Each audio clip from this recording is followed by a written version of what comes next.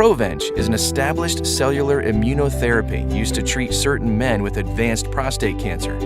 Provenge is customized to each individual and is made from his own immune cells. Immunotherapy is the prevention or treatment of disease with substances that may stimulate an immune response. The immune system has memory and can recognize substances it has encountered previously.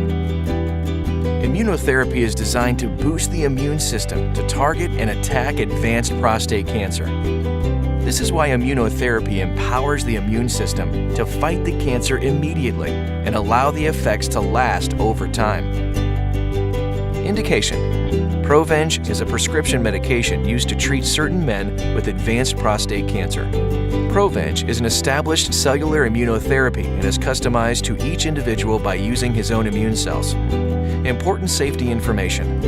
Before receiving Provenge, tell your doctor about any medical conditions, including heart or lung problems, or if you have had a stroke.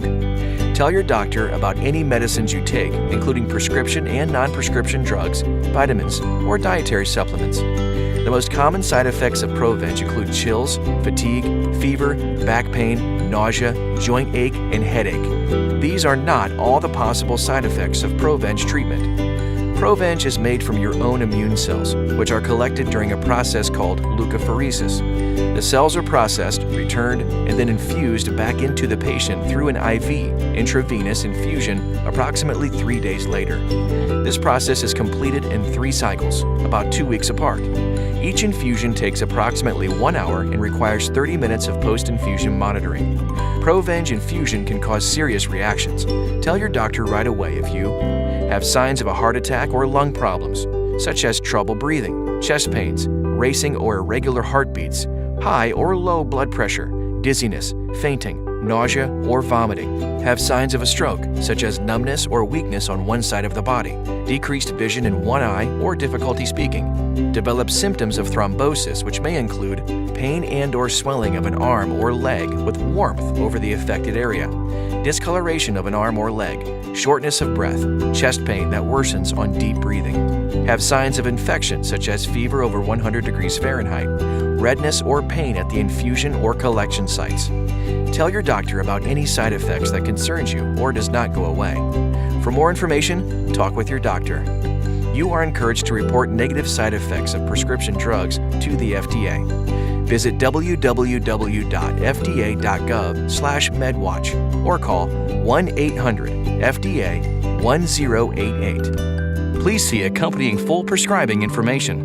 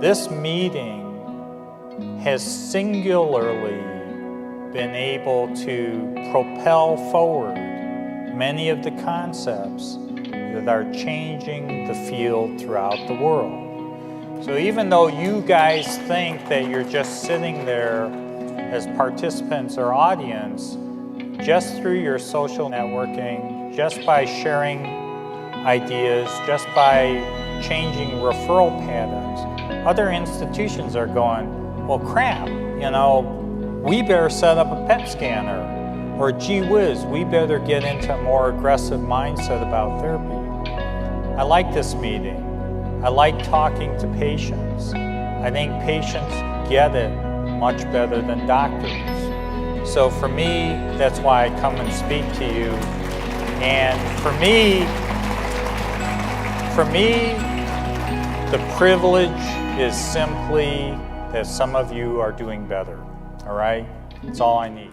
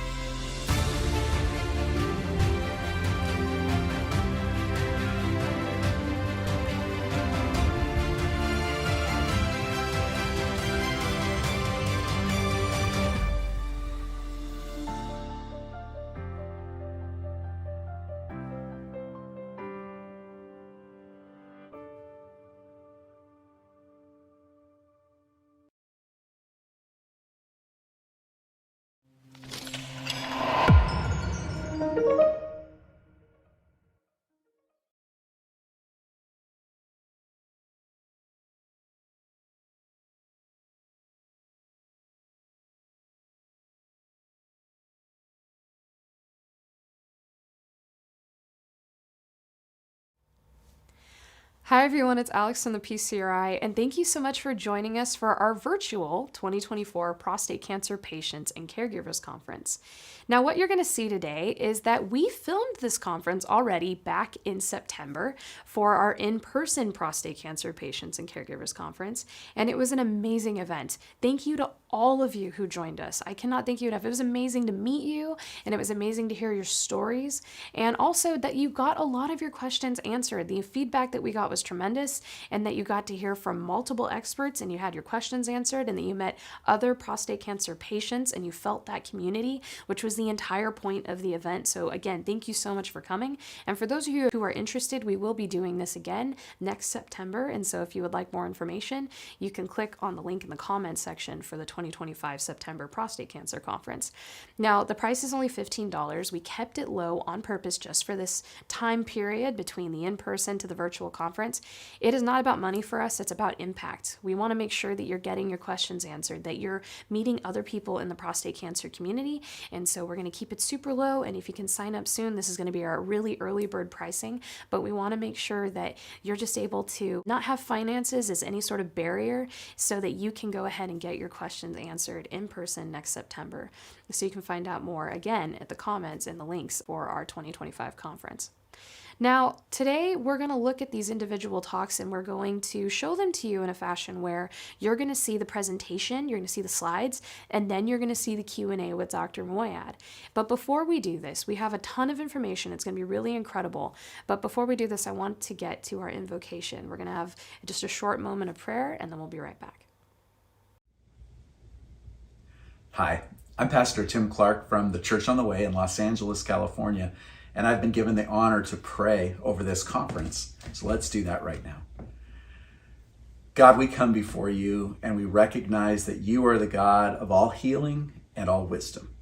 And we're really grateful that you've given humans the ability to understand how the human body works, that medical science really is a miracle, and that you today are going to be communicating through the speakers the realities of how we can align to your purposes for our bodies. I pray that people, wherever they're coming from, whatever situation they're in right now, would be blessed by the information given today, and that they would be able to go away and apply it to their lives. Lord, give everybody wisdom today as they seek to understand more. And it's in your name that we pray. Amen. Thank you so much, Pastor Tim.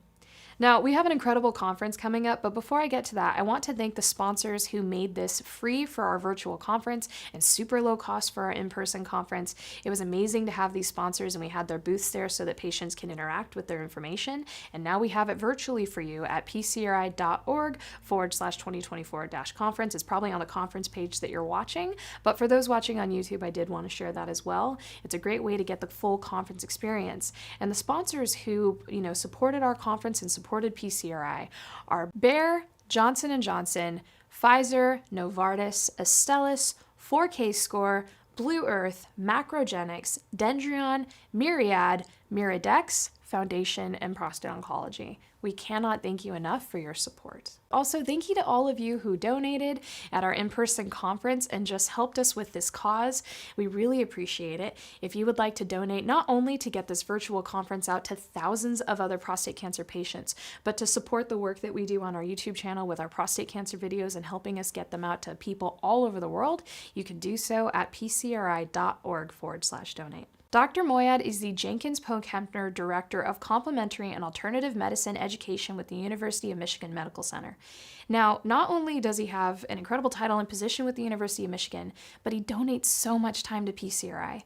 Time like finding speakers, helping us stay up to date on the latest research, helping us find these different resources and create resources in education, and then he spends hundreds, by this time it's probably thousands of hours on these conferences over the years, to help research the latest information and contextualize it with each speaker. As a moderator, his job is to present both sides of the story, and he does a great job with that. I think this has to be his 19th or 20th conference where he has moderated for PCRI, and he is like an uncle to me. He's like a brother to Dr. Mark Scholz. He's an incredible mentor to our team. Now, we have a really incredible person who's going to be presenting our advanced prostate cancer talk today. Her name is Dr. Elisabeth Heath. She is the Associate Director of Translational Sciences and runs a multidisciplinary genitourinary oncology team at Karmanos Cancer Institute, and she's the Professor of Oncology at Wayne State Institute. She has a ton of background in doing amazing research when it comes to advanced prostate cancer.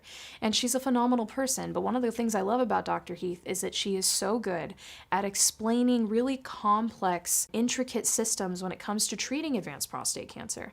So back in 2023, she did speak for us, and we really appreciated her talk because she broke it down into different treatment boxes and kind of helped us contextualize. But there's even been some new treatments that have come out within the past year. And so within her talk today, she's going to talk about those new treatments and help us again contextualize where you fit when it comes to advanced prostate cancer and what treatments work for you. So without further ado, we welcome to the virtual conference, Dr. Elisabeth Heath.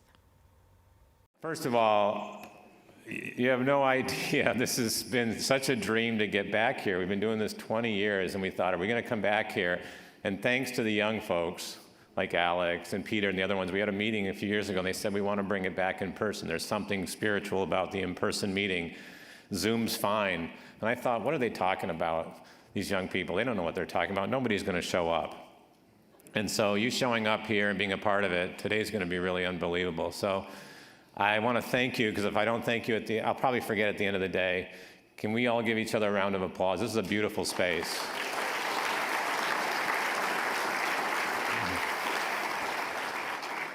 Since this is a beautiful space, this is all about love, and I got this great introduction, I thought, I've been doing this 35 years, I just read a study where if you're learning online compared to learning with somebody in person, you tend to get more out of the in-person meeting. It's a research study, and you tend to bond with the person who's near you. So since I have such incredible experience in making sure an audience bonds and gets closer and gets to know each other, I decided to come up with a foolproof 35-year exercise that within the next 2 minutes, you will have tremendous love for your neighbor on your left and your right and behind you.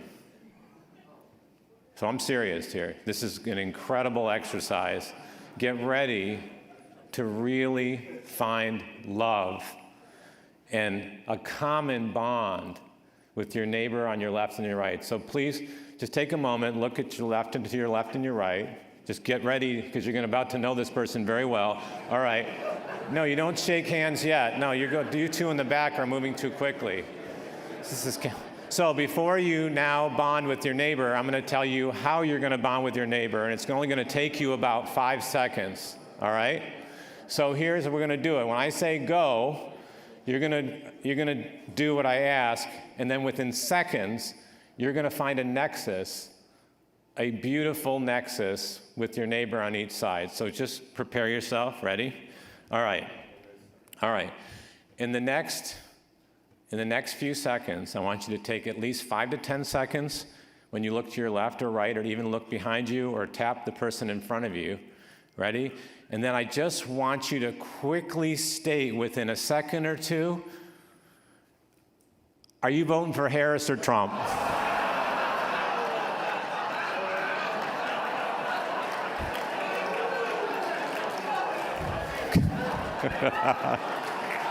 What? Nobody's moving.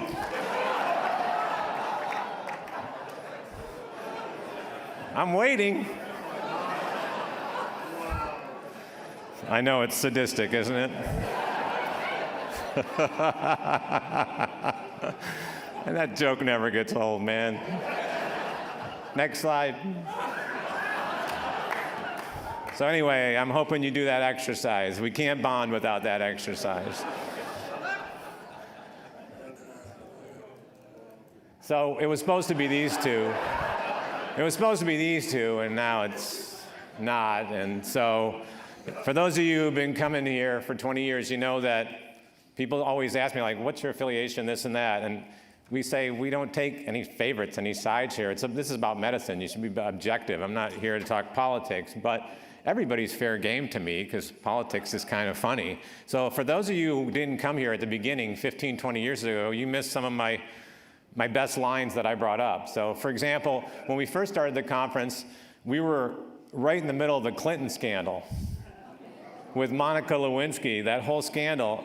And then I thought, wow, okay, and I heard all these people commenting, but what I heard was actually a Republican from Texas. His name was Dick Armey, a congressman.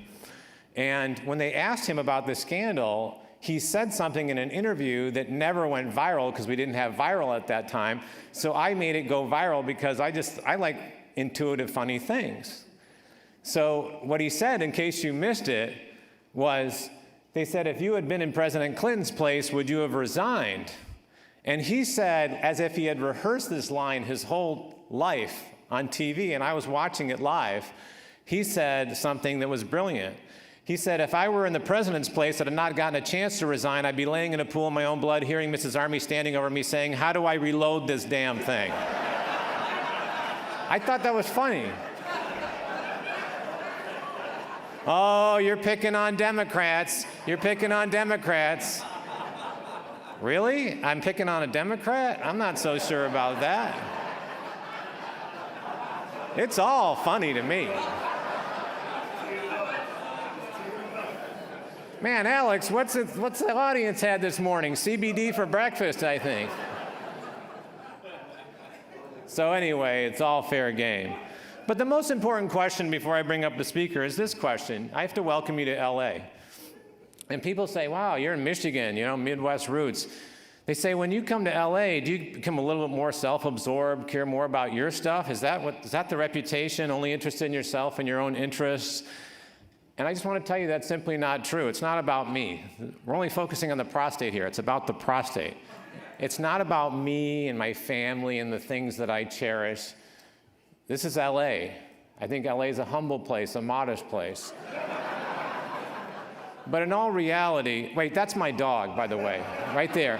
That's my dog as a puppy. I mean, it's definitely one of the cutest dogs. And that's the dog there, overlooking, and then it's on my shoulder. Oh my God, it's incredible, isn't it? And then it's sleeping. It's sleeping on my leg. Oh, and then look, and I get bored with him once in a while, so I do that. That's kind of funny. And then, if I don't feed him, he bites my foot. That's kind of funny. Oh, that's a selfie, by the way, that my dog took. Oh, and then, of course, he's got to wear the sweater. Thank you very much. Oh, there you go. This conference is about everybody looking forward because amazing things are happening. Absolutely amazing. I know this is a dangerous photo, but in reality, this is a place of love. I've said this for 20 years. This is a place where you get exactly out of it what you put into it. There's so many amazing people to talk to. And my favorite up north, because we live part-time up north, my favorite bar sign is this one. It really kind of says what's at the conference. We do not have Wi-Fi. Pretend it's 1990 and actually talk to each other. But we couldn't have started the conference off in a better way. I have known this person for a long time. I know that she considers me her best friend overall. And I'm good friends with her. But she's going to talk about advanced prostate cancer and the side effects of treatment. And then let me remind you, she's going to go across the hall afterward, answer questions for 20, 25 minutes. So this is the one session where I'll actually have very few questions to ask because I wanted to make sure that there's individual time to answer your questions.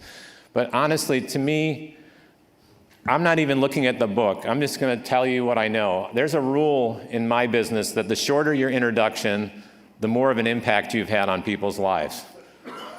And my introduction is simply this.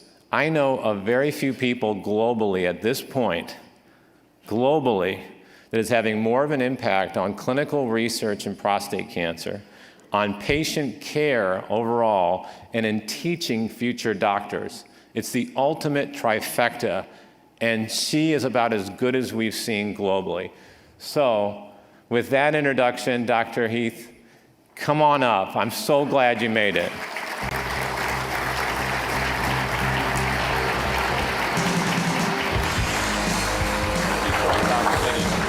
Kiss, I thought you'd want to. He was incredible. Give it up for Dr. Moyad. Thank you so much for, number one, coming out. I know that this is an effort, really, for all of you to learn.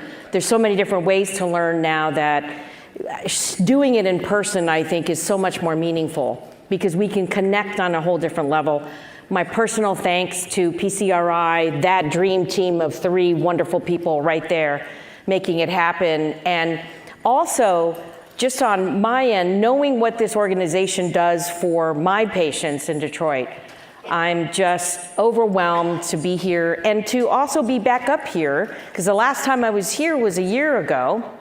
And I said, you know, if you have me come back, I might have more treatment options on a particular slide that I'll point out to. And the answer is there are more treatment options. So my job today is to kind of get with all of you to maybe do a quick landscape, big overview of what are the new treatments that are out there in advanced prostate cancer. And then you have the entire meeting to really dissect out all of those different types of treatments. And why that's important is because you then become empowered with the knowledge yourself so that you can ask. Sometimes the thing about prostate cancer or in any cancer is you don't know what you don't know. And then when you find out about it because your neighbor told you or your family member emails you and you say, why didn't anybody tell me that? Does my team not know? Do they not know? Do they not know? Or are they holding it back because of a particular reason? Is there something special in the back room that I should know about that I didn't know about? And then you start to lose a little trust and a little faith. And that's the part where you guys, yourselves, your family members, your caregivers can make a difference. Because if you know it yourself, then you can be your own best advocate. So we're all in this room advocates for this disease, and in particular, advocates for learning, because what I said a year ago has so many more updates this year than last year. We're barely keeping up in the medical profession. So conferences like this is important to me too, because then I get to learn as to what you are all thinking. So the good news is, although I only have a little bit under an hour, there's a lot of material. And if I was up here 15 years ago, there wouldn't be that much to talk about. I'd be done in 20 minutes. So that's the good news. But the bad news is it's a lot of material. So my slides and everything else will be available so that if you have questions and whatnot, please feel free to ask, especially in the next session. So it's a pretty global title. And you guys know me from last year, where I've been in Detroit, Michigan for the last 21 years. I'm an active clinician. I do a lot of clinical studies and drug development. But these numbers are a bit more troubling as time has gone on. And what I'm worried about with these numbers is that they look higher than they were 10 years ago. And you're like, how can the incidence actually be going up? Well, you could say, well, gosh, many moons ago we stopped checking PSA, so now we're checking it again, having more shared decision-making moments. Maybe that's the case, but the number of deaths is still kind of high. So the big disconnect is I have a lot of new treatments to share with you. But why is that not translating into lower annual deaths from prostate cancer? And that we still don't have an answer. So what does that mean? None of us are free to go home to say the problem is fixed, that it's licked, and we're done. Everyone still has to show up, whether you're contributing to a trial, whether you're just informing everybody else, to try to handle this. The good news, though, is that majority of patients still present with localized cured disease. So if we get the word out for risk, and that's a whole other thing of screening, which I think you guys will talk about, it will be really important to catch folks early, because if you catch it early, you have a higher chance of better cure, long-term remission, and overall survival. We also know that the metastatic cancer is much more different than it was even 10 years ago. We know the biology a little more, we know the genetics a little more, and that's translating to some new advancements and clinical studies. These are also sort of staggering numbers. So I just came back from 3 days in Washington, D.C., where I'm part of the steering committee for the American Cancer Society. They just launched a national prostate cancer roundtable so that the American Cancer Society is now even more committed to getting prostate cancer addressed. We'd like to cure it, of course, but at least throwing more resources so organizations like ACS and Zero and PCRI can, help further that. But look at these numbers. For men, prostate cancer alone will account for 29% of that cancer diagnosis this year. That's a huge number. Look at that incidence rate, and since we're talking about advanced disease, that rate has increased 5% per year for advanced stage cancer. Okay, as a medical oncologist, I don't want to see that. You folks as patients with loved ones, caregivers, you don't want to see that. And when you're looking at this in a higher risk patient group in Black men, that incidence rate is 68% higher than in white men. 68%, twofold higher mortality. So we are nowhere close to being done. It's going to take the entire room here as time goes on to make sure that we can all work together to try to solve this problem. And it's so many different facets. Education is one, trials is another, newer drugs, better understanding, earlier detection, you name it. It's whatever you pick as your cause. By showing up here today, you've already contributed to the mission. Because this clinical states model, as you guys can see here on both the left and the right, that hasn't changed. And as physicians, we still think about cancer this way. So when people sometimes in your, we like to use a lot of doctor speak when we see you folks, and you're like, well, you're in that castrate resistant space, or you're in the biochemical relapse. These are just terminologies we kind of turn around, but you guys now know that this is the algorithm we pick, so there's no mystery. I'm here to demystify stuff today. This is important stuff because sometimes you gotta ask your doctor, where am I in this thing? Am I at the left side? Am I at the right side? Am I the blue box? Am I the green box? Where am I? Because when you sometimes even read your own notes in your medical records, you're not really sure where you are. People will just say you have metastatic prostate cancer, you have advanced prostate cancer, you have biochemically recurrent prostate cancer, you have high-risk prostate cancer. What does that mean? So, number one, we don't expect you to know this. We just want you to ask your physician, where are you in this? I don't know. Where am I? So we're going to talk a lot about what's happening in the green boxes after you've been on hormones and the cancer is not behaving. But you know what's kind of messing things up a little bit is not knowing this makes this more complicated.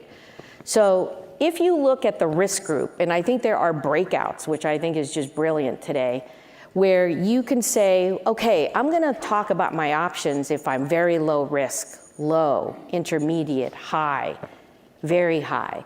And what you see is completely different recommendations, but in the very high risk, I put these guidelines that we use in our practice known as the NCCN guidelines. And look at where it says abiraterone. And for those of you who are in the advanced space, know that that's a novel hormone therapy. For those of you who are like early and saying, well, wait a minute, I don't even know what that means. I can't believe I'm having a discussion with you about a systemic drug in this early localized space, blue box. So if this is showing up right in the beginning on the left side of your clinical state, what happens when you're green?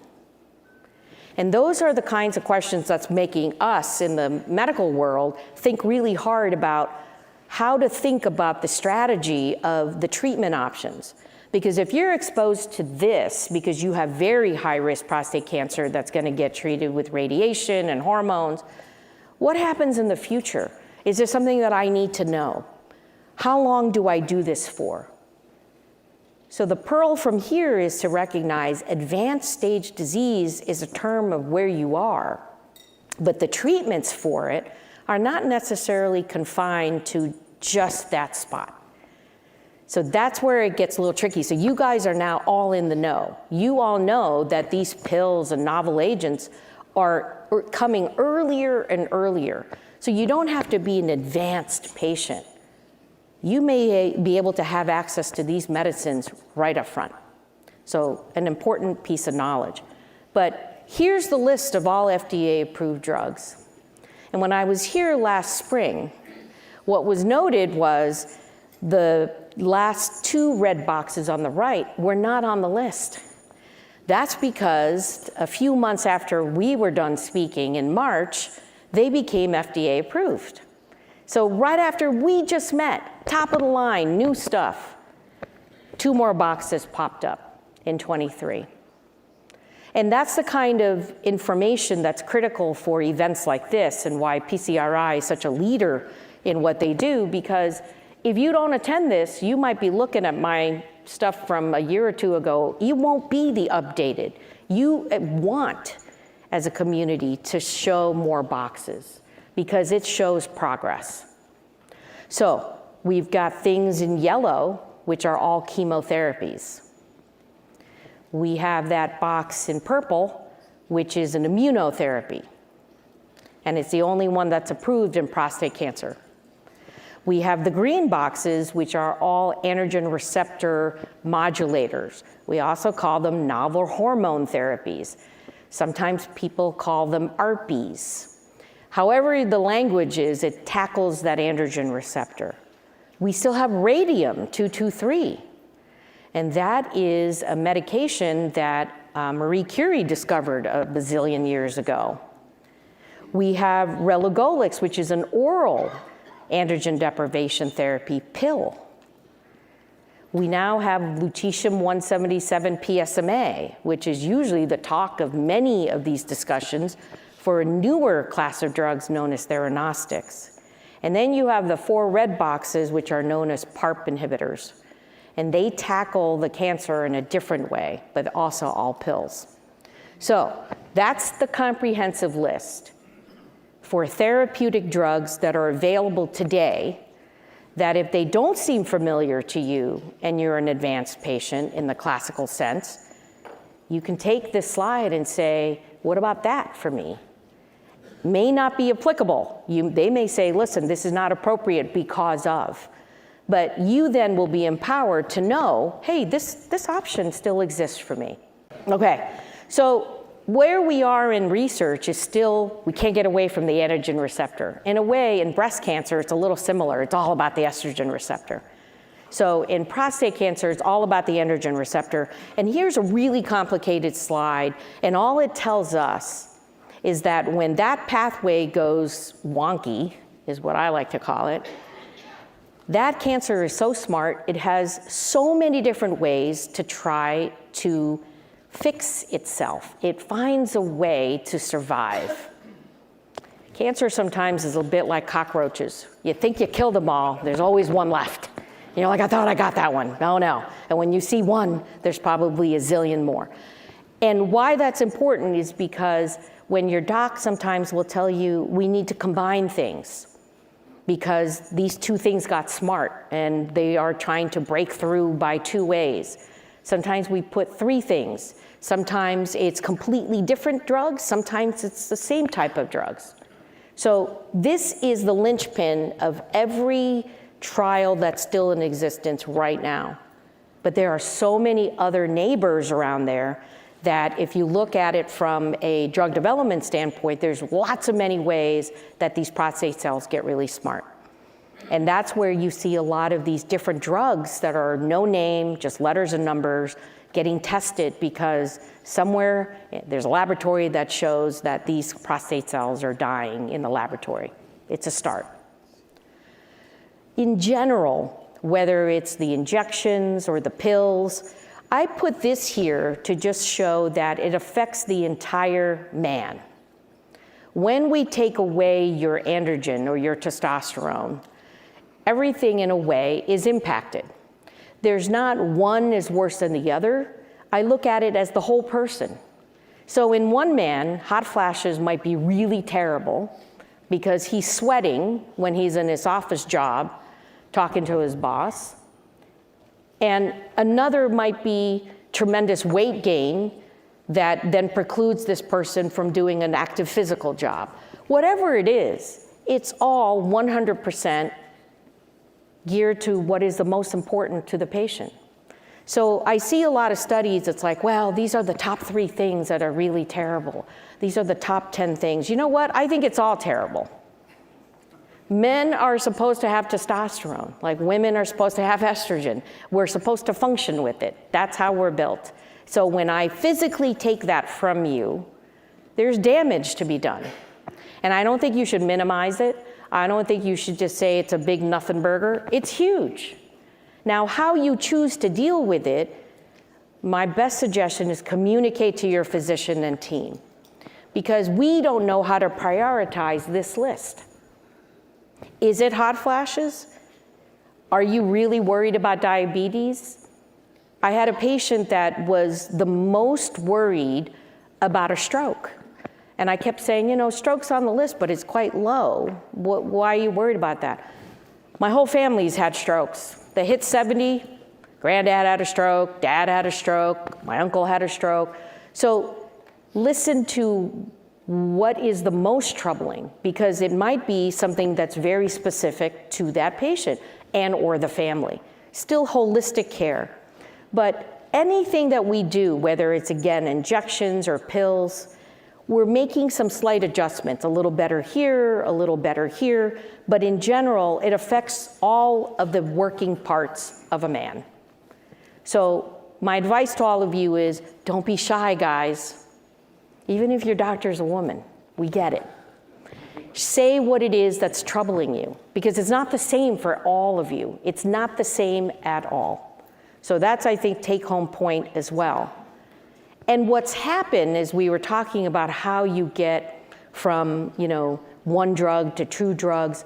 If you are newly diagnosed and you show up, let's say, to your doctor's office and he or she tells you, you now have spread cancer to the bones, let's say. The message of today is one drug is not enough. All right, we're all gonna say it together. One drug is not enough.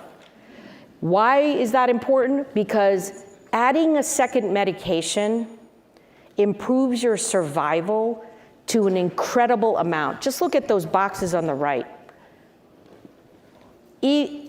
decreasing the risk of death by 34 to 40% versus an injection or a pill alone. And you're like, how can we not be enamored with this? Well, the thing is, all of those things I list that I don't expect you guys to know, it just shows that one drug is not enough. But in reality, we're not prescribing this. Half of you are not getting this as standard of care. Half. I'm sitting here going, hey, listen, a lot of trials, a lot of boxes, blah, blah, blah. Guess what? 2 drugs better than 1. Great. If you don't get it as part of your treatment plan, have I helped you? No. So the message of this really busy slide is if you're newly diagnosed and your doctor tells you, we got to get rid of your testosterone, but you now have bone metastasis or lymph node metastasis or liver or lung metastasis, the answer is, great, am I getting 2 drugs or am I getting 3 drugs? That is a piece of knowledge that we are not implementing. I'm educating all over the place, but I can't get the message through, and I'll show you data to show that. But if you say, well, what is happening in the office? You know, when you see me, what are we doing? Are we eating bonbons? Am I running from room to room? No, you're thinking about why would I say 1, 2, or 3 medications? These are some of the factors that affect us in our daily practice. Sometimes it's as simple as this is how the office runs because the person in the front knows to call the pharmacy person who she has a link with that person who has a specialty link to somebody else, and that's a process. Just think about this. If you guys go shopping at a particular supermarket, you probably do that all the time. Once in a while, you might change where you go, but it's a process. It's easy. You know where the stuff is. The cereal is on aisle 8. Your fruits are on aisle 1. You don't have to think too hard. In clinical practice, the same thing happens. If it's easy and we've done it, it's usually what we do. The other things we take into account is what else is happening with the person? Are you a high risk for stroke? Do you have uncontrolled diabetes? Do you have uncontrolled hypertension? Because guess what? Cancer doesn't care what you came in with. It's going to muck up everything. So I've got athletes who are world-class runners. They got prostate cancer. I've got the worst couch potato, a self-admitted couch potato that literally has a shirt that says, I am a couch potato, and wears it proudly to the office. And guess what? He doesn't do much, but everyone comes in with different things, so you have to tailor. What's great about medicine is there are options. So sometimes if you're like, well, you know, I was talking to my neighbor and, you know, he's on this pill and I'm on this pill. Why is that? Well, you're not in that person's shoes. The question that you can ask your physician would be, hey, guess what? My neighbor's on this thing. Was that ever something consideration for me? And have a discussion. The other part is sometimes there's no coverage for a lot of these medications. California is lucky because it's got the oral chemo law, but a lot of other states do not. Now, Michigan finally got our bill passed, House Bill 4071, and they now have an opportunity to be able to get the pills covered like the chemo. And that won't be until 2025, but it can happen. So there are a lot of other nuances. And the take-home message for that is ask your team, why this, not that? If you look at this clinical considerations also as to why we pick what we pick, nothing on this slide says why, from a patient standpoint, should I pick it based on how you feel. This is just what you look like on scans. So what isn't in our research is, how are you feeling?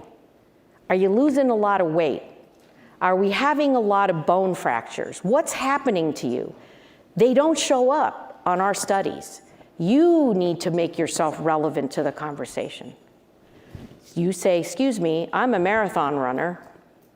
I kind of have these concerns. Speak up, really important. As one presents an advanced disease, not everybody's the same.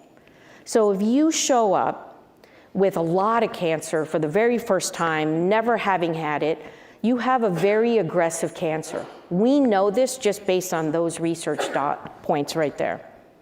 If you come in with one lymph node and your cancer was 15 years ago and it got treated with radiation, your survival is different than the first patient I mentioned. Now, is that important for you to know? Yeah, you know why? Because if you're in that first pot, you say, listen, I know my cancer is going to be aggressive. What's the plan, doc?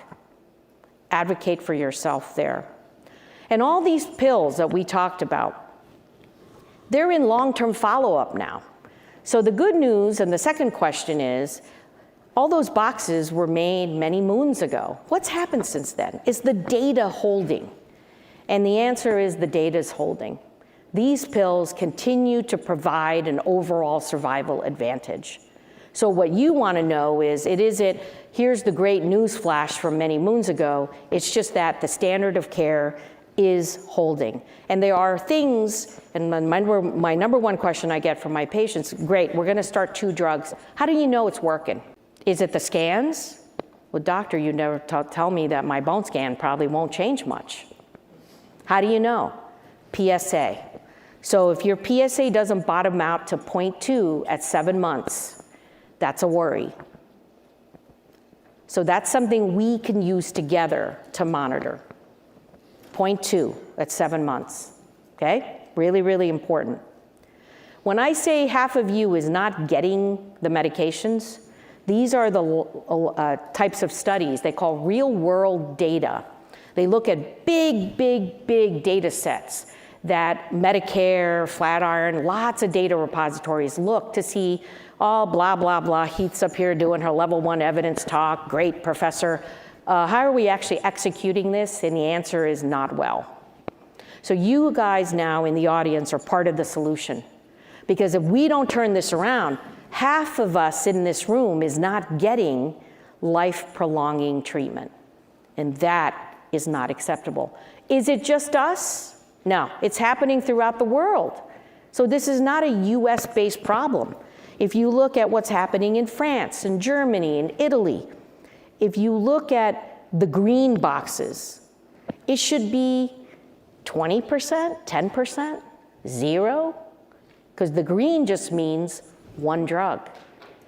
How much green is in there? This is stuff we already knew from years ago. So globally, we're failing as a community too. So that's really important, because if you're looking at chemo as part of this story, because chemo is part of the triplet, so you can get a shot, a chemo, and a pill, whether it's the one yellow box or the other yellow box on the first, these are general side effects. But I have the same comment for this as I do for the androgen deprivation. It affects your whole body, folks. So it's not that it's not manageable, but you need to recognize chemotherapy is serious. We don't offer it just because. But if it extends your survival by a huge amount, you got to really think hard about whether this is something you want. Talk about it. Generalized side effects. They're temporary as you're on the treatment versus when you're off the treatment. What do we look at? Do I look at you and go, I don't know, you don't look so good. I don't think I'm going to give you chemo. No, we actually use other parameters. Here's a table that we use, because sometimes you say, well, why can't I get chemo? And I point to things like number of falls in the last 6 months. When was the last time your doc said, have you fallen recently? It's not a question that comes up in normal conversation, like, hey, have you fallen recently? No, first of all, you're embarrassed, so you don't really want to talk about it. But when you ask, well, yeah, last month I sort of tripped on my way to the mailbox. Oh, I was walking my dog and my dog pulled this way and I kind of fell. But a risk factor is number of falls in the last 6 months, 1 or more. So you fell in the last 6 months. You're at higher risk to not do so great with chemo. And the right side just tells me the higher number of points you get, the worse you're going to have as an outcome for chemotherapy in terms of that side effect list. So you yourself can empower yourself and go, okay, I can't really walk 1 block. I sort of fell 3 times. I'm kind of anemic. Oh man, I better bring these things up to my docs. Really important. The chemotherapy is in right when you're newly diagnosed. It's also in those green boxes we showed earlier in the castrate-resistant space. It's not going anywhere. Chemotherapy is highly effective. It helps with survival, but none of the drugs I'm talking about cures. We know that. But if I can keep kicking down the end, which is death, further and further away from us, I think that's a win. It's just a matter of a balance. Here's an update. The second question I get a lot is, what if we just combine the chemo and the pills like we do in the beginning, as I just mentioned with the triplet, when you're castrate resistant? Why don't we just do the whole thing at once? So here's a study ran by a cooperative group, and here's the final assessment. Didn't really do much. So this really important take home here is, even though I say in the beginning, you need at least a doublet or a triplet, it's not necessarily so if you're castrate resistant. So now we have to be even more thoughtful about the data, because if you just sort of combine things, you get more side effects, no additional bang for your buck. And that's not what you want. So do we know this for a fact? We do, because that clinical trial took forever to finish. So I come back to this list again, and we say, okay, so chemo we talked about. I'm going to talk about the other bits, but there's something on this list, especially in red, that I better pay attention to, because I don't know if I'm a candidate if I don't test. And I believe there was an earlier lecture that kind of looked at that, where testing is the other parts we are bombing out, you guys. I mean a fail. I would grade our community as a big F. It's not even a D-, it's a pure F. Why? Because we're missing so much of, all of you actually, to know who should get tested. So, who understands that genetic testing is standard of care in prostate cancer?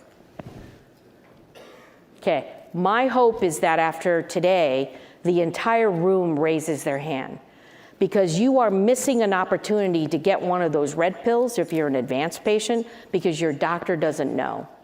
And advanced testing is not what you get on your prostate biopsy. So people often ask me, well, I was, after my biopsy, I had these tests sent. They're all a form of testing, but it's a different form of testing compared to what you see here. This is a little cumbersome, but the message here is that there are high-risk features that you come with that you may not know of, or no one's asked you, that basically you should get testing. And testing, for sure, there are many types, but I'm calling inherited germline testing as the standard. So that means your mom, your dad made you, gave you your DNA. What is happening in that original blueprint? So very, very important. If you have metastatic cancer, it is a given. It is now standard. You should know. So many of you are not getting tested. I just know that because we have data. Why is this important? Because if you are not tested, you don't know if you're a candidate for those 4 red boxes. Because those 4 red boxes are only approved in people who have a certain genetic abnormality. See the problem? You can't get the drug if you don't know what you have, but you don't know what you have if you don't test for it. And you don't test for it if no one actually does it. The DNA damage repair has been a world of research for a gazillion years. It just shows you the DNA is pretty fragile. There's a lot of ways to bust it up, and your cells are really smart, and it wants to fix it. So this pathway with the red cells, with the red boxes, is to really capitalize on people's DNA repair pathway. Just doesn't work a certain way. You're there to try to capitalize on that weakness. Is that important? Yeah, those are the 4 red boxes. If you look at that, they're very specific in its approval, but they all say you have to have a particular mutation. So HRR mutation, who knows what that is? Anyone? Right. So I always tell the FDA, that's really great, thanks for a bunch of that, but it's not helpful for the regular community. But there are many of us in practice, because there are so many new findings in cancer, that don't know even to check for this or what the results mean. So sometimes, and many times, I get a call of like, I need somebody to decipher what the test says. I got a result, I don't know what it means. And frankly, they're a bit embarrassed. I'd be embarrassed too, because there's a bunch of tests I can't read if it's not my area of expertise. But everyone here is probably familiar with the breast cancer gene. So these are all the nasty breast cancer gene and its most wanted family members that qualify into that pot. They're different for each of these pills. So they're not exactly the same. But who's heard about at least the BRCA1 and BRCA2? Right. And we know that because the breast cancer world is so good at getting that knowledge out. You've got the Angelina Jolie effect. You've got a bunch of famous people that will push that forward. In prostate cancer, not much. But you can't get any of those pills if you don't check. What are some of those side effects? They're a little bit different than the hormones. So here we really worry about anemia, like a lot. So you're gonna say, well, what can I do about that? Well, if you're already coming in anemic, you might have a more iron-rich food. You might want to pay attention to if there's any blood loss that you have, such as bleeding from your stool and things like that that's happening. Maybe you're already on a blood thinner. Knowing what the side effects are is really important, because if you're a person, for example, that's chronically anemic, those red box pills may not be helpful to you, it may be harmful. There is a category of side effects called myelodysplastic syndrome. And that just means your entire bone marrow conks out. So we talk a lot about that. It's very, very rare, like maybe 1 or 2 patients per study, but it's not 0. So is that important for you to know? Sure, because you want to have a discussion about that with your docs. But how are we doing with testing?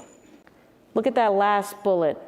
62% of men in the advanced setting did not receive any genetic testing.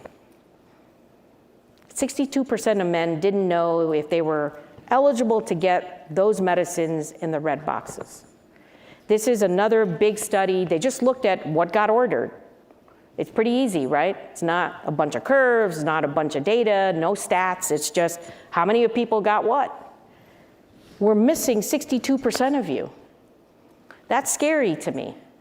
So we can do better. This conference, all of you are going to be empowered to make sure that we do better. The number one question I get in terms of genetic testing is, I don't want my insurance, or I don't know if it will cover it, I don't have enough money to pay for it. This is a free registry. Everyone write this down, prostatecancerpromise.org.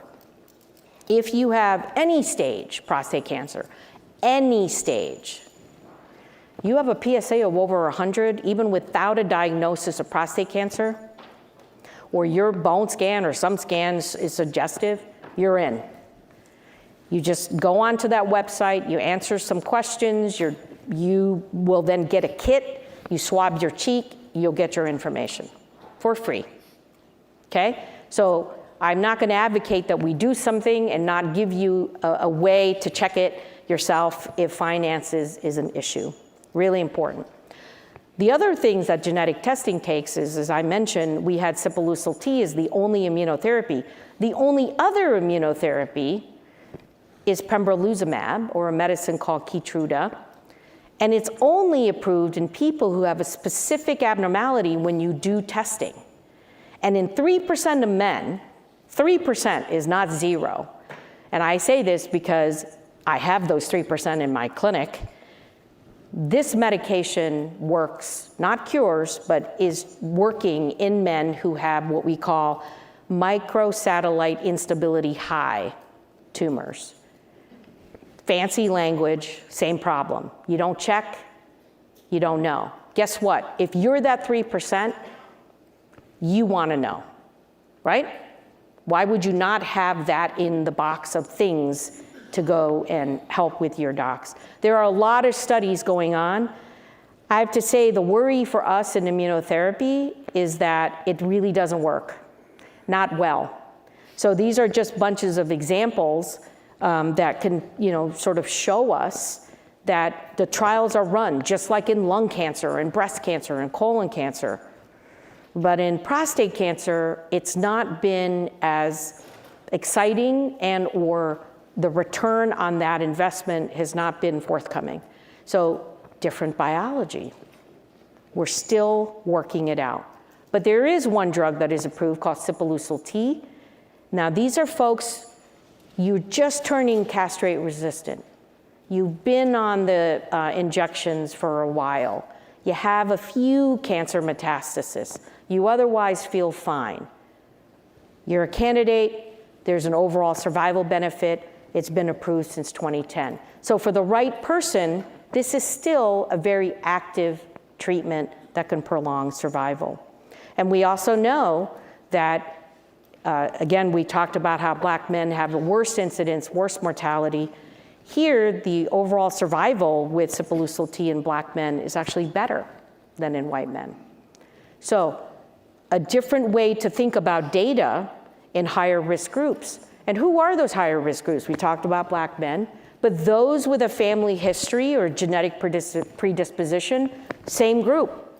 You're high risk. So I know that will probably come up when you're talking about the screening active surveillance groups later on today, but really important to know where you stand, especially genetically.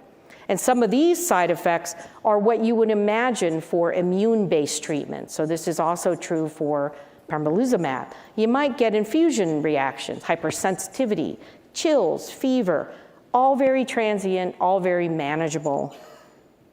Overall, still in active practice. I know a lot of urology offices that are giving this still all the time. So it's still an active medication that you can ask about. For the right person, for the right situation, it makes sense. The other medicine we were talking about is radium. So let me just show of hands. Who's familiar with radium? No. And I get that question all the time too. We're going to talk about that Pluvicto or PSMA, lutetium in a minute. But this is the original sort of, a lot of my patients call that liquid radiation, but this is an alpha emitter. So there's a bazillion ways to deliver radiation. And the radiation oncologists are in their heyday right now with the theranostics and all of the newer techniques for local treatment. But this is in men only with bone-only cancer. So if you have liver or a lot of lymph nodes or lung, this is not the appropriate treatment. This is still an active, life-prolonging medication.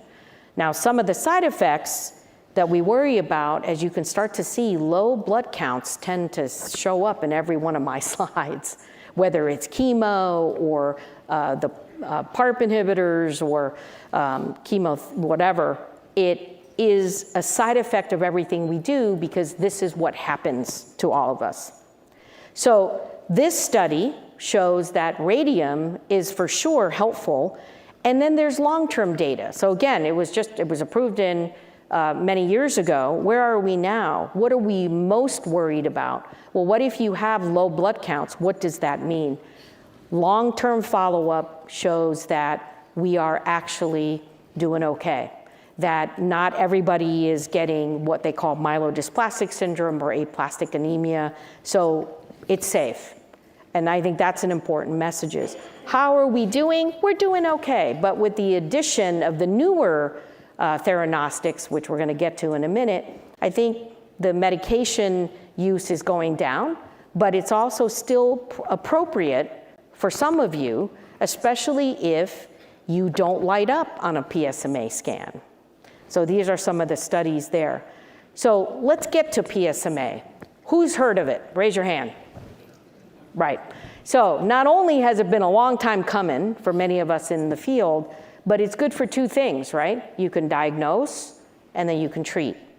So the PSMA, that's the transmembrane protein, you now have 3 types of imaging agents. So this is important because your doc may pick one over the other, and it's a fair question to ask your physician, why did you get me the one in the, why am I using gallium-68 versus F-18? I think most centers will tell you it's process-driven. It's whatever they have a contract with, and this is what they're comfortable with. But be mindful of the bullet points, because that's why sometimes you don't get the test approved. So if you are maybe not having a suspected recurrence, or the language isn't right on the note that the insurance company reads, then you're denied. So go back, rewrite it, do an appeal. This is important because without a positive result on the PET scan, you were not a candidate for the pivotal study. And this is, as the gentleman mentioned, Pluvicto. We call it lutetium-177 PSMA. And lutetium-177 is one type of isotope. There are many, that's the good news, in the making.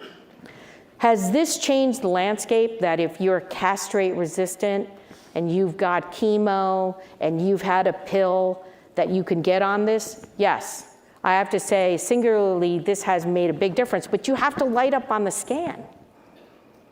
So if you don't show up anything on that PET scan, and as we say, you don't glow, or you don't glow enough, this drug may not work for you. So is that important? You bet, because this drug does have an overall survival advantage. You're still not cured. Some of the side effects can be bothersome. Again, temporary. I would say the top three: fatigue and dry mouth and nausea. That dry mouth is because we have a lot of PSMA expression in our parotid glands for some reason, and you end up being like that half the time, but it passes. So, is this important? Yes. How are we doing now after some time has passed from that vision trial? Everybody's doing okay. Their quality of life is not worse. There's no additional side effects, because what's the other question? Do I need all 6, doctor? Some people feel that maybe dose 5 and 6 is not safe. Long-term studies showing that it is. So as we gather more knowledge, the big question now is, why can't we get it before chemotherapy? Why do I have to wait till, quote unquote, when I'm more advanced? I think those times are going to change, because this trial already finished. This is the before chemotherapy, PSMA-4. And this study, and these are just some of the technical bits, do show an advantage of getting it, not unexpectedly, but what's really important here is that the FDA has not made the change yet.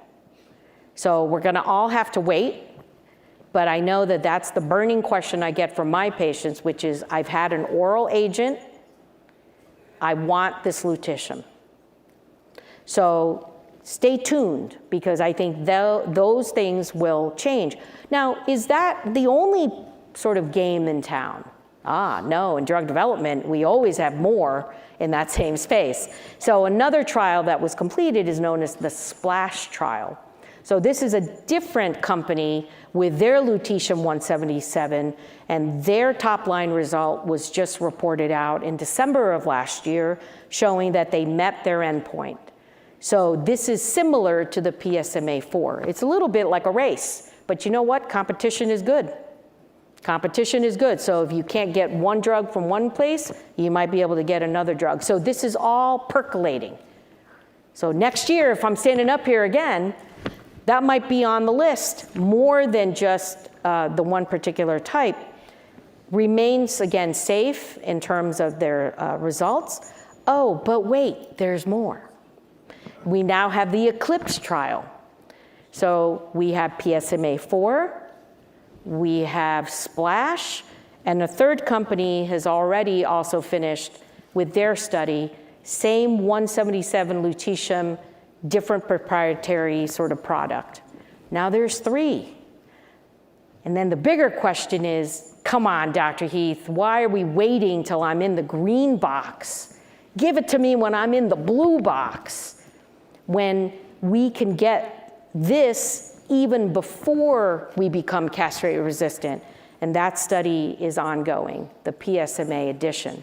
So it's happening. We're going to know this data, and it's going to be important. But I want to show you this box because your doctor right now is probably relying on this particular slide on a daily basis. The top box is for folks with advanced resistant disease. These are NCCN guidelines of folks who've never had chemo, never had a hormone, a pill, nothing. And at the bottom, you have had chemo and you've had the pill. And why do I put this? One, to show lutetium only shows up on that last box. Number two, these are all of the different opportunities that your doc is thinking about when you do show up with advanced disease and thinking about the medication, the side effects, and whatnot. So if you know what's actually approved, and there are patient-level guidelines through NCCN, you also can then empower yourselves. Here's my last slide. My last check yesterday, there are 925 interventional and treating, accruing trials for men with prostate cancer. 925. There are a ton of other drugs in play. Consider enrolling whenever possible so we can move this field along. I'll stop there. Thank you so much, everyone.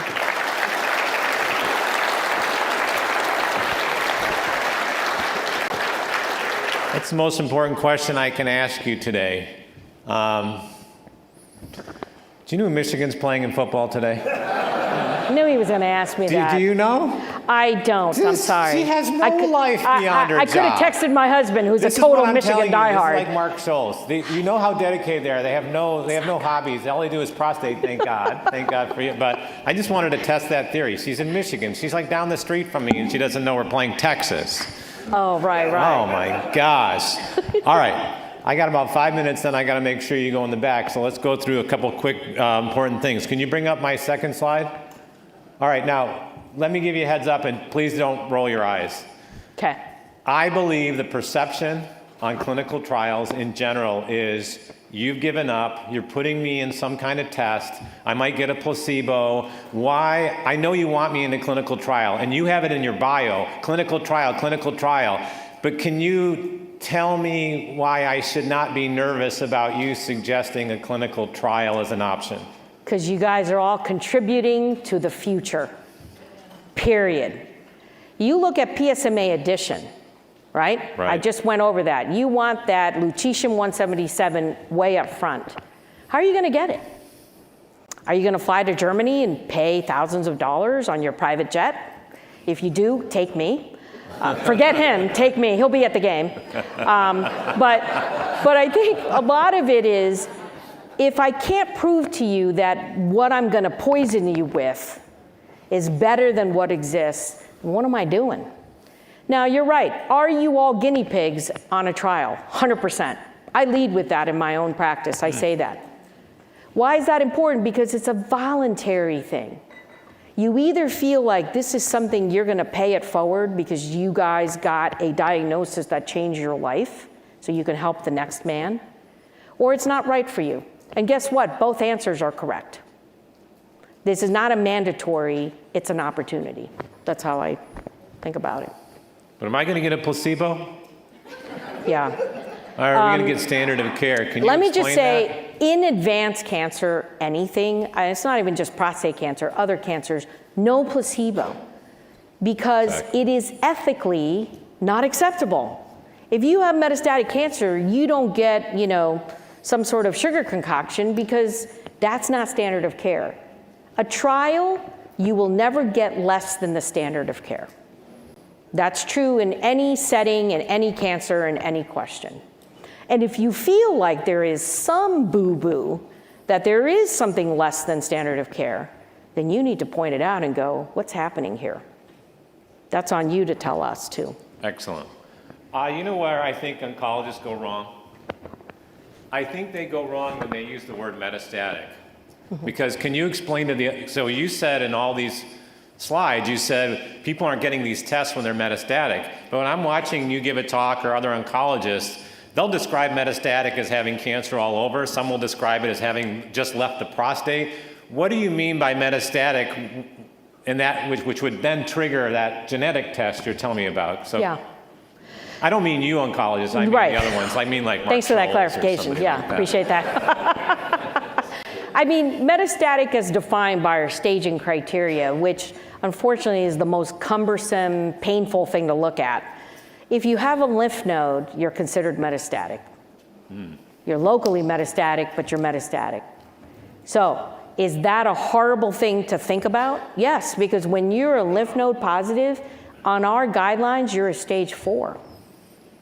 But are you the same stage 4 compared to the gentleman that has 20 liver metastases? Different biology. We've just learned all of that today. They don't behave the same. So if you come in with liver metastases, yeah, you still should get genetic testing, but that's not the same person that has one lymph node recurrence because the PSA blipped up a bit from the prostatectomy he had 15 years ago. And you know that just based on that slide I showed you in terms of how long people live. Everybody's a 4 though. See, it doesn't make sense, right? So I don't get too hung up on that other than I tell you this is how we think and how we categorize things. But I think the question here, and you see that even in that free registry, you have prostate cancer, ask the question 99% of the time you're eligible for testing. And we didn't get into testing is a whole big other thing, which I think you have a session on as well during this meeting. But testing is complicated, and just also recognize your healthcare team may not know as well. It's a whole new world for everybody. So everybody's kind of learning together. But if you advocate for yourself and say, can we talk about genetic testing, inherited testing, germline testing, that's what I'm talking about. Okay.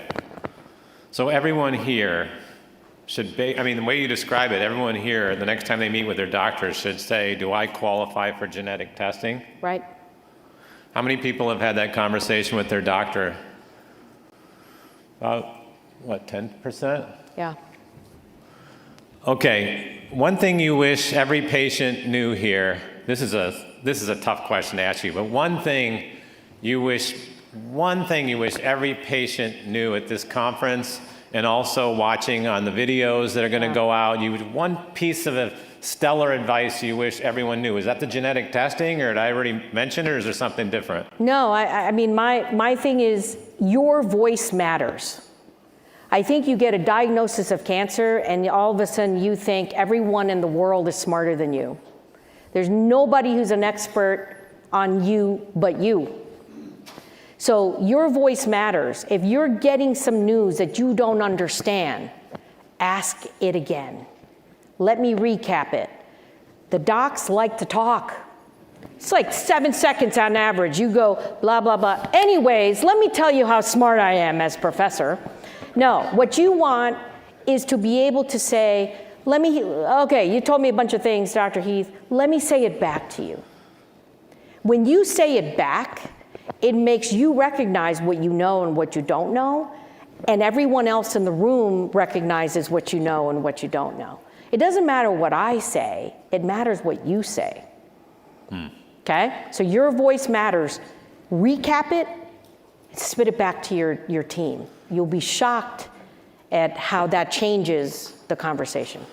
One thing you wish every doctor knew, or a doctor would know going into working with prostate cancer. Honestly, they just need to stop talking. Stop talking. We talk a lot.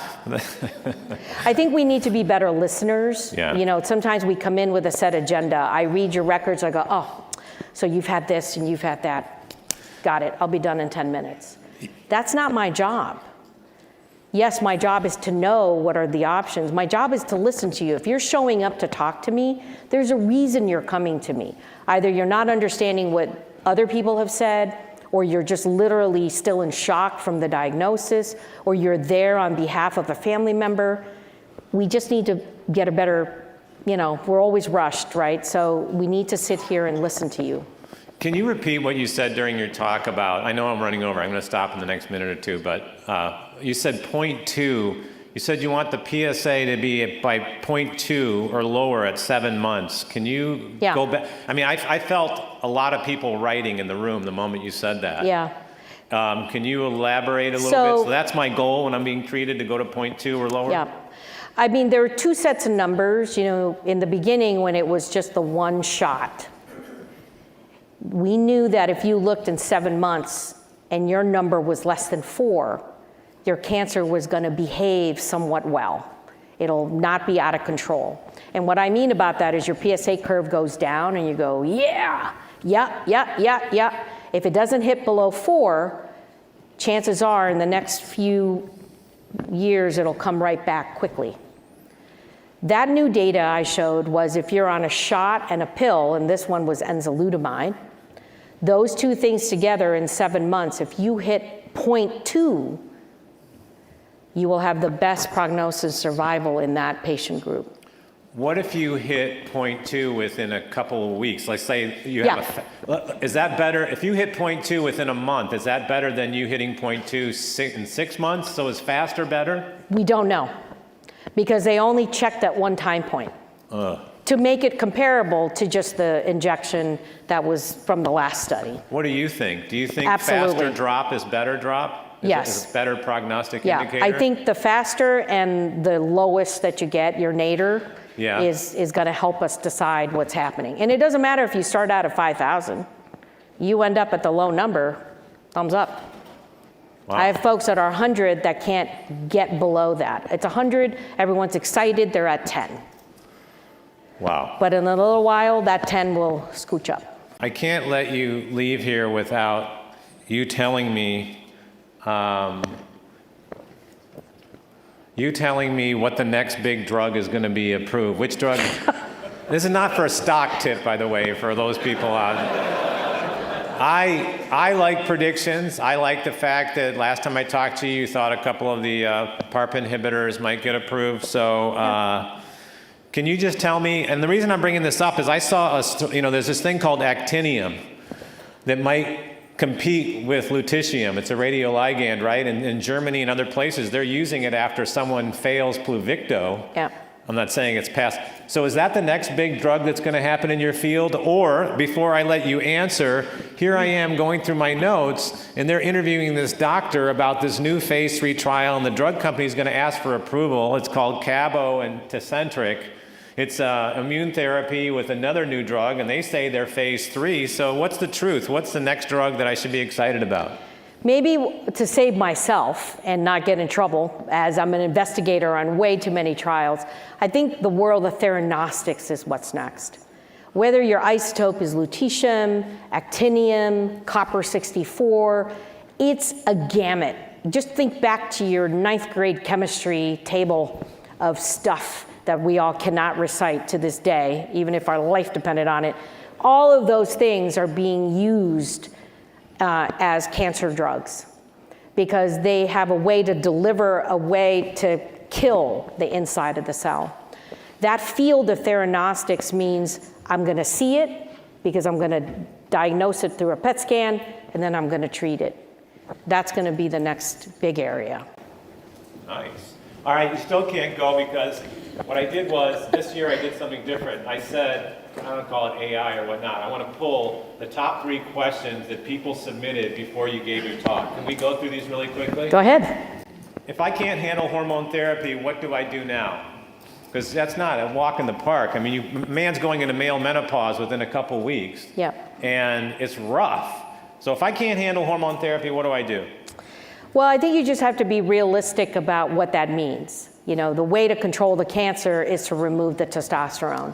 But if that end result is basically worse than death from cancer, honestly, then you don't do it. And you find a physician that can help you through this process, whether you're on these things or not, because you still need care. That's the bottom line. There are studies out there that are being used, that are looking at these newer drugs without being on hormone suppression. So in terms of what's going to happen in the next 5 years, they may materialize, and we may have a better answer from that. There are also studies that are giving back testosterone. So you're down, we give you back testosterone, kind of like bubble up the cancer, and then we hit it again with one of the pills. So all of this still is in works, but if you are not able to take this, don't stop going to the doctor. Because that's what happens a lot of times. We don't see you. That's not, however you are is however you are. Use your voice. If you can't do it, it doesn't mean we give up on the situation. We just treat it the best we can.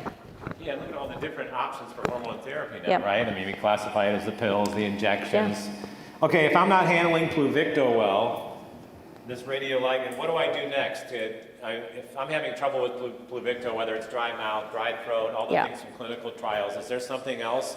Do I take a break, or what do I do? Just remember, there's no cure with that medication, so it's helping you hopefully live better, live longer.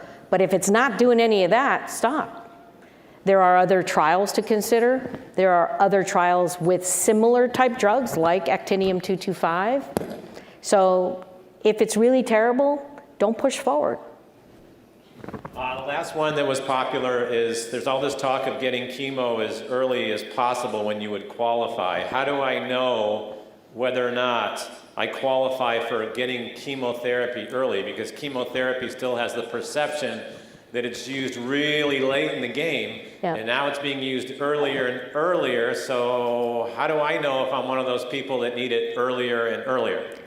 If you are newly diagnosed and or have had cancer before, but now newly diagnosed with spread disease, and you're about to start your injection or your pill to take away your testosterone, you're a candidate for chemo as well as the pill or together.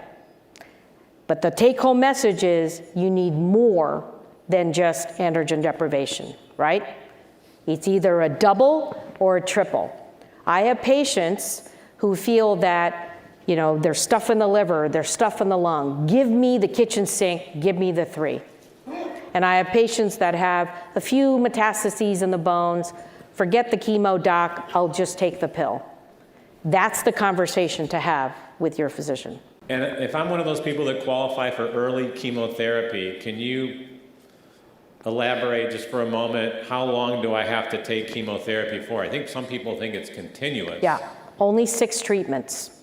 So Can you repeat it's that again? How many? only 6. So it's Yeah. 1 medication dose every 3 weeks for 6 times. In 4 months, you're done. Yep. And then you continue on with the pills. All right, so you've had such a great time here. We haven't coming here. I thought, what can I do? For those of you who weren't here last time she was here, we gave her an Oscar. I'm not kidding. And It's in my office. And her assistant said it was like one of the greatest, I don't know if she made this up, but she said it was one of the greatest gifts she'd ever received, and you put it up in the office. It's in my office. And I thought, oh my gosh, she's so enamored by it. What are we possibly going to give her now? And then I thought, PCRI is doing really, really well. So I got inspired by watching Oprah. So can you show that Oprah clip that inspired me to do something for this audience to celebrate Everybody you? in the audience, now listen to me carefully, is being given a special package, and I don't want you to open it. Do not open it. Cameras are on you, so do not open until I tell you. All right, open your boxes. Open your boxes. 1, 2, 3.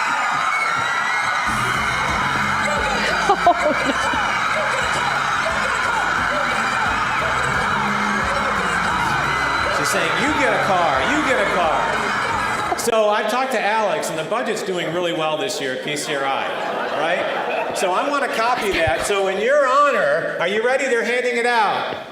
We're giving out free Heath bars. You get a bar. You get a bar. You get a Heath bar. You get a Heath bar. You get a Heath bar. Oh my gosh. Give Dr. Heath a Heath bar.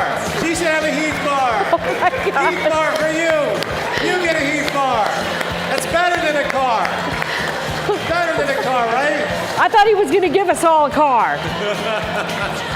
That's Someone's hysterical. got to give Dr. Heath bar. Any chance that you are heir to that fortune? The Heath company? Yeah, no, sorry. Sorry. All right, everybody getting their Heath bar? It's toffee. It's delicious. Sorry for those of you who thought you were going to get a car. There you go. You get a Heath bar. All Woo! right. And you're not done yet. Oh. We gave you one There's more. gift. All right? Now, because I've been doing this 35 years, I know I look 20, 25, but the reality is I get the inside track. I've been friends with all the oncologists and the urologists. I got to play Switzerland. So I'm going to make an announcement here. Don't get mad at me. I'm going to make an announcement that nobody knows, and I told her I'm just going to make it. And it's not just also about celebrating you. Sometimes we just have to celebrate family. In the next few weeks, Dr. Heath is leaving Michigan. And that's sad for me. But when I understand what she's doing, it's going to change countless lives just in terms of the position and the authority in her voice. She is going to run oncology at the Mayo Clinic in Rochester.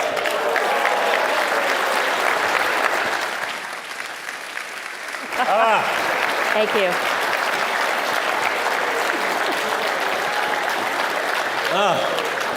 I almost got Barbara Walters there. I was like verklempt. It's sad because she's been there. We've been good friends. But I'm so happy that you're going to be at the Mayo Clinic, running the Mayo Clinic. Detroit, Michigan is really going to miss you. I'm not going to miss your football knowledge. You don't have any. I don't have any. But the reality is that I think when they announce it, this is like one of the happiest moments I could be for another doctor. There's no one better deserving to run the Mayo program than this person right here. So we decided to give her a cup that says, "Cancer's worst nightmare, Elisabeth Heath, MD." So thank you so much for doing this. She's going to go in the back and answer questions. Thank you, you guys. Thank you so much.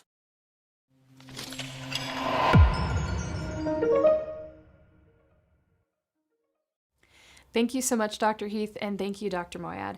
If you would like to find out more information and read up to see Dr. Heath's bio, you can do so at our PCRI website and our conference page, pcri.org/2024-conference. There's a wealth of information there, including our virtual sponsor booths, and this is just a great way to see the different treatments that are available and what the companies who supported the PCRI have to offer.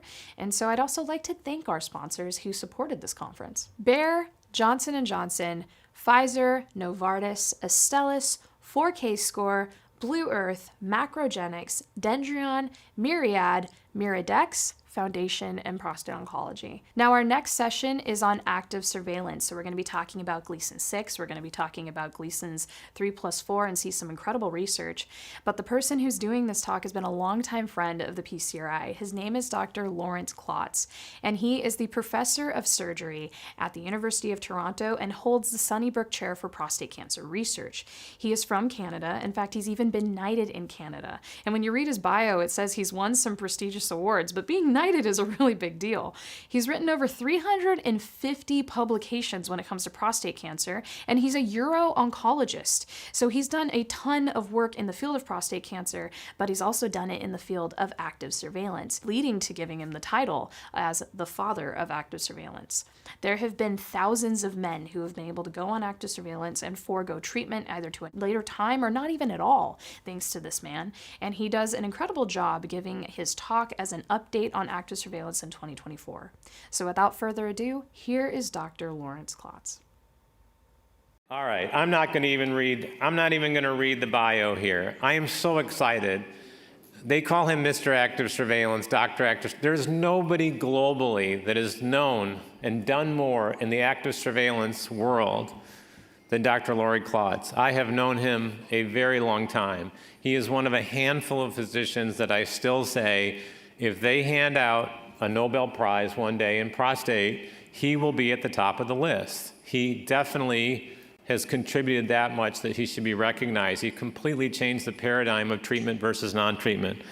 So without going further, they can read in the bio. Again, the shorter the bio, the more impactful the person. Dr. Laurie Klotz, come on up. Thanks for being you. I appreciate it.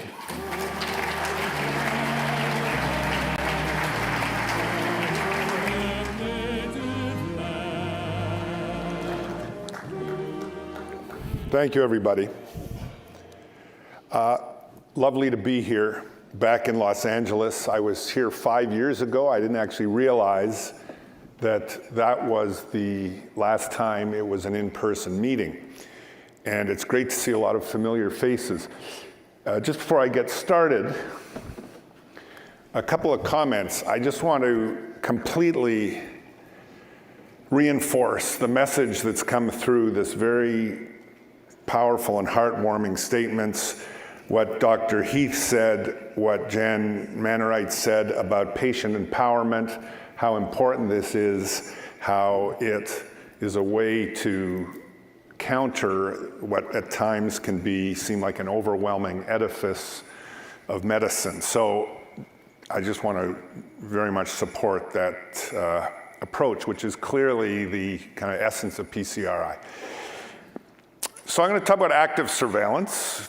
I've had a lot of interest in prostate cancer, various aspects of it from kind of start to finish, but this is, I think, probably the one that had the greatest impact.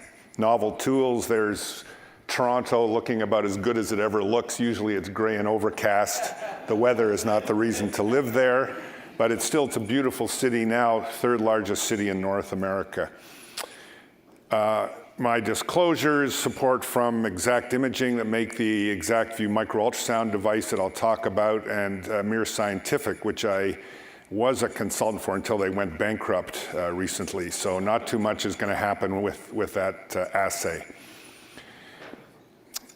This active surveillance story has really been a journey. And just seeing Mark Scholz makes me reminisce about the early days. So my group at Sunnybrook Hospital in Toronto, we had a tradition of going out for lunch about once every 6 months to try and come up with a study to do as a group. And we all knew overtreatment was a problem. We weren't sure what to do about it. It was a time when Pat Walsh, who was far and away the most famous urologist in the world at Hopkins, who came up with the nerve-sparing prostatectomy, said he thought if a patient had a positive margin, you've wasted your time and you've harmed the patient. So who has a negative margin? Grade group 1, or what was then called Gleason 6 prostate cancer. So he argued forcibly the ideal patient for surgery was Gleason 6 prostate cancer. And so we came up with this strategy of let's try watching these people. Why we came up with that is a whole other story, which I'm not going to go into, but we decided to do that. I applied for the first ever grants competition from Prostate Cancer Canada, a new research foundation. We won $35,000 grant, set up a prospective database, which was really the key to this whole thing. And then after 5 years, so now 2002, we had 250 patients, no deaths, which surprised everyone, including us, and we started to publish and talk about this. And this led to a firestorm. And the story I want to tell is, so I'm up on the podium with some giants of urology at a meeting somewhere in the United States, 500 people in the audience of prostate cancer clinicians. And I am being pummeled to death by promoting this idea of not treating patients aggressively. And these are very senior guys. I was 20 years younger, so kind of mid-career. They were very senior, world famous. And I walked off that podium feeling literally like I wanted to throw up. Like I thought, what am I doing? I'm going to destroy my career. And I walked to the back, and there is Mark Scholz. And who I didn't know. I met him once or twice. He said, Klotz, you are onto something. More power to you, do not back down. And that was huge for me at the moment, because it was really felt at times like taking on the establishment. So thanks to Mark and others, we persevered, and in fact the world changed, as I'm going to talk about. So now kind of fast forward to where we are today, and this is not a new story. It goes back 20 plus years, but there's been a lot of progress. It's still a phenomenally active area, really reflecting advances in molecular genetics and in imaging. So what's happened in the last 5 years? We know much more about the molecular genetics of grade group 1 versus higher grade cancer. 90% of grade group 1 cancer has essentially normal genomics, meaning that the tumor suppressor genes that tend to be lost in higher grade cancer are present. The oncogenes that drive cancer, that are upregulated in aggressive cancer, are normal. There's about 10% have altered genomics. Those are the kind of interesting ones, but mostly they're essentially normal. We know more about patient selection, the impact of things like age, race, family history on the likelihood that patients harbor higher grade cancer. Germline testing has become now routine for patients going on surveillance. It's cheap, it's widely available, it's commercially available for a couple of $100 now. And you can identify patients, for example, with HRR or DNA repair pathway mutations who are not good candidates for surveillance. Imaging, this is huge, and I'm going to talk about this in some data. The MRI has obviously been a game changer, micro-ultrasound, PSMA, all of them look increasingly relevant in this setting. Radiogenomics. The radiogenomics story is fascinating because essentially it turns out that why are some cancers visible on MRI and some are invisible? And this is a genetic thing, and the genetic variations that drive MR visibility are the same genetic changes or genetic alterations that drive invasion and metastasis. So what we've learned just in the last 2 or 3 years from the radiogenomics story is that MR invisible cancers lack the molecular changes associated with cancer aggressivity, which has all kinds of clinical ramifications. Biomarkers, there's all kinds of them. How useful, still being worked out. There's new ones coming down the pipe. Predictive nomograms, I'll talk about that a bit. Modeling, which basically shows that even if over time you start to see a few patients succumbing to prostate cancer, the quality of life benefits and so on are so robust that this is not going away. Long-term outcome, the whole thing was criticized for many years. You're reporting too early. You wait. You're going to hit 15 years and all these patients are going to start dying of metastatic prostate cancer. Unequivocally has not happened. There's no kind of mortality cliff at all with long-term follow-up. We now have like 20-year follow-up on many hundreds, even thousands of patients. Follow-up strategies, increasing consensus about how to do this. I'm going to talk a little bit about some recent developments related to the tumor microenvironment and how, for example, some dietary influences and obesity influence the tumor microenvironment.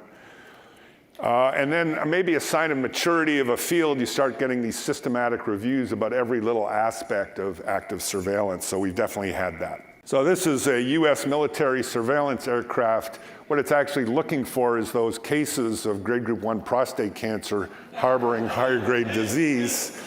And you don't actually need that level of technology to manage patients on surveillance.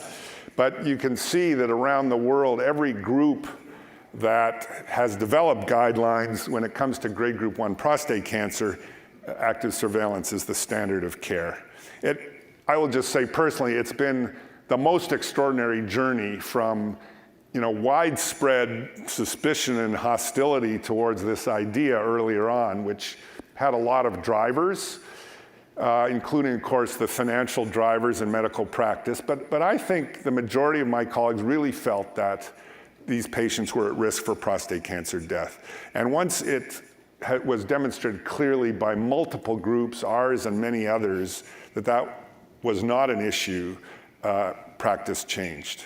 So to some degree, I think the urology or the prostate cancer community more broadly deserves some credit for adopting this so wholeheartedly against their economic interests.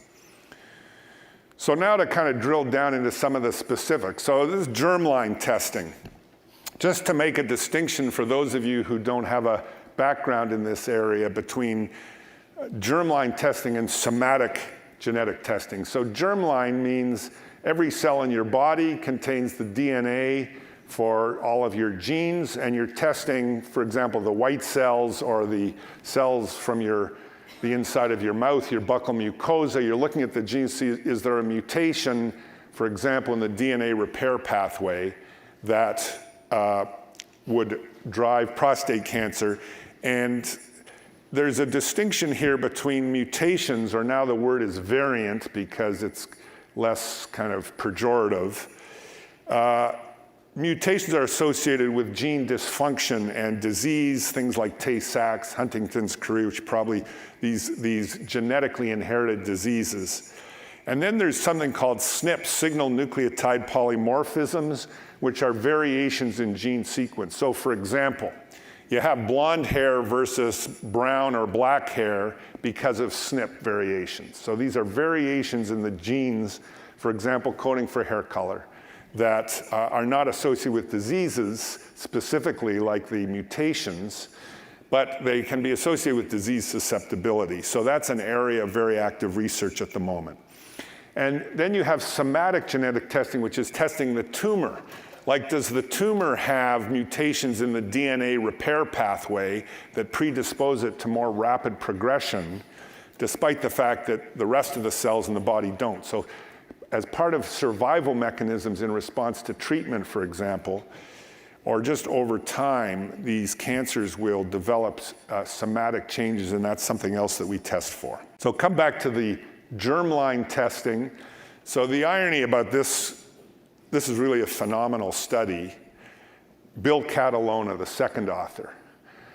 Bill Catalona was world famous urologist. He's the guy who came up with PSA as a screening test for prostate cancer. First article in New England Journal describing this. Bill Catalona was the most vociferous opponent of active surveillance. He truly believed this was the worst thing for patients. He said things like, you know, Dr. Klotz, there's going to be tens of thousands of men dying of prostate cancer, and it's on your shoulders. That was something.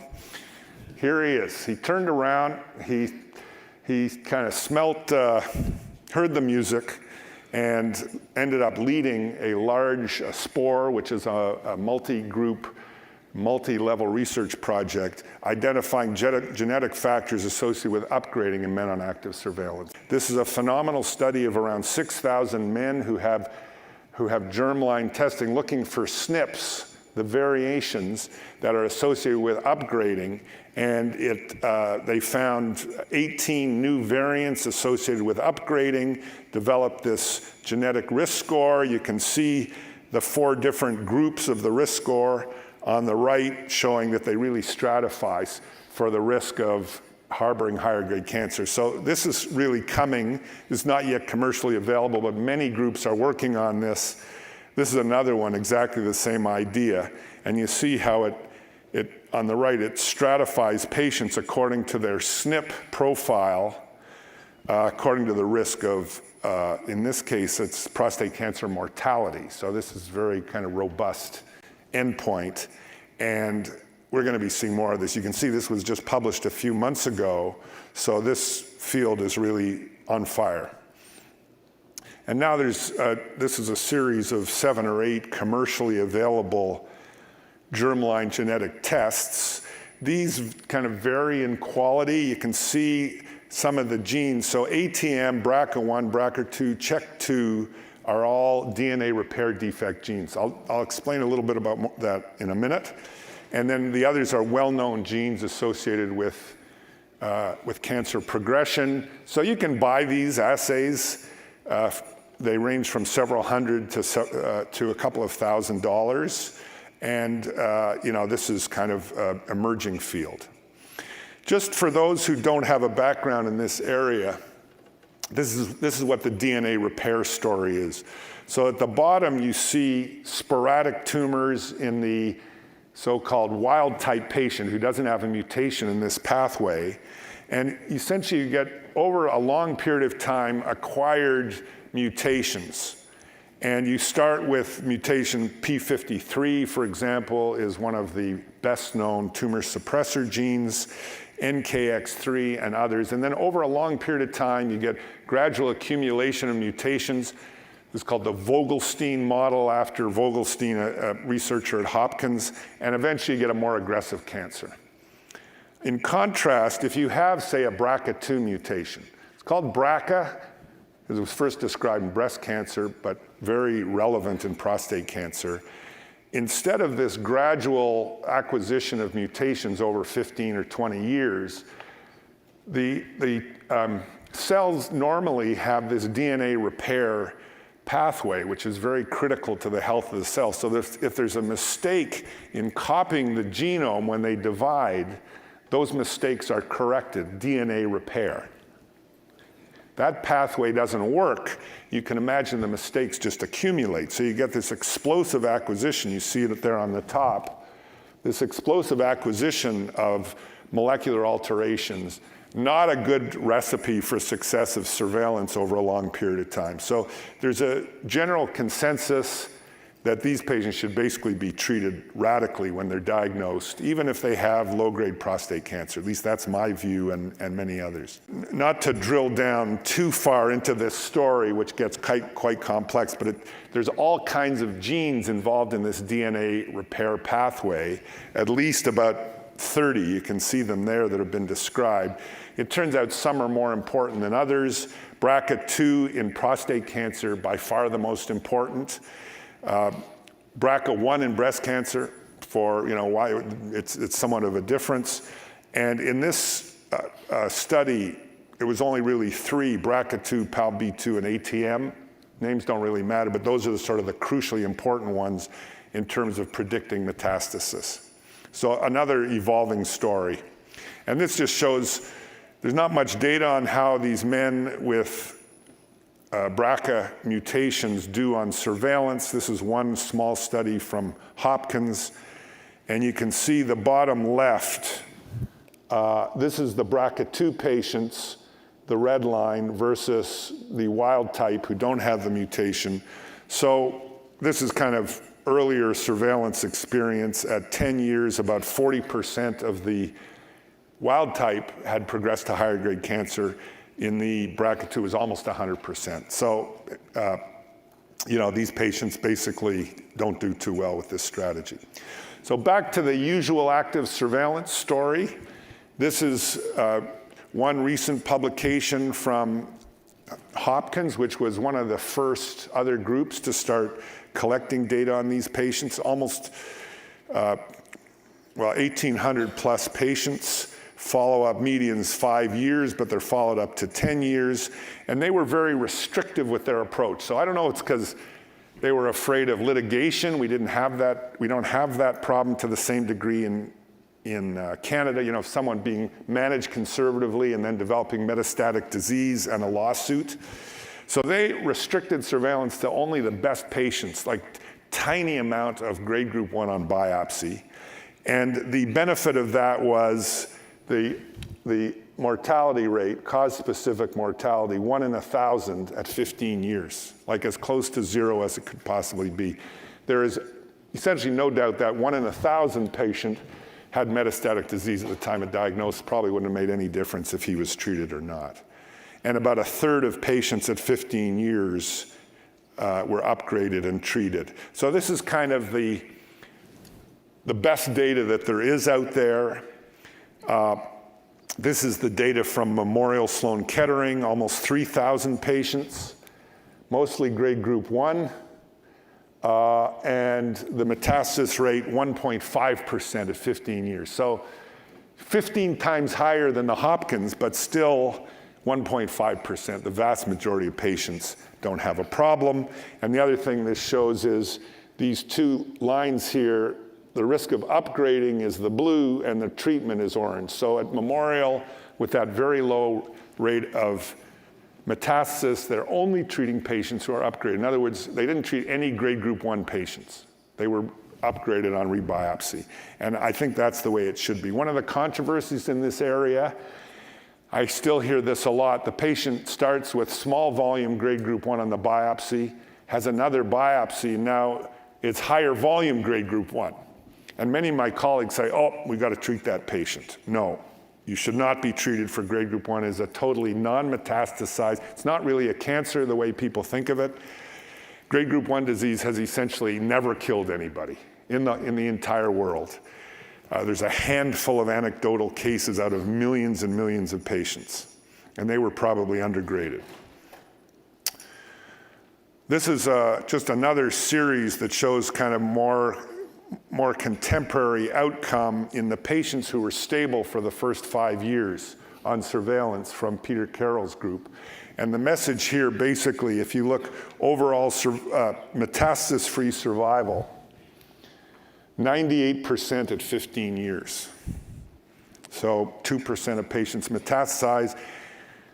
As soon as you're looking at 15-year follow-up, you're looking at the pre-MRI era, something to bear in mind. This is an update of our data. So we've gone back and looked at this database, which is now about close to 1,500 patients, 4 times. This is the most recent one. This is not yet published, but there's some very important messages here. So, overall survival, we have some of these patients followed out to almost 25 years. You follow a group long enough,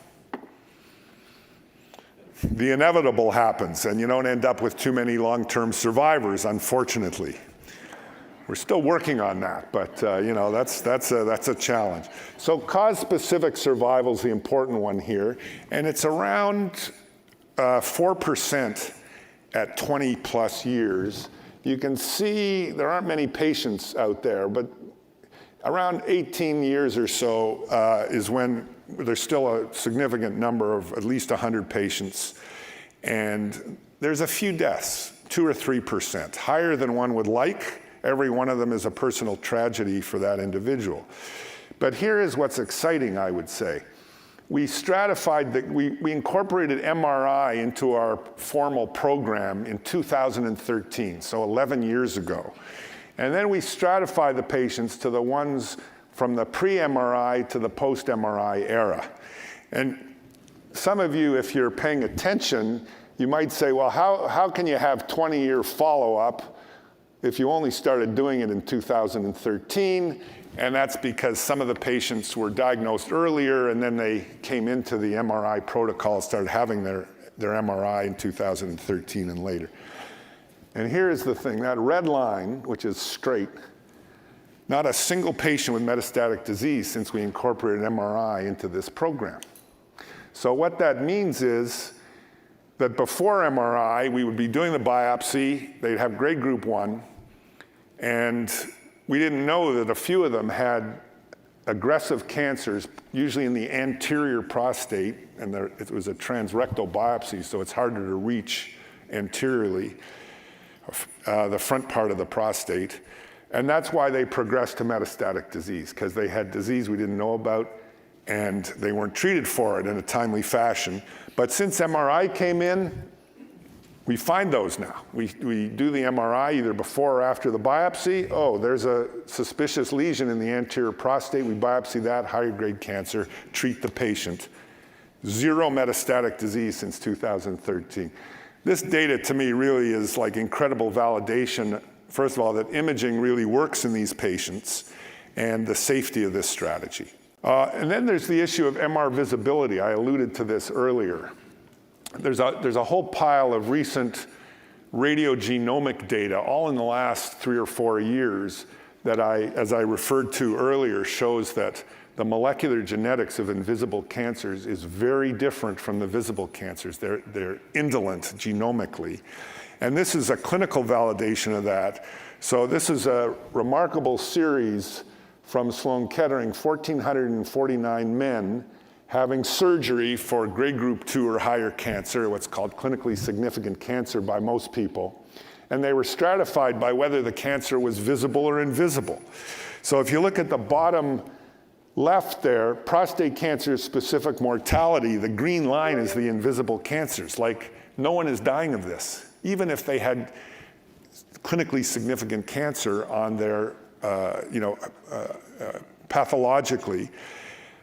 The brown line is equivocal MRI, and the red line is a clear-cut, we call it PIRADS 4 or 5 on MRI.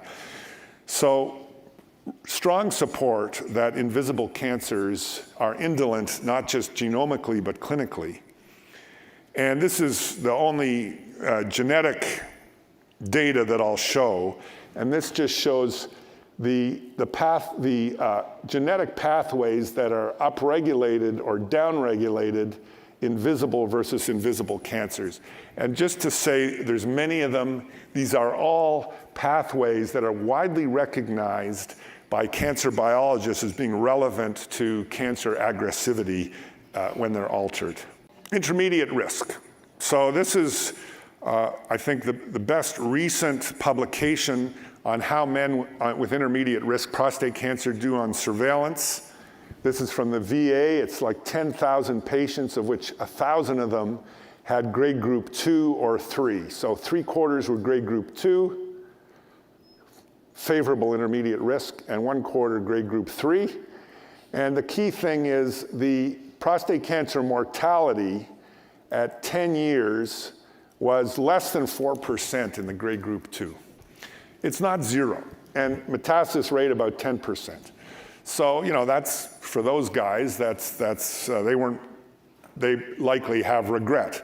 But just to make the point, around 90% of these grade group 2 patients did not progress over a 10-year period. And so there's a huge opportunity here. Like, why are we treating 100% of these radically when only around 10% of them are really at risk? So this is where the whole biomarker and imaging thing comes in. Predicting upgrade, this is kind of a compilation of a number of papers that if you're diagnosed with grade group 1 prostate cancer, how likely are you to have something worse? Right now, as I've mentioned, I really hang my hat on the MR visibility versus invisibility. But the other ones, you know, age, the older the patient is, the greater the chance of higher grade cancer. PSA density, the ratio of PSA to the prostate volume.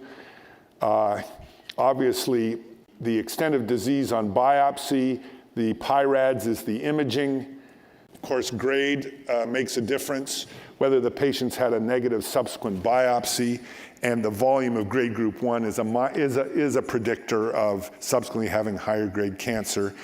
And I just want to show, this is, you don't need sophisticated tests to come up with quite a precise prediction on rebiopsy of how likely the patient is to have higher grade cancer. This is from the Canary group, which is a West Coast collaboration, United States and Canada.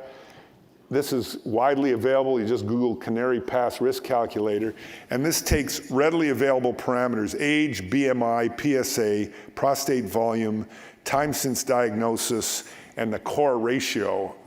How extensive was the disease on the core? And you see, without doing any fancy tests, very narrow prediction for the likelihood of upgrading. So this is the kind of thing that can be readily used. Imaging. MRI has been a major game changer. No one disputes that. Really powerful tool, but it has very significant limitations. It's not real time, so the patient goes for an MRI. I'm sure there's lots of people here who've been through this. Comes through the MRI, shows a region of interest, we call it ROI, and then is referred back to have the biopsy, and there's a complex fusion process to import the MRI image into the ultrasound, target it. Lots of rooms for error with that process. The radiologist needs special training. If they've had previous treatment, there's artifact. It misses small lesions, we know that. There's a lot of claustrophobia out there. I see these big, robust guys. They just find it completely deeply anxiety inducing to go into the MRI core. They don't want to do it.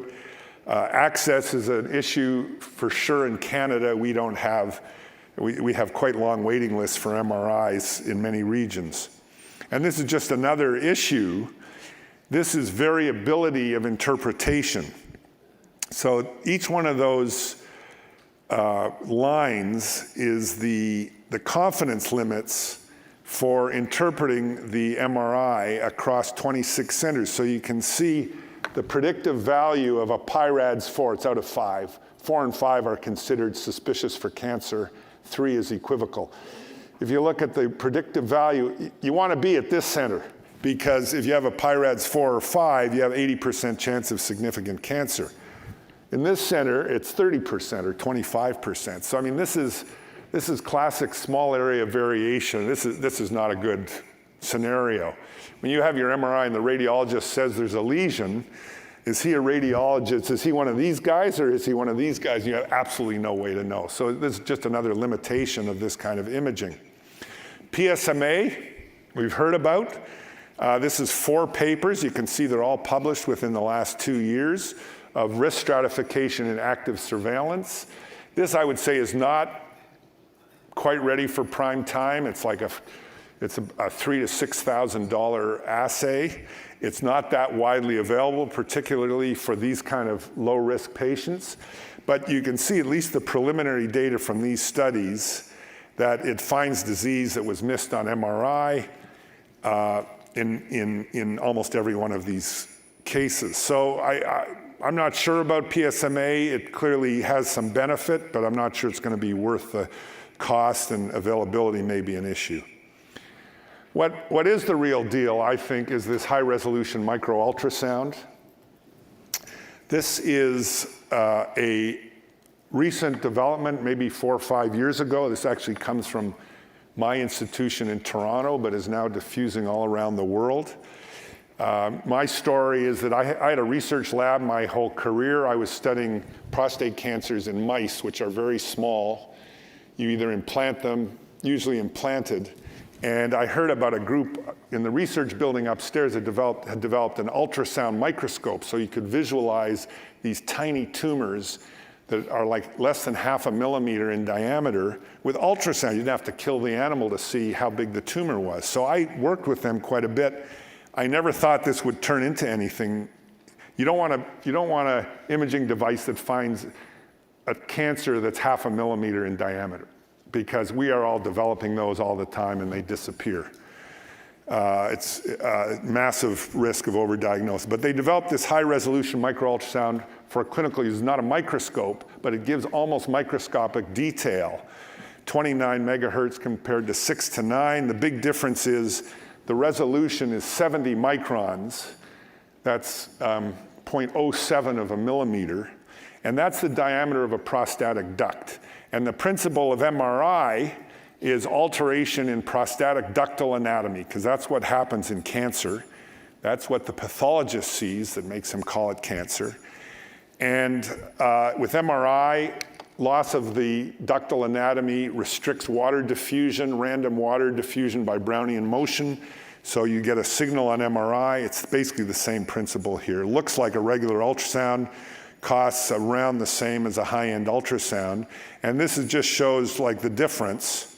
So on the left, you see kind of conventional. On the right, this is with high resolution. Each one of these little green bars is 1 millimeter. So there's about 5 or 10 times magnification. And you see this pattern of these little white spots, which is the ducts. You lose that pattern, and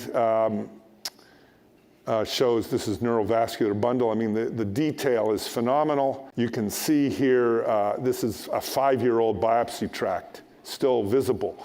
So you can look for, if you want to biopsy the same area, you look for the tract and you can put the needle in the same spot.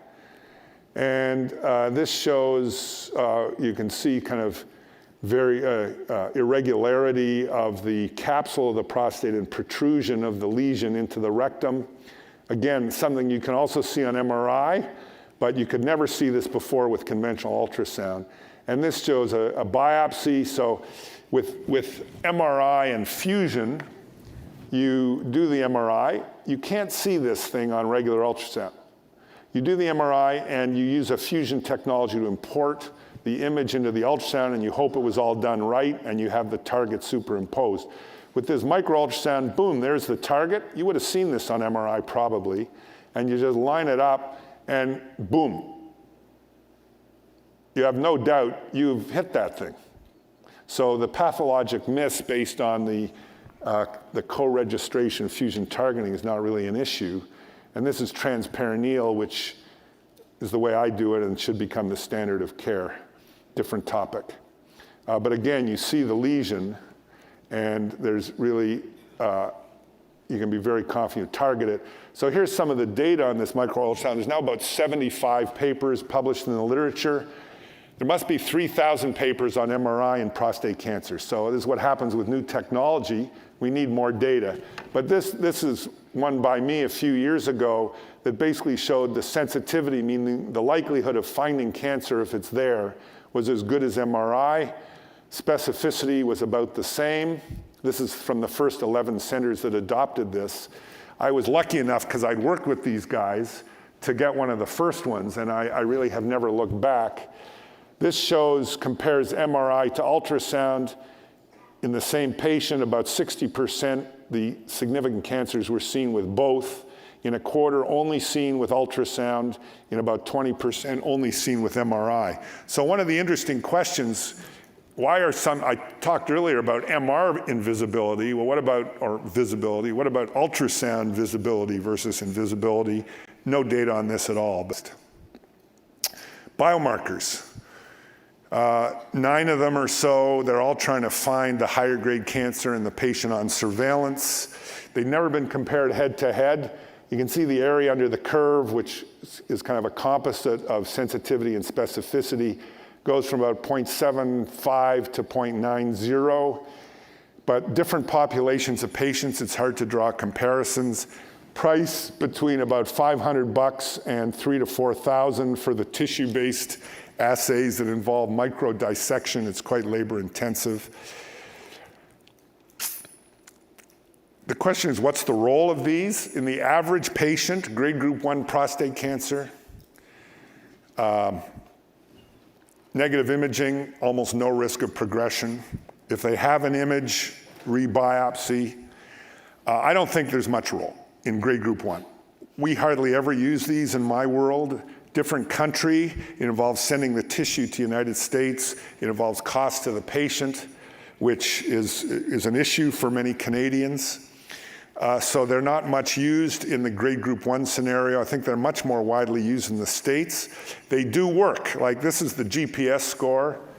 The red is upgraded, the blue is no upgrade. This is the score. You can see as the score increases, the likelihood of upgrading increases. But I don't think you need this for the average patient, and they really haven't caught on. My impression is that the vast majority of patients, certainly in the Western world, getting with grade group 1 prostate cancer don't have these assays. And I think one of the reasons for that, this is a limitation, which is tumor heterogeneity. So this is one of a number of studies that all show the same thing. This is a group of patients with multifocality. So these guys had their prostates removed, 41 patients. They had on average 4 cancers each in their prostate. So multifocality is the rule in prostate cancer. And they asked the question, if you look at the genetic abnormalities in each one of those cancers, were they all the same or were they all different? And 90% of them were different. So the common mutations that were shared by all 4 on average cancers is the orange, but all these other mutations were unique. So you do the biopsy, you find grade group 1 prostate cancer, you stamp your Visa card, pay the $4,000, send the slides down to California for the Oncotype DX assay, and it tells you what the gene alterations are of that tumor, but they're not shared in 90% of cases by the other tumors in the same prostate. So it's kind of a conceptual limitation of the tissue-based assays. Another thing that is coming, AI, I mean, what else is new? Whatever field you're in, this is having an impact. But there's a company based in California that's using AI to analyze the slides. So they're not doing any additional stains or testing. They're just training the AI, the machine learning, to scan these slides and identify very subtle abnormalities associated with subsequent risk of progression. So this is definitely coming. This is almost certainly going to work. This is cheap. Like, you're basically paying for a computer a scanning of these slides. It's going to be, hundreds of dollars, not thousands. And this may really kind of move the needle, I think. Another aspect of this whole story is de-intensification. So, for example, you have a 60-year-old. He has 1 core grade group 1 prostate cancer. You follow him for 10 years, nothing happens. No change in his PSA. He has a rebiopsy or 2, nothing more than grade group 1 disease. Does this guy still need to be followed with repeat imaging and repeat biopsy? Probably not. And there's definitely a move to kind of de-intensify the good ones, up-intensify the higher risk patients. rather than one one size fits all. And obviously, as patients get older, they move from the regular surveillance, which is nowadays serial imaging plus minus biopsy, to the old term watchful waiting, meaning just basically PSA and take some action if there's dramatic change in PSA. And we do that when the patient kind of hits their dotage, however you want to define that. Age around 80 plus or minus, keeping in mind there are other health issues and so on. And then finally, innocuous interventions. So this is something I've been interested in. I know Mark is like a world leader in this area. I'll be interested to hear what he has to say. You have a patient sitting in front of you. So look, men do not like going to the doctors. Men tend to neglect their health. This is, a lot of data on this. But boy, and again, I'm preaching to the choir here. I realize you folks have more personal experience with this than I do. You're sitting in front of the doctor and he tells you you have prostate cancer, you're paying attention. And so the doctors have the opportunity to intervene in a favorable way to have far more benefit on the patient's health than anything you do for their prostate cancer. And so I kind of divide this into two groups. There's the motherhood recommendations. So number one, stop smoking. There's data on this. If you're a specialist, you have a patient newly diagnosed with a serious illness, and you spend 2 minutes counseling him to stop smoking, that has a durable effect on smoking behavior. We don't do this. And there's also data, the greater the proportion of patients in a country who smoke, the less likely the medical profession is to intervene. Probably because the doctors are some of the smokers. But this to me is like a no-brainer. This needs to become incorporated into clinical practice in urology, radiation oncology, et cetera. Dietary modification, again, everybody knows this. Reduce obesity, moderate red meat intake, increase fruits and vegetables. Regular exercise, if it were a drug, we would all take it. 8 different ways that regular exercise has been shown to improve the tumor microenvironment in prostate cancer, improves hormonal profile, growth factors, epigenetic modulation, all kinds of things. It's good for you. And there's one study now, this is a Canadian study, of high-intensity interval training in men on active surveillance. So it was a pilot study, only 52 men randomized. The other half of patients got basically said, yeah, you should exercise, but the HIIT group got exercise, got trainers and phone calls and so on. And with a prostate cancer endpoint, PSA went down, PSA kinetics improved, and as everybody knows, cardiovascular fitness got better, mental anxiety, fatigue improved. So I think now you have at least some data, it's only a pilot study, to really recommend this to patients on surveillance if they're not doing it already. Obesity. This is something that's really fascinating at the moment. So obesity is not good for prostate cancer. This is one study, the likelihood of progression and mortality according to BMI, and there's a pretty clear-cut relationship. But we've only learned recently why this is.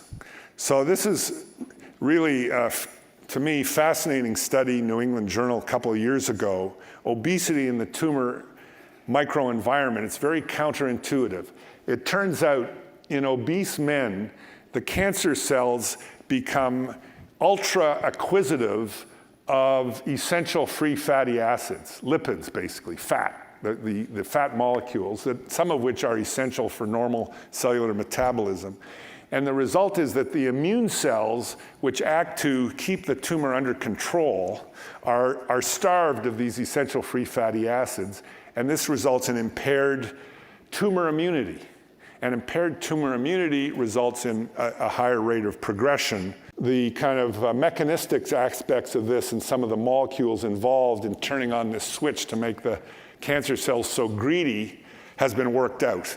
So this is why patients who are obese have a worse outcome with prostate cancer at almost every single stage.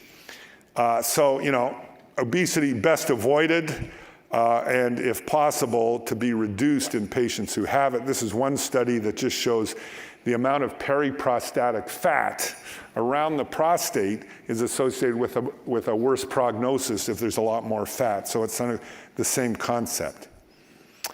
Should patients drastically alter their diet when they've been diagnosed? I hear this from patients all the time. They'll come and say, annual follow-up, they'll say, yeah, I went on a vegetarian diet and I'm exercising constantly and I'm taking, the following long list of micronutrients, and it's amazing, my PSA went from 7 to 6.2. And I say, more power to you, but I'm a little skeptical. As far as the data, this trial is the best we have, led by Kelly Parsons, who I think is here at UCLA.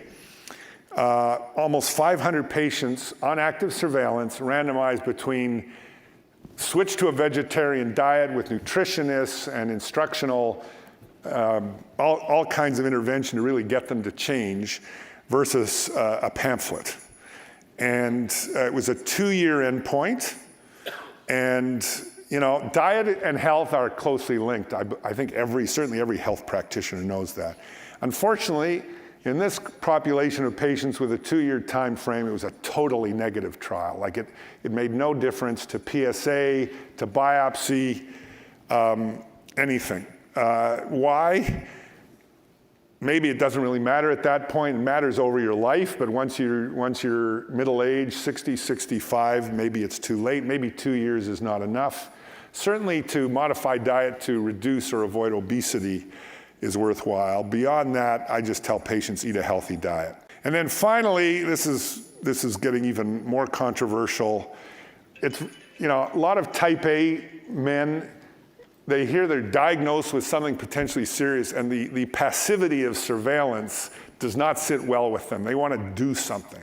So I hear this a lot. Doctor, there's got to be something I can do to slow this thing down. So I give them 3 pieces of advice. Vitamin D. This is not relevant in Los Angeles, but it's very relevant in Toronto, northern climate.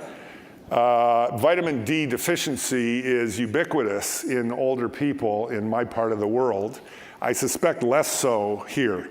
But there's definite data showing that prostate cancer mortality closely associated with low levels of vitamin D in this collection of 7 papers or so. Not everybody buys this, but vitamin D costs around 5 cents a day, 1,000 international units, plus if they take a multivite, they get another 400. And I believe it's completely harmless. And given this kind of data, I think it's warranted in populations where there's not a lot of sun exposure. By the way, just to give you an idea of the dose, if you go outside in Los Angeles in a bathing suit and lie under the sun for 3 or 4 hours, you get around 10,000 units of vitamin D generated. So 1,000 is really not that much. Statins. Again, there's a whole story. You could have a whole lecture on this topic. Statins are a prostate cancer drug. Statins interfere with what's called the mevalonate pathway.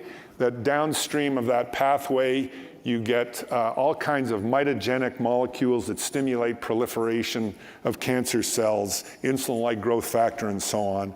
That's the basic research. And then at a clinical level, no randomized trials, but clinical level, here is results from 3 or 4 studies that essentially everyone shows the same thing. The prostate cancer mortality significantly reduced in men on statins compared to those who are not on statins. Lots of confounders in this kind of data. Maybe the guys who are on statins are more health conscious, et cetera. A lot of reasons why it may not be real, but you have preclinical data supporting it, and you have these kind of registry studies that also support it. And then finally, metformin. I know, Mark Moyad is also last time I checked, I hope maybe I'm wrong now, big metformin fan. This drug really looks like a health promotion drug. And what it does is it induces metabolic stress in cells. And it's very healthy for cells to be in a state of metabolic stress, because what it does is it causes them to switch from a proliferation pathway to a repair pathway.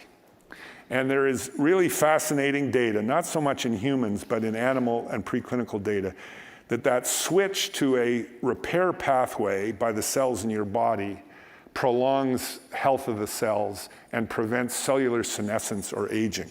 So metformin is one of the things that has been shown to do that. Other things like exercise, caloric restriction, and so on as well. So metformin looks like a health promotion drug. And in the prostate cancer area, again, up until about 3 weeks ago, no randomized trials. I'm going to get to that.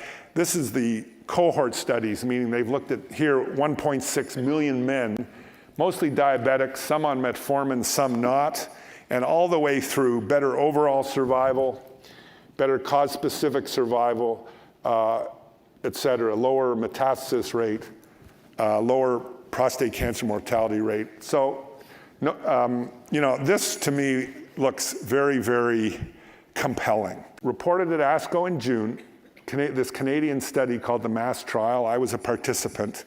Metformin versus placebo in men on active surveillance.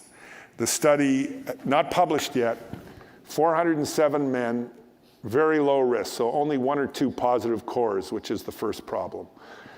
1,700 milligrams per day of metformin, biopsies at 18 and 36 months. I was 100% sure, as sure as I could be, this was going to be a negative trial. And I don't know, sometimes it's nice to have your preconceptions confirmed. It was a negative trial. In fact, there was no signal at all that the metformin was working. The patients who had a high BMI, for reasons that aren't clear, did worse with metformin. I suspect it's got something to do with this metformin interacting with these impaired immune cells. So this hadn't been published yet. I'm not quite sure what to make about this. I do think the problem is that they were looking at such a low-risk group that the rate of upgrading was relatively low. It didn't take into account MR imaging, and I think maybe just 3 years is not long enough to see much effect, but there you go. So you can't really make a compelling evidence-based case for metformin at the moment. I haven't stopped advising patients about this, though. And then finally, I'm wrapping it up. What's happened in the United States? The blue line is uptake of surveillance over the last 15 years or so, still rising, still a ways to go. You can see like 50 to 60% of eligible patients getting surveillance. The other 40%, or at least most of them, should still be offered surveillance. It's really unfortunate that they're not. We still do the confirmatory biopsy, but imaging is increasingly replacing this. It doesn't have to be done within a year. You can wait for 2 or 3 years if the patient prefers. PSA every 6 months. DRE, I used to do 40 DREs in an average clinic. Now I do 1 or 2 digital rectal exams. Digital rectal exam in the era of imaging has very little value. We do germline testing routinely. We do MRI every 2 to 3 years. Alternating in my practice with micro-ultrasound. I think that's going to become increasingly widespread. Fewer and fewer biopsies. Image-guided management. Imaging is negative. Patient probably doesn't need a biopsy. Intervene only for grade progression. Think about other health measures that I mentioned. And increasingly, we're going to get AI, and these liquid biomarkers are, I think, further going to refine this strategy. Thank you very much. So the DRE is, you don't do digital rectal exams anymore? Because the reason I'm saying this is I just have my colonoscopy, and even the colonoscopy docs give you a DRE. So I just want to know what you think about it. Well, they're doing it probably because they're looking for colon cancers, for rectal cancers. Look, I've been teaching medical students for 35 years. You know, as part of the physical exam, you have to do it. You have to get over your kind of aesthetic reservations about it. Yeah. But the reality is, at least for prostate cancer, it adds very little. Okay. Yeah. But do you still do it? I do it once in a while. Okay. I do it if the patient's referred to me because there's a suspected nodule, but I know I'm going to be imaging this patient. Okay. The patients who have a palpable nodule that you don't see on imaging, I almost never, that's like 1 in 1,000 or less. It would have been nice if you mentioned that 3 years ago, that we didn't need it as much. You mean for you personally? For me personally. Yeah, I figured. And what scares me about you is you have very big hands. You are not the first one to complain about that, I can tell you. Okay. Can you bring up my first slide for Dr. Klotz? That's me curling. What do you think of my curling skills? Do you say they're adequate? Because you're in Canada, everybody curls, plays hockey, and drinks beer. Hockey, I'm a hockey player. I could definitely comment. I mean, you don't look good as a hockey player there, I'll tell you that. Okay. And I don't think you look great as a curler either, I have to say. All right. But, you never know. Yeah, you should be just commenting on prostate cancer at this point. All right. I brought this up with you a year or two ago, and I want to see where you stand on it, because I am completely opinionated at this point on this. Bring up the next slide. I'm just quoting papers that you've been on and other people that are bigwigs in the field. And here's one of the quotes. Of all the common cancers, prostate cancer has the highest genetic contribution to risk or highest heritability. So there's this old perception that genetics and prostate cancer might be a relationship, and now all these researchers are suggesting that of all the cancers, some of the largest genetic contribution might come like in a family history, so prostate is very tied genetically. Why isn't every man on active surveillance getting a genetic study to make sure they don't have BRCA1 or 2? Because that would mean that cancer may be more aggressive. Why isn't every man who's diagnosed with active surveillance getting a genetic test automatically? Why is it the minority? I don't know why. We do it. First of all, just keep in mind, you're talking about 5%. Roughly, maybe at the most 10% of these active surveillance. If you look at the whole population, it's about 5%. Yeah. If you look at patients that Dr. Heath was talking about with advanced prostate cancer, it's more like 20%. There's obviously a selection for patients with the mutation. So, you're looking for 5% signal.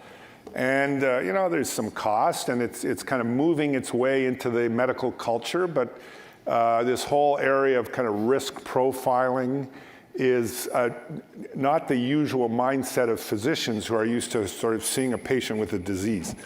So I think it should become routine, but Thank you. Yeah. So, the impact study?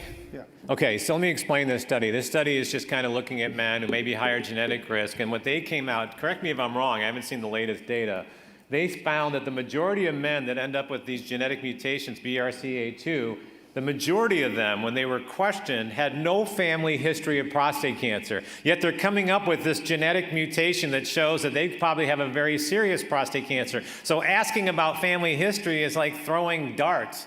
At some kind of board. I'm saying it's important, but I would think you'd want to be more accurate than just asking about family history and just do the test. No argument. Okay. Family history is a clue, right? Yes. And it's not just prostate, it's breast, ovarian, et cetera. But family history is important, but yeah, there are these sporadic cases. Okay. Do you remember in 2003 and 4, someone came to your office and said, why aren't we doing a cholesterol lowering study in prostate cancer? And you said, let's do it. And do you remember now it's 2024? And do you remember who that person was, and now you regret that you didn't do that study? Do you remember who came into your office in 2003?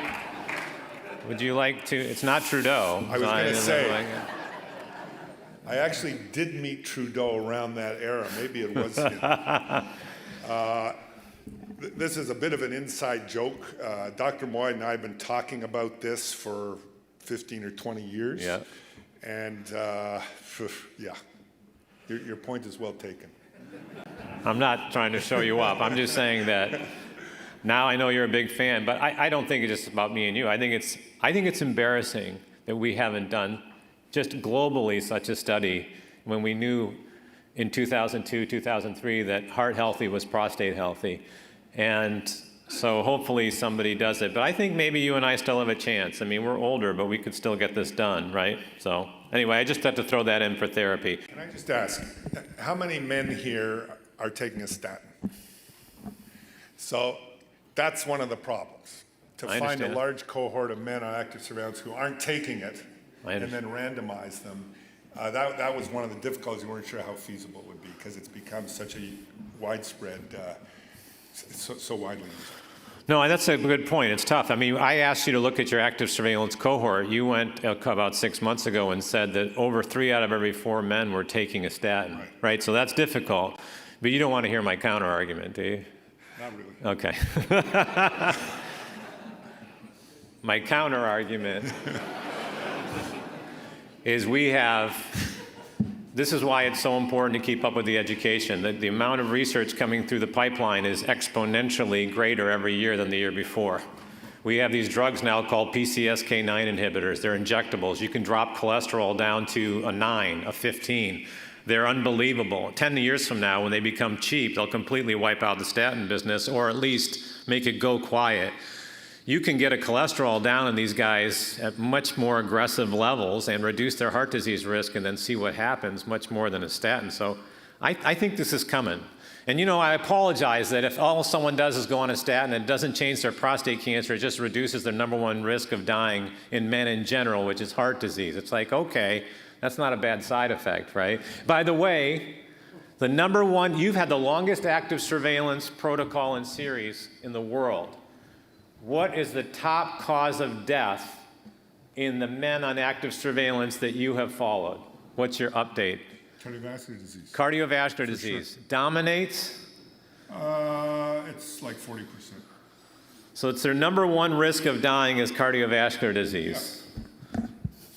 All right. You knew that. No, but I didn't know. I know you keep updating the numbers. You think something else would catch up. But I didn't know it was still #1. So, okay. All right. I have a really funny question for you because I've never asked you this. This kind of dogs us in breast cancer. In breast cancer, there's a group of people that actually think that some of these non-aggressive tumors, when they do follow-up mammographies and other studies, they can't find them. So there's a contingency of people that think there's actually some cancers that spontaneously regress. For sure. Wait, I haven't asked you the question yet. So do you think some men on active surveillance that have a tumor, that tumor could spontaneously go away because of an immune response or a statin or something like that? I've never heard your opinion on that. You say for sure? For sure, the phenomenon of spontaneous regression of cancer is a very real phenomenon that hasn't received much attention. But in breast cancer, there's data that women are developing these tiny breast cancers all the time, and that when they're tiny, 90% of them regress spontaneously. And for whatever reason, a few of them don't regress and continue to grow. So cellular immortality is not a trivial thing. Like for a cell to be immortalized as a cancer cell and keep growing and growing and growing, there's all kinds of molecular mechanisms that have to be present, and not all cells have it. They need to attract, for example, angiogenesis. So you have a tumor, lacks the mechanisms to induce new blood vessels to allow it to grow, and it dies. And this is the kind of thing that goes on all the time. We have no data in prostate cancer, but I'm sure it's a phenomenon. That's why a considerable proportion of patients start with minimal disease. Yeah. You rebiopsy, negative, negative, negative. We say, well, it's just small volume disease. We're missing it, but maybe it disappeared. Wow. All right, I like that. Because you hear, we talk about it in breast cancer all the time. It just doesn't get enough attention. Can we go? Agree. Okay, we're going to finish off with some stuff you didn't know I was going to tell you about. I saw your name on this paper. And basically what this is taking active surveillance. Now, I don't want you to comment yet. You take active surveillance, and correct me, it's an offshoot of flutamides, right? So are you injecting this in the prostate? So you're injecting hormone therapy in the prostate of active surveillance patients, and you're getting a response. But don't comment yet. Next slide. So I'm thinking of changing the name of active surveillance to active surveillance with treatment. And the reason why is everybody's telling me that these patients aren't supposed to be treated, but let's go over what's going on in clinical trials right now. There's the stuff you're injecting in patients' prostates that's hormone therapy, and you were getting good results. That's kind of cool. There's dietary and exercise trials. There's focal therapies. There's an immune therapy with Provenge that's just finished, I think. We're waiting on the results. Those are active surveillance patients. They're using the prostate BPH pills. We can talk about that. Repurposed drugs. Go to my next slide before we come back. I want to show you. There's one more. Enzalutamide. That's that the one you're going to show? No. I'm going to show you. Go to my next slide, please. Those are all these focal therapies going on right now, including one that you do called Tulsa Pro. So now go back again, and I want him to comment on these. So if nobody's being treated on active surveillance, I didn't get that memo. Look at all these people getting treatments in these clinical trials. So walk us through. You already walked us through the diet stuff and exercise, but walk us through these other treatments and where you think we are. Look, the trial you showed, this was a pilot study, really proof of principle. Could we do this safely? Inject a drug that we thought might cause some regression. The active surveillance cohort made sense because these patients weren't getting any other treatment. So, I'm never, and the results were lousy, by the way, but I'm never going to suggest that that would be something that should become, a standard of care. It's just focal therapy, not for grade group 1. Okay. The only caveat is, I made the comment that invisible cancers lack aggressive genetic alterations. The other side of that coin is you get once in a while these guys, PIRADS 5 on the MRI, like they really have a nasty looking lesion. You biopsy it, grade group 1. You biopsy it again, it's still grade group 1. No matter how many times you keep going back, grade group 1, but highly visible. We don't know whether those guys actually have more aggressive cancers. So, there's kind of an intellectual argument that maybe those patients should get some kind of focal therapy. Okay. Well, what about the focal? But otherwise, I'm against treating. Focal therapy is not for grade group. But what about the focal therapy that you helped invent? I mean, the Tulsa, right? The Tulsa Pro. So in the pivotal registration trial, yeah, I led it. We had about 25% of the patients were grade group 1. Okay. None of them were mine. But around the world, there are people who advocate for focal therapy for grade group 1. These guys with large volume disease, young patients. We were very anxious to get accrual to this trial. This was a new technology, and it's not that easy to get patients to agree to that, so that was the kind of compromise. Did you eliminate their tumors, or not? In 85%, yes. For how many years out? 5. We have 5-year follow-up. Let me just quickly, I don't believe in the 5 ARIs, finasteride, dutasteride, too many side effects, loss of libido. Yeah. The data on this, there's a lot of it. It reduces the volume of grade group 1 cancer, but it doesn't have any other favorable effects. It has no downside, so it's useful as a BPH pill, but not for the prostate cancer. And one other thing, this ENACT trial published by Neil Shore. That's the anti-androgen? Yeah. That's the anti-androgen. At the top. So you're talking about with the pills? Oh, yeah. Yeah, enzalutamide monotherapy. Yeah. These men get very substantial gynecomastia. Yes. It has a lot of side effects. It makes no sense whatsoever, but it was a positive trial. It reduced basically the volume of grade group 1 cancer, which is of no clinical value. Okay, so you're not excited about that. I think it's... Okay, so you and I have talked privately about metformin is kind of interesting to me. Just for a reminder, every time people get gaga about the drug, in 2002, metformin in cardiovascular medicine went up against exercise and diet and lost.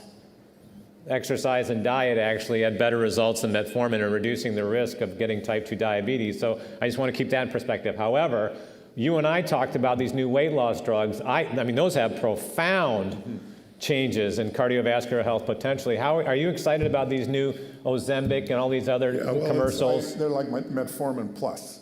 Yeah. And I believe that there are trials now just underway of these Ozempic type drugs with a prostate cancer endpoint. And again, the MASS trial I showed was negative. Yeah. These are more powerful drugs, better trial design, who knows? Okay, so there's your comment on that. My last two comments before we let you go is, can you tell people what systematic biopsies are and why you're not excited? I mean, you said now we have MRI. What it actually is a systematic biopsy, and how's that different from other types of biopsies? So this whole field is evolving, but the initial transrectal ultrasound came in about, 40 years ago. Really kind of just when I was in training, and it was called sextant biopsies. You couldn't see the cancer, you could see the prostate. So 6 biopsies done randomly through the prostate. Then after about 10 years, it became apparent 6 wasn't enough. They were missing the cancers. Again, these were called systematic, but basically blind. So the number increased to 12. The standard of care for the last probably 15 years, maybe more, 12 systematic cores distributed through the prostate. This was done transrectally. That's 12 times a needle is going, from poop into the sterile prostate. Roughly 3 to 4% of men would get very serious acute prostatitis or urinary tract infections from this. There was also a mortality rate from that, which is somewhere around 1 in 2,000. It varies, but you're taking basically completely healthy guys who have an elevated PSA and you're putting them at risk. So first of all, there's been a switch to transperineal biopsy, which in my opinion is long overdue. It's a much better way to do it. And then now we have imaging before biopsy. So that's a shift that occurred maybe 4 years ago. MRI or microultrasound, you have a target, you put a needle in the target. Where the controversy is, if you're doing that, do you still need to do the 12 cores through the normal looking part of the prostate? It's still done widely. That's the standard of care. The MRI is negative. Most patients are still getting the systematic biopsy. Based on what I said, and it's a longer story, I think that should change. There's the systematic biopsy should go the way of the dodo bird, with very few exceptions. You get some very high-risk patients who have negative imaging, but you can almost smell the prostate cancer. And, they're the outliers, like very high PSA density, family history, all kinds of risk factors, but negative imaging. I do systematic biopsies in those, but with the exception of those rare patients, targeted biopsy, modified a little bit, and following the patient if they're negative is the future. There's a lot of men that it seems in my world, and when we talk to around the world, they'll get a biopsy, and they'll have a high PSA. The biopsy shows nothing, or the biopsy shows a low Gleason grade, so they're on active surveillance, but they never got an MRI at all. The biopsy determined their outcome. Do you think, because now listening to you, it makes me think that nobody should start on this pathway and get a biopsy that's negative or positive without also, after the biopsy, doing an MRI to make sure there's nothing else there that's being missed? No, the standard of care increasingly is imaging before biopsy. That's the standard of care, but let me tell you, it's not happening. Imaging before the biopsy, have it after the biopsy. You got to wait 3 months. That's fine. That's done. I think that's caught on. I don't know. I'm just saying that you're in Toronto, you'd be surprised. A number of people a lot of people still don't get MRIs or even told about the power of MRIs. So I just want to know what you thought about that.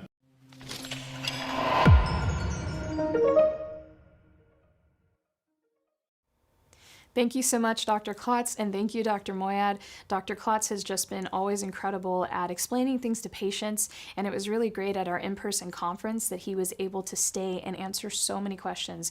You mean so much to the PCRI and just helping us not only learn as a group, but also teaching the patients what you do, and we appreciate your time and your dedication to the prostate cancer field. So in our next session, we are going to have the PCRI Awards presented to our prostate cancer advocates advocates this year, as well as a memorial for Mr. Tom Kirk. These are awards that PCRI created in honor to honor the silent members of the community. Some people that, they may be out there and they may be public, but we want the world to know just how hard these people have worked. And these awards are pretty awesome because the people who get them are just juggernauts in the prostate cancer field. They've been there way before I have ever been. And I'm just really honored that we got to do this. It was a great moment at the conference. The Bob Each Award, which was created from Bob Each, who is a helpline prostate cancer patient who was a founding member of PCRI. He was in the original state back in 1997 when we created it, and he did thousands of volunteer hours for the organization. So that award and that we created for him is going to Jan Manarite. And Jan is an incredible prostate cancer advocate, and you're going to learn more about her in the upcoming video.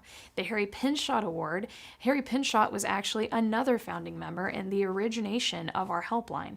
And that went to Terri Likowski, who is a prostate cancer advocate with us two and Zero. And then we had a really powerful moment where we got to honor a man named Tom Kirk. Tom Kirk did what I do in this position at PCRI with a different organization named Us Too. Recently, they joined with Zero, but Tom was a prostate cancer juggernaut. He was an incredible person, and you're going to learn more about him, but we got to have a moment of silence and honor his passing. He did not pass away from prostate cancer. It was unexpected, and it really did ripple through the prostate cancer community, and we as PCRI just wanted to take a moment to honor his incredible life and the legacy that he gives, and also honor his wife, Meryl Niesenberg, who is the CEO and president of the National Prostate Cancer Alliances. And you can learn more about these organizations on our website at pcri.org/2024 conference. But without further ado, thank you for joining us and helping us honor these prostate cancer advocates. In our community and in prostate cancer, especially here at PCRI, we really cherish people. You guys are individual people, you have individual stories.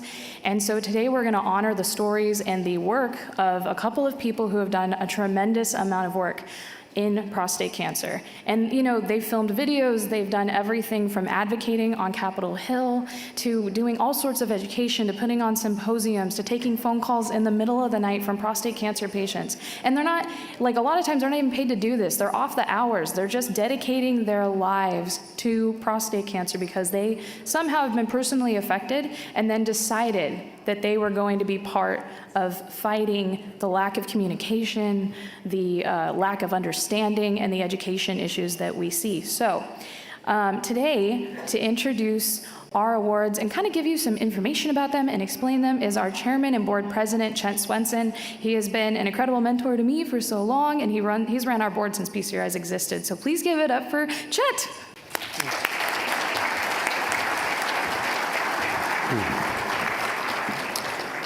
Thank you, Alex. This is highly personal for me because I knew both of these men. And, sometimes where you have the privilege of meeting individuals that truly can impact the community and make a difference in people's lives.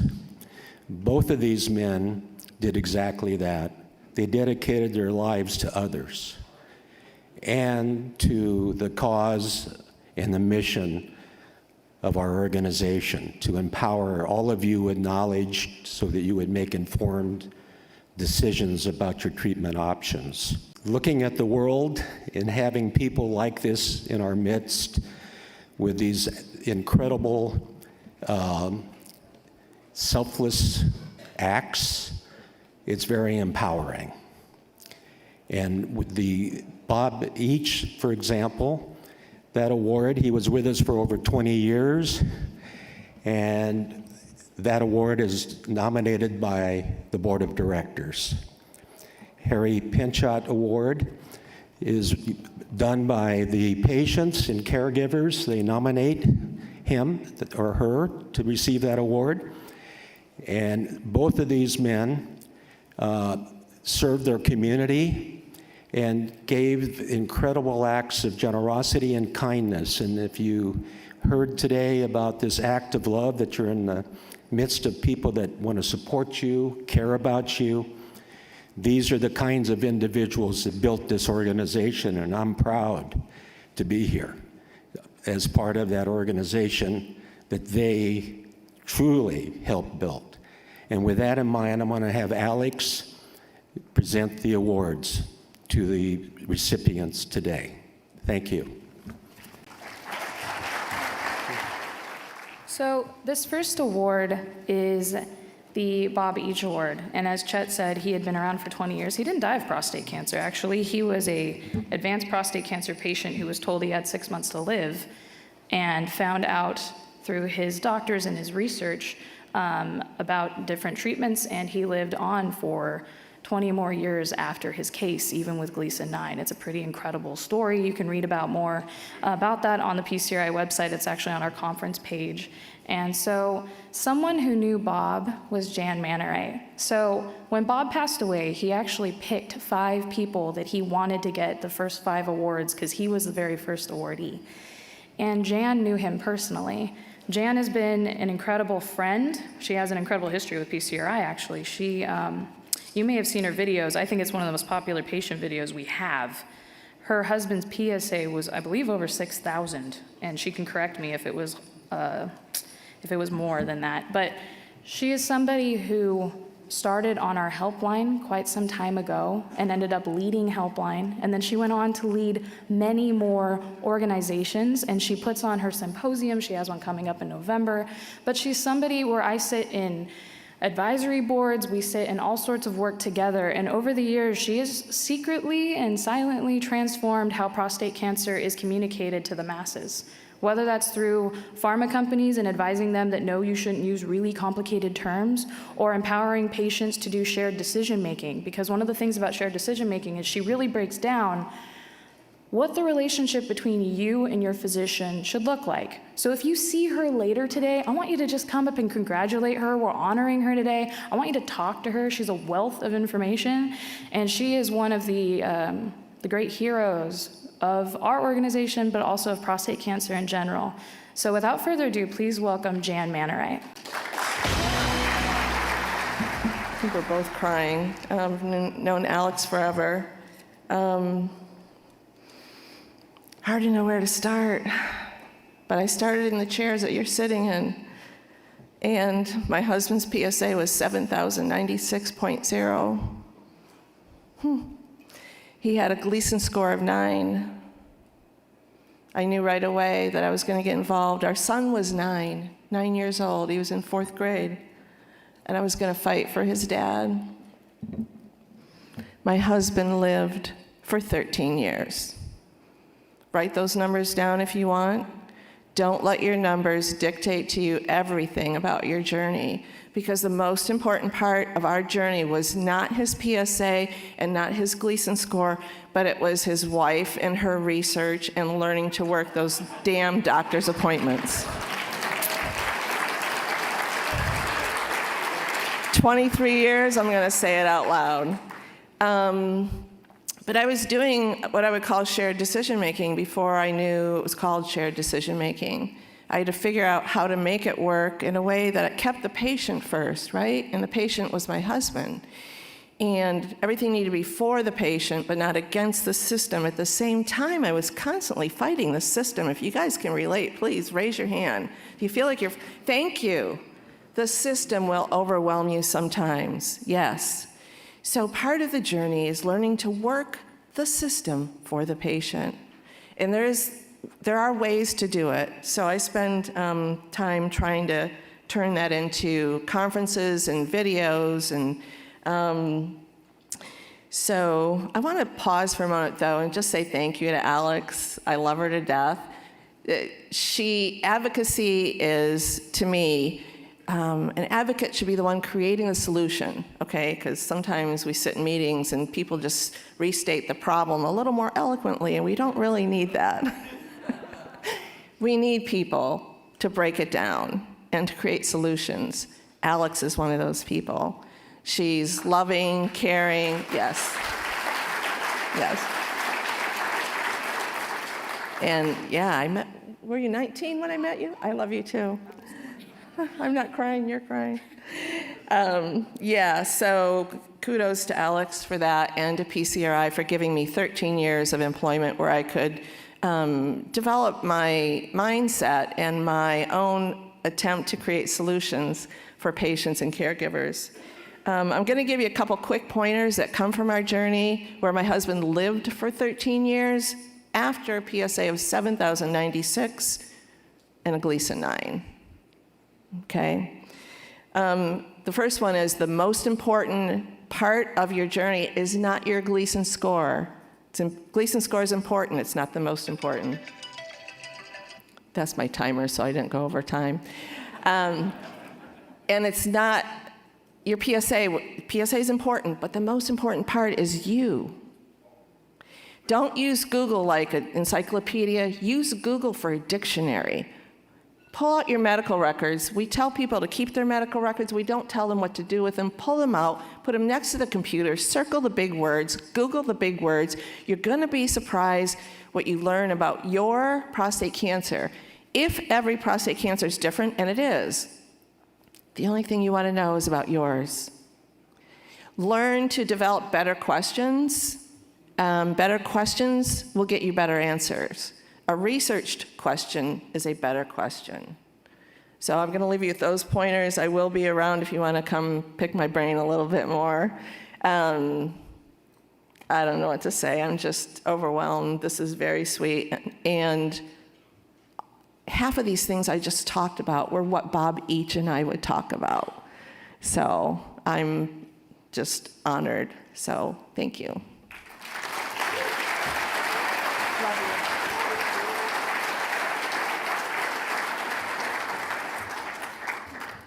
Oh, that was powerful. I asked her to make a speech, and she did a lesson in 2 minutes. That's pretty impressive. She's the one to do it. So another person that we have the honor of honoring, and we're going to do this with the Harry Pinchot Award. Now, Harry was before my time, but when I came into the PCRI office, I'll never forget seeing his records and all the notes and his calculations, and his, it was just an incredible work that he had done. But, one of the things is that Harry was a hero of PCRI, and he was kind of unknown. And when we created the award, it's really cool because we got to do it in a way where people could write in and they can submit people that they thought were doing an incredible work. And if you look up the Harry Pinchot Award on our website, you guys can submit people as well that you know in your local communities who are doing this. But somebody who is really dear and near to our hearts is going to be coming up on this stage. So Us Too was an organization where they led support groups from all around the country. So it wasn't just a lone individual, support group in like a state. They would actually go and resource those support groups and give them different pieces of information, and then created a larger group, an advocacy organization, just like PCRI, so people can find them and get access to them. I'm sure on the end of our videos or even during, we talk about support groups a lot. These support groups still exist today. And a lot of them are listed on our website. Us Too partnered with Zero, and they combined forces to get the word out, so those support groups still exist. But the woman who has been running all of this in the background for over 25 years, just somebody who has been working tirelessly in advocacy, doing on the same boards Jan and I sit on, where we're telling people, no, you need to make things simple, or no, we need to create better access, or no, we need to break down health equity barriers. She's just so passionate about things in her local community, and she's also developed massive awareness races where thousands of people would come and wear blue, not pink, blue for prostate cancer, where thousands of people were running through the streets of Chicago to say, we want to get resources to prostate cancer patients, and we want to empower them to make the right decision and bring education to them. And through those awareness races, they reached thousands of prostate cancer patients and got their PSAs tested in local communities. She's reached LGBTQ+, so many different minor communities that nobody thought of, but because she would put just herself into these atmospheres and make the conversations happen, she had a massive impact. And so I'm so excited to honor her today. Will you please welcome to the stage Terri Likowski.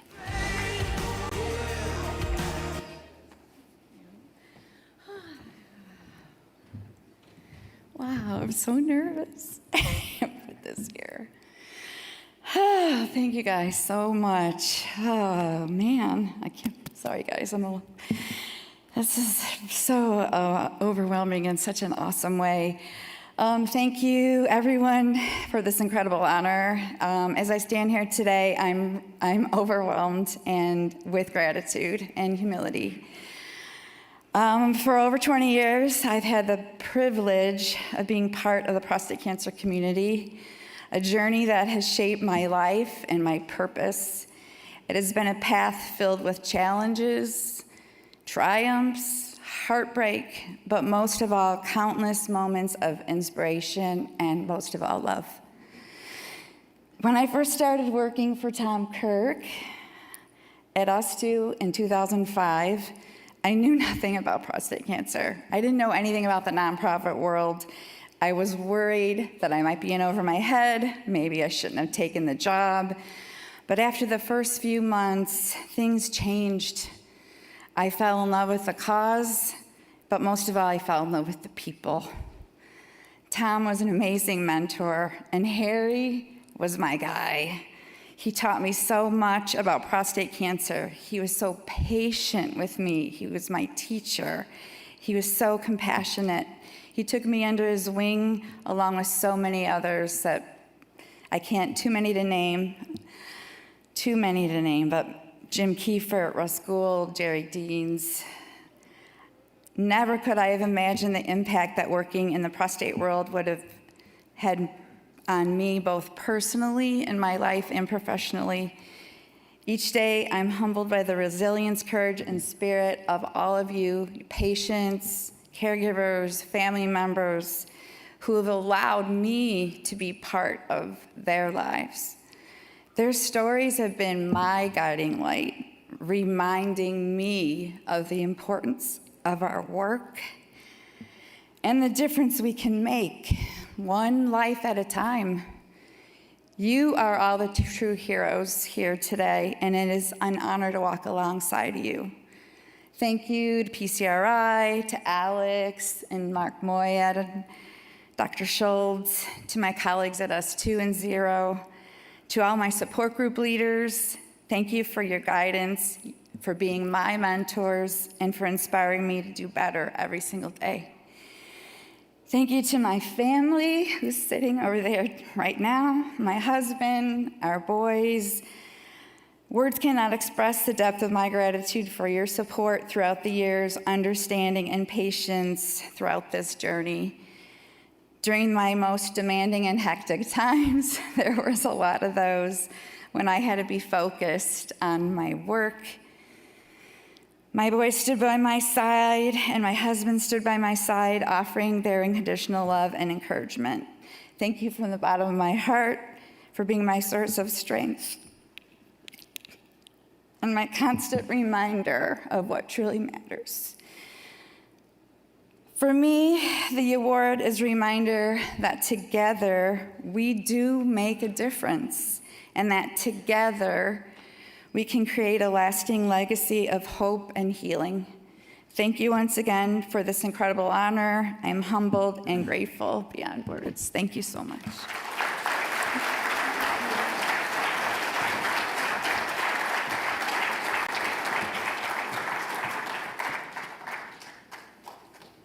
Thank you, Terri.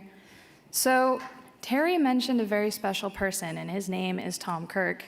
When I think I was 18 when I first came into my first, I think it was AUA or ASCO GU, and I was so nervous, and I was really scared. I didn't know what I was doing. I barely knew anything about prostate cancer, but I had made a commitment because of people like Jan and Terri that I was gonna help and do something.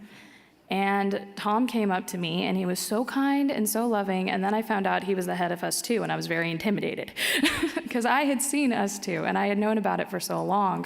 But Tom was a really incredible person. He lit up a room, and he died unexpectedly this year.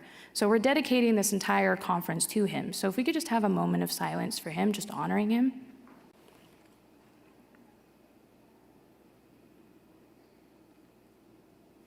Thank you. Tom really was a visionary leader because, you know, the stories that I hear about him, it's really something where he came over and he made an incredible impact in something that was maybe ordinary, and he made it extraordinary. And he seemed to do that throughout his entire life. Now, another person that I knew in advocacy was Meryl Niesenberg, and she always looked gorgeous and came in so perfectly and beautiful. And then I found out that her and Tom were a couple, so they're the power couple of prostate cancer advocacy, because they would come in the room and he was, the head of us too, and then he went to her organization, which is the National Alliance of State Prostate Cancer Coalitions, and she is, not only that, she's a lawyer. I don't know how she does it, honestly. She's everywhere all the time. In fact, she's going to San Diego for World Lung today, but she came here just for this moment. And they're true soulmates, and they would, be together and just rock the world for prostate cancer. So we wanted to honor Tom and to honor Meryl and just have a moment of thankfulness for him. So Meryl, can you just come to the stage? I didn't know I was going to be speaking. The accolades for Tom are not just accolades. He really was that person. He was just so good and so wonderful. When we got married and he joined our organization, and he was then special advisor to the board, he led us through so much, and we were together 24/7, which is great, but it makes it that much harder now. So everybody just remember his name, look him up. He was incredible. He cared about and loved everyone, and I was just so lucky to have him.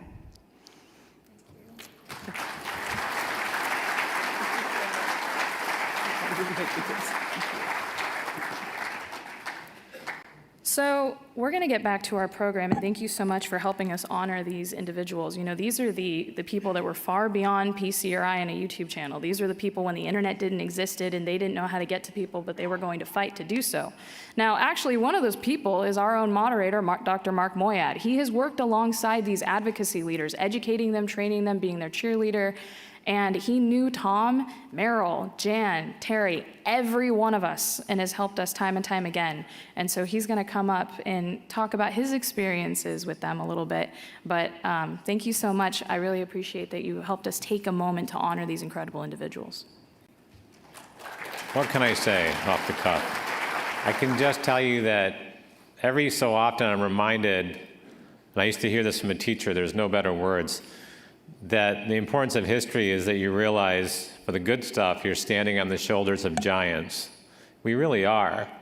So I want to show you how everybody is going to be impacted. Maybe it's your kids, maybe it's your grandkids, maybe it's you. Just a small little note that never got out in the public that will show you, and then I want to say a few other words. I want to show you a letter. So let me explain this to you, and let me explain what happened. In early 2000, with Jan, Tom, all these other advocates, we thought it was very unique that prostate cancer didn't have what we call an early access program, meaning if a drug was people forget, a drug gets FDA approved, but by the time it actually goes to market and people can access it, sometimes you're waiting 6 months to a year. But what about the most desperate patients that need something during that 6 months? How are they going to access it? And another cancer is people could access those drugs called through an early access program, and it was free of charge, but prostate cancer didn't have one. So we got together, Tom, Kirk, a bunch of us. If you go down this list, you see committee members, Jan Manarite, and we ended up setting up a meeting during the Bush administration with the head of the FDA. And I know Jan can remember this. We sat there eating Domino's pizza, waiting for our meeting, scared like you know what, to go meet the head of the FDA. And we said, listen, we want more drugs approved, and we want patients to have access to these drugs, and we don't want them to wait 6 or 12 months. We think the companies should actually produce the drug free of charge in what's called an early access program. And it was, I don't know, Jan, was it a year or two later? Ever since then, Prostate has in general had an early access program for any drug that gets FDA approved that you're waiting on. And so from those meetings, these kind of people that came here, they've made a difference. They've probably, Jan had a list, I remember it, they've probably received tens of thousands of patients have received these drugs, no charge, while they're waiting for something else out there. So I want to thank you for doing that. It was such an unbelievable day.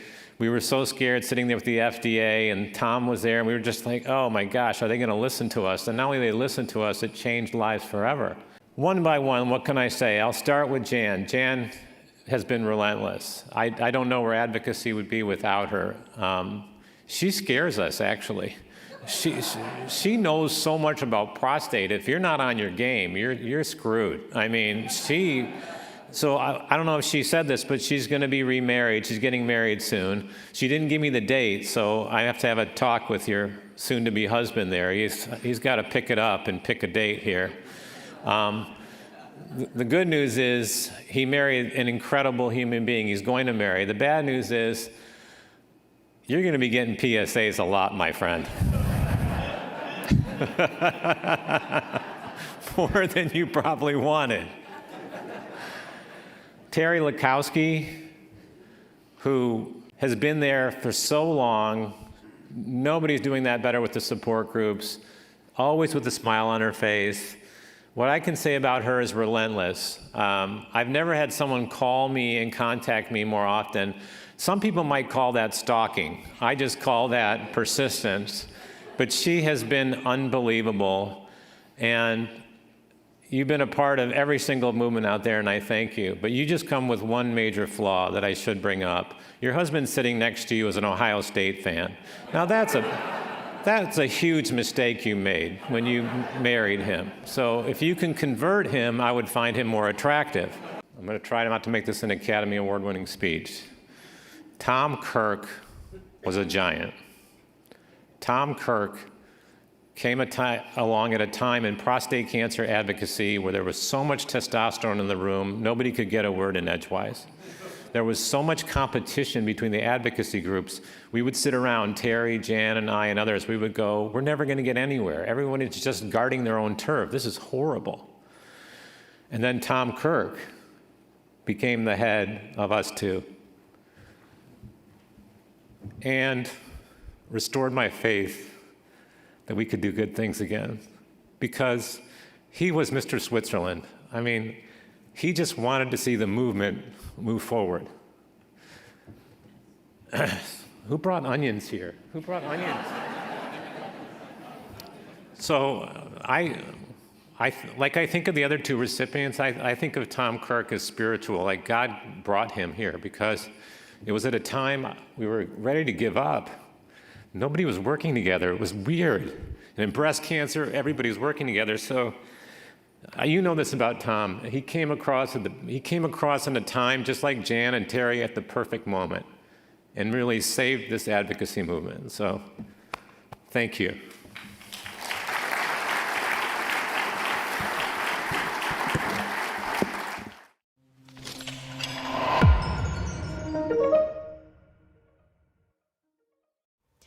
Thank you so much to the advocates who came in person. It was really awesome to be able to give you a hug. Thank you for the incredible work that you have done. Also, thank you to all of you who are viewing this and just helping us honor these incredible individuals. We had an amazing time. Now, I'd just like to take a moment to thank our sponsors who not only made this conference possible, but our in-person conference possible as well. Bayer, Johnson & Johnson, Pfizer, Novartis, Astellas, 4K Score, Blue Earth, Macrogenics, Dendrion, Myriad, Miradex, Foundation, and Prostate Oncology. We cannot thank you enough for your support. Now, our next session is on radiation, and our speaker was Dr. Mack Roach. Dr. Mack Roach is the head of the Radiation Oncology and Urology Department for the University of California, San Francisco. He's written over 200 papers when it comes to radiation, and this man has made waves in the prostate cancer community. He is somebody who has advocated for the patients, who speaks his mind, and really tells us just the ins and outs, the truths of what to face and what you're going to face when it comes to radiation, but kind of the nuances. And also, he had an incredible Q&A session with Dr. Mark Moyad, who always does a great job moderating our conferences. And so without further ado, here's Dr. Mack Roach. They gave me a choice of whether I could have the mic here with the thing, or whether I could hold the phone like this. And I decided that if I was a singer like James Brown or something, and I was dancing on the stage, I like the mic up here so we can all have our fantasies. But, Mark, as you know, likes to confabulate. I don't even know if that's really a word, but he does it anyway. And yeah, we know it's all about education, Mark, at Michigan, okay? I'm gonna leave it there for now. I'm honored to be invited to this meeting. These guys and the lady, she hasn't aged, but these old guys I've been knowing a long time, And we've all gotten gray together, but we've been battling prostate cancer for a long time. You know, so anyway, how do I get this thing to work? Let's see. So I'm going to talk about, I was asked to talk about side effects from radiation. And it reminds me of an old song from the 60s from a group called the Persuasions. Used to sing, "There's a thin line between love and hate." So the problem with radiotherapy is that you want to, when you do radiation for a patient, you want to eradicate every single cancer cell. And in order to do that, you have to put a lot of radiation in that location. And you have to try to also miss some of the normal structures. And so there are complications which are mostly related to the local application of radiation. But I was just speaking to a physician who approached me a little while ago who had undergone a radical prostatectomy, and he was on hormone therapy, and he was afraid to get radiation because he was concerned about the side effects of radiation. And I just made the point, first of all, that radiation is the single most active agent in the treatment of cancer, meaning it has a broad spectrum of activity against lung cancer, head and neck cancer, breast cancer, all kinds of cancer. So when drugs stop working, including hormone therapy, radiation still works. And it's very effective treatment. And cancers are more sensitive to radiation than normal tissues. And a classic example is if you have cancer of your vocal cords, you can have a choice of having your larynx removed, and then you put this, you can get esophageal speech, or you have some other type of procedure, or you get radiation and you can have a cure rate of 90% and you keep your vocal cords and you still are able to speak. So the bottom line is, if done properly, most people will recover from the major side effects of radiation. And in a man who has a radical prostatectomy and a recurrence, the only curative treatment is radiation. I will mention some biomarkers. I have no conflicts. I don't invest in any of these companies that have anything to do with prostate. In fact, I don't invest in anything. Anyway, I think Dr. Klotz kind of talked a little bit about this kind of data. This is 10-year outcomes from monitoring, surgery, and radiation. And I think, so these two lines are surgery and radiation, and this is freedom from disease progression. So although there are a lot of people that don't have progression that we can discern by 10 years, but clearly the treatments do reduce the risk of progression. One of the problems with most people's understanding of prostate cancer is our impatience and our lack of understanding about the timeline for radiation. So, some people are out 5 years, some people are out 10 years. We know that 25% of the men who recur after radical prostatectomy recur after 5 years. And if you look at any of those statistics, those numbers are still going down. So even if you're out 10 years, whether it's been surgery or radiation, you can have a recurrence. The probability of recurring goes down over time, but it doesn't go to zero. And frequently, as someone who's been doing this for a long time, I meet these young radiation oncologists, and they will do something, and they've been doing it for 2 or 3 years or 5 years, and they think they got it all figured out. And I'm like, dude, I got somebody that I treated 20 years ago, and 15 years ago, and 10 years ago, and I still see stuff. You just haven't been around long enough. And that happens, and I understand. They finish their residency, they get a job, they come out, they start treating people, and they think that they know what's going on, and some do, but many don't. So I talked about that curve that shows superposition of surgery and radiation with freedom from disease progression, but of course, continence and sexual function are better with radiation than surgery. That's known, that's a fact. This is a randomized trial with 500 patients on each group. But even in patients with metastatic disease, so this is a curve from a study in which they took people that had presented with metastatic prostate cancer, and their primary had not been treated, and they were randomized to either have their prostate treated or not. And you can see that having radiation even prolonged survival in some of those patients. So before this, many times when patients presented with metastatic disease, people would say, man, you have metastatic disease, just take hormone therapy, take chemotherapy. But the primary it frequently needs to be treated, and there are data that show that metastases metastasize. So they have clonal. So you have a bone met here and a bone met here and a lymph node met here. If those things are left untreated, those things can go somewhere else. So our aggressiveness in terms of treating metastatic disease has increased in part because of studies like the so-called Oriole study. They took a bunch of patients at Johns Hopkins. Some of them, and there's a term we call oligometastatic disease. These are the ones that are typically picked up on PSMA PET when the primary is controlled, the surgery or radiation, but they have a metastasis. And they randomized them, and they had some of the patients, they treated all the metastases, and some they did not, and you can see differences in the rate of progression. So I tend to be aggressive with these patients. We have a whole bunch of types of radiation. And the ones that we use for prostate cancer, we don't use gamma knife for brain tumors, but stereotactic body radiotherapy can be done with a linear accelerator or a device like the CyberKnife device. This is a robotic system here.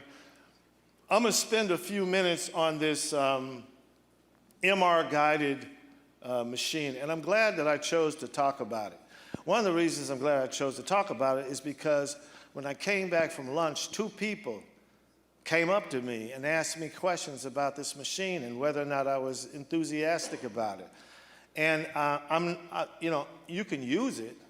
The question is it better, and how good is the evidence that it's better? And the short answer is the evidence is not good that it's better. So these are the topics that I had planned to talk about. I was a little bit off script to start out with. Common myths concerning radiotherapy. And then I'm going to talk about some things that I think that are new, meaning that we published these things within the last year, including how important is age? How should age impact your decisions, or at least your understanding of prostate cancer? I used to do a lot of brachytherapy. I've done more than 1,500 cases of brachytherapy. I don't do brachytherapy anymore, primarily because it's inconvenient for me. And I tend to use stereotactic body radiotherapy.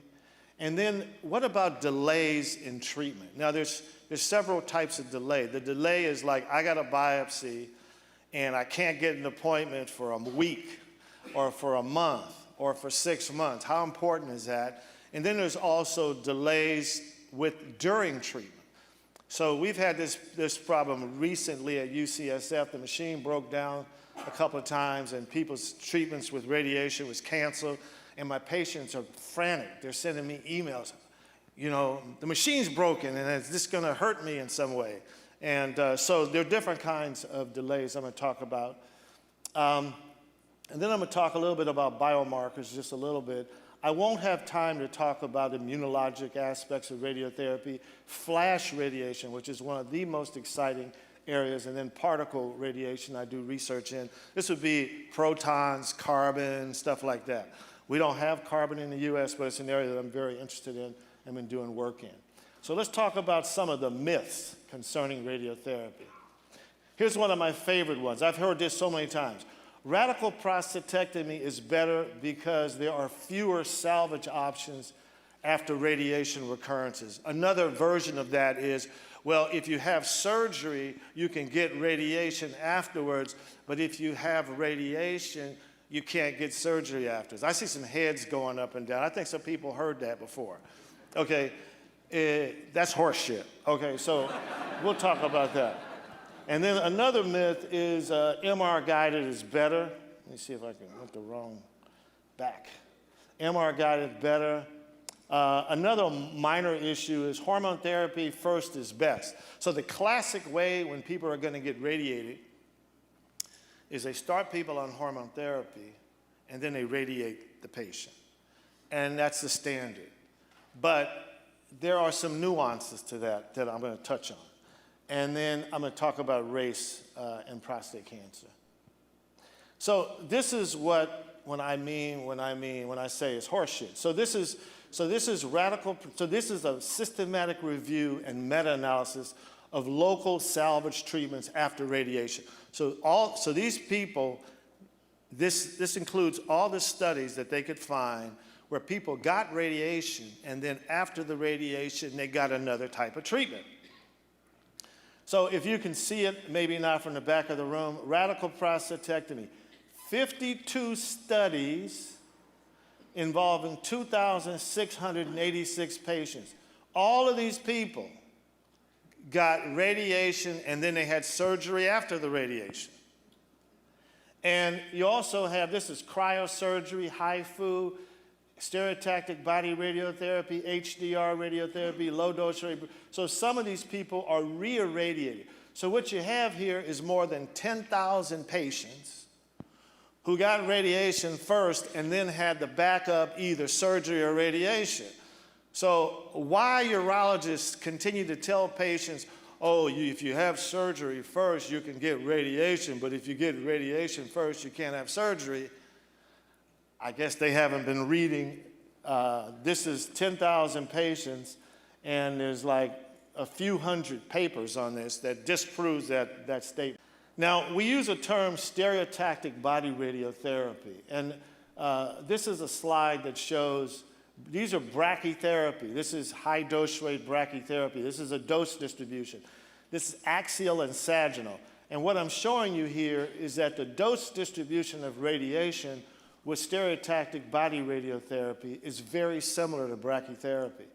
And the way that we do it is we have the urologist place gold marker seeds in the prostate, the base, the midgland, and the apex, and then we do an MRI and a CT, and then we do MR-CT fusion, and we use the detailed anatomy from the MRI to design the CT, to design the treatment.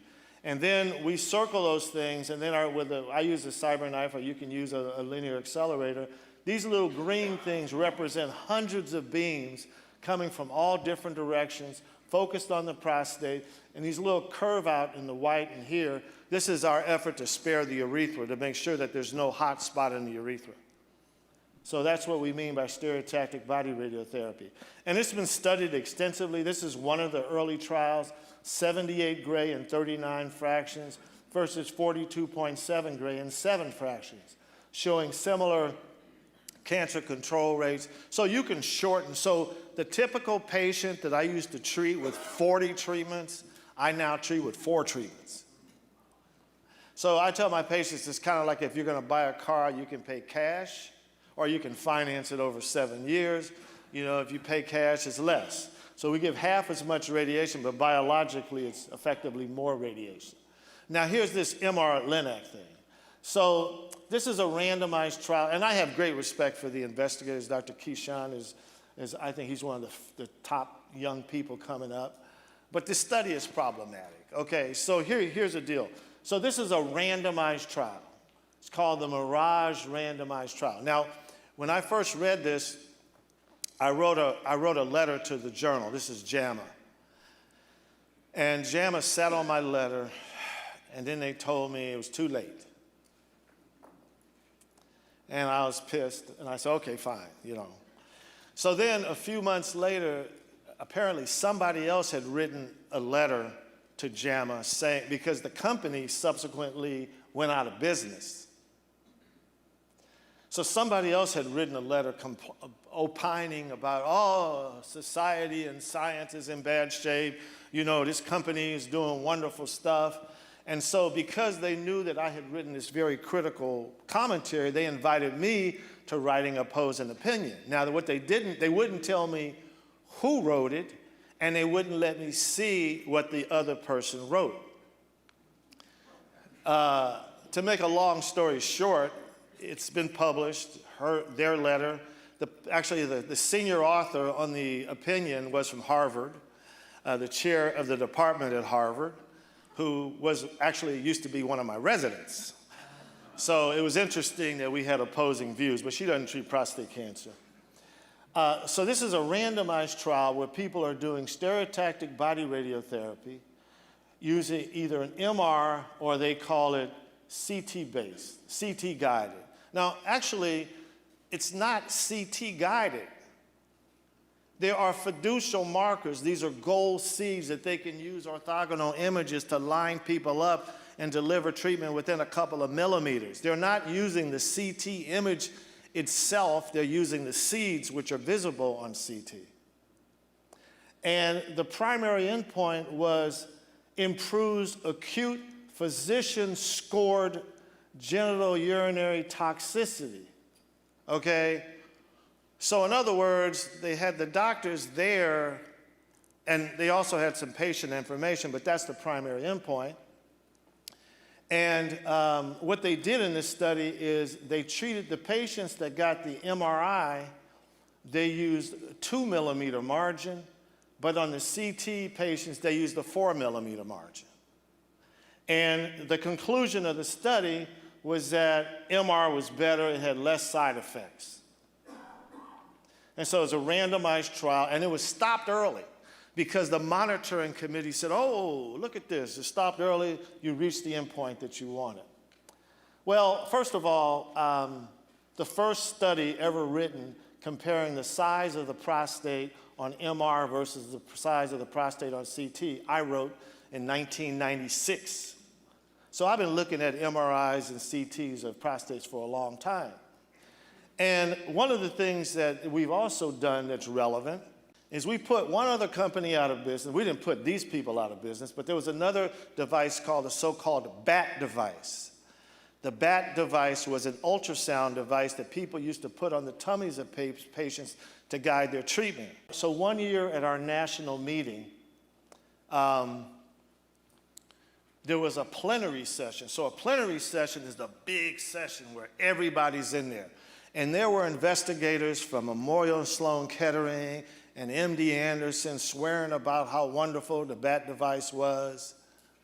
And in a poster session that nobody hardly saw, we had data that showed that the BAT system was inaccurate, that there was a systematic error of 5 millimeters soup to inf, and that there was tremendous inter-observer variability in terms of actually positioning the thing, because it was a fuzzy image. And one of the questions that's going to come up about so-called MR guided is how is it actually guided and what actually takes place? So the question is, how much better is a 0.35 Tesla MR compared to an ultrasound, which is what the BAT system used? And that's an unanswered question.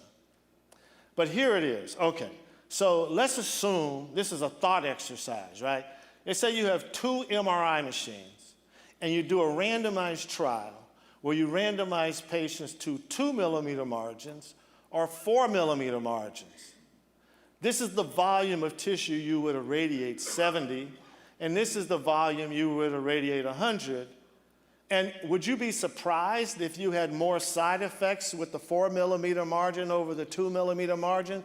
These are identical machines.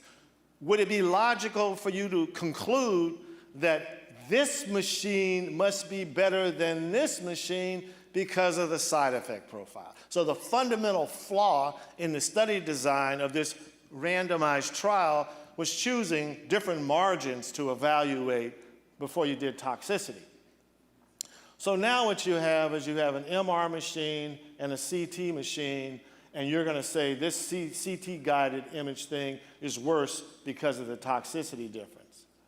But then there's another issue, which is, you know, when you treat somebody with radiation for prostate cancer, the prostate is mobile. And so the rationale for the 2 millimeter margin on the MR machine was that, we can adjust for the prostate position we can adapt. Well, you need to adapt because the MR machine, it takes 1,133 seconds it takes much longer to deliver the radiation than the CT-guided one, and therefore you have more time for the prostate to move and for the patient to move. So yeah, you better adapt, but then the other problem is they only made adjustments if greater than 10% of the prostate moved outside a 3 millimeter gating boundary.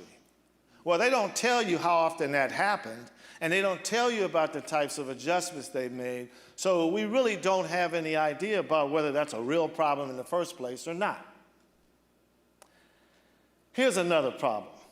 These are the patients, they had baseline characteristics of the patients on the CT group and the MR group. And if you look, there were more patients that had high-risk disease on the CT group, more patients who had baseline GI comorbidity. In other words, people that already had baseline problems with their gut. And so if you add it up, out of these 77 patients, how many potentially adverse factors they had compared to the people that got the MRI, I counted 93 versus 74. This was not adjusted for statistically. So there was selection bias. And then, and I'm almost done with this MR-Linac stuff, this is a study looking at patient versus physician-reported side effects with receiving hypofractionated radiation. That means shortened radiation time, okay? You can see patients are red bars and physicians are blue bars. And in general, patients always report more side effects than the doctors do.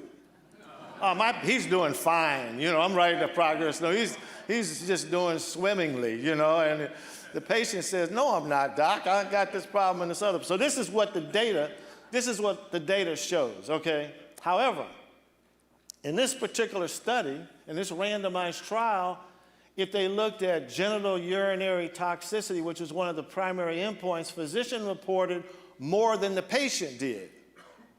So the physicians at the institution that had access to the technology who were not blind, they knew who got the MRI and who got the CT. They reported higher side effect rates with the CT. So the bottom line is, and the patients didn't. Regarding this Mirage trial, I said, yeah, perfect name. There's a song, you probably, Smokey Robinson, The Love I Had with You is Just a Mirage.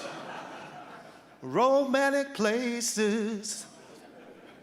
All right, so, you know, the margins were arbitrary, the motion adjustment, the evidence of potential bias, opportunities for placebo effects, no clinical outcome, substantially more expensive. They haven't convinced me that it's any advantage. I mean, if it's the most convenient place for you to go and you think the doctor is good, go for it. But don't be convinced that you need to travel to a distant location so you can get this MR-guided treatment. Now, this is about the sequence of hormone therapy and radiation. So this is the only phase 3 randomized data, okay? So what we did is we took 1,200 patients and we randomly assigned them with their consent, of course, 300 patients in each group to either get hormone therapy before radiation or hormone therapy after radiation, and whether to have their lymph nodes radiated or not, okay? Now, it turns out that if you only radiate the prostate, this is PORT, it's better to give the hormone therapy after the radiation. We don't know why. This is what we found. There are no contradictory data. So if I have a patient and I'm only going to radiate the prostate, but I think the patient needs hormone therapy, short-term hormone therapy, typically 4 months, then I radiate the prostate and give them 4 months of hormone therapy. Most doctors, I would say 95%, will give the hormone therapy first and then radiate the prostate. These are the data. So if you look at, now these patients are not like probably any of you. These patients on average had a PSA of 22.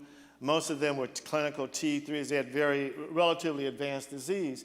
And this is the biochemical failure. And you can see, so if this is the standard that most people go by, neoadjuvant, that's hormone therapy first and then radiate the prostate. This is the recurrence rate up here. The people that have prostate radiation first and then hormone therapy, they're a little bit below that. So it's a little bit better to give the hormone therapy after radiation. And this is an interesting paper. So this came out of an observation. I wrote a paper on testosterone and prostate cancer many years ago. And one of the things I noticed was that for some reason, the patients that were over the age of 70 in terms of cancer-specific outcomes did better than the patients under 70. And if you remember, Dr. Klotz spoke earlier, he was saying that age was an adverse prognostic factor for having more advanced stage. And so I had heard that before, and I knew this data, so it intrigued me. So we did this study where we did a systematic review and meta-analysis. We pulled all the papers we could find where the paper provided information on age, and they were treated with either surgery or radiation. And this is what we found. So I have to get a little bit closer so I can read this. So the orange are radiated patients, and the blue are patients who underwent radical prostatectomy. And so this is this is age 70 plus or minus 5 years. So we found, let me see how many there were, something like 45 studies. 30 were surgery and 15 were radiation studies. So just over 50% of the studies were patients 70 plus or minus 5 years. The age was a favorable prognostic factor. In other words, the older patients did better. Okay, age was a good thing, okay?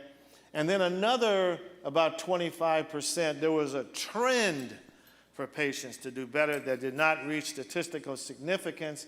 And then another about 25%, there was no effect. So but there were no studies in which being over the age of 70 was a bad thing, okay? But then when we looked at the surgical papers, it was sort of the opposite. There were about 30% where age had no effect. There was another 15% where there was a trend for age to be negative. And then about 50% of the studies suggested that men 70 plus or minus 5 years did worse than the younger men. Now, what you do with this, I'm not quite sure. But the bottom line is it tells you something about the biology of prostate cancer and age. And I think it's interesting observation. Now, I talked about the fact that I don't do brachytherapy anymore, and I moved to doing stereotactic body radiotherapy. So for those patients with locally advanced disease where I combine pelvic radiation, we did a matched comparison at UCSF. Stereotactic body radiotherapy and HDR brachytherapy combined with external beam in patients with these are patients with high-risk disease. And what this shows you is that in our hands, they look the same. So I feel very comfortable. So if a person wants brachytherapy, we have 3 people in my institution that have a lot of experience doing brachytherapy. I don't want to do brachytherapy anymore. We have 3 campuses. And the main campus that does brachytherapy is at Mission Bay. And my office is at Mount Zion.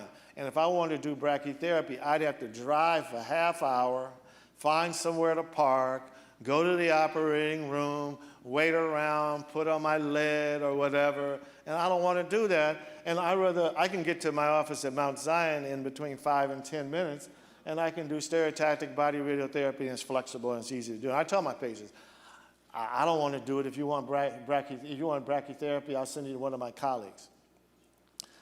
Delays in treatment and during treatment. So this is one. So there are many reasons for delays. You can have vacations, business trips, psychological stuff. There could be disasters, floods, earthquake, wars. There can be delays because of mechanical failures. There can be delays because of COVID. And then the question is, how much do these delays affect your chances of having the prostate cancer progress? So patients always, some patients, there was an article many years ago published, Arnold Palmer, after he got diagnosed with prostate cancer, he had a radical prostatectomy in about a week. And then there was a letter in an article in the Atlanta Constitution saying, Arnold Palmer, who successfully underwent a radical prostatectomy, will now undergo radiation. So I'm not sure what they meant by success in that situation, but but he was getting radiation, but he rushed into it. I mean, you know, if you're a VIP and you know people and, you know, you can get it in a week, more power to you. But the question is, what about most people? How important is the delay? So one of the problems is that there are not trials, generally there are no trials that answer this question, except for maybe one. And I'll talk about the so-called Patriot trial.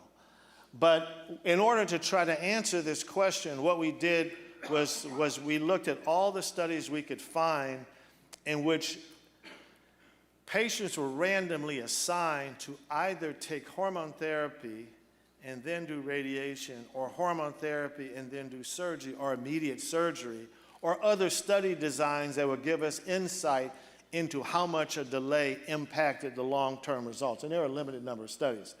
Then we looked at retrospective studies that there have been a lot of papers written on, is a delay important or not? Now, one of the problems with those studies is that some institutions have a policy that if you have aggressive disease, they'll treat you first. And then the people with less aggressive disease, they would treat you later. And as a result, in some of the studies, a delay was associated with a better outcome than immediate treatment. So there's opportunity for selection bias. So this is one of the examples of studies with hormone therapy and radiation. This is one where patients were randomized to either get 4 months of hormone therapy or 9 months of hormone therapy. And in the group that got the 9 months of hormone therapy, these are with radiation, they gave 28 weeks of hormone therapy versus 8 weeks of hormone therapy before they did the radiation. And it showed no difference in outcome. The patients that did the 28 weeks did not suffer any problems because their radiation was delayed longer. Now, probably even more relevant to you is that if the people that got 9 months of hormone therapy did no better than 4 months of hormone therapy, why do urologists and radiation oncologists keep giving patients 6 months of hormone therapy? So if you ask doctors and patients, you know, I'm gonna get short-term hormone therapy, the most common duration they offer people is 6 months.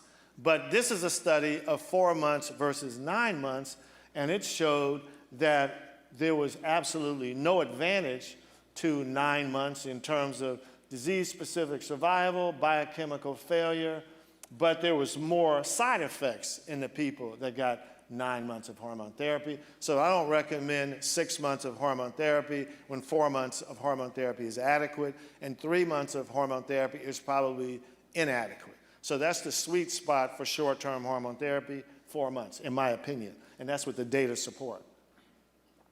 These are a series of studies where they did radical prostatectomy with hormones before. It did not affect the outcome, didn't improve it, and didn't make it worse. So that delay was not a big deal. And these are some studies where patients were randomized between hormone therapy and with or without radiation. And the bottom line, the ones on the top, with or without radiation. And the bottom line, and then the ones below have surgery. The bottom line is you still need to treat the primary. That's the take-home message from this busy slide that you probably can't read, is that you need to treat the primary. You don't just give hormone therapy alone in people with locally advanced prostate cancer. And this is a curve that, this is from the PROTECT study. This is a curve I showed earlier.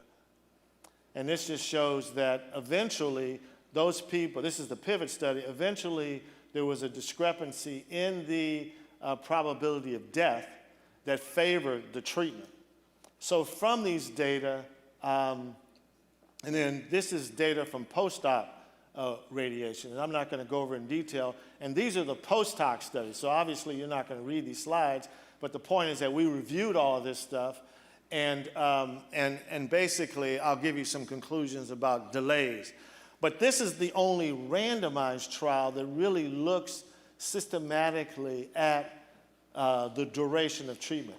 So these people were randomized between once a week and every other day radiation to the prostate. And the first observation is that doing it once a week had less side effects. And it turned out that the cancer control rate, and this is just the preliminary analysis, was similar. So the bottom line is that prostate cancer grows slowly. So delays in treatment, as I'll show you what my summary slide is, you don't need to be panicking. It's better to do the right thing than the fast thing. Take your time, look through things, make your decisions. Don't feel like, oh, the cancer's growing too fast, it's gonna spread. No, take your time, learn what you need to learn about what's important to you. Now, this is a study that went back and looked at a population of patients to see whether or not interruptions in their treatment caused them to do worse. And the short answer is no. But these patients had modest interruptions of like 4 or 5 days during their course of radiation. So here are my conclusions about delays. Low-risk patients, people with low-risk disease, this is why active surveillance is such a great thing, because there's no good evidence that you can wait years in people with with low-risk disease, and you still can't tell a difference between those people that got treated initially and those people that waited. For intermediate risk, easy 6 to 9 months, and if you add hormone therapy, probably longer than that. Same thing about high-risk disease, but you do need to give local therapy to those people with intermediate and high-risk disease if their life expectancy is long. And minor interruptions in the course of treatment do not appear to be a big deal. So now I'm going to shift to some biomarker stuff. I skate to where the puck is going to be, not where it's been. So there's a whole body of literature, and time won't permit me to go over this. I think, didn't you have Dan Spratt here one year or something? No? You did? Anyway, he talks a lot about these. This is one of his slides. This is looking at the so-called decipher, what these bar graphs tell you is that incorporating that information gave you a better opportunity to predict who was going to get metastatic disease. And then this is using that same kind of technology to tell you who needs high-dose radiation.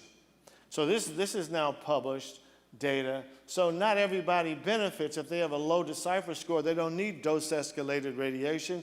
They could go with lower dose radiation, and the patients with higher risk disease appear to benefit most from high-dose radiation. This is the newer stuff. This is artificial intelligence data. This is from a company called Artera, which I have no stock and no conflicts. But the tissue bank is at UCSF where I work. And what they did is they accessed more than 5,000 patients from these studies that we were involved in doing. And basically what they do is they take the slide and they're able to image the slide, and using this deep learning algorithm, the computer recognizes things that the pathologist didn't recognize. And the beauty is they don't use up the tissue like you do with some of the biomarker stuff. And these are just the studies, and again, the ability to improve on what's been done before with predicting outcome. And it turned out that you could tell that, and this is now FDA approved and available in most states in the United States, but not California and not New York.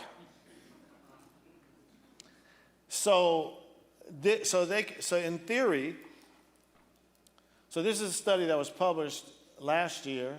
If you have a low risk Artera score, you don't benefit from hormone therapy. So if you're going to be treated for prostate cancer, you can actually, I got an email today from a patient that I never met in person. He's the colleague of a friend, a medical doctor, who contacted me and wanted some advice. And I said, well, you know, if you're thinking about doing hormones and radiation, you should, you know, you live in a different state, you should get this test. And he did the test, and it said that he's got a low risk Artera, and so he's not going to take hormone therapy. The people that have the high risk, they were the ones that benefited, and if you look at the data, it looks like that 2/3 of the people didn't benefit. So most people won't necessarily have that signature that suggests that they do need it. And when we do a large study with 2,000 patients and it shows that there's an advantage to using the hormone therapy, that advantage is being driven by that small population of patients that have it. And so with these genomic biomarkers, most of them are prognostic, meaning that if you have that, it tells you got bad disease. It doesn't necessarily tell you what to do about it. But this AI model not only tells you got bad disease, it can tell you whether you need to use hormone therapy.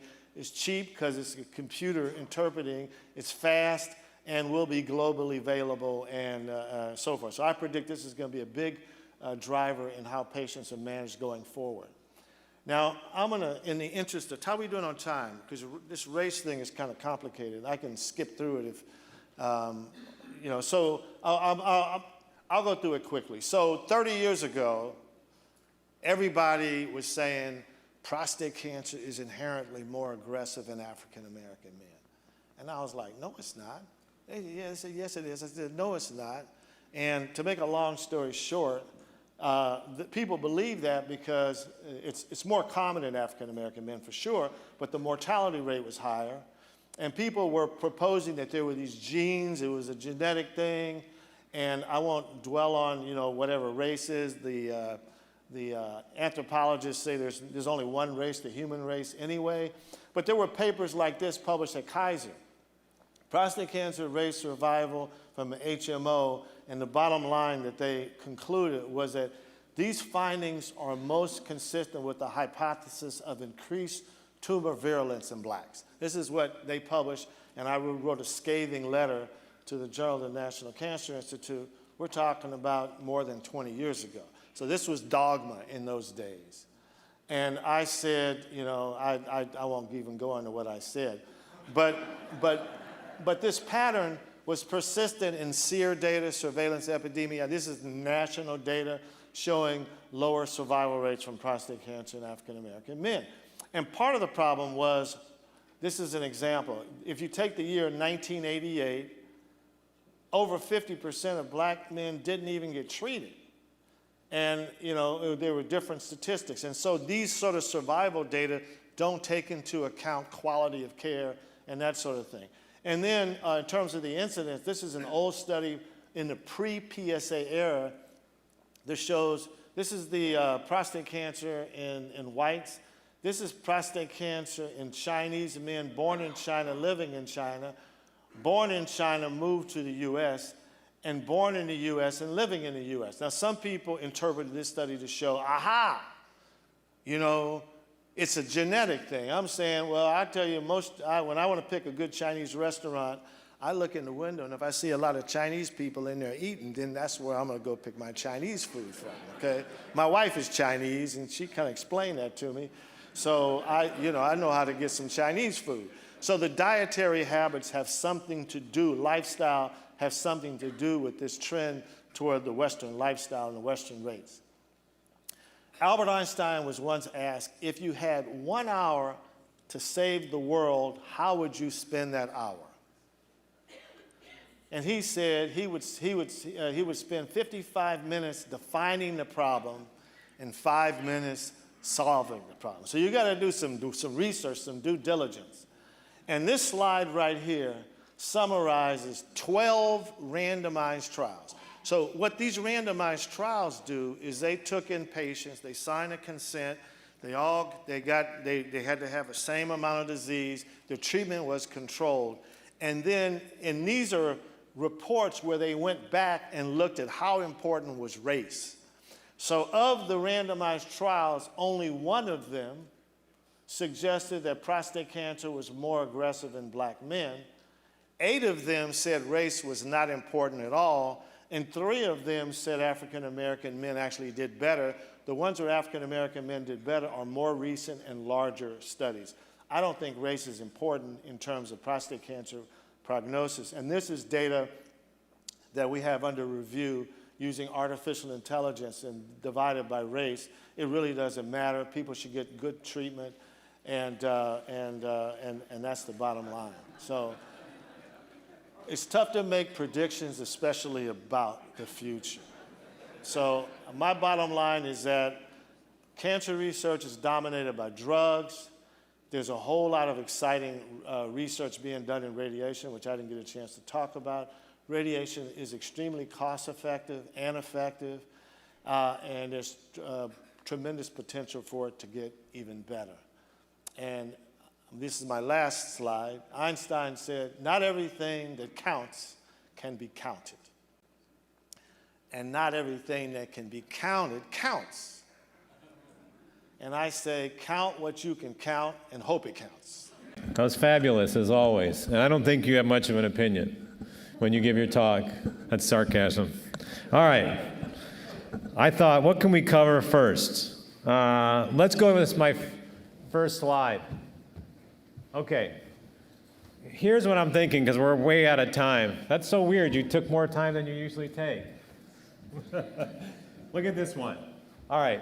You got to know, I've known this guy for 30-some years. I mean, he looks great. He's 94 years old and takes great care of himself. But he was all into brachytherapy, conventional radiation, and now all he talks about is SBRT. Okay, so all you people are selling SBRT. So first, explain what SBRT is and why is it taking over everywhere in prostate cancer? Is it because you make a lot more money from SBRT? So let me rule that last one out first. I am an employee of the state of California. I'm a salaried employee. I don't make more money, so I'm not here trying to recruit more patients. Let's be clear. I'm an old man. I'm thinking about retiring one day. But anyway, and you have to understand that it's a bit of semantics. So the only difference between intensity modulated radiation and stereotactic body radiotherapy is that we use larger size fractions. So with intensity modulated radiation, if you're radiating the prostate, you can give a little bit of radiation every day and you can use image guidance. And so you can give 200 a day to, say, 8,000, or you can do 1,000 a day and finish it up in 4 days. The logistical issue has to deal with the reimbursement. So what happens is that doctors will negotiate with some of the funding agencies, and they say, well, if you're going to do that one, the SBRT, you can only do 5. Now, I usually use 4, but most people do 5. And you got to understand, radiation oncologists are paid by a weekly management fee. So every week that you see the patient, you get paid. So if you drag the radiation out longer, you get paid more money. But if you don't care about that, then you're more interested in figuring out, well, Mr. Jones, I'm going to hurry up and get you done right here. I can go home, Then you have a shorter course of treatment. So SBRT is when you give more dose in a shorter period of time, you have to be very precise in terms of how you design the anatomy. Again, there's a thin line between love and hate. You have to worry more about the bladder and neck. You have to worry more about image guidance. So you do need to be a little bit more precise, but that's basically, it's x-rays, but you can also do stereotactic body radiotherapy with protons. You can do it with carbon, which are other types of radiation, but not in this country. So who's a really, really good candidate for your treatment? Favorable intermediate risk. Favorable intermediate risk. Favorable intermediate risk means your Gleason score is 7, like 3 + 4 is 7, and most of your biopsies don't show cancer. You might have 12 biopsies, maybe 4 of them or 5 of them show cancer. Your PSA is below 10, but you have a Gleason 7. That's a typical, if your prostate's not huge and you don't have a lot of baseline urinary symptoms, that's 4 radiation sessions. That's Monday, Tuesday, Thursday, Friday, done. Okay? If you become unfavorable intermediate risk, meaning instead of 3 + 4, it's a 4 + 3, or more than 50% of your core is positive, or your PSA is higher, then I start thinking about, well, do I want to add hormone therapy to the mix? And I start thinking about, do I want to worry about the lymphatics? So for those patients, I would then order a PSMA PET. As soon as they get unfavorable intermediate risk, if they have a high decipher, if there's other things that make me worried about their disease, then I want to do a PSMA PET to make sure that they don't have any evidence of lymph node involvement. But I'm thinking about doing more if it's unfavorable intermediate risk, and certainly if they have high-risk disease, then hormone therapy is indicated, either short-term or long-term, depends on the circumstance. Who's a really bad candidate for SBRT, the treatment you give? Like you just don't even exercise the option. A patient with bad baseline symptoms, people that are already on Flomax or tamsulosin, like 2 pills at night to pee, and they're still getting up 3 or 4 times at night, and they have trouble emptying their bladder. Because see, I published a series in which we had a few patients, I think it was 4 patients, that came in the door completely obstructed. They couldn't pee, but it was due to cancer. They do great with SBRT. I was able to get them catheter-free in a relatively short period of time. That's because their obstructive symptoms are due to cancer. But if they have obstructive symptoms due to benign prostatic hypertrophy or some type of dysfunction in their urinary tract where their bladder just doesn't empty completely, they're not a good candidate for SBRT. They tend to become obstructed and miserable. I have one guy who's pretty miserable right now, and that's the first time I've ever had this. It's been years and years and years. And you know, he's doing self-catheterization. I mean, he didn't have a lot of good options, but the bottom line is this does happen, and those are not the ideal patients. In fact, sometimes people ask me, under what circumstances do you recommend anybody have a radical prostatectomy? That's a pretty rare event. But one of the circumstances in which I recommend somebody has a radical prostatectomy, if their baseline urinary symptoms are serious enough that they're going to have trouble emptying their bladder, and they have ED already. If you already, if you're not sexually active and that's not an issue for you, but you have trouble emptying your bladder, maybe have your prostate removed, you'll pee bladder and you'll be happy. So that bad candidate that you said is not good for your treatment, you send them to surgery, or do you send them to another different type of radiation? I prefer to send them to surgery. One of the reasons I prefer to send them to surgery is that the surgeons always say, I never send them patients. So take this one right here. This got somebody just for you, Gee, thanks. Yeah. Okay, so that's okay.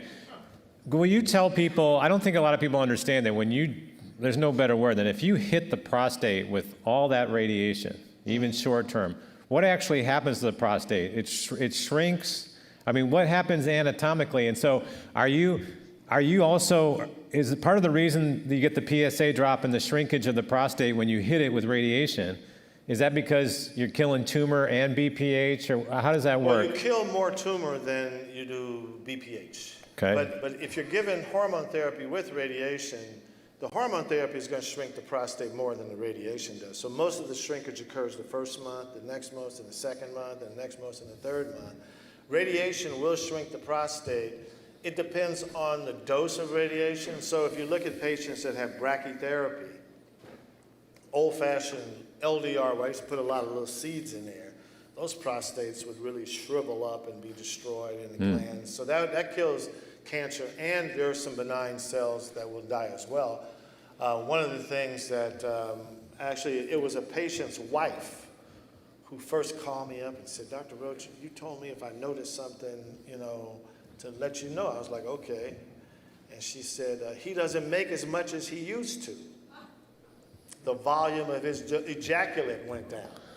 And I was thinking, gee, what an observant wife. I thought you were talking about money. I didn't know you were talking about. No, I'm like. I was like, well, no one makes as much as they used to. I was like, oh, I said, that's normal.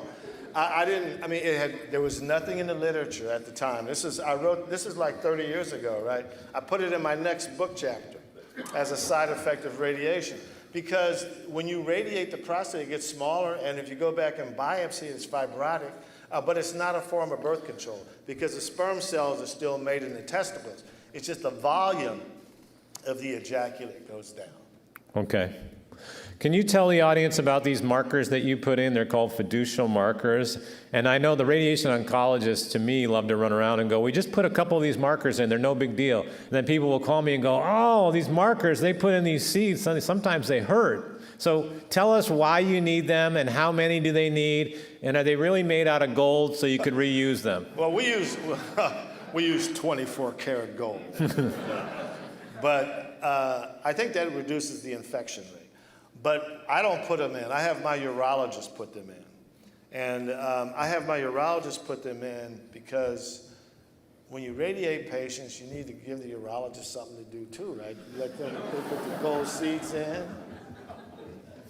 And also, they're better. They use the ultrasound all the time. So I never thought I needed to master ultrasound.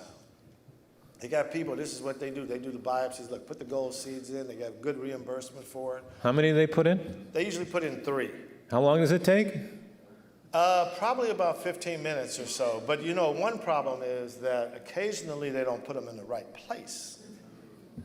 So some urologists are masters at it. I have one guy that my physicist was giving a lecture at a physics meeting talking about the need for image-guided radiation. And he was showing them the slides. And somebody said, excuse me, can you show me a different patient? You keep showing the same patient over and over again. And they were all different patients. He was so systematic about how he put them in there that they looked like it was the same patient. And I just had a patient last week that we were doing his planning for SBRT, and it turned out one of the seeds was put in the external sphincter and one of the seeds was put in the rectal wall, and I had to send him back and say, listen, can you put 2 more seeds in the prostate this time? Because I kind of, because what happens is the prostate position is variable, depending upon the filling of the bladder, the filling of the rectum. And so every day before each treatment, we reposition the beam based on where the prostate is, and you can treat patients within a couple of millimeters in terms of accuracy. But if you have a seed that's in the rectal wall and a seed that's in a muscle that's not moving, then you can have a problem in terms of being able to line things up and do accurate treatment. So they stay with you forever? Yes. I tell patients, tell your wife you're worth a lot more now than you used to be. It's about 2 cents worth of gold. Yeah, you have less volume, but now you've got gold. Yeah. Okay. There's a name you've used that I've never seen talked about much at these meetings because it's probably so new, and that goes to the second question that people ask a lot. You answered the question of how do I know if I need hormone therapy, and you brought up a company called Artera. Tell me how that works. How do I get that or another test if I'm looking to get that answer? Because you said it's available in some states. It's not available in California. And it's not available in New York. So it has to deal with, I don't quite understand the rules, but it has something to do with AI. So it's FDA approved. So I have had some patients that lived in other states, and they called me up and I said, oh, you can get it. And they've gotten it. And then I had a couple of patients of mine that I saw, and I said, do you know anybody in Nevada, or, you can go just drive. And one guy went there, and he tried to get them to order the test, but because this specimen was in California, there was a problem with it. So I'm not quite sure. I know you can get the test in other states. You can get it in Washington, D.C., for example. I have a colleague, a classmate of mine who got a test in Washington, D.C., and it suggested he didn't need hormone therapy. He was very happy. And you feel confident in that data that they get this test? Okay, so or is this... the tissue bank at UCSF is partly at UCSF because I helped bring it there. And we have, the analysis is based on over 5,000 patients that were treated on randomized trials that I participated in. And I know the people that put the company together, and I don't have any reason to doubt it. Okay. So check the website, basically. I mean, I looked at the website. It's impressive, but what do I know? I mean, but it's a good option because really there hasn't been much direction, so that's a good place to go, right? So they need to ask about it. Well, the other thing is that in the near future, I think we're going to have, for example, I have a study that I just completed that I'm in the process of analyzing. 2,592 men were randomized that only have radiation to their prostate or radiation to the prostate plus the lymph nodes. We will be analyzing the tissue. I predict that one day we'll be able to say, okay, you need short-term hormone therapy, you need long-term hormone therapy, you need a higher dose of radiation, you need to have your lymph nodes radiated, but you don't need hormone therapy, and you don't need to have your lymph nodes radiated. The radiation oncologists always, they don't answer this question. So can you answer, can you represent this? Okay, you get treated with radiation. Is a real fast drop in your PSA a good thing, or do you, because you know you deal with these stubborn PSAs, they take a while, they're recalcitrant, and then they finally drop. I would think that if you're being radiated with or without hormones, if you get a fast drop in PSA, that's a good prognostic indicator. Is that wrong? Well, it depends on how far it drops. So there are some studies that suggested that people that have fast drops did worse because they didn't go down very far. They went down, but they didn't go down far.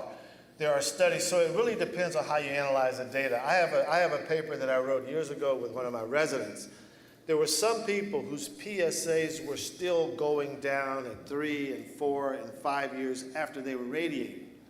So would you call that a fast drop? No, but it was a low drop. The PSA was still going down and down for years. So it's a complicated thing. And of course, if they're a high-risk patient or an unfavorable intermediate-risk patient, the rate at which the PSA drops is going to be driven by the hormone therapy, not the radiation.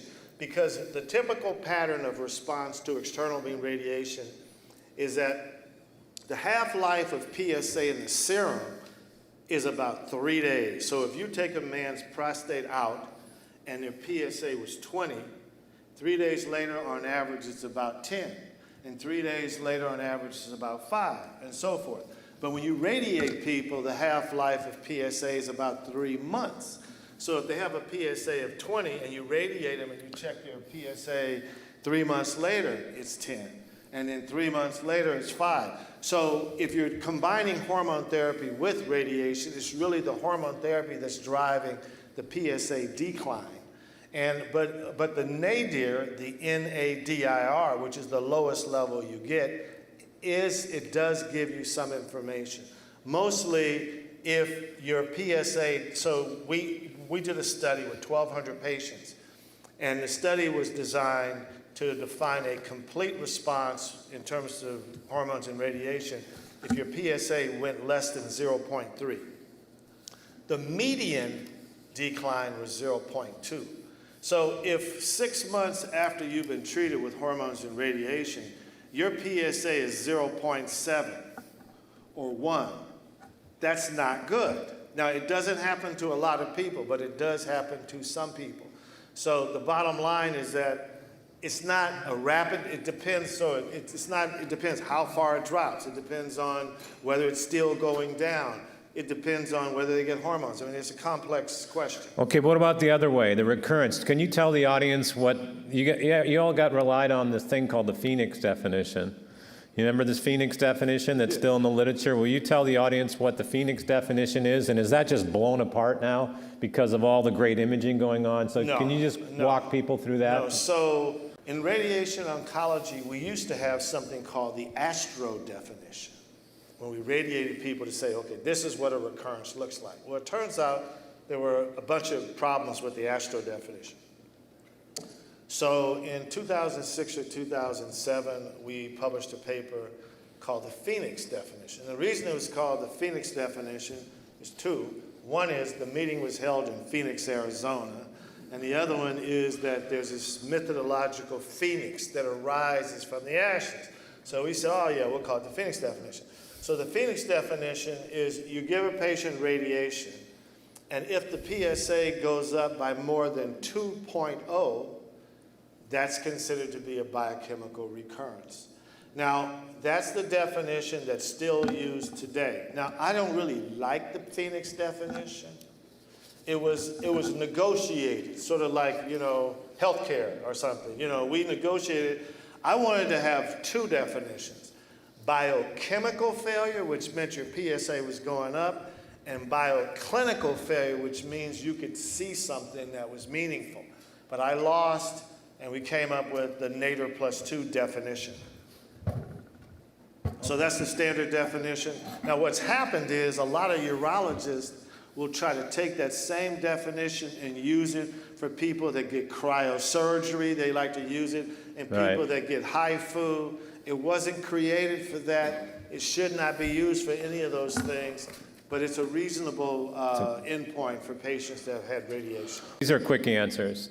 If someone gets radiated, prostate or not, you can answer it any way you want, and then they get recurrence, it comes back, generally speaking, in your research, where does the disease come back? Does it come back in the anastomosis? In other words, explain where... Are you talking about in a post-op or a patient definitive? Both. I wanted to know a couple scenarios. Okay, in patients who have radiation, the most common place for people to recur, now if they're not extremely high risk, is the same spot where most of their disease was in the first place. So if you have a patient that has, 5 positive biopsies in their right lobe, you give them radiation, and their PSA starts to go up, the most likely place for them to recur is in the right lobe.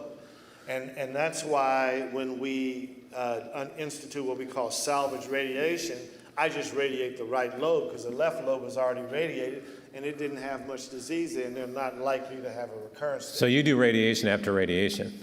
Or you could do cryo, you can do prostatectomy, yes. HIFU. But I think the morbidity is less with radiation. Okay, so that's interesting. It comes back in the same area. Now give me the other one you were thinking about in a different scenario. In the post-op setting, depending upon the pathologic stage, the most common place might be in the pelvic lymph nodes. So you do a PSMA PET and you see some lymph nodes light up. Now there was a patient who came up to me earlier, a Kaiser patient who came up to me earlier and said, I had a radical, I had a recurrence, they did a PET and the PET didn't show anything, and but there's a nodule in my bladder neck. And I'm like, well, you need to get the nodule in your bladder neck biopsy, because what happens is when you do a PSMA PET scan, the PET agent fills up the bladder and washes out the whole bladder with a bright spot. And if you have a nodule right at the bladder neck, you won't necessarily see it because of the shadows from the PET agent. But if they can see the nodule on ultrasound, they should stick a needle in it, and then if it's positive, you can put some gold marker seeds around that, and I've done that and seen that, and you can treat that area, and it's much easier to treat, but you need to add fiducials, and it needs to be given a high dose of radiation. All right, do you think you can answer this next question in 30 seconds? Yeah, obviously. Well, you're kind of a bummer right now. I mean, I just say, can we go to slide 4?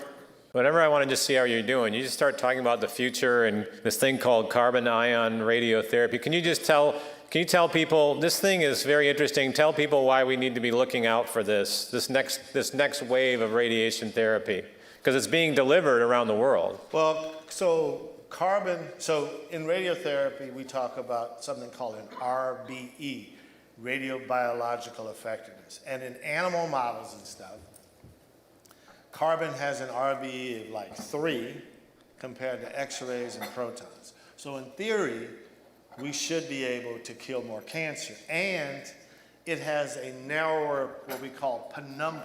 That is, the beam is less fuzzy on the edges. But I don't think this is really worth talking about. We don't have this in the US. We do studies on it. It's being done in Japan, though. I mean, they have 6 centers in Japan, or 6 or 7 centers in Japan. So you don't see it coming here anytime soon? Not in the near future. Okay. What's more exciting is flash radiation. So it turns out that when you radiate somebody, if you can give the radiation fast enough, the biochemical mechanisms and pathways that are involved in toxicity can be avoided. So they have animal models where they show you radiate the brain at one dose rate compared to another dose rate, and you can avoid damage to nerves and vessels. Same dose of radiation, because the biochemical pathway. So I think, and the other advantage of flash is that because the radiation is delivered so quickly, you don't have to worry about motion. So it's sort of like if you're a photographer and you're taking a picture of a race car, and the race car that your film is so fast, the race car is frozen in space.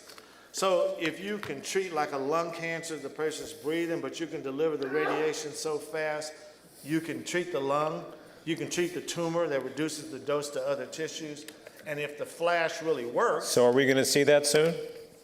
Not real soon. I think it'd be like 10 years, and I don't, we're still working out some of the details, but I think it's got the most potential of any of the forms of radiation, I think. So we're about to finish and give you a round of applause because you always do such a good job, but you can't. But don't give him a round of applause yet. He has yet to leave the very end of this, and the very end of this looks something like this. I thought I would send you a surprise this year, and can you bring up the next photo? Can you tell me what this is? My next slide.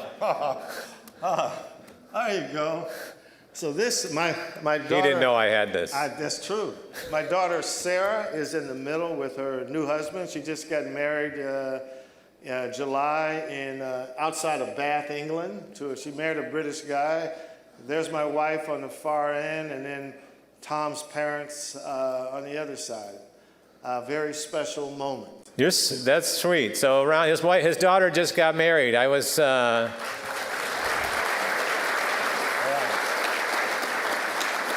When I looked at the photo initially, first I thought a few things. First of all, the guy's a lot taller. I would be intimidated. I mean, he's the son-in-law, so now that's a problem. Then I thought, that looks like an expensive wedding that only a radiation oncologist could pay for.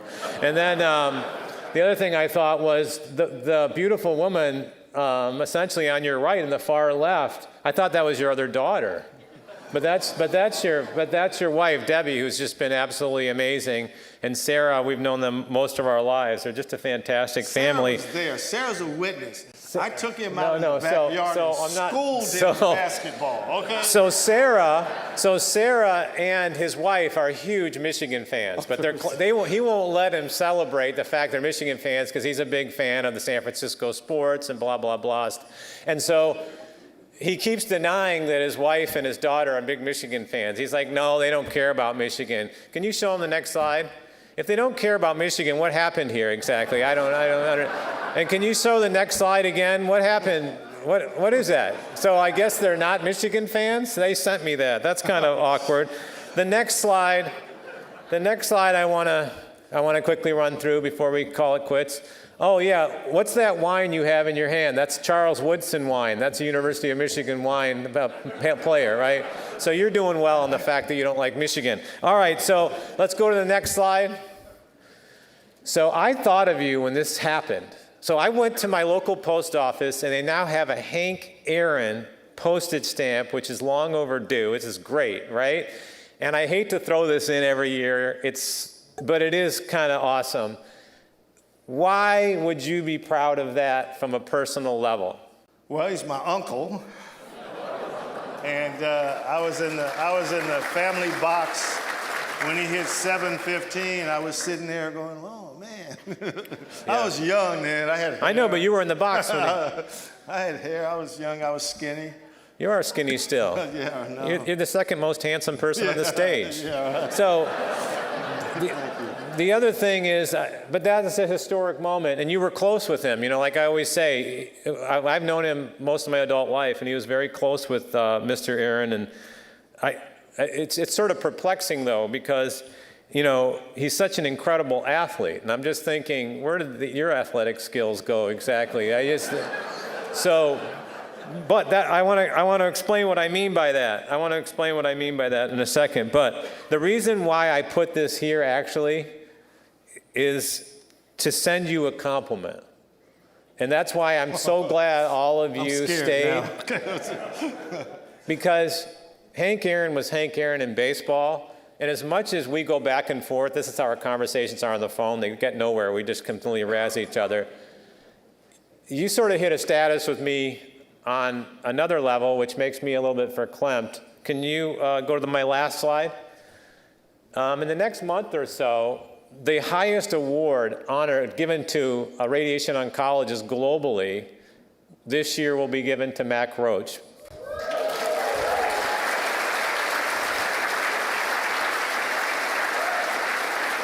So you became the Hank Aaron of radiation oncology, right? Even though you're not athletic at all. So it's called the Gold Award. So you're going to accept it, I think, end of this month? Gold medal. Gold medal. So I thought I would get you a gold medal, right? All right. And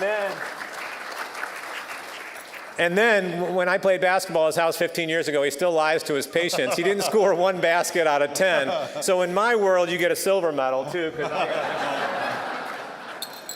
But to leave you with the fact that, I love you. And I thought this year, everything that you've done for us, this is the year we give you the Oscar for Best Radiation Oncologist, Mack. I love it, man. Thank you. All right?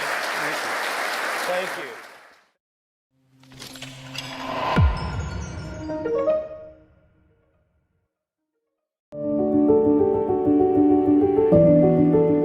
Hi folks, my name is Charles. This is Keith. We're from Chicago. We came here today to share our story with you. We have a really interesting story on how we ended up in active surveillance. We're almost the same age. We're best friends. And Keith, I think it was August of last year that you called me and said, guess what? I got diagnosed with prostate cancer.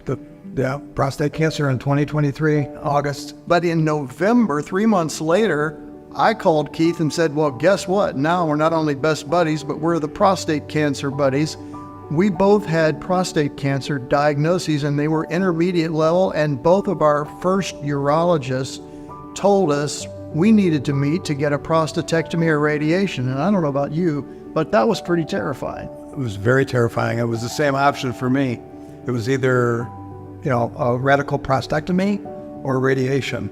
And that's when we started scouring the internet. And to make a long story short, the most compelling website that we found was PCRI. Yeah, I learned so much from those videos. I actually look forward to. I scrolled through YouTube to find the videos. So as you can imagine, all of this knowledge that's been built and created by Dr. Scholz and the rest of the team here, this isn't cheap. This isn't something that just comes by, easy, right? It takes money to do this. There are hundreds of thousands of men that are going to be diagnosed this year with prostate cancer. They don't know where to turn.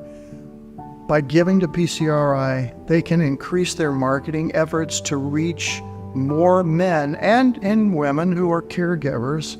And that's why we're here today. We're here to tell you how PCRI has changed our lives, and it can change yours. And we hope that this has been a blessing to you. God bless you. And the good thing with PCRI is that there's information there for Gleason 6 or GG1 cancer patients, as well as patients that have had the cancer metastasize. And it's absolutely fabulous. It has changed our lives. It's the most comprehensive resource out there, and we hope you'll support it. Thanks for listening. Thank you very much.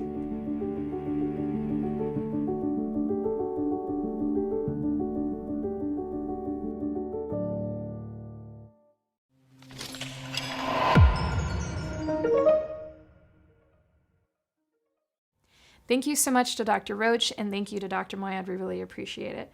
If you would like to read more about Dr. Roach, you can do so at our website at pcri.org/2024-conference. There's a wealth of information there, and I would encourage you to take a look at it. Now, our next session is on prostate imaging, and the person who is giving that talk is Dr. Daniel Margolis.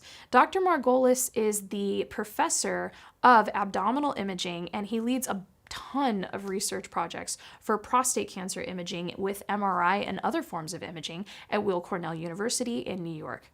He has been a longtime friend to me personally. I have learned so much from him.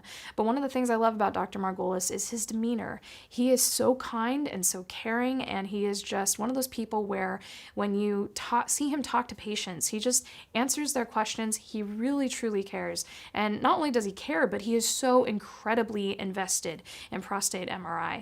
He's done over 100 publications in those different areas, and we really appreciate that he came out to California to be with us and give this presentation. Again, I would encourage you to come next year, because when you get to interact with these experts, it's a great way to get your questions answered in person. So what you're about to see is a presentation that Dr. Margolis gave and his Q&A with Dr. Moyad, and then right after his Q&A with Dr. Moyad, he went to the patient Q&A session where they had a press conference style, and the patients were able to answer their questions in person with him. So if you would like to have that kind of experience again with the speaker, again, sign up for our next conference in September. But without further ado, here is Dr. Margolis' talk. Thank you, everyone. So Dr. Roach is a really impressive speaker, very engaging. I'm used to working in a dark room the whole time, so I'm going to use the podium. But thank you all for coming. I have the pleasure of talking to you on prostate cancer imaging, where we are and where we're going. One little erratum, I'm now full professor, so there's that. Yeah, thank you. All right, so again, also unlike the esteemed Dr. Roach, I'm kind of easygoing when it's come to working with other companies. So I have the benefit of working with a number of other companies trying to improve what they're doing in terms of prostate cancer imaging. And then you'll see why it's important that Scott Reeder and I were housemates a while ago. So let's think about where we are and also how we got here. So some of you might recognize what this is. This is what we call magnetic resonance spectroscopic imaging. So it's a graph of the concentration of various chemicals in the prostate. And 25 years ago, this was how we would use MRI to determine whether or not something in the prostate was cancer or not. So without even having an image, we were looking at chemical concentrations. So how do we assess the prostate now? Well, we're using a little bit of AI. So we don't actually use Gemini for analyzing MR, but it's coming. And so that's where we are now, where we're going. I wanted to talk a little bit about how we got here in terms of prostate MRI using initial detection as a paradigm. So this is the recommendation from the National Comprehensive Cancer Institute. And here is where they were recommending targeted biopsy after the untargeted systematic biopsies were proven to be negative. And so I'll bring this to your attention. This was less than a decade ago. And you'll see that at the far right of the slide, we were only really considering an MRI and targeted biopsy after a round of negative regular biopsies. So a few years later, we had some level 1 evidence from, the PIRADS committee had established PIRADS, and there was a number of single center trials that showed that it looked like MRI was promising. And so by 2019, they revised their recommendations to consider an MRI after an elevated PSA and before we did actual biopsies to consider targeting. And so that brings us to last year. So you can see last year the recommendations are to strongly consider an MRI in the face of an elevated PSA and to strongly consider targeted biopsies based on now overwhelming level 1 evidence. So the new recommendations are to consider MRI as a first step. And I mention this because what we've seen in less than a decade is a sea change in how we think about managing prostate cancer in terms of imaging. And that's kind of going to be a theme about where we are, that we've seen a lot of how we manage prostate cancer, both for the initial detection and follow-up, is now based on imaging. And this raises the question, so this was for our standard MRI that uses contrast. Do we still need to use contrast? There's a new concept or an emerging concept of biparametric MRI, which is only the non-contrast components, the T2-weighted imaging and diffusion-weighted imaging components. Has a lot of advantages. It's much faster, but this means that you need a more powerful scanner, and there are some potential issues. So there are more cases where it's equivocal. It has more issues if there are things that compromise image quality, like hip replacements, and also it requires more experience to be able to read an MRI with less information. But we think that it will be equivalent for the detection of untreated cancer. And in fact, at the AUA meeting this year, a colleague of mine from the University College London presented our preliminary findings. So we at Cornell were part of an international multi-center trial that showed equivalent detection. And so this is very promising for the initial detection of prostate cancer. But how this affects subsequent cancer detection, I'll mention in a moment. And that also raises the question, well, do we know if contrast is safe? And so in 2018, the FDA issued some new class warnings. And so we're supposed to provide information the first time a patient receives a gadolinium-based contrast agent. And so we've had some time to look at the history. And so this AJR, American Journal of Röntgenology, is our premier clinical journal for radiology. You'll see the senior author is Scott Reeder, my former housemate, so little disclosure there. The most common risk of this contrast agent is allergy, but it's not the same as with CT contrast, and in fact, the rate of allergy is much, much lower. And there was a significant risk of a disease called nephrogenic systemic fibrosis, which is a connective tissue disorder, but we only saw that in patients with severe renal failure, so basically on dialysis or very close to needing dialysis. And our newer contrast agents are safe enough that we no longer see this. And probably the most concerning thing is we know that the gadolinium ion is deposited in the basal ganglia, which is part of the brain. So we can see this on MR scans.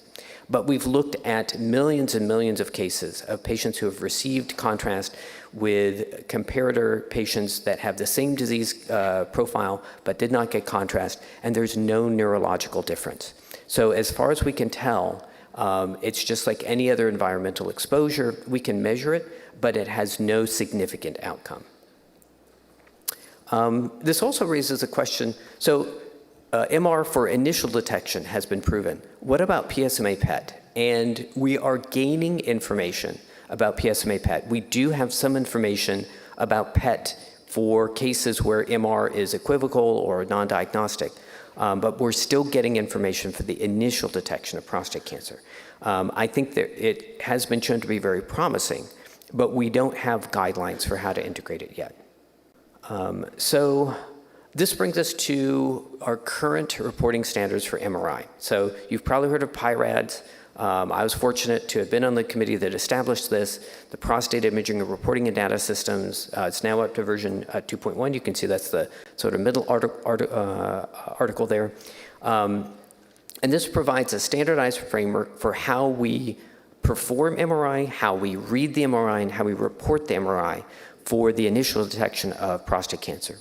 But we've also realized that there are many scenarios in addition to the initial detection where MR can be useful. And that's why there's all these other articles. So for the case of a patient who's had radiation therapy or surgery, for patients on active surveillance, for patients with advanced disease. So we now have a number of different systems. And I'll show you some examples of those and why our systems vary compared to PIRADS. So this is our post-treatment assessment for radiation therapy and surgery. We call it PIRR. It was published by my colleague Valeria Panebianco from Rome in 2021. And you might remember that Dr. Roach mentioned that it's important to know where the original cancer was. And we actually factor that into determining how suspicious the MRI is.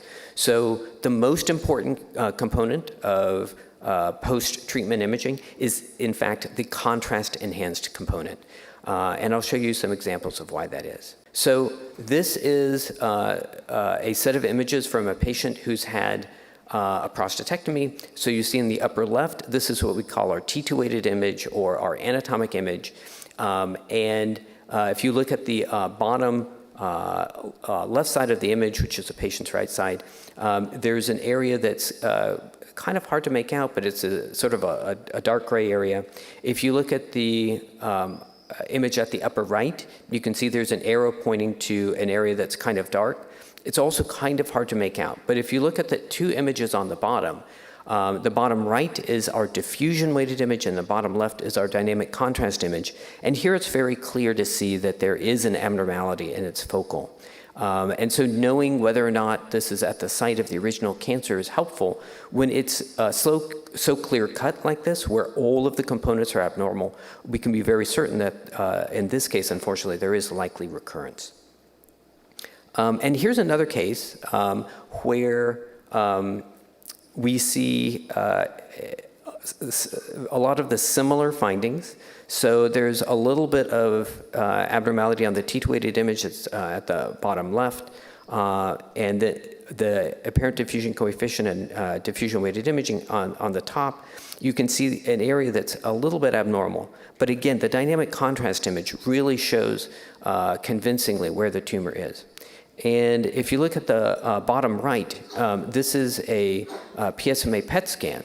And so the very bright thing in the middle of the image, that's the urinary bladder. Dr. Roach was talking about how the PSMA radioisotope is excreted into urine.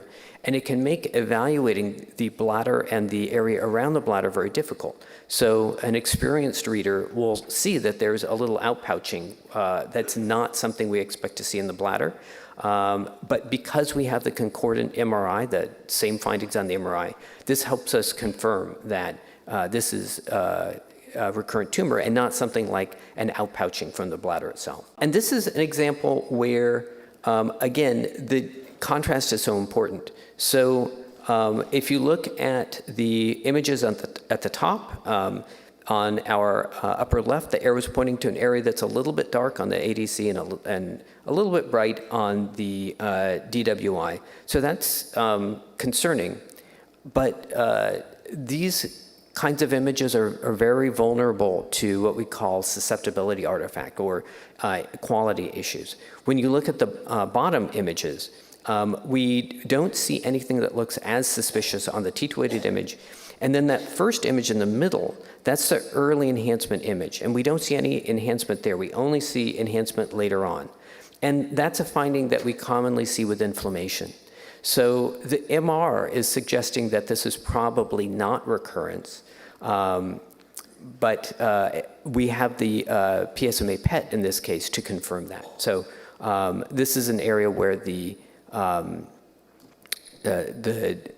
diffusion is somewhat confusing, and because we have the dynamic contrast, we're able to reassure our colleagues that this is probably not recurrence.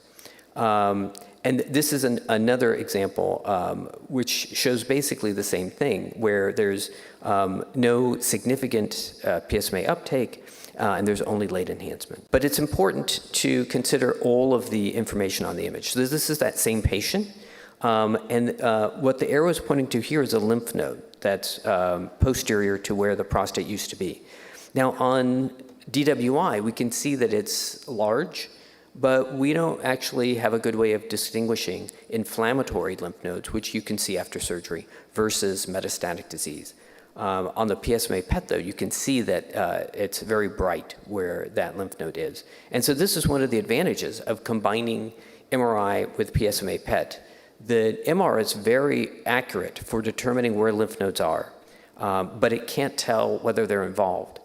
PSMA, as you know, is excreted into urine, and sometimes it can be very confusing to know whether something is the normal flow of urine through the ureter, which connects the kidney to the bladder, or whether it's a lymph node. And by combining these two modalities, we can be very confident about this diagnosis. So radiation therapy, just heard a really excellent talk about that. We use a lot of the same components.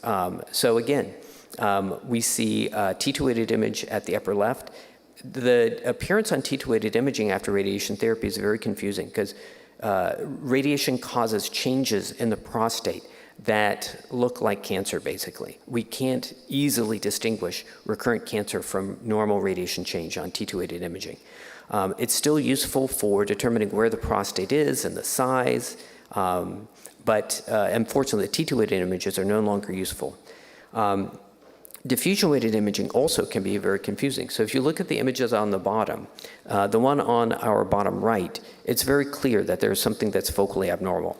The one on the bottom left, you can see a lot of dark areas throughout the prostate. And so that can also be confusing because we want to see an area that's bright on diffusion-weighted imaging and dark on the apparent diffusion coefficient map, and the apparent diffusion coefficient map becomes very confusing. But again, the dynamic contrast is the thing that sort of saves us because that's the only area that's focally abnormal on the perfusion or dynamic contrast imaging. So here are some examples with the associated PSMA PET. So this is the same patient, but two different levels of the prostate. So the images across the top are actually at the top of the prostate, and the images across the bottom are sort of towards the bottom of the prostate. And what the arrows are pointing at across the top is an area that's sort of medium suspicion, or what we call equivocal suspicion. And importantly, what you see is that where the arrow is on the second to the left, which is the ADC map, it's not as dark as some other areas. It is bright on the diffusion weighted imaging next to it, but on the sort of color-coded perfusion map, there's no abnormal enhancement. And on the PSMA PET, you can see that there's this uniform low-level activity throughout the prostate. So that's low suspicion.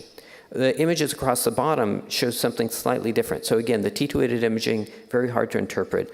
The diffusion-weighted imaging also very patchy. There's not an area that's focally abnormal, but we have that focal area of abnormal enhancement, and that corresponds to an area of very bright radiotracer activity on the PET. So that helps us identify that this is the area of the site of recurrence.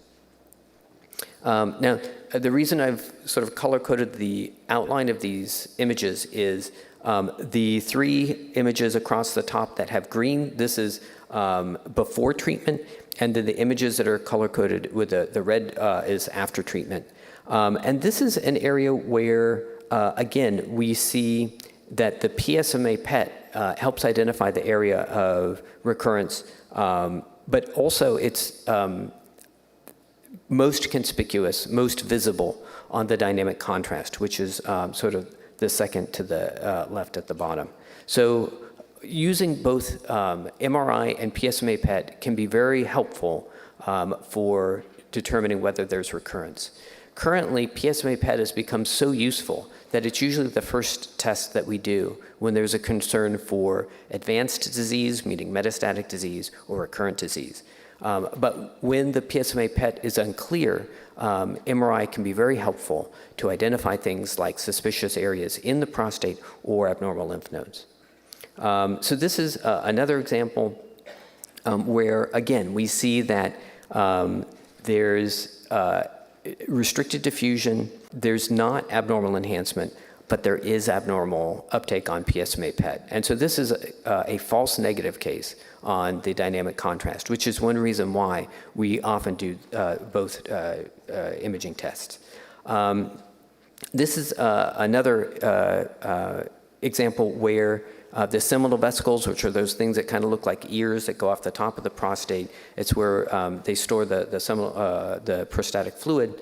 That's unfortunately a common site for local metastatic disease. And both MRI and PSMA PET can be very helpful. Again, PSMA PET has the potential issue that these lie near the bladder, and that can be confusing. And that brings me to one of the newer treatment modalities. So focal therapy is where we only treat where we think the tumor is. This is still generally considered experimental. It's not widely accepted as a standard of care. We do this at Cornell, and my colleagues at UCLA do this as part of clinical trials. So because we are still learning how to manage patients that undergo focal therapy, it's important that we enroll them in a clinical trial and have intense follow-up, because we know that there is a reasonable chance that they can either recur at the treatment site because we're still learning how best to treat it, or that a cancer can develop in another part of the prostate because we're not treating the rest of the prostate. When you cut it out, there's no more prostate in the patient to get cancer, and when you use radiation therapy, you treat the entire prostate. But because this is a heavily researched area, we now have two different systems for evaluating the prostate after treatment. This makes it a little confusing because there's the assessment systems are different. I'm actually part of a committee that's trying to figure out what's the right answer for this. So again, part of the reason why it's experimental is we don't have consensus on how to evaluate the patient after treatment. And here's an example where the green arrow is pointing to an area that is successfully treated with focal therapy. Importantly, you see that it's dark on the T2, it's dark on the ADC, it's also dark on diffusion and dark on dynamic contrast. So that's a good thing.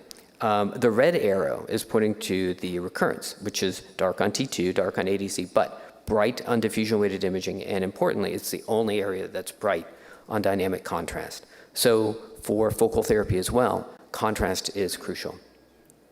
And that brings me to where are we going?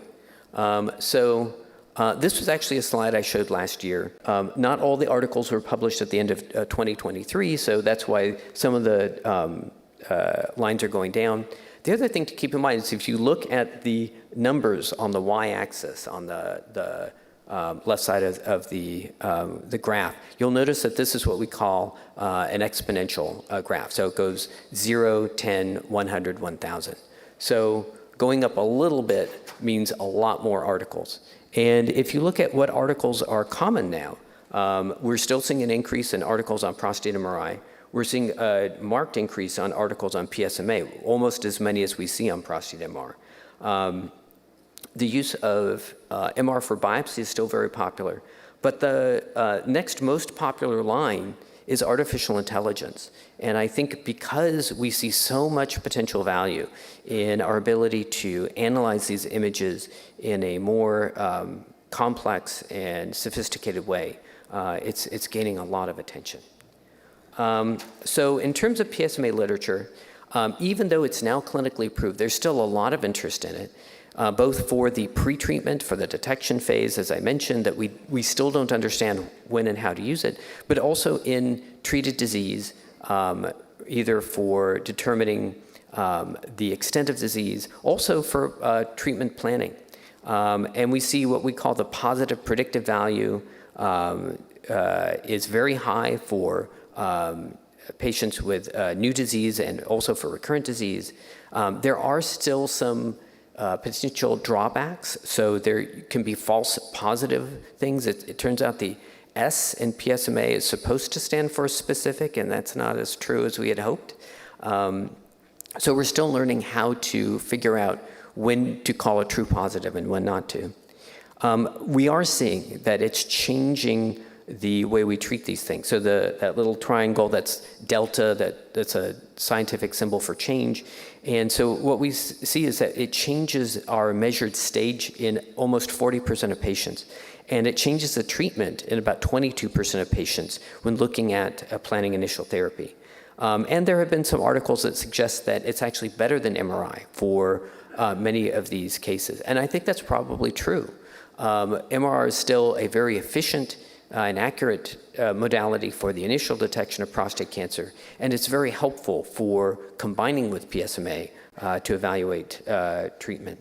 And one other thing I wanted to mention is this was a comment I placed in LinkedIn because this is one of the seminal papers on PSMA, but it wasn't published in a radiology journal. It was published in the Journal of the American Medical Association.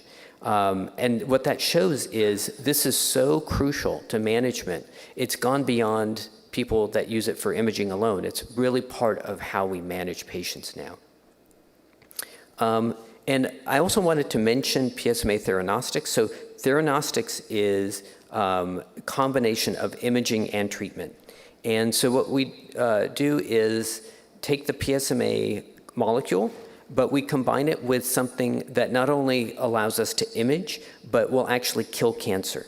And so this first image, you see a lot of areas in this patient that are positive on the PSMA PET scan, suggesting widely metastatic disease. So we give PSMA that's bound to a lethal radioactive component.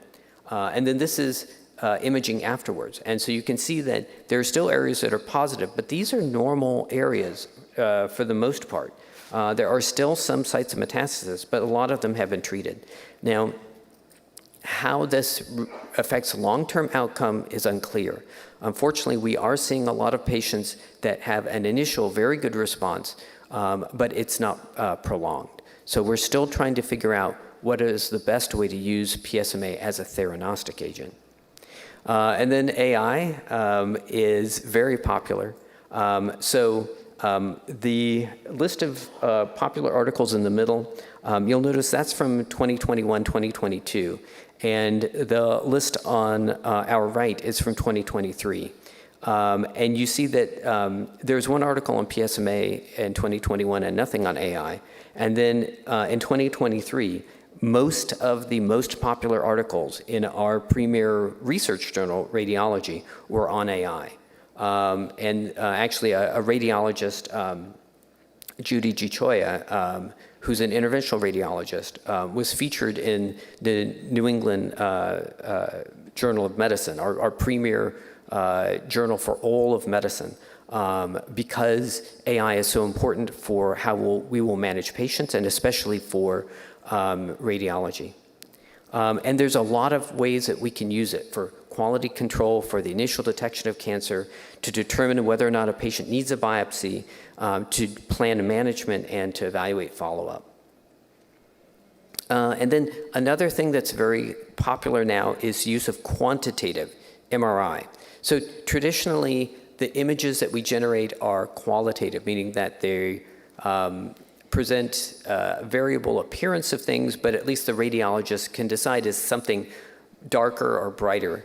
There are ways to actually measure the components within the cell. So how disordered is the image? How restricted, how small are the cells that we're looking at? How much blood flow is there?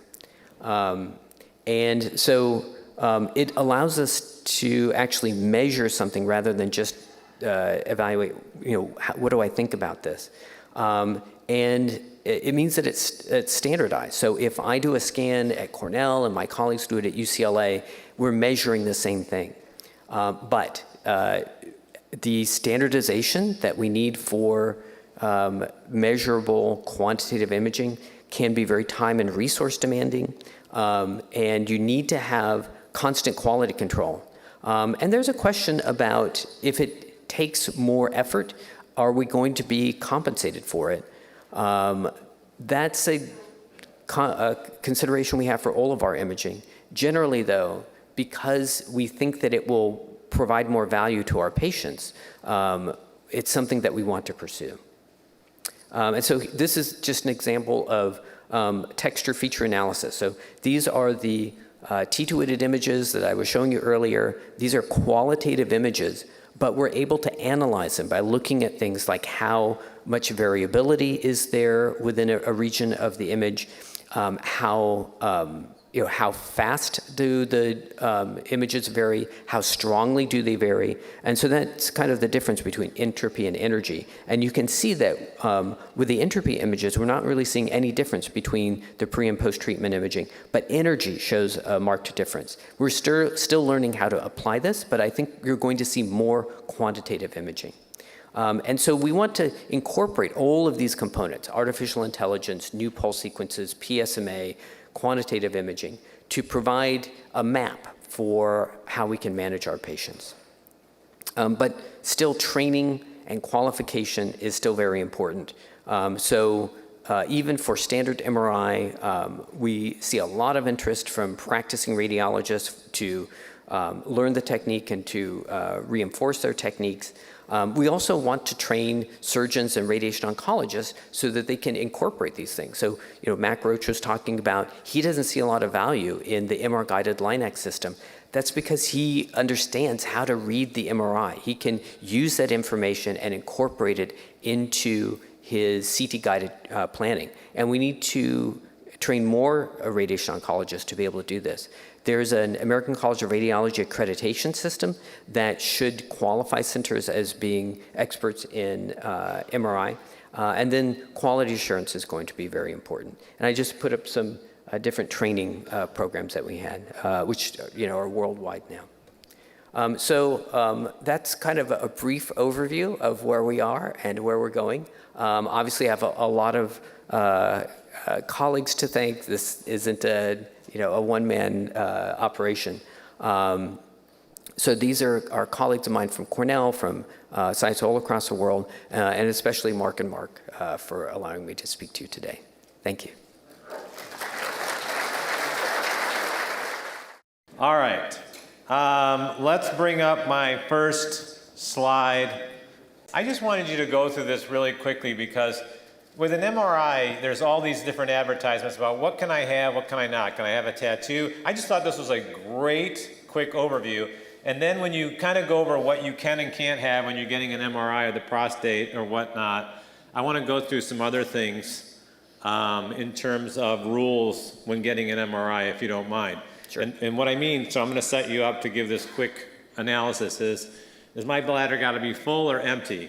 And then we're going to talk about bleeding in the prostate and waiting on a biopsy. We'll talk about diet. We'll talk about, it's important that people understand if people have metal in or near the prostate with a BPH procedure, does it run into a problem? So can you just comment on this and I can help fill in with you?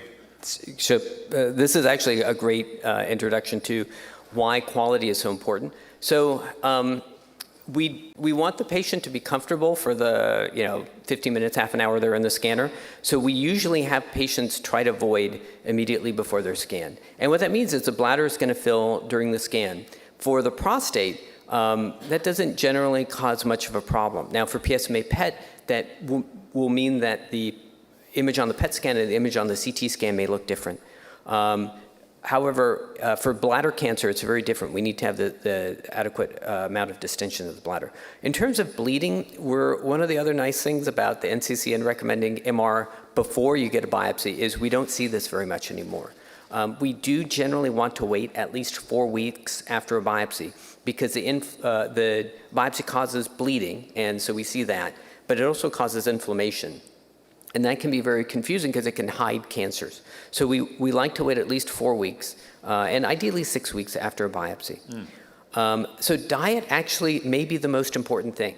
We recommend a low residue diet, which is all the things that all your doctors tell you don't eat. This is not going to please Dr. Moyad very much. But it's got to be done. Yeah, but for a couple days, eat very little fiber, so like grilled cheese and French fries, those are fine. And then go back to No wonder everybody's getting MRIs. Now right. I figured it out. But then you have to go back to eating what Dr. Moyad says. Exercise probably doesn't make a big difference. Obviously, we want you to exercise and be healthy. As long as you can lay still in the scanner, that's all that really matters. However, metal is a big issue. So when you have an MRI, we have a screening form, and we try to list all the things that people might have. So tattoos, generally not an issue depending on where you got the tattoo. There are some sites outside of the United States that use iron-based ink. And the main risk there is that the magnetic field can actually cause it to heat. The good news is that you'll feel that, and so you can let us know that it's heating up. Also, piercings, you want to let your radiologist know about the piercings and remove them because those can also heat, and depending on what's being pierced, you definitely don't want that. Probably the hardest thing for us is shrapnel because generally people don't know what that shrapnel came from, and some shrapnel is not MR compatible. But for a lot of these other things, so it used to be that we couldn't scan any pacemakers. Now a lot of pacemakers are MR compatible. Some other implanted electronic devices can be made MR compatible. So probably the most important thing is if you have an implanted electronic device, get the specific name of that device and bring it with you to your MR scanner or call ahead of time so that we can research how to protocol the scan. In terms of an open scanner, our scanners are open at both ends, so they're open scanners. The ones that are like C-shaped, those just can't get enough power to image the prostate very well, so we don't recommend a conventional open scanner. In terms of sexual activity, we do recommend that patients try to refrain from activity for 2 days ahead of time, and that's because the seminal vesicles, as I mentioned, are a common site for spread, and without activity, they sort of fill with the normal amount of fluid, and then we can see better whether or not there's any suspicious areas. If they've been drained, then they look like little dark things, and it's much harder for us to know if there's been spread to them. And then some yoga attire does have metal in it. It's better to wear what the kind people at your MR scanner give you to wear in the scanner. That was really good. I haven't talked to him in a year. He had no idea that was coming up. So let me go through that. So most of this stuff is allowed. So so no sexual activity 48 hours before, 2 days before. So no ejaculations. That's what we recommend. Okay.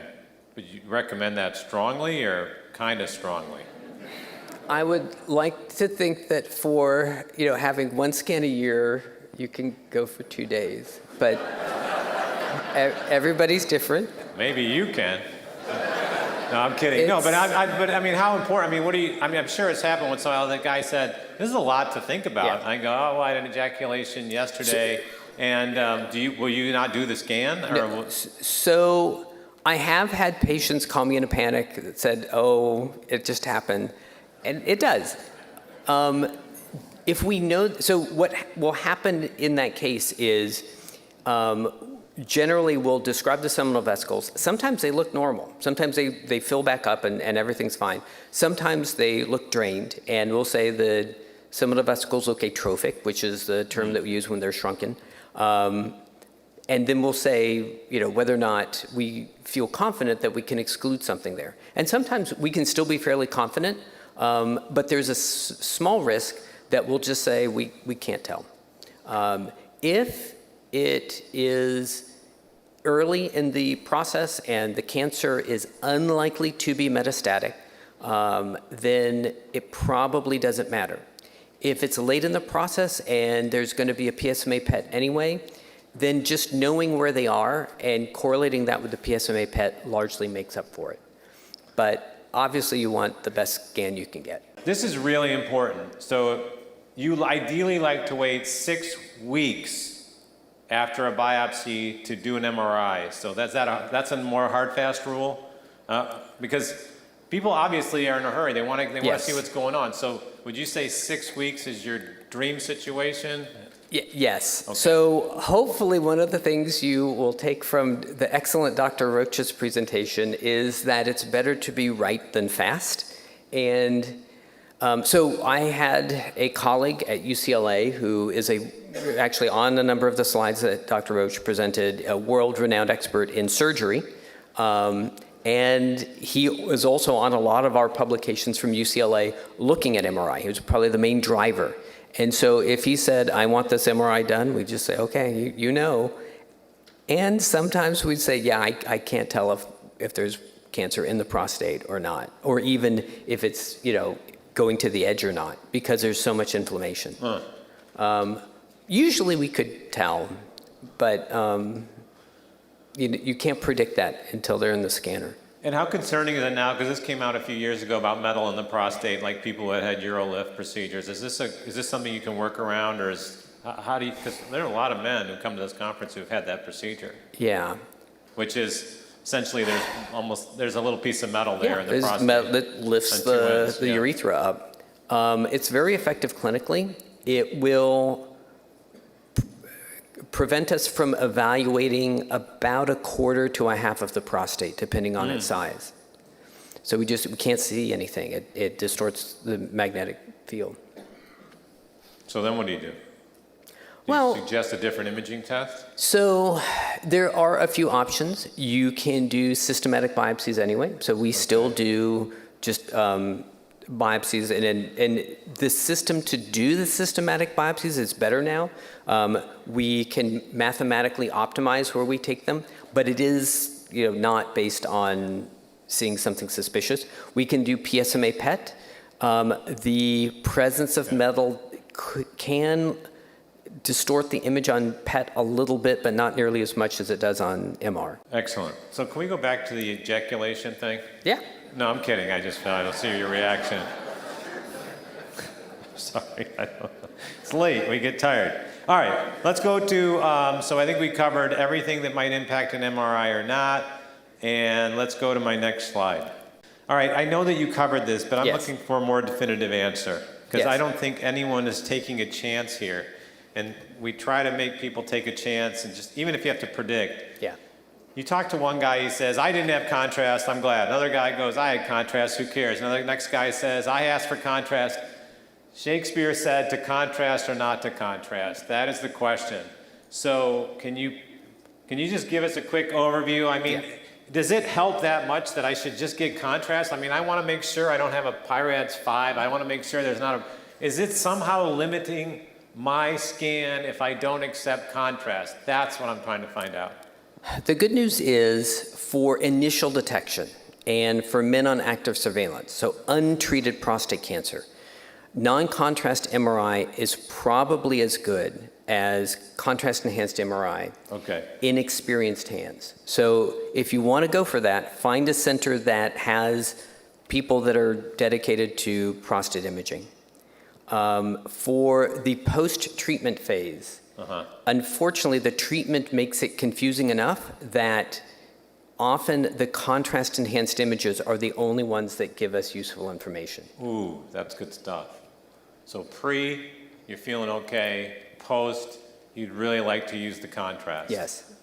Thank you. Thank you. All right, I wrote this as a kind of a joke. See how small the lettering is? Yes. You always said that about 20% are, and even Klotz talked about this, the MRI invisible, you can't find them. So where are we going with this? I mean, I don't like the fact that 20% of cancers that it could be significant are invisible, but Dr. Klotz said that you shouldn't have to worry too much about those. Those tend to be normal. What's your take on it? Is this really a right statistic that 20%, they're invisible, you can't find them on MRI? Well, I'm on a publication that says that, so I have to say yes. So the publication in question is a case where men that went to surgery, we systematically sliced the prostate and found all of the tumors, and we looked at the report of the MRI and found where did we say there was cancer. And at least 20% of significant cancers were not prospectively reported. And this was at a time where the MRI was being done to plan surgery. And so part of what we were looking at is this a cancer that's going to affect the surgery? And if we found one big cancer that was going to determine how the surgery was going to be done, we didn't want to report all the little tumors that were going to be taken out anyway and might confuse the issue. So we don't want the surgeon to get confused about, well, wait, which cancer is it that I need to watch out for when I'm doing the surgery? So that's part of it. But there are cancers that we just cannot see on MRI. And some of them are very small, and the idea is, well, we're going to follow the PSA. If it doesn't go up, then that's not an aggressive cancer, and we don't have to worry anyway. And if it starts to go up, we'll repeat the MR. And then even if it was very small and was hard to detect on the original, we can compare, and that gives us twice as much information to be able to detect it. Okay. So it should be concerning, but it shouldn't be concerning enough that you think that there's not value to the MR. The MR will still find almost all of the ones that are actionable, and when it doesn't, there's time to find it with the next time point. Does your group still do second opinions on MRI if someone's not sure, they're stuck in a PIRADS 3 or there's something equivocal or ambiguous? You kind of give me that look. I think I know that you don't like to do second, but I still don't understand why there's not more advertising on second opinion readings. What's your thought? So part of it is UCLA had a system for this. It wasn't really well established. Cornell specifically does not allow us to do second opinions for patients from outside of Cornell. And we don't have a system to process them. But we are merging with pathology, so we're going to be the Department of Diagnostic Medicine because we're both involved in diagnosis, and they have a system to do this, so hopefully we'll be able to do that. That being said, one of the things I mentioned was AI. AI is basically an expert radiologist that will miss things and will misdiagnose things, but very rarely. And so a human radiologist plus AI performs as well as any expert human radiologist. And I can get that all over the place now? It's growing. We're actually going to be part of a clinical trial with a company from England. There are a number of sites that will purport to use AI for prostate cancer detection. The concern there is, are they only using AI? Yeah, but, well, I just think someone's got to pick up the slack on more second opinion centers. You can go to all these second opinion pathologists. Why can't you go to second opinion MRI people? I just don't get it. Maybe you can explain it tomorrow. Part of it, yeah. Part of it is the quality for the MR varies from site to site. Yeah. So for instance, NYU, world-class institution, very high quality, but their protocol is very different than ours, and it's a lot of effort to figure out what did they really mean. Next slide. This always perplexes me. It's so important to know the size of your prostate. Yeah. It's part of active surveillance. It's part of the decision-making process on like PSA density. Yeah. So can you solve this dilemma? We know that a finger in the rectum is not a good predictor of the size of the prostate, and that was actually used for the longest time. Yeah. So which one's better at showing you the size of your prostate? MRI, PET CT, ultrasound? Which imaging test can I feel comfortable when they report the size of my prostate, which I'm going to use in a calculation to decide whether or not I might stay on active surveillance or maybe some other issue going on? Where can I feel confidence that the size of my prostate is accurate? So MR is the best because it has the best tissue contrast. MR is the best. MR is the best. MR is the best. Transrectal ultrasound technically has better resolution, but it distorts the prostate because you have a big foreign object in the rectum. So our secondary choice is transabdominal ultrasound. We can see the prostate through the bladder. It's not distorted. It is much more comfortable than an indirect ultrasound, I am told. I have not had one. And hopefully with modern technology, I won't need one, but we'll see. But my colleagues in urology do indirect ultrasound all the time and keep trying to order that for measuring the prostate. And I keep trying to tell them, your patients will be much happier if we can get you a better measurement without the indirect probe. So do all your MRIs report the size of the prostate, just standard? Okay. Yeah, that's part of PCRIs. Okay, that's awesome. This slide essentially implies that the higher the PSA, the greater the chance that the PET CT picks up on a cancer that's come back, right? Yes. Then let's go to the next slide.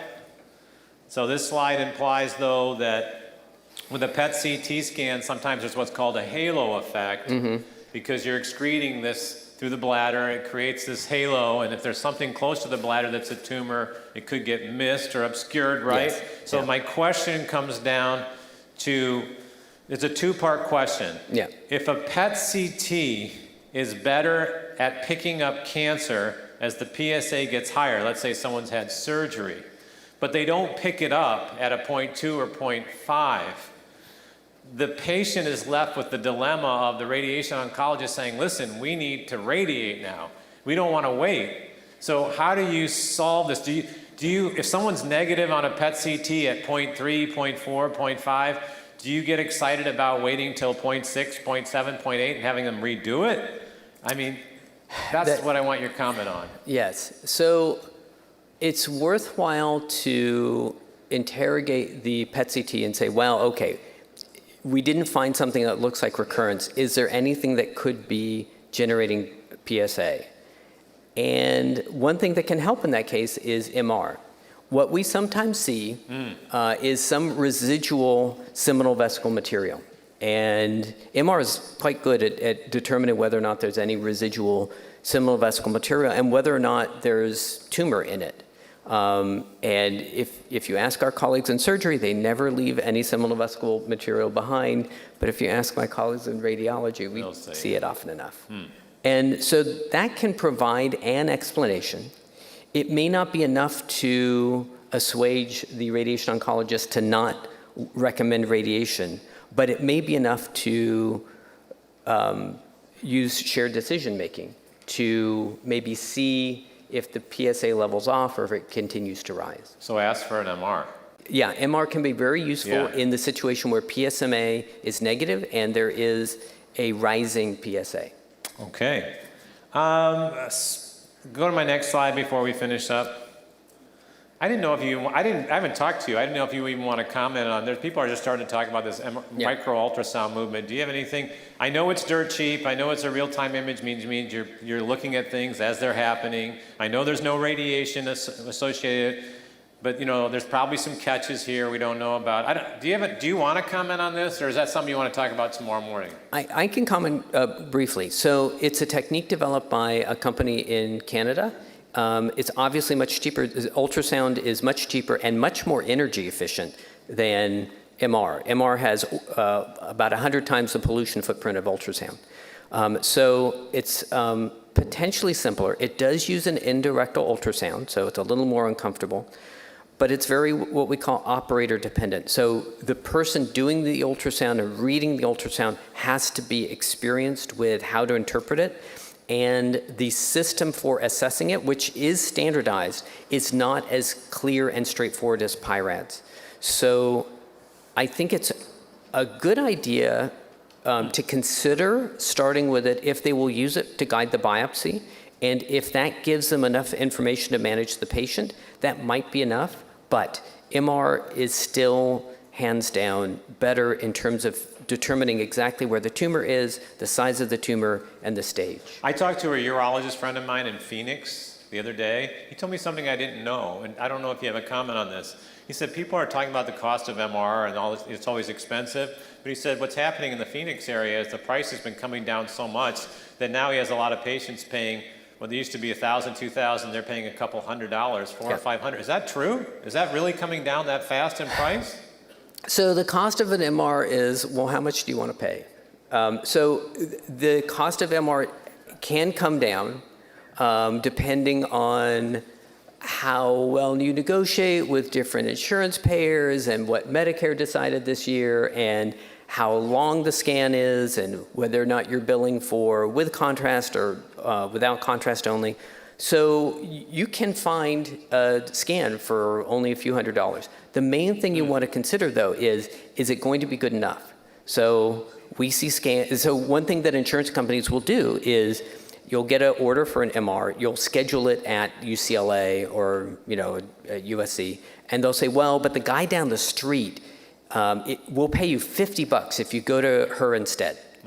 And you don't really know what quality scan you'll get, but that center is charging half as much. And so the insurance company's like, well, I'll save some money in the short run. Yeah, so you gotta do some some interpreting, interrogating actually. But so call UCLA and say, hey, will you do the price match guarantee?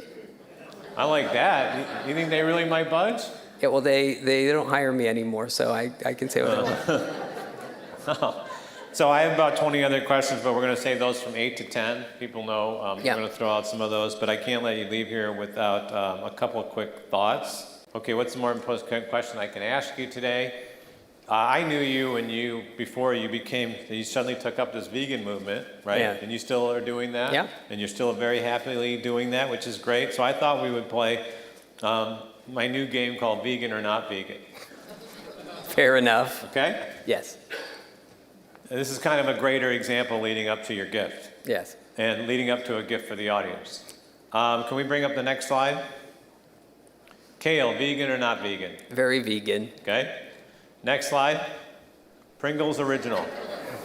Probably vegan. Vegan is correct. Next slide. Oh, yeah, vegan. It's true. See, so this is where I get excited about the movement, right? Yeah. I mean, that's good. That's a good answer, and it shows you why you got to really do your homework because obviously. It also shows you what little natural ingredients there are in Oreos. Exactly. So that's exactly true. You got 3 out of 3, and now let's go for the last one. Swedish fish, yummy, fabulous, and you know why I did this? Because I know that you speak Swedish. Yeah. How about that? Det stämmer. Yeah. Unfortunately, God bless you. Thank you. Swedish fish contain gelatin, and gelatin is derived from pig bones. But I heard some of the Swedish fish now, they're taking the gelatin out, so I thought that was enough of a reason to celebrate your Swedish heritage and the fact that you speak Swedish And if the group can come out, like we were about to give you a car, remember that? And instead we gave you a bar, and now you get a Swedish fish, you get a Swedish fish, you get a Swedish fish. And for those of you who don't want to eat Swedish fish, we have a separate group bag of baby carrots. You get a baby carrot, you get a baby carrot. We know that Daniel gets baby carrots. He's not having Swedish fish. No. So we want to make sure that you have a little bit of food, a little bit of sugar, a little bit of energy left for our last speaker, because it's an important item he's going to cover. And in the meantime, while they're giving out the Swedish fish in your honor and the baby carrots, if you don't approve of the Swedish fish, we got you your gift this year that says, it's a cup for your office that says, Kale, yeah, I'm vegan. Here you go. Let's give him a round of applause. He's always awesome. Awesome, Daniel. Awesome. Thank you.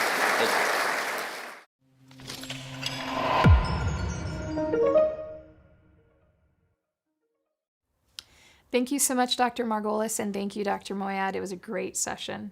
Now, our next session is on incontinence and sexual side effects for prostate cancer.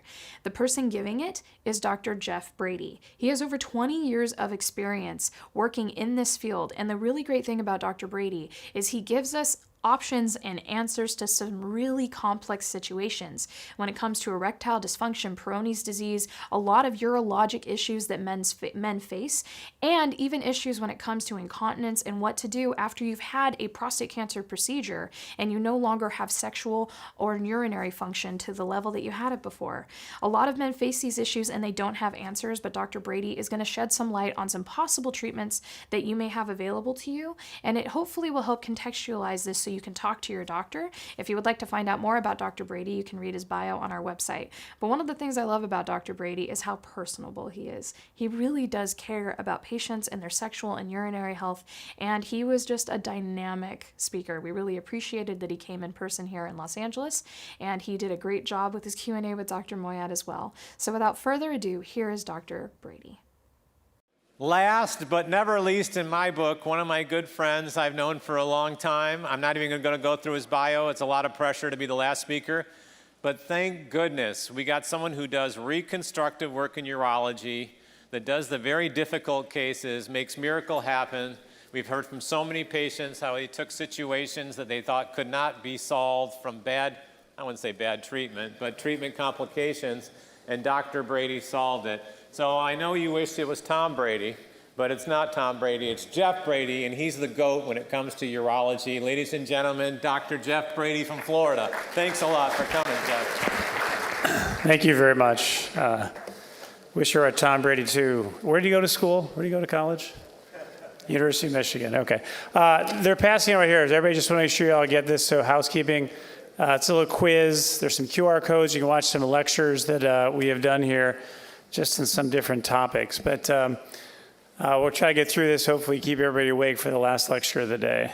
So a little disclosure, whenever we do official medical lectures, we have to do disclosure. This is my disclosure. Everybody see that? Is this working? You guys can see that? So I have no financial support for this meeting. I'm not being paid. I do work with some companies, but nobody sponsored me for this particular lecture. All right, I am from Orlando, Florida. I'm married, have 3 kids. I have 2 dogs, 2 horses, a cat. I lost my rabbit from the last time I was at this lecture. I was trying to give that rabbit away. But I played baseball in college. I now coach a little bit. I play triathlon in the meantime, and that's how I kind of occupy my time. I kind of retired from triathlon to follow my kids around. So my daughter, Isabella, plays volleyball at Davidson College. Daughter Grace is going to Georgetown, and my son is a junior in high school, so I'm getting to the end. This is my team at our office. Actually, one of my patients is here. Surprised me in the back. He traveled from Florida as well, so he'll recognize some face here. This is who makes everything possible in our clinic. In our clinic, we are a community-based program through Advent Health in Orlando. We also have an academic band. We do some research. We're going to talk a little bit about some of this. This is the Mini Jupette. I don't know if anybody's ever heard of that before. We'll touch a little bit on that. We also have some, we won some awards for that. We also did something on a novel way to place the artificial urinary sphincter, and we won the Best of Reconstructive Urology last year. So we're proud of that. So today we're going to go over, first, just want to make sure you got your hand out. We're going to review treatment options a little bit, talk about side effects, and then what are the treatment options we have for things like incontinence and ED, and then what is a mini pipette, and then we'll go through this quiz at the end and see how we do in the quiz, see if we learn anything today. And this is the quiz. For those who don't have it, to get a handout, you take a quick picture of that, so we'll see what we'll go through at the end. Okay, so you've been diagnosed with prostate cancer. What do you do? And that's what I think Mark, what they both do a great job of helping you understand what's out there. And so, things like active surveillance, we had a great lecture today on that. The surgical management, you can have an open prostatectomy, you can have a robotic prostatectomy. With radiation therapy, we just learned, Dr. Roach, a lot of new different types of external beam radiation therapy, IMRT. He talked a little about brachytherapy. So different methods to deliver radiation therapy. And then there's things like cryotherapy. And you can do total cryotherapy or focal cryotherapy just to treat those isolated lesions that you may see. And then there's HIFU. So HIFU is kind of the latest on the block in terms of ways to manage your prostate cancer. Just to show you what these are, just so for those, I'm sure most of you are aware of how these all work, but when you have your prostate removed, what you have is you have the bladder, you have the prostate at the base, and then you have the urethra that comes off here.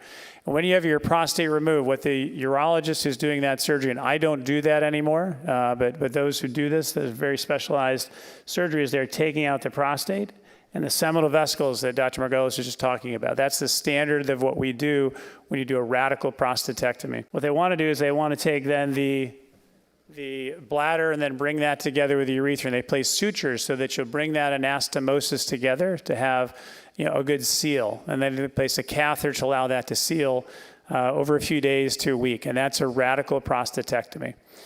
And then when you look at IMRT, or radiation therapy, it was really revolutionized the way we did radiation therapy, where you get radiation delivered. You see those little access points. Those are multiple points the radiation therapy comes through to the body to focus on the prostate and minimize side effects that go to the rectum, which is right behind the prostate. So right back in here would be the rectum, and minimize all the effect that goes to the bladder. So those are ways to try to increase your dosing of radiation therapy, but decreasing the side effects. And that's simplistically how IMRT is done.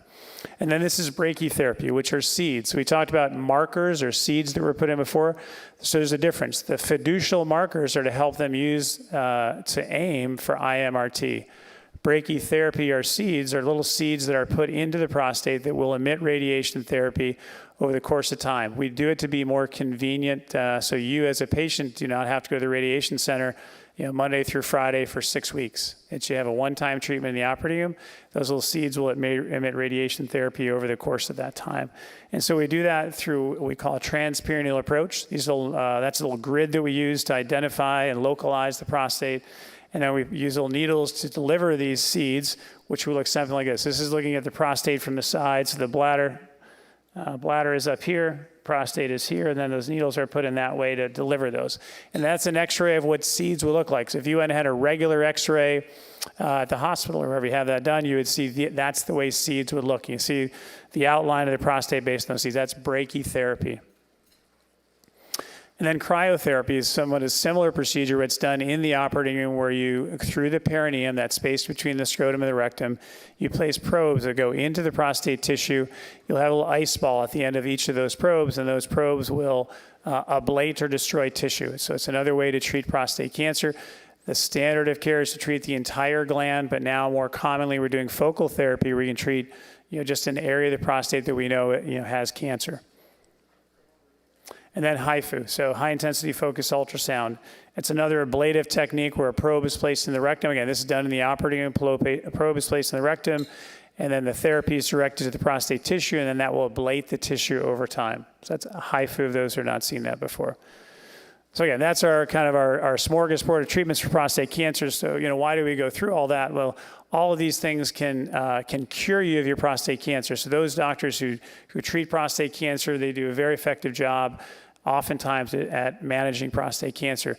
What I'm there to help out with my specialty is to help you after you've been hopefully cured of your prostate cancer. And these things we talk about afterwards. And we're not going to go over all of them. We're going to try to highlight a lot of the yellow things here. The big ticket items are going to be urinary incontinence, erectile dysfunction, And then Peyronie's disease and penile length, you guys can ask questions about that, but then we'll cover, some called foreplay incontinence and climacturia. All right, so let's get into stress urinary incontinence. Why does this happen? So again, we showed you a little bit about with surgery, the prostate is removed. So the prostate is right here.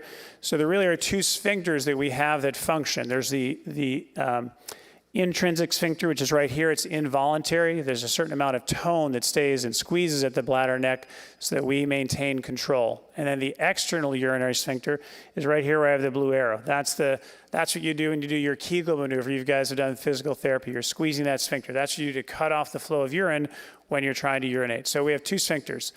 What happens when you have your prostate removed is typically this upper sphincter, the involuntary sphincter, is either damaged or removed. Those urologists do that surgery. They try to do a bladder neck sparing procedure, but oftentimes that may damage the effectiveness of that sphincter. So you're really relying on the external urinary sphincter to keep you dry.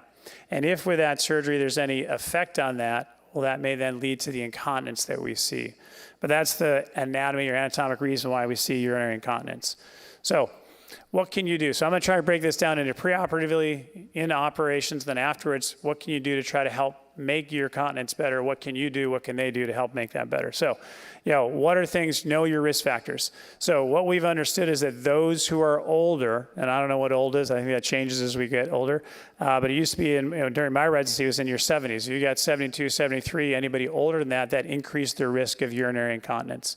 Whereas younger patients tend to do better with getting their control back. So you can ask your urologist, if those who are contemplating surgery say, do you see a difference between older versus younger patients, and what is that age?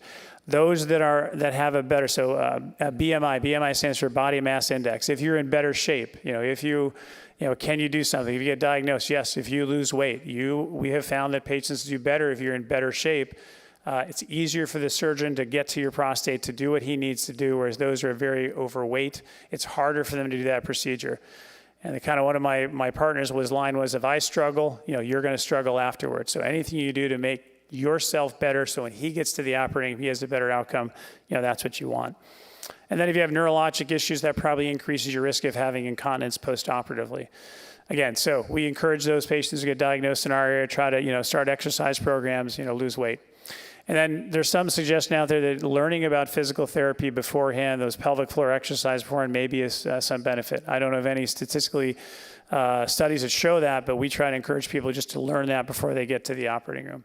And I think picking your urologist who's going to do your surgery is important. Pick one that's really experienced. Again, there are centers throughout the country that have those that are used to doing these surgeries, used to doing complex surgeries. Dr. Roach is talking about the salvage prostatectomy. There are some urologists who won't do that. If your urologist says, "Yep, I can do salvage prostatectomy," they can probably do a regular prostatectomy pretty well. So again, I think those are good questions to ask your urologist. And then, again, Dr. Margolis, be interesting if he had any comments on this. You sometimes can predict the likelihood of having continence postoperatively by measuring the length of your membranous urethra, and that membranous urethra is what has the sphincter. The idea being that if your membranous urethra is longer, bigger, more robust, you may have a better chance at having dryness postoperatively. So again, you can ask your urologist or your radiologist and say, so it'd be a good quiz question for him tomorrow. Okay, now we're in the operating room. So what can we do in the operating room to make things better for control afterwards? And this is what your surgeons who have experience are going to do. They're going to do something called nerve-sparing surgery. So it's usually two nerves, right? There's a right and a left nerve. Based on your pathology and the findings on MRI, they're going to determine, can they spare one nerve, both nerves, or neither nerves, based on the risk factor for having cancer go out through that area. So what they'll found is you're looking at a prospective study that if you spare both nerves, which are those nerves they talk about for erection, if you spare both nerves, you actually have improved continence postoperatively. So again, those nerves, you find somebody who knows how to do that, that's probably going to help you getting better control postoperatively as well. And then we talked about that bladder neck. So urologists who are very skilled at doing the prostate removal, if they can spare your bladder neck, then you have a better chance at having better bladder control postoperatively. And then blood loss. So again, if they have good technique and they minimize blood loss, so you have less of changes of blood pressure in that area, and ultimately have a technically better surgery, you're likely to have a better outcome. So those are just risk factors to say, how can we have a better outcome of continence in the operating room? Okay, so we look at, you now had your surgery and say, what do people think about once they've had their prostate removed and now they're dealing with the side effects? And this is looking at the impact, quality of life study. After you've had your prostate removed, how much does incontinence bother patients? And what they looked at is in post-prostatectomy incontinence, is that stress urinary incontinence. What they found is that this is an incredibly disabling issue. So men who've had their prostate removed and are leaking urine, this is 7 times more distressing than having erectile dysfunction, which everybody talks about. As you know, ED, that's the big ticket item. But this is actually a thing that really affects people very significantly. In fact, patients who are cured of their prostate cancer will be willing to give up over 2 years of their survival benefit to get their control back. And when you compare that to erectile dysfunction, they'd only give it 4 months back for that. You know, and it makes sense. It makes sense because this is something that they live with every day. You know, erectile dysfunction, that may be a problem like once or twice a week, depending on who you are, but incontinence, something every day that you live with. I mean, men can't wear tan pants. They got to wear dark pants. I mean, it's just things that most of us don't even we take for granted. Those people have to worry about every day. So again, this is a big issue for patients. All right, so let's look at what's the incidence of urinary incontinence after you have your radical prostatectomy. So these are high volume robotic surgeons. These are the best out there. This is from a few years ago, but they looked at their outcomes. And what they stated was, again, how many patients 1 year out had no pads or were completely continent. And so their data showed 84% were completely continent, which sounds, you know, pretty good if you're in that 84%. That meant that 16% were still incontinent 1 year. And then if you look at how many patients use 0 to 1 pad per day, that's 91%, you know, only used 1 pad a day. That's still some incontinence, but that's what they had. So again, that's 9% of patients who had more than 2 pads per day. And that's from the best of the best throughout the world. So what we find is that about 9 to 16% of patients, you know, at a year out still have urinary incontinence. Okay, so what do we know? You're that patient, you're now out at 1 year and you still have urinary incontinence. What should you be thinking? Okay, what we're gonna find is that from the time you've had your radical prostatectomy, if you still have incontinence in 1 month, 75% of the time you're still gonna get control. At 6 months, still 58% of patients are gonna get control. If you're out at 1 year and you still have incontinence, still 41% of patients will get some control back. So there's not anything that's definitive that says at 1 year, you know, you've got to do something if you have incontinence. You still have some time to get improvement. I think some of that depends on how you're doing. Are you getting improvement as time has gone since your prostate surgery? Now, when you get farther out, now you're 18 months later on. At that point, if you still have incontinence, it's pretty less likely that you're going to get control at that point. And so now, I don't use time as a thing to say, when can we do procedures to try to make you dry? If I have somebody who's wearing 10 pads a day at 6 months or a year, I think it's unlikely that they're really going to get dry, you know, if we give them time. And there are some patients we've operated on earlier rather than later. But if you're somebody who's kind of getting better, I would give you as much time as you can to try to get better on your own if that's happening. Okay, this is 1 year after radical prostatectomy. Let's look at this incontinence and erectile dysfunction. So if you're 1 year following your prostatectomy, what's the probability that you're going to get your urinary control back? And this was, if you looked at 24 months, 30% of patients are going to get their control back. At 36 months, 49% will get their control back.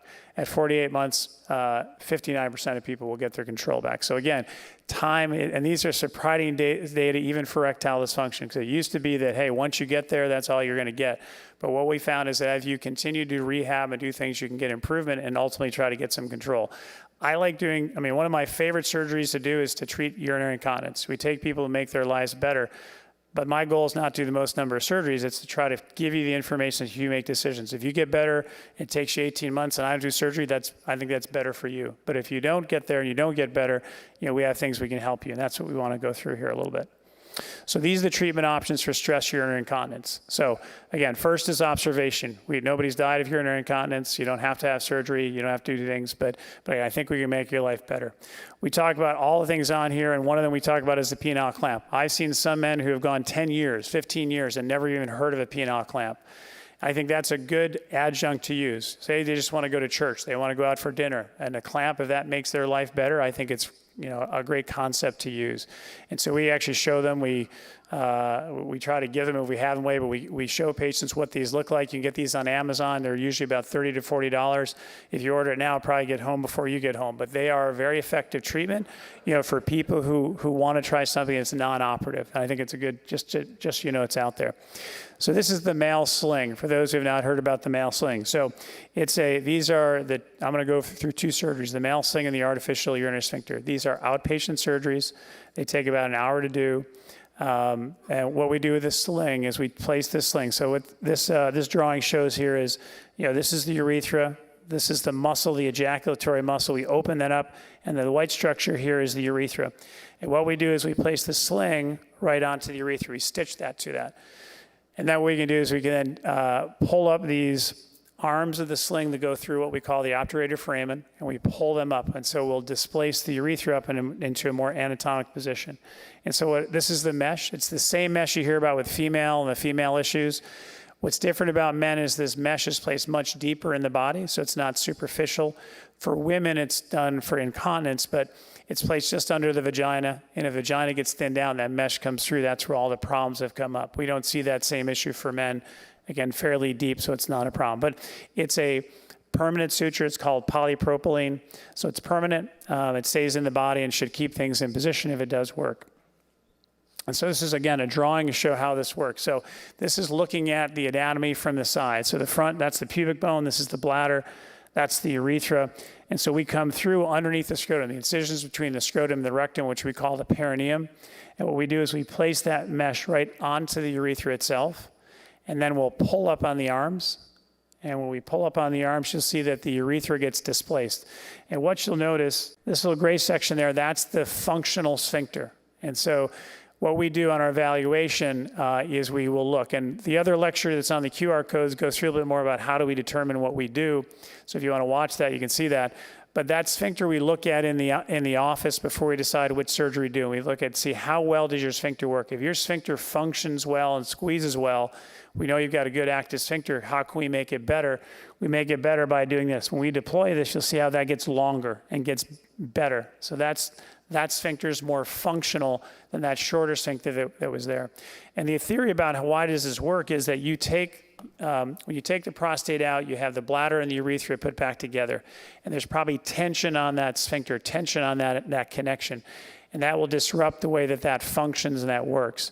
And so that sphincter, which is usually a circular, is now somewhat tangential. And so what we do is when we deploy that sling, we now take that sphincter that's now sort of sideways or oblique, and we now get into position so now it can squeeze better and more functional. So it just takes tension off that so that the sphincter works better. And so it's a great surgery for those patients who are appropriate candidates. Our success rates are between 70 to 80%. And those who end up having that surgery, it can be life-changing for them. So some patients are not candidates for the male sling. And again, some of that is just based on history and what do we find on our evaluations in the office. And sort of our gold standard for urinary incontinence is the artificial urinary sphincter. Again, this is an outpatient procedure. It takes about an hour to do.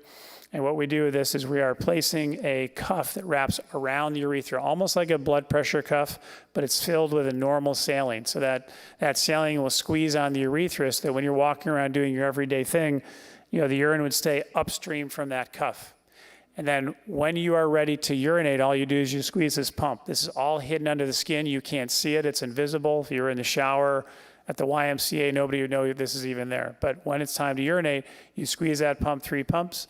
What that does, it takes the salt, that normal saline or that solution that's in the cuff, pulls it back through the pump and puts it back in this balloon, which is up above the abdominal wall. And then there's a certain wall tension in that balloon that pushes the fluid back into the pump, fills the pump up, and then fluid goes from the pump to the cuff, and then that cuff will squeeze on the urethra. And that takes about 60 to 90 seconds. So the only thing you got to worry about and think about this is when it's time to go to the bathroom, 3 pumps. You go to the bathroom, it automatically closes on its own. You don't have to do anything else. It looks like a crazy device, and you go, I don't want that in me. I will tell you that men who have this and it works, they are extremely happy. If it doesn't function, now these can develop leaks as a hydraulic system. We will get a call from patients saying, can I get it fixed tomorrow? I mean, that's how much this, makes people's lives better. So that's the artificial urinary sphincter. And again, that's very effective for those who have urinary incontinence. So again, I won't go through this too much, but these are how we decide, who's a good candidate for a sling versus an artificial urinary sphincter. And a lot of that's what we do in the office. And again, if you watch that other lecture, if you're really interested, that would be helpful. And again, I think they're both highly successful. Again, the big difference is the male sling, you have immediate effect. So once we take that catheter out after the surgery, usually post-op day 1 or post-op day 2, you're going to find out if you're dry or not. So you get that immediate gratification. With a sling, you have to take it easy. If it works, no heavy lifting, nothing heavier than a gallon of milk for about 6 weeks. You want to let your body kind of fix or grow into that mesh. It's kind of like a chain link fence. You have to hold it in place. And once that is set in place, then you can gradually start doing more and more. The artificial urinary sphincter, we turn that on about 6 to 8 weeks after we place it. And that's when you're going to find that you get your results. So it's a little bit of a delayed gratification of that, but both very effective for those patients who are good candidates. All right, let's talk about erectile dysfunction. Again, that's after whether you've had your prostate removed or you've had radiation therapy, any of the treatments that treat prostate cancer, erectile dysfunction is very common. What's the instance of erectile dysfunction in the general population? That is patients who have not had prostate cancer, everybody else walking down the street. So we look at the Massachusetts Male Aging Study. The incidence of erectile dysfunction is about whatever decade of life you're in. So as I became 40 years old, I was kind of surprised to know that about 40% of 40-year-olds have ED. And so again, that kind of goes all along that pathway. And so if you add then having prostate cancer treatment, now you're going to take it up a notch there. But it's very interesting to know that, again, erectile dysfunction is common as we get older. So when we look at what are the standard treatment, obviously first-line therapy are going to be the pills that are out there. This is a handout that we use in our clinic, kind of outlines different treatments that we use.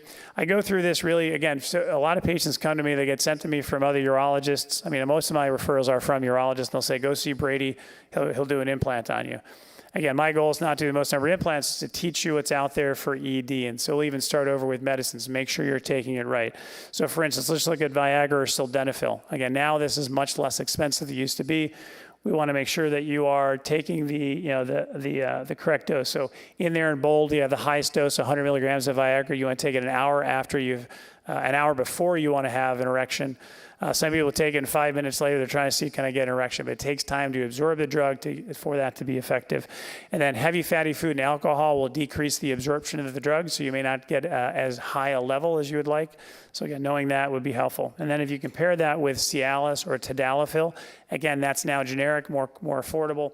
But again, 20 milligrams would be the highest dose that you could take. It takes 3 hours to absorb that pill. So it's not as though, again, you take it 5 minutes later, it's almost like probably not even taking the medication. You want to give it time to be absorbed. That's not affected by alcohol or heavy fatty food. So just learning and making sure that you're taking the medicines properly and make sure you're getting a good trial, I think is important. That's something we try to do in our clinic. The other thing we talk to patients, we go through all of the different options. We have a handout that goes through all of these things so people understand them.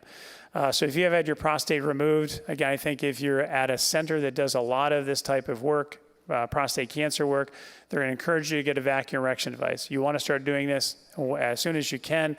And the idea, if you've never seen this, how this works is you would take, there's a cylinder here, you place that over the penis. There are hand pumps that get a little bit higher pressure. There's battery-operated pumps. Do not use a regular vacuum cleaner. That's a recipe for disaster.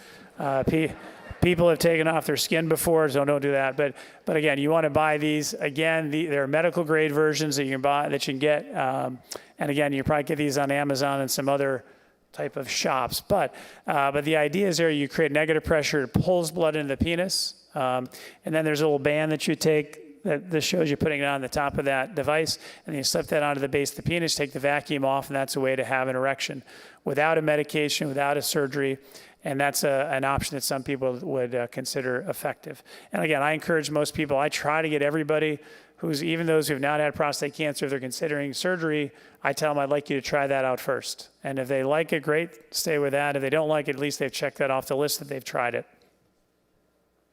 Another thing we do, which is off-label. So those men who have had their prostate removed or had radiation therapy and they have erectile dysfunction, what we'll find is a lot of men will have penile atrophy.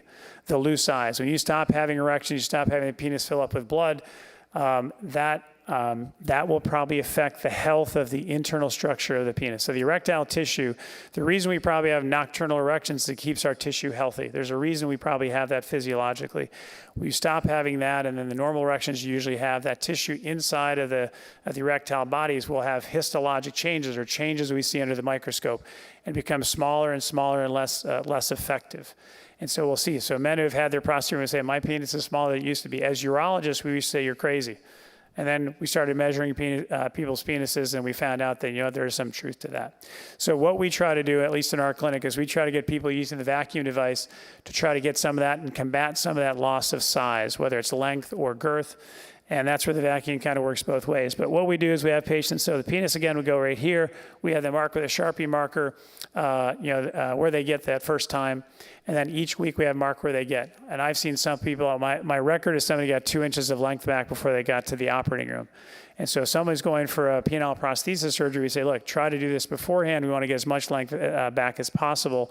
Because if we put it in, we can't do that afterwards. You got to get that length before we get to the operating room. And that's probably the biggest complaint after a penile prosthesis, that my penis is shorter than it used to be.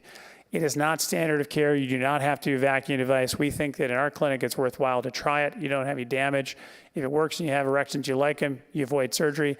If you don't like it, then you go to surgery ultimately, but now you've stretched out to hopefully give you the best size possible. So that's how we use the vacuum erection device in our clinic.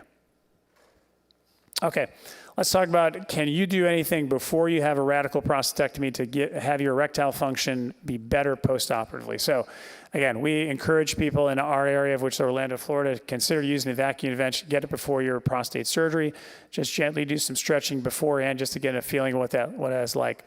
We also encourage people to try some of the oral phosphodiesterase inhibitors like Viagra, Cialis, to see, again, what kind of response you get. Again, getting better blood flow beforehand is probably helpful for you afterwards. John Mulhall from New York, he's done a lot of work in this area, and I tip my hat to him. He did a study looking at taking crush injury. So if you take, in this animal study, what he did is he gave 3 days prior to the injury, 1 hour beforehand, and 3 days after the injury, he gave a dose of sildenafil or Viagra, and then crushed the nerves to the penis to see what kind of results they got afterwards. And what they found is that those animals that had the drug 3 days ahead of time had much higher intracorporeal pressures, which is blood flow going into the penis. So what it showed is that if you prime the pump, so to speak, before you have any injury to that area, you're going to have a better response afterwards. And so again, there's potentially some advantage to us, and there's not data out there that I have, but not unreasonable to try those medicines before you get to having your radical prostatectomy. So again, another kind of showing how do we do this. So again, bladder here, prostate's purple, and that's the urethra. When you take out the prostate, what you see there, those are the nerves. And so that's what we're trying to spare to try to have your erections. Those are the nerves that send the signal to the penis to let blood flow in at the appropriate time. And again, that's after they put the bladder back together.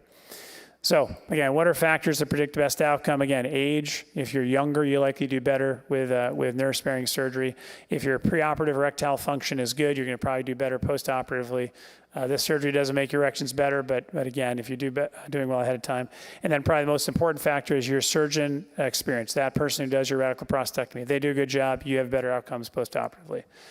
And then the intraoperative techniques, same with incontinence. Again, if they do those techniques where they minimize and don't damage the nerves are more functional, you're likely to do better postoperatively.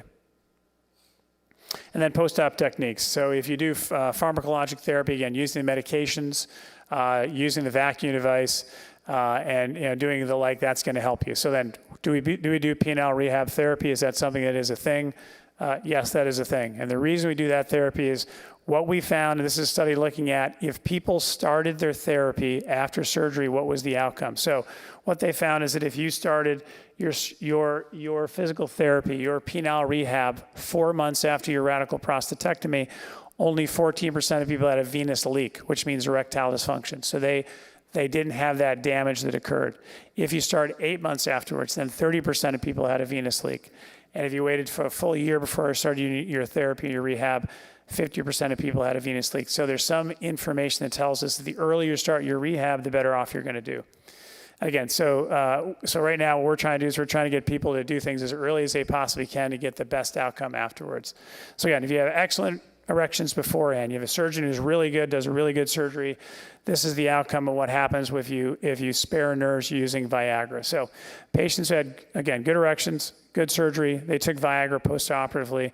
What they found overall, 42% of people had response with the medications. If you had both nerves spared, so again, your pathology allowed them to do that, 71% of people had good erections afterwards. If only one nerve is spared, then you had 50% of people having erections. And say they said that cancer is so bad, we can't spare either nerve, which means they've got to go more widely to get the best cancer control possible.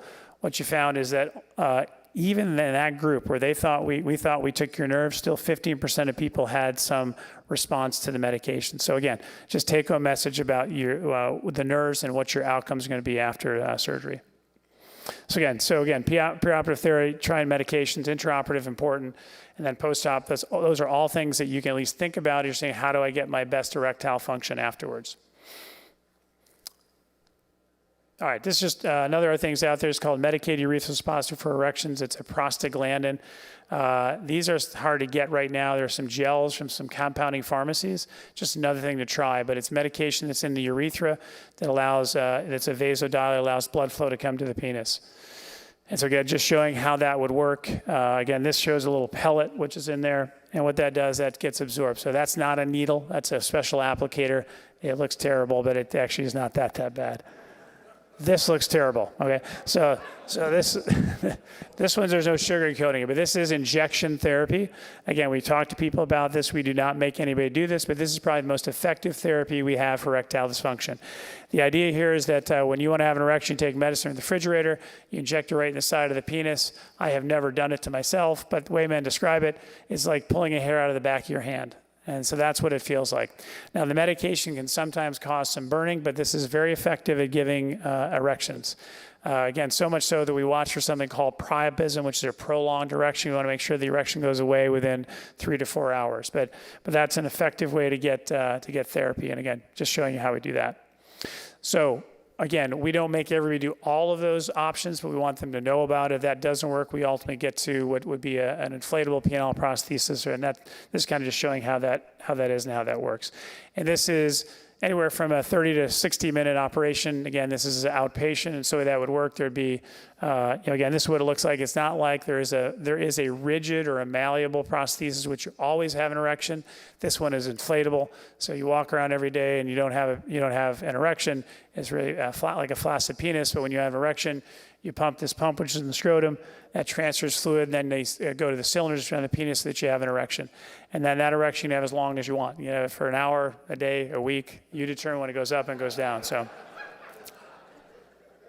okay, so I'm not going to go too much more in that in terms of the surgery of that. Again, if you are interested, you can go to that QR code. That's from a few years ago. So I'm going to spend a little bit of time now talking about, I think, a newer procedure that's out there that helps a condition that a lot of men and even urologists, frankly, do not know about. And it's foreplay incontinence and climacturia.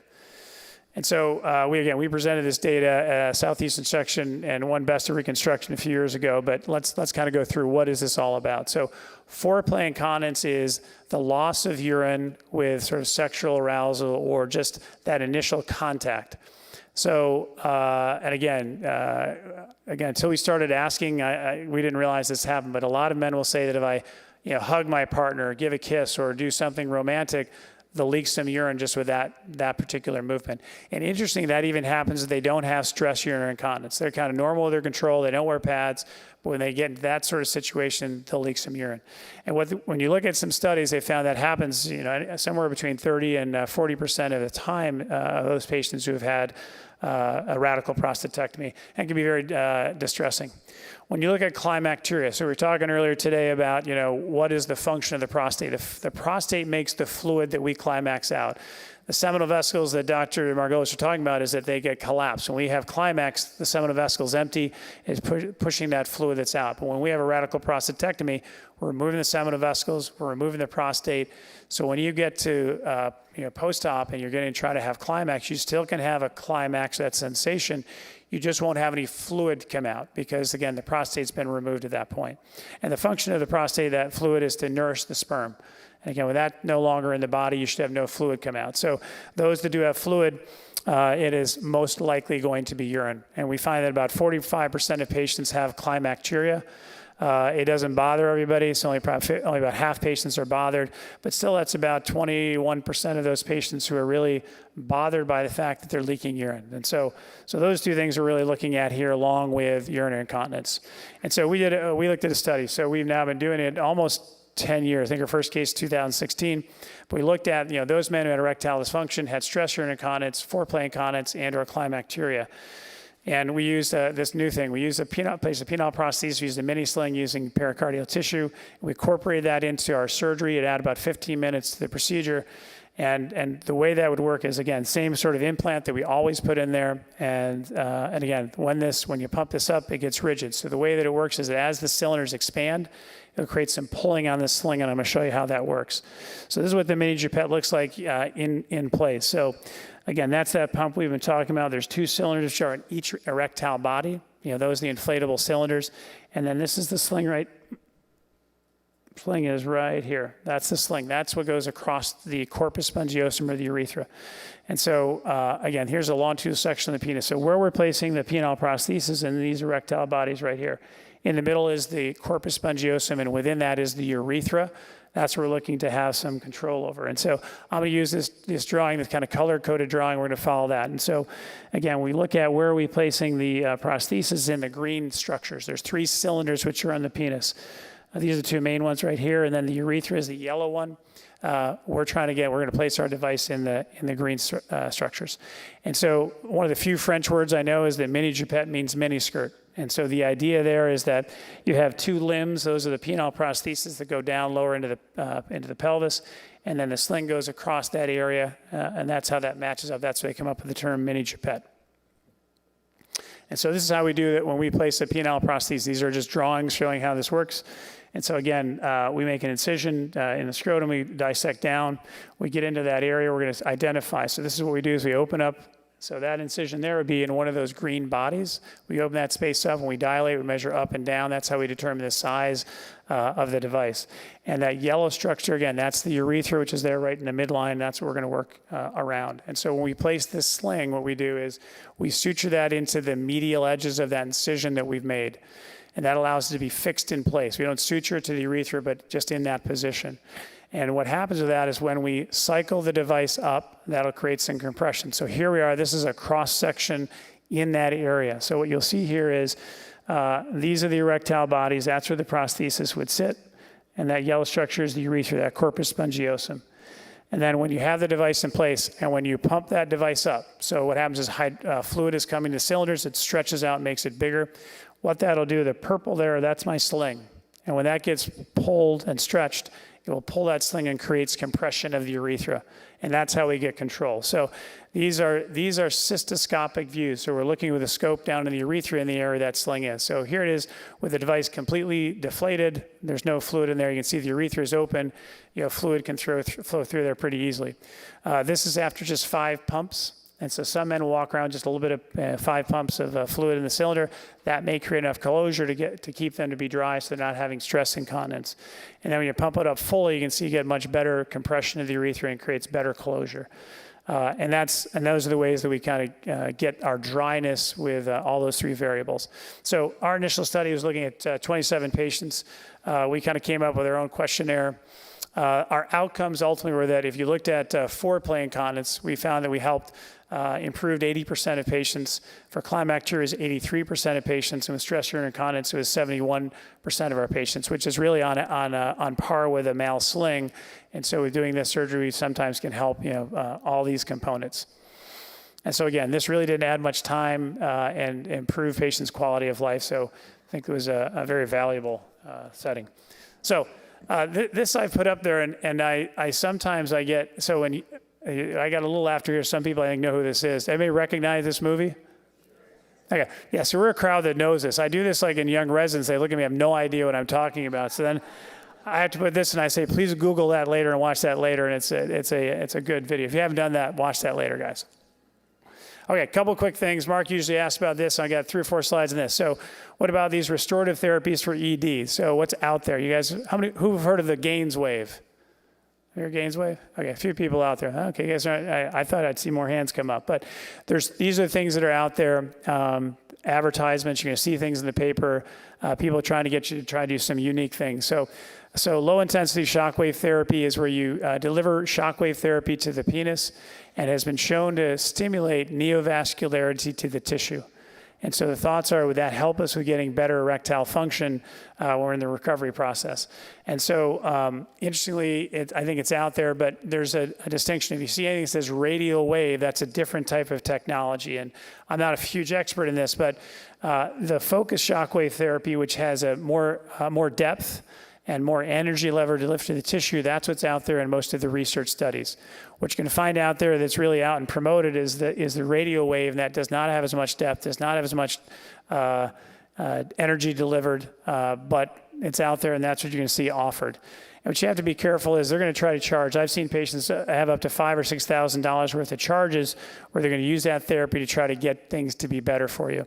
I just be cautious. Take-home message for everybody here would be that our Sexual Medicine Society, which is those of us urologists who work in this area, right now still they say this should be investigational. I wouldn't go spend money on it. I would go to centers that you don't have to pay for it, that they're looking at things, because we have to figure out how do you use it, what's the best method to do that. That's where I think you're going to make an impact on patients in the future who may be using this therapy. But don't waste your money doing this kind of therapy at this time.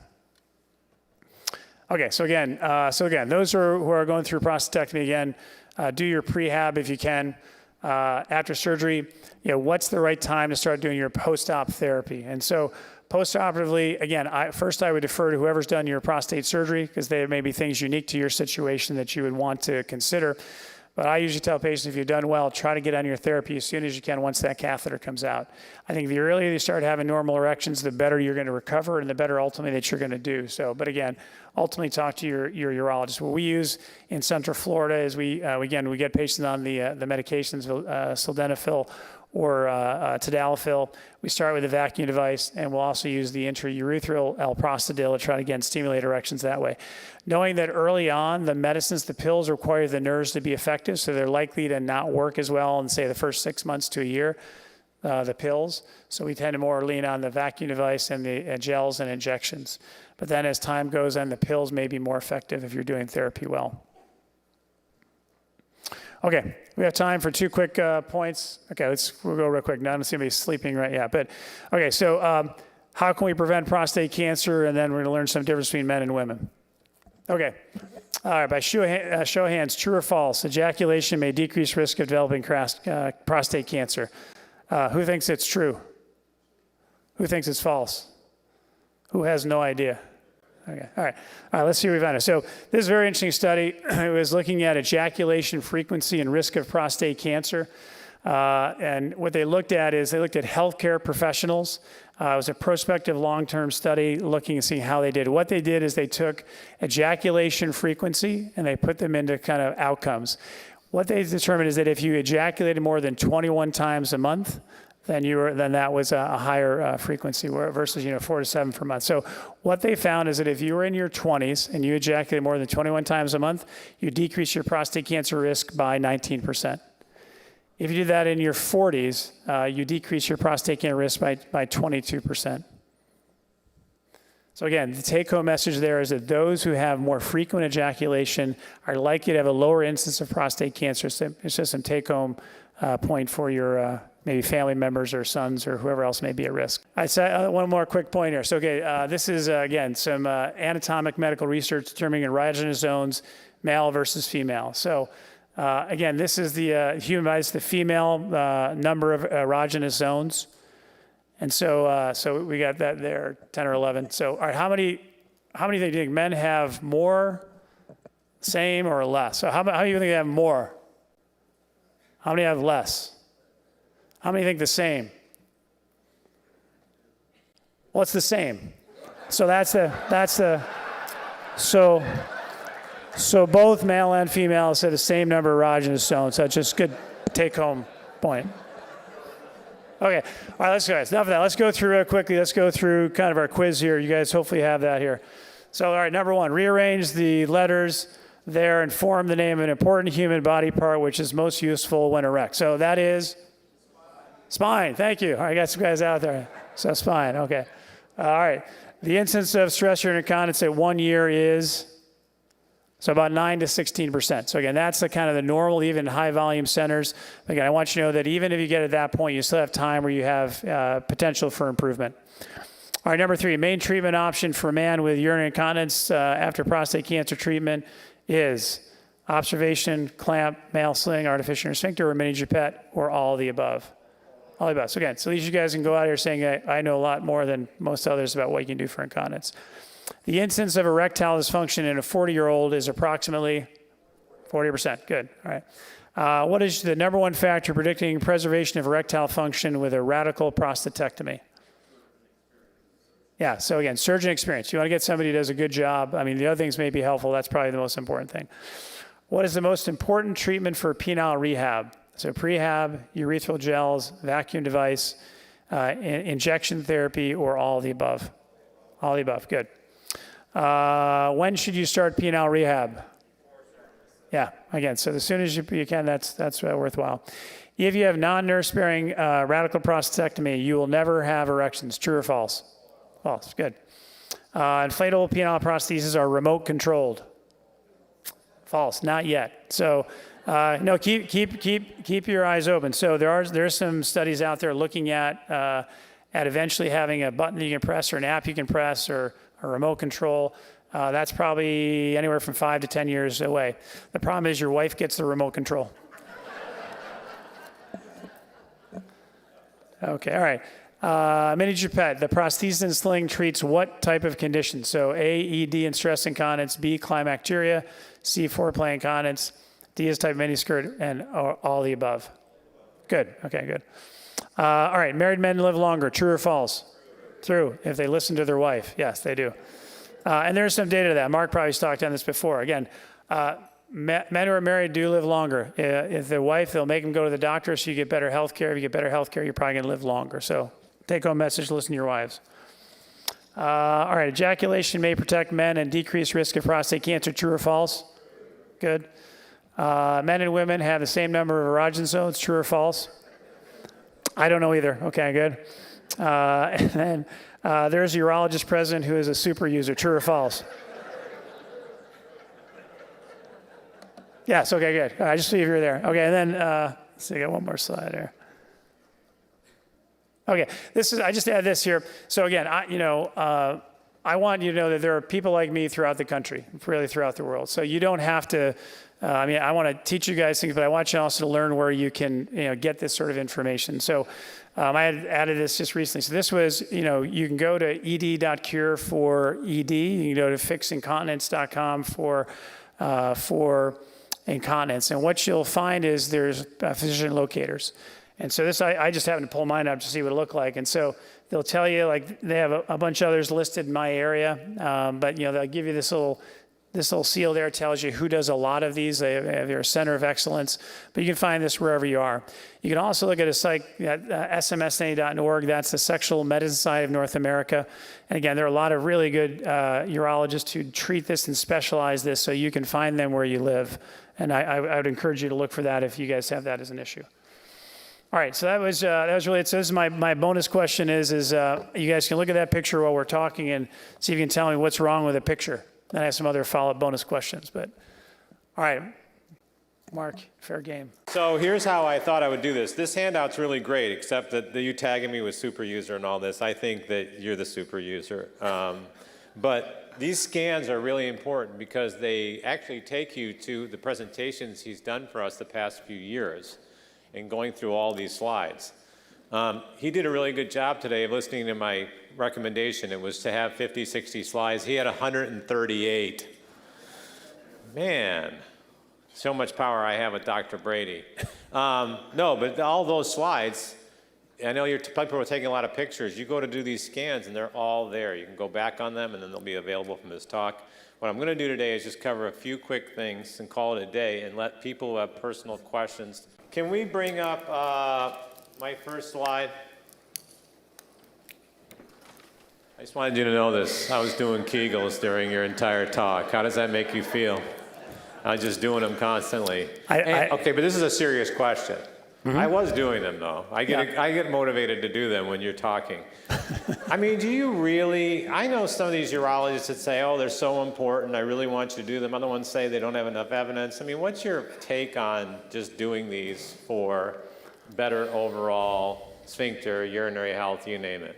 Yeah, no, I mean, I think it's, if you've had surgery, it's kind of like getting, I tell people it's like having shoulder surgery, right? You know, you don't just do it and then don't do anything. You're now going to want to exercise those muscles that you're trying to get to recover. So this is, and in our area, they get, a lot of patients get sent to physical therapists. And what they'll do is they will either use a patch or an electrode that they can try and identify, are you squeezing the muscle correctly?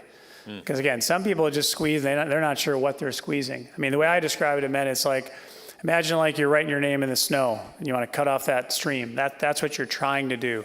Or almost imagine you have an erection, you're trying to lift the penis up. That's the movement you're trying to do. But physical therapists are motivated to help you get this maneuver down so you do it correctly. So I think if people are getting, you know, if you're getting better, I think continuing doing that would be helpful.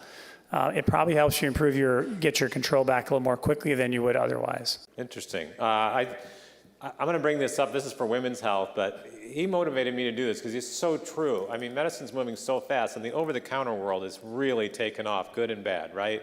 Like you were talking about the clamps. People can get clamps over the counter. They can buy a number of the things that you were talking about on Amazon.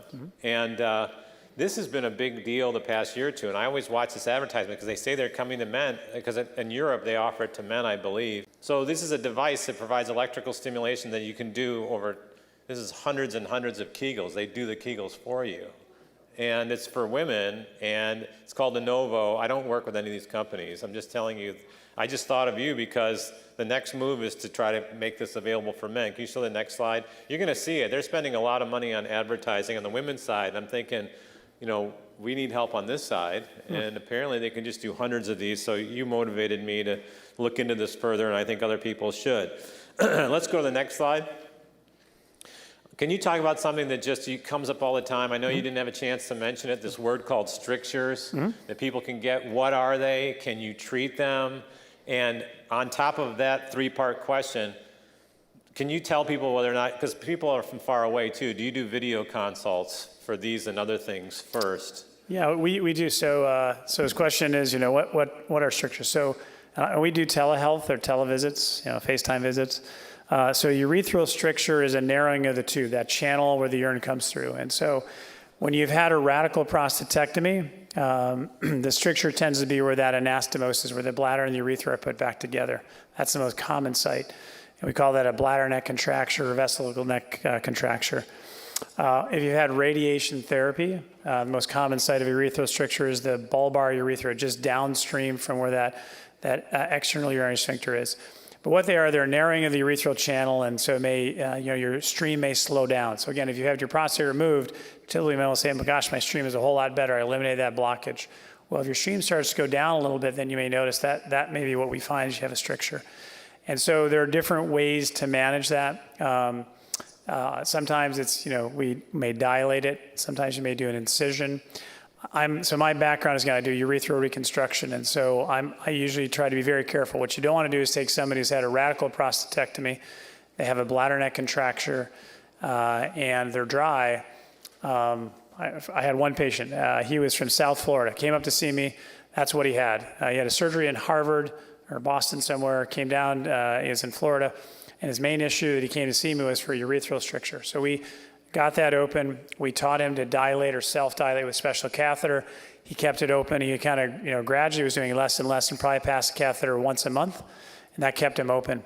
I said, again, whatever you do, don't let anybody, you know, cut or, you know, open that area up.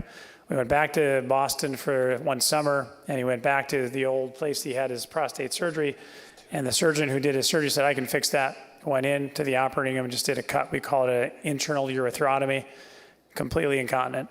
And so he came back to Florida, and we ended up putting an artificial urinary sphincter in him. So you really have to be careful. If you have a urethral stricture, it's helpful if you find somebody like a reconstructive urologist who's used to dealing with that problem. Oncologists are, I'll just cut it open, it won't be a big issue. And I think a lot of times it can be, you just have to be careful, because again, you can sometimes make things worse. But that's what a urethral stricture is. You can sometimes reconstruct them as well, But again, it's more challenging if you've had radiation therapy and the like. But that's what a urethral stricture is. I'm so glad people stayed here to hear this talk, because he's also symbolic, this movement of reconstructive urology. We were complaining for double decades here, where does someone go when they run into radiation problems? Where does someone go when they run into surgical problems? And nobody was providing answers, and now these people are being trained to handle those really difficult problems. And I love the fact that you've helped so many people by video consults, whether it's conservative therapy or not. Let's just talk about this is really tough to say before I give you your last slides of the day. I always want to talk about best candidates, best worst. Can we play that game? Sure. Yep. Best worst candidate for male sling. Best case is minimal incontinence. So we usually weigh our pads, say 1 to 2 pads a day, less than say 300 grams. On cystoscopy, they have a great looking sphincter, no radiation therapy, they just had their prostate removed. Those would be our best case patients. And how long does it take, the procedure? Probably about 35 to 40 minutes. And what if it doesn't work and I don't like it? Do you remove it, or does it stay in? Yeah, so if we have a failure, say the sling doesn't work, we can always go and do the artificial urinary sphincter. We usually do not have to remove the sling. Okay.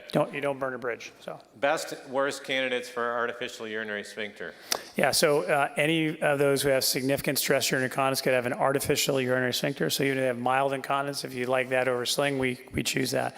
But if you have more significant incontinence, like if you leaked standing up, your urine just comes out, the volume is significant, so more than say 400 grams a day, we tend to lean towards an artificial urinary sphincter.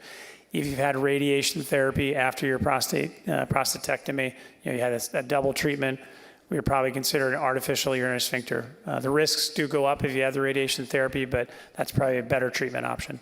There's this thing called PROACT on the internet. Mm-hmm. As an option for incontinence. Do you want to comment? Yeah, so PROACT is, there's some slides in that QR code if you want to look and see what that is. So PROACT is another procedure for incontinence. It's through the perineum, that space between the scrotum and the rectum. You deploy 2 balloons that go at the bladder neck. You inflate them, and they'll create compression of the urethra. The nice thing is they're adjustable, so you can go back and add more fluid. So say you get a little bit of improvement, but not fully, go back and add. So maybe that as those balloons increase size, it may increase pressure on the urethra to create dryness. I don't have much experience with those. I've heard good and bad things about them, but that's the PROACT, and there's some pictures of it. You look in that other lecture. How soon after a surgical procedure or removal of the prostate do you want someone to do penile injection therapy? Yeah, and again, I would defer to whoever did their surgery, because sometimes the radical prostatectomy, there may be things in there that happen, and they want you to have more rest before you start. But if the surgery is pretty straightforward, I would try, I think that the medications like the Muse or the intraurethral prostaglandin or the injections are more likely to be more effective earlier on, because when you have your radical prostatectomy, the nerves are damaged. The pills require the nerves to be effective. So if you're taking the pills early, it's probably not as cost effective than as you are trying these other medications. So I would say the earlier the better to get those erections happening. And what's different about an erection with the injections or the pills, it's like a natural erection. It's highly oxygenated blood being pulled into the penis, to get you that erection, versus a vacuum where you're pulling venous blood into the penis. It's a little bit of a different oxygenation, and so the higher arterial blood is probably better. Do you want to comment on the perception versus reality? Because the perception on these things, like the artificial urinary sphincter, the perception on sticking a needle in my penis, right? The perception is, oh my God, do people do this? But the satisfaction rate from it is extremely high. Don't you find it interesting? Like the perception is, yikes. I mean, you described it, I think, in your talk as pulling a hair out of the back of your hand. And I don't know if you've ever pulled a hair off the back of your hand and you want me to do that for you since I'm a super user. But you should comment on that, because I was the same way until I learned from you. You hear about these invasive procedures like the artificial urinary sphincter, you hear about the injections, and people go, oh my God, I can't do that. But the reality is when you look at the quality of life in the surveys, they are super high in terms of satisfaction. Yeah, so to break them up a little bit. So the injection therapy, I learned this. I had a patient, I do a lot of these talks. I used to have a prostate cancer support group in Orlando.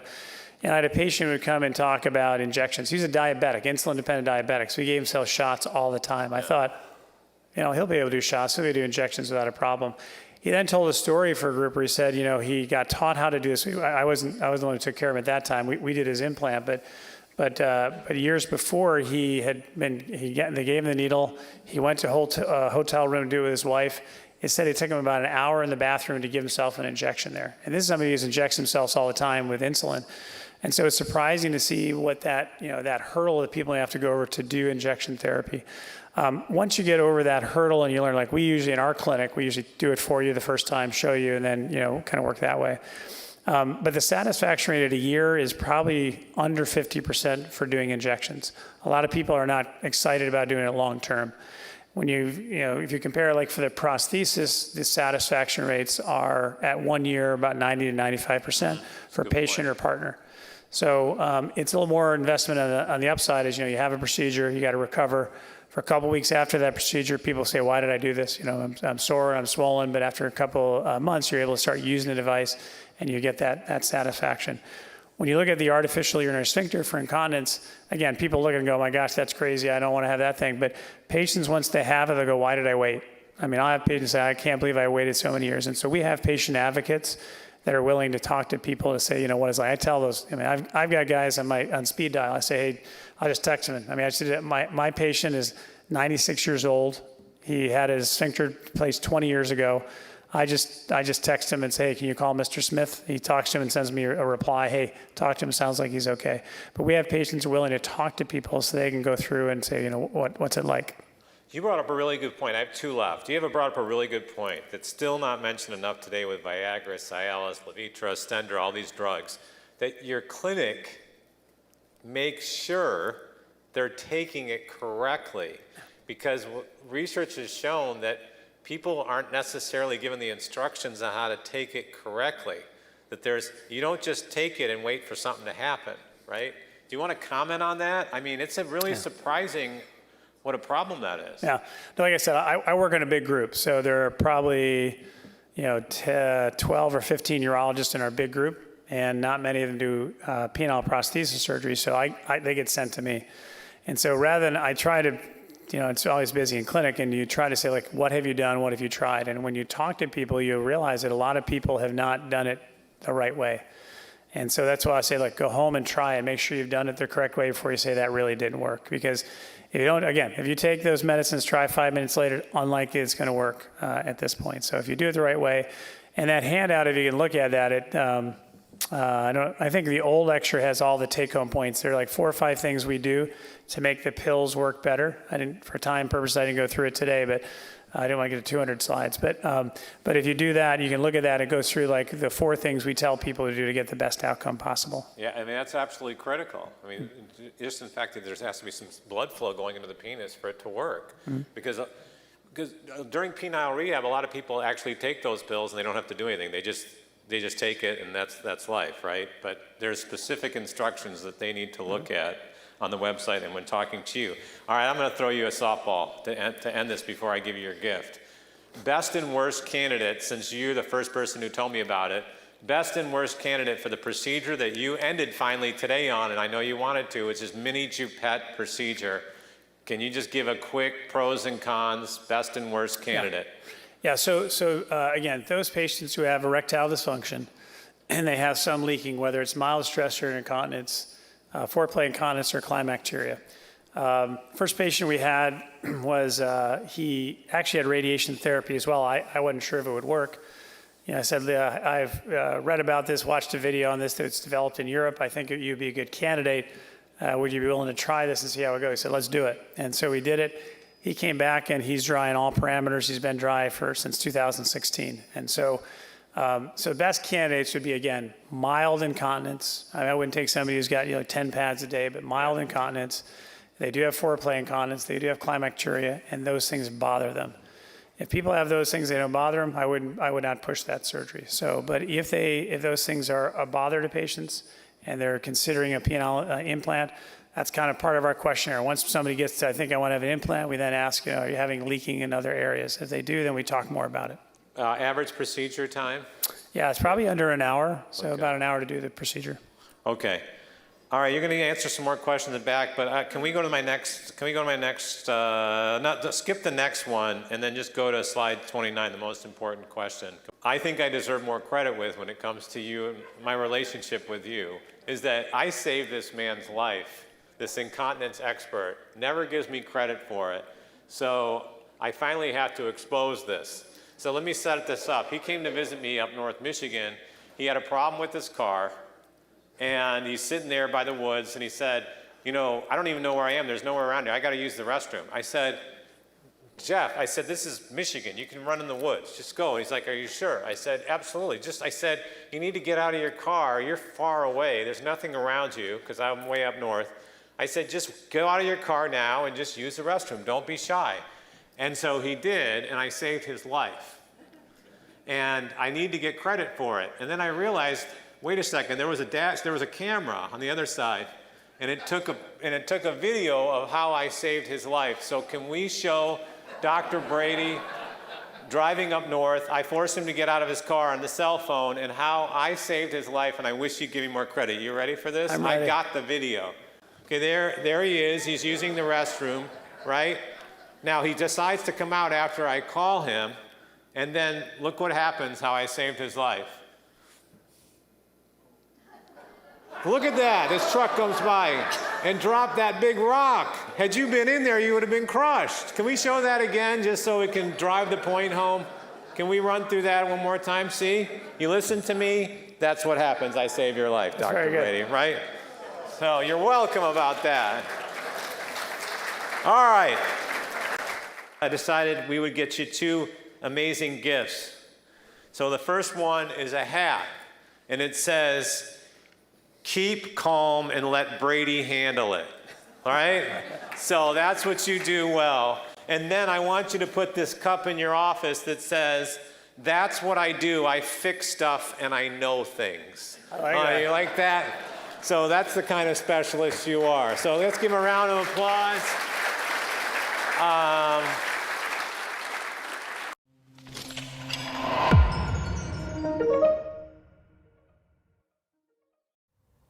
So our next session and our last session, we're already here for our virtual conference, is with Dr. Mark Moyad, our conference moderator, and Dr. Mark Scholz. Dr. Moyad is the Jenkins-Polk-Kempner Director of Complementary and Alternative Medicine Education with the University of Michigan Medical Center. He's an incredible mentor to our team, and he's just been somebody that we all look up to, that we all appreciate for the time that he takes to just get into the details. And they really, between him and Dr. Scholz, present 2 different sides, the urology side and the medical oncology side, the academic side and the private practice side. The other person he's talking to is our founder and executive director. I'm sure you've seen him on this channel, Dr. Mark Scholz. 28 years ago, he founded PCRI, and his goal was for patients to learn about their options outside of just maybe what the normal system was. And he has done a beautiful job through these videos and the time that he volunteers to do our videos every week as we get to answer questions from the audience, and the ones that you leave in the comment section, we get to ask him because of you. So without further ado, here is Dr. Mark Moyad and here is Dr. Mark Scholz. This session was incredibly insightful and had a lot of great education in it. I hope you find this helpful. So this slide, which she referred to a lot in her talk, I thought we needed to slow down and look at what she was talking about a little bit. The idea that prostate cancer is not one thing. It seems like a simple concept, but I can't, I have patients all the time coming up to me and saying, O.J. Simpson just died of prostate cancer. How can someone who probably has resources end up dying? I thought prostate cancer was a treatable disease. And of course, it has largely to do with, did someone not watch the situation? And then the other thing is that there are many types of prostate cancer. So this is an attempt to look at prostate cancer through the eyes of how did the cancer react to the previous treatment. You learn about your opponent by fighting your opponent. I'm a tennis player.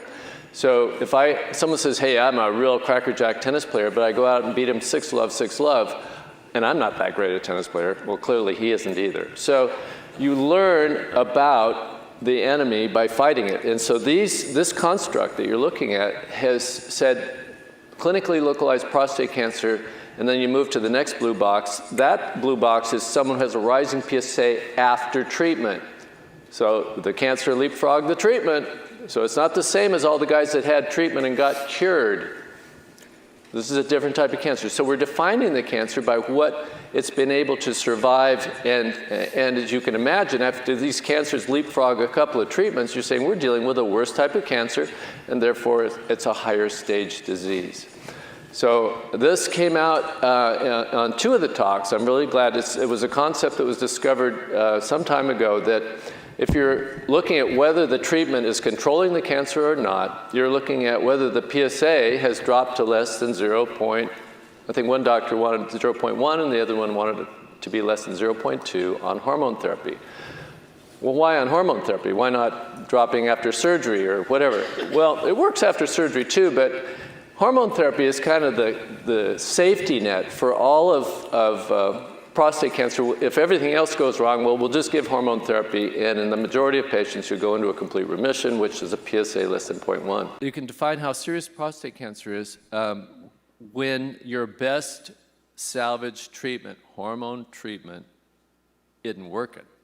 That means that the PSA didn't drop to less than 0.1 within 7 months, I think is what she said. So that's what this whole clinical states idea is. And it makes sense. It makes a lot of sense that you would look at your situation as to whether the best available salvage treatment, hormone therapy, is controlling your disease, which thankfully it happens in the majority of people, or it's not controlling the disease, and that's a serious development if your best weapon has stopped working. So that's a little quick summary of this slide. Did you have any thoughts on that? Do you have another slide on Dr. Heath, or is that the one? We have one more. Okay, let's go to that one. But when you go to that one, you know, what I thought you should answer this. If you listen to the speakers, several speakers had stories of someone that was 20 years out, 10 years out. They were doing well, and all of a sudden the PSA came back.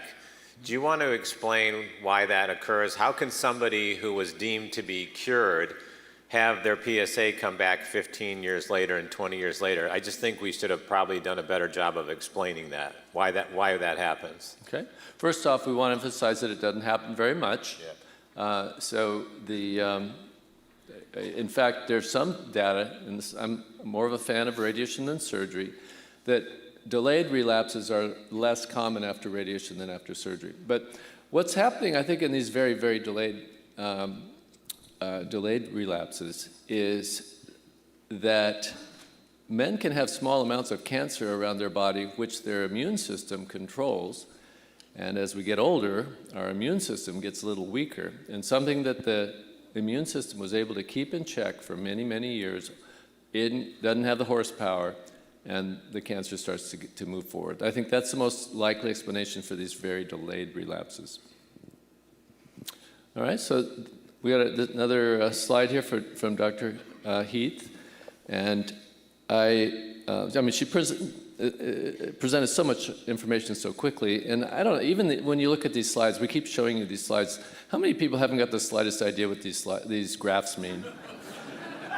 Yeah, that's what I thought. Yeah, I mean, everyone's assuming you know what these graphs mean, and it's I don't have a pointer, but basically it's not too difficult. So if you have two curves, that means you're comparing two different types of treatment.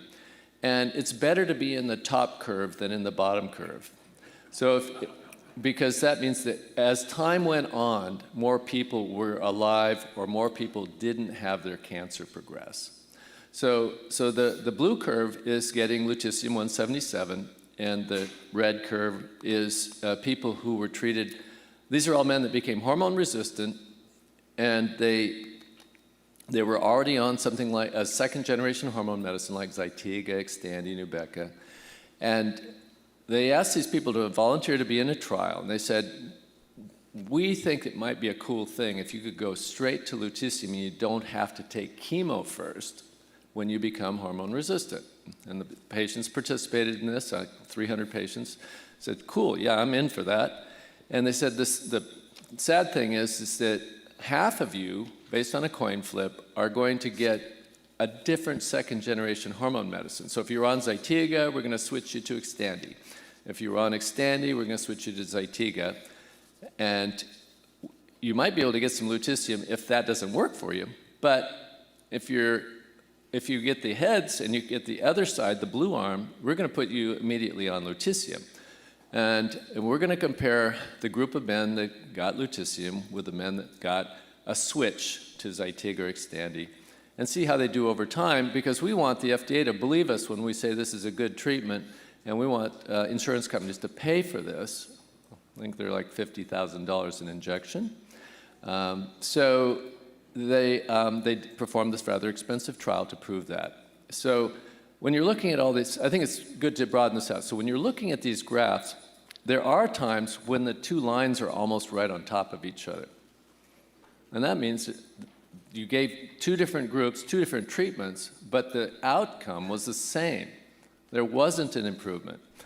So in this case, you can see big separation between the two curves, and that is the validated outcome of the study, showing that the lutetium, right after a failure of Zytiga and Xtandi, certainly gives a superior outcome to just switching to a different pill. Switching to a different pill, in my mind, is almost like no treatment at all. There are occasional responses to switching to a different pill. If your Zytiga or Xtandi fails, it's popular to switch to a different pill because it's easier than taking chemo.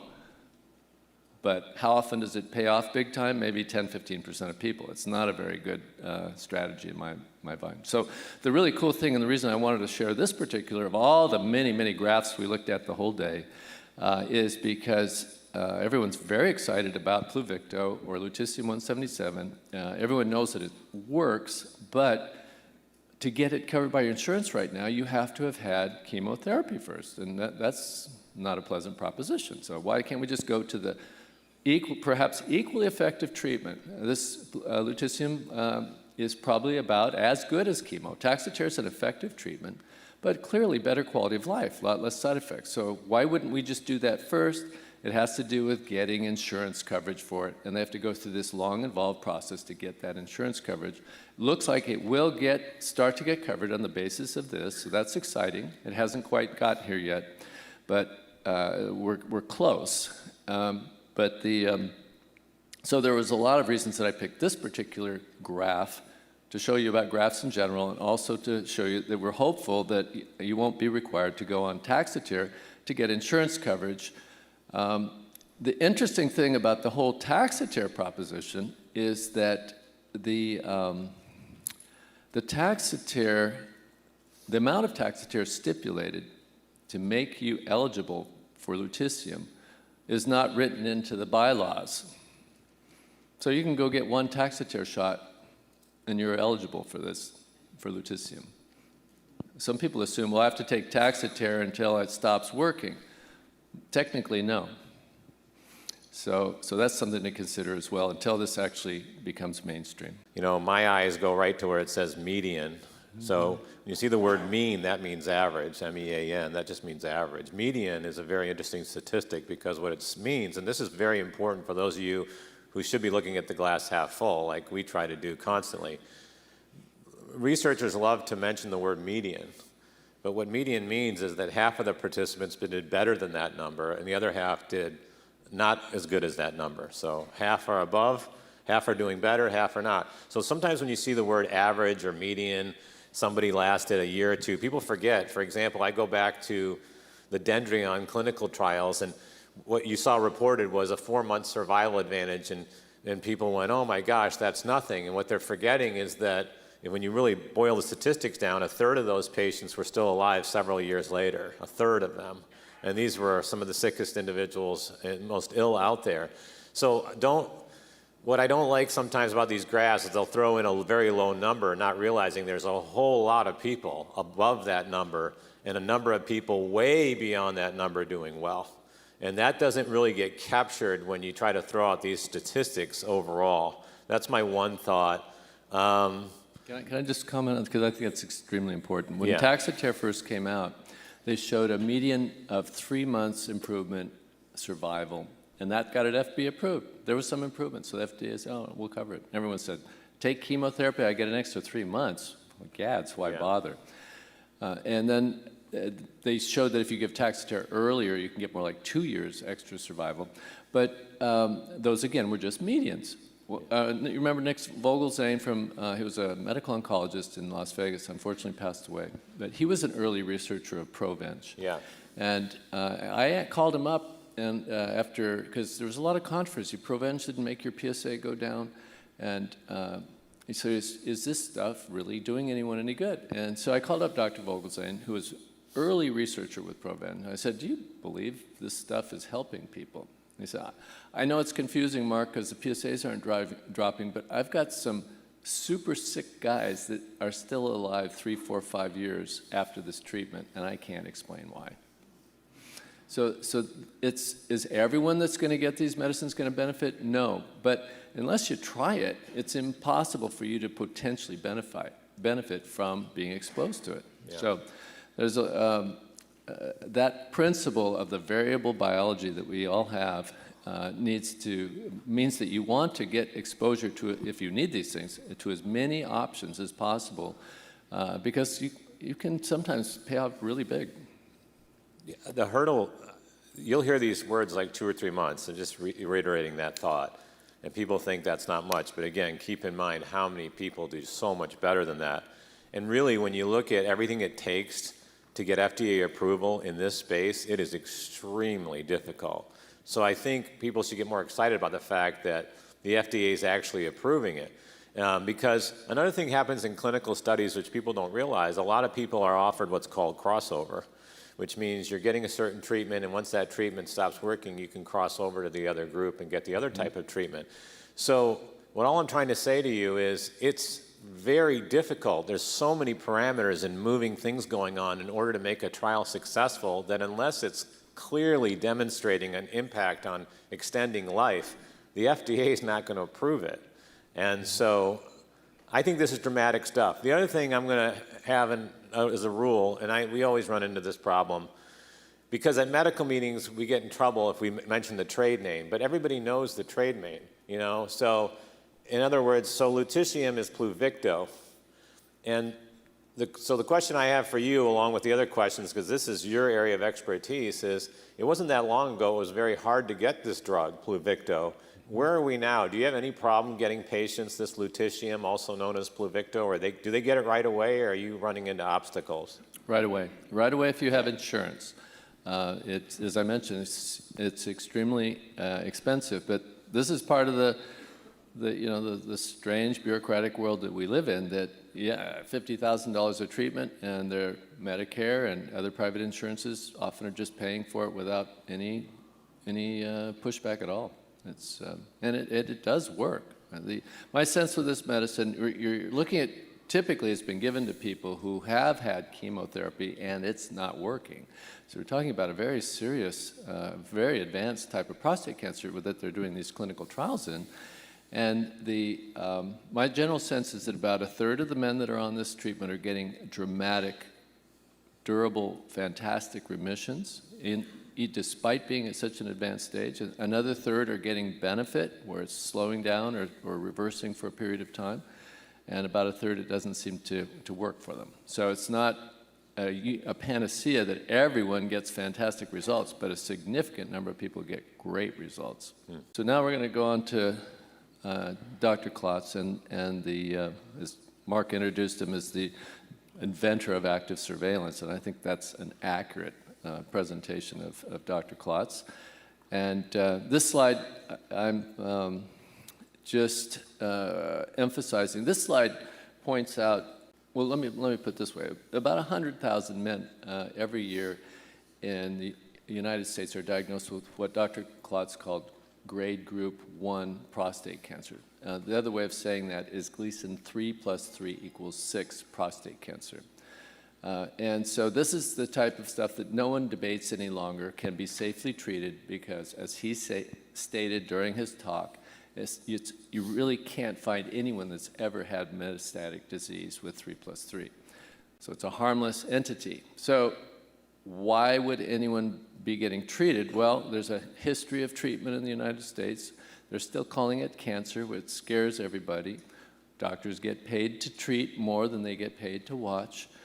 There's a lot of forces that are causing people to get treatment when they don't need it. And so this graph shows how much progress we physicians are making, or how we as a society are making, in not treating grade group 1 or 3+3. And you can say as of 2016, it was up to, if you look at the far right on the top left graph, the blue line, it's as of 2016, we were up to about 60% of men who have grade group 1 that are watched. That means 40% as of 2016, that's 40,000 men, got unnecessary treatment in the United States. So I wish we had a little more up-to-date data, but this points out how these sorts of meetings can hopefully accelerate broadening awareness about what state-of-the-art treatment means. Because these people are all seeing physicians. You can't get treated without seeing a physician. So they're seeing doctors, and they're not being encouraged to watch. So this is a sobering fact that I deal with on a daily basis. And it's an awareness issue, that even the possibility that you could watch it is sometimes not conveyed. And then, I don't know, there's some sort of emotional factor that has to do with that horrifying word cancer. And then, of course, there are incentives.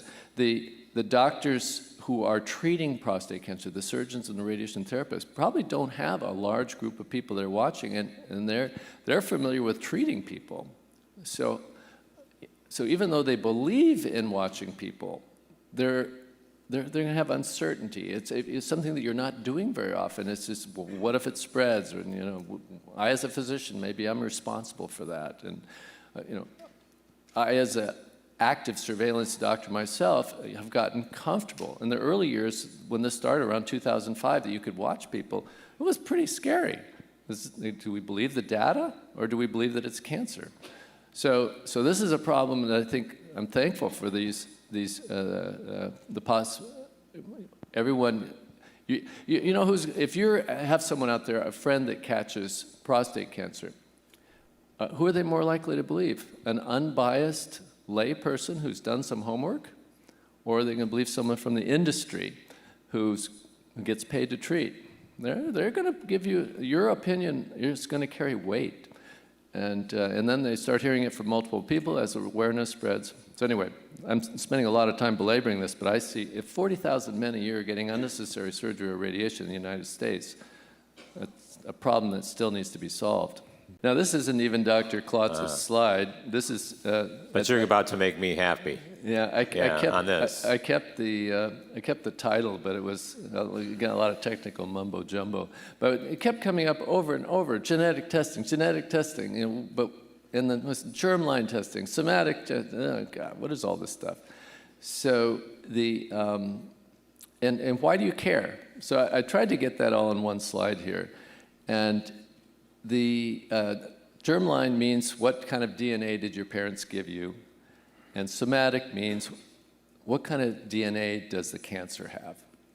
They can be the same, because cancer comes from us. The cancer can have the same DNA that you do, so germline testing can be relevant, finding out what your DNA and your parents' DNA was. But cancer cells can mutate, so they can have mutations in DNA that's different than if I had a cancer, the DNA in the cancer can be different than what I have in my body. So why does all this matter? Well, it only matters in honestly, a limited sense. There's this BRCA2 mutation, which means that if you have that, it's like having a higher Gleason score, and a higher grade cancer, a greater propensity for growth or spread. Is it the end of the world? No. Is going from a Gleason 8 to a 9 the end of the world? No. It's statistically a little more aggressive. Having a BRCA is statistically a little more aggressive. The other aspect of BRCA is that there is a unique type of treatment that only works in people that have that mutation. So it's an extra arrow in your quiver if you have that particular mutation. And you're not going to find out about it unless you get genetic testing. So those medicines are called PARP inhibitors. There's 4 Dr. Heath had a slide where she had 4 colored boxes. And those are used only in men that have this mutation and have metastasis. They're not used for men that are, if you have active surveillance and you get tests. Now, I've got BRCA2, and they'll be debating, can you do active surveillance because of this gene? And people say different things, but you're certainly not going to go on a form of chemotherapy if you have early stage disease and BRCA2. But you might decide to treat something rather than watch it. All right, so now let's go back to that's the relevance of genetic testing for someone who is newly diagnosed. So genetic testing for someone who has metastatic disease, certainly you want to know if you're BRCA positive, because you can use a PARP inhibitor, gives you another treatment that is definitely effective. The other thing that you might discover with genetic testing, somatic testing of the cancer cells, and by the way, this is done much more conveniently now with different types of blood tests, Foundation 1, Garden 360, that can detect free cancer cell DNA in your bloodstream. So you don't have to go sticking needles in bone mets and lymph nodes. You can just do it with a blood test. Now, the things that you might find, again, BRCA, you'd definitely want to know about that. Microsatellite instability, rare, but often results in dramatic remissions if men take an immune medicine called Keytruda, another arrow in the quiver. So you will never know it if you don't get genetic testing. And then Dr. Kwan shared, interestingly, in his experience, that sometimes it's not what the mutation is, it's how many you have. When there's a greater number of mutations, it also makes your cancer more susceptible to immune therapy. Opdivo, Yervoy, Keytruda. And then lastly, sometimes they've been doing genetic testing in other cancers, like kidney cancers, lung cancers, and whatnot. And specific medicines have been developed, just like they developed specific PARP inhibitors for BRCA mutations. There are other specified mutations in other cancers for which they develop specific pills. And sometimes prostate cancer patients have those types of mutations that would lead to the discovery of a specific pill that can work for you. So all that comes from doing the genetic testing. It's not rocket science. Once you get the genetic report, a lot of this will be laid out for you. But if you never get tested, you're missing out on some potentially valuable stuff. You know, I just got to go back, since we've been doing this so long. It was about 10 years ago at this conference with men who had advanced prostate cancer. The concept of getting genetic testing was, I'm not so sure, maybe. Now it's part of the guidelines, meaning everybody who is dealing with a patient that has advanced prostate cancer is supposed to get genetic testing. And I think that's a huge win, obviously. Mm-hmm. Where I'm not happy, and I tried to have Klotz come out, is that I think that 5 years from now, every man diagnosed will get a BRCA test or some type of genetic testing, because nobody can still create an argument for me that if you're going to put a man on active surveillance and you have a test, whether or not it tells them that he or she has a mutation that could make that cancer more aggressive, and or you could pass on to your family members, the kids might have it, that's a whole other decision, that you have access to that test and you're not utilizing it. It's not approved yet. It should be a discussion that comes up as a part of being on active surveillance. I'm still dumbfounded by the fact, again, I'm biased, I'm dumbfounded by the fact that everybody on active surveillance had not been tested for BRCA 1 or 2 or ATM or a number of these other ones from germline. This is what you were born with. We have really bad breast cancer in our family. So I have access to that test any time that I want to utilize, is this gene floating around? What we've learned about BRCA2, which makes it even more relevant than ever before, is it's not just about breast and ovarian cancer. It's about a higher risk for prostate cancer, and now we're seeing clearly a higher risk of pancreatic tumors, and how many other type of tumors out there will be linked to these mutations. So the other places these drugs are now being utilized is not just in breast, not just in ovarian, not just in prostate, but now in pancreatic on a trial that showed a benefit. So it was the first time I had talked to him, and I talked to him enough that he said, well, now we're starting to do it on every patient. And so that made me extremely happy, because when you discuss the pros and the cons of that test with someone who has cancer, I think very few people will ever say, no, I don't want to know that. But the fact that that discussion doesn't even come up in a meeting is scary to me.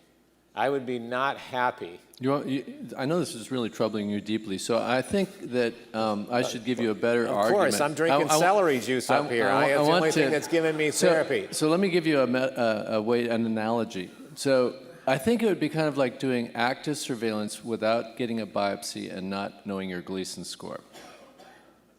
It's like flying an airplane without knowing a weather report. I like my analogy better. I think mine's much better. I think mine is tremendous.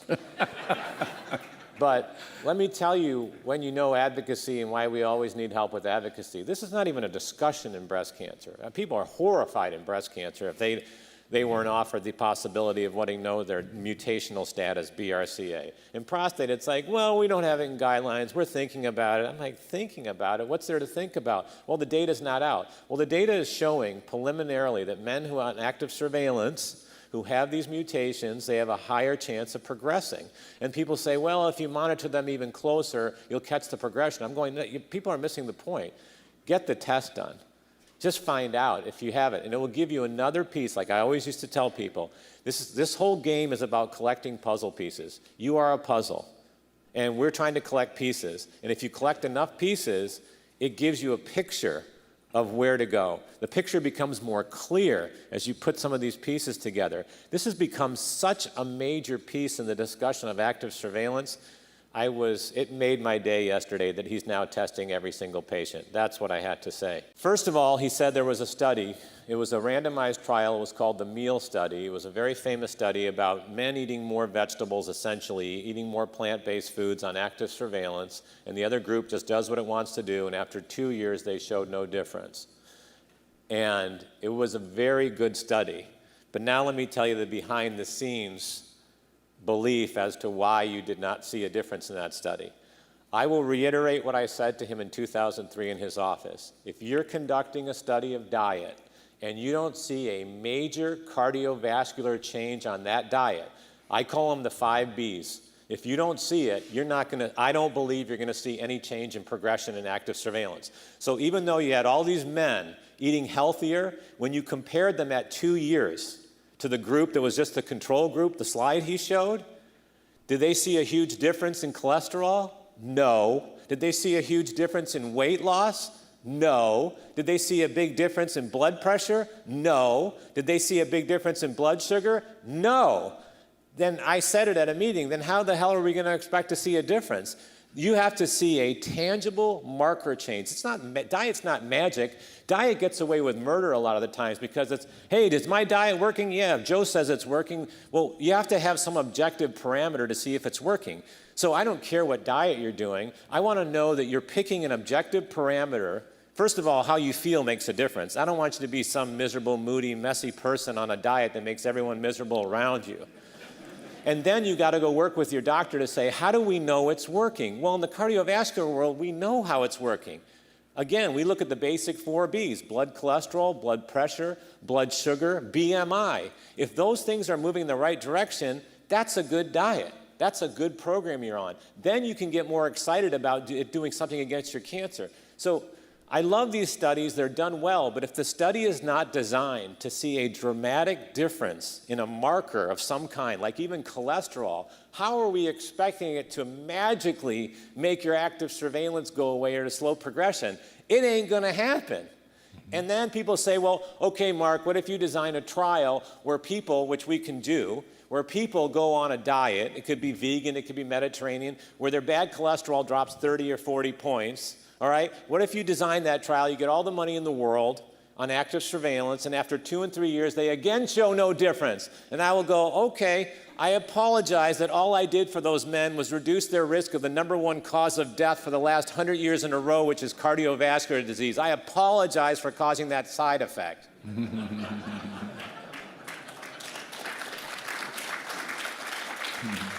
And the reason I told Klotz what was the #1 cause of death in your group, he said, you know that. Well, we don't know. Things change. It's still cardiovascular disease.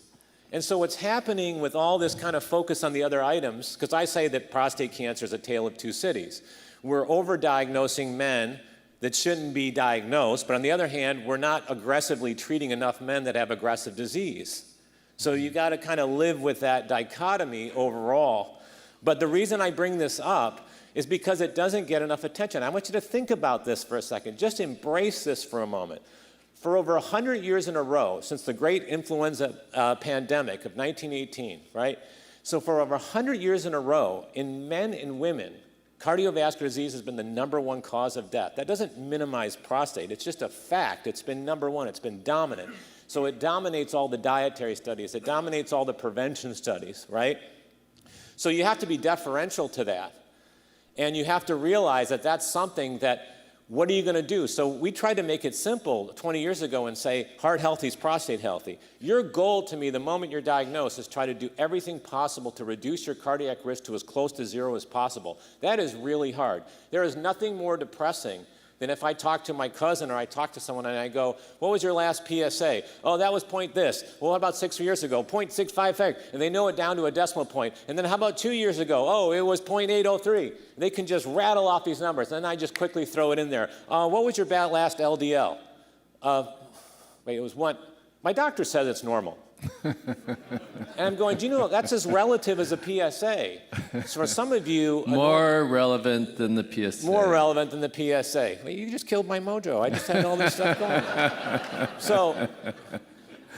So also being aware of what's going on here, right? So if it's the #1 cause of death, we're just accepting the fact that it's the #1 cause of death. Hey, you live to be an old age. No, but a lot of these things are potentially preventable. But it's not downplaying prostate cancer. It's showing the synergism there. I just love all these stories on Netflix about blue zones and people that live the longest lives. You know, if you go to, and I've been to most of these places, if you go to Okinawa or Andorra or any of these places where people are living 100 plus, there's something very interesting about those populations. They have some of the lowest rates of cardiovascular disease found globally. And I'm telling you, it pays off in those other areas.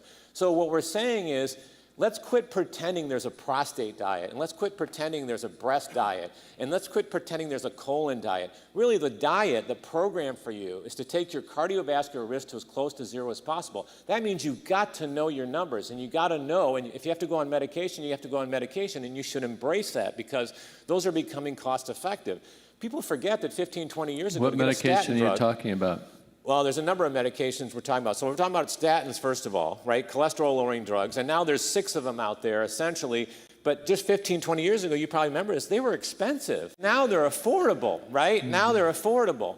And so you have access to them. Then people say, well, I can't tolerate it. And I'm going, well, I'm not so sure that you tried it at its lowest dose, all 6 of them, because you can easily switch from one to another and not have a problem with the other. But let's just say you're having a problem with it. Now there's a new medication FDA approved for people that can't tolerate a statin drug called Nexletol. People should know about that, women and men, Nexletol. Nexletol is an option.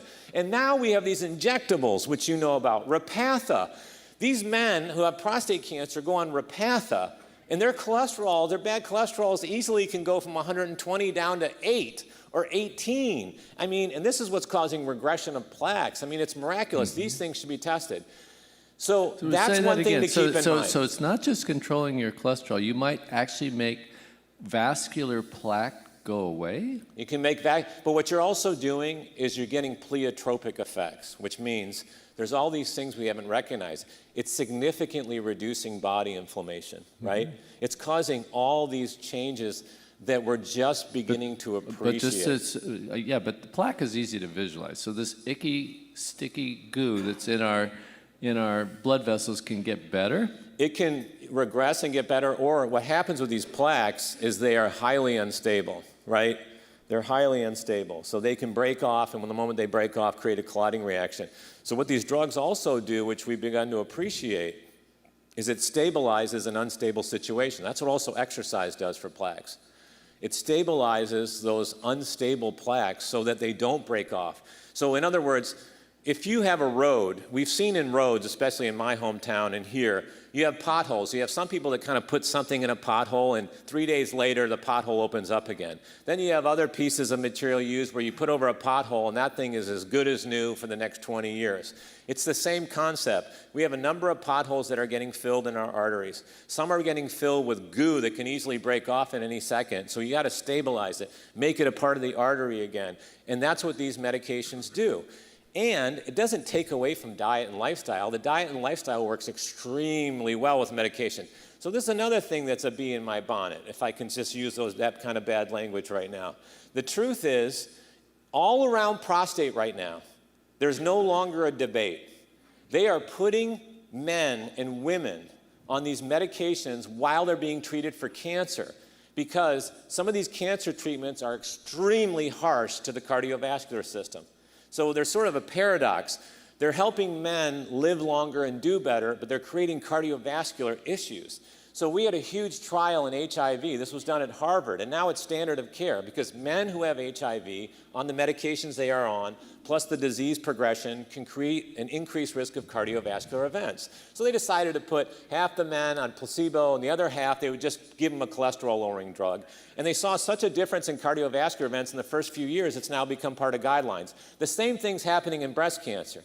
I had a friend being treated for breast cancer. I said, you have to talk to your oncologist. I don't care that your cholesterol is normal. You should be on a cholesterol-lowering medication because they are hitting you with radiation that causes an inflammatory reaction. They're hitting you with chemo, which can cause some cardiotoxicity of the type you're on, and this can help preserve your cardiac function.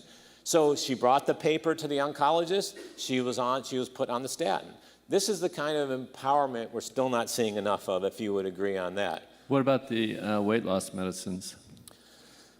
So the weight loss medicines, well, he commented on a trial that hasn't been published yet. Because so this is Ozempic, Mounjaro? Yeah, so, well, first he commented on a trial called, they used metformin in a high dose on men on active surveillance, and it's a negative trial. It just didn't do anything. But the reality is that metformin's an okay drug, and it's going to help reduce your risk of getting type 2 diabetes if you qualify. But these new weight loss drug is like, in comparison, is like comparing a bomb to a BB gun. These things are causing such massive amounts of weight loss only seen before with bariatric surgery or weight loss surgery. Now, for anyone that's come to this conference over the past 20 years, nobody was more skeptical and more angry about weight loss drugs than I was. Because, why? They didn't meet my marker. You would lose weight, but they would increase your risk of dying. So people out there remember fen-phen. It wasn't that people weren't losing weight on fen-phen, it was causing cardiovascular problems and causing deaths. That's counterintuitive. That's counterintuitive. So then we had a big seller called Meridia. Meridia was global. I remember going to Singapore and people were on Meridia, and it was helping you lose weight. It was FDA approved, but it increased the risk of high blood pressure and strokes. And that's why I go back to my diet. So what happened with these new drugs that Mark's talking about is I thought, oh, here we go again. Look out. So they went on these drugs, and their numbers started to get better. They were becoming more heart healthy. And then it made me believe that for a certain group of people, these are life-saving drugs, right? Miracle drugs. Miracle drugs for the people that need them. I'm not talking about the person in Hollywood that has to lose 4 pounds for a shoot. That's the ones you hear about. I'm talking about people that need to lose weight immediately to live longer. And that's why they're getting all these indications. And it's so crazy because people are saying, well, how does it work? What it does is it goes up to your appetite center and it basically impacts your appetite center so that appetite drive is decreased as much as 50% or more. And so people are cutting back 50 to 60% of their calories, so they're losing huge amounts of weight. But it's not easy. I mean, the drugs come with a number of catches. They're embarrassingly expensive, as I've said. There's a number of catches overall, just compliance and staying on them. And some people miss their slice of pizza, which I understand that.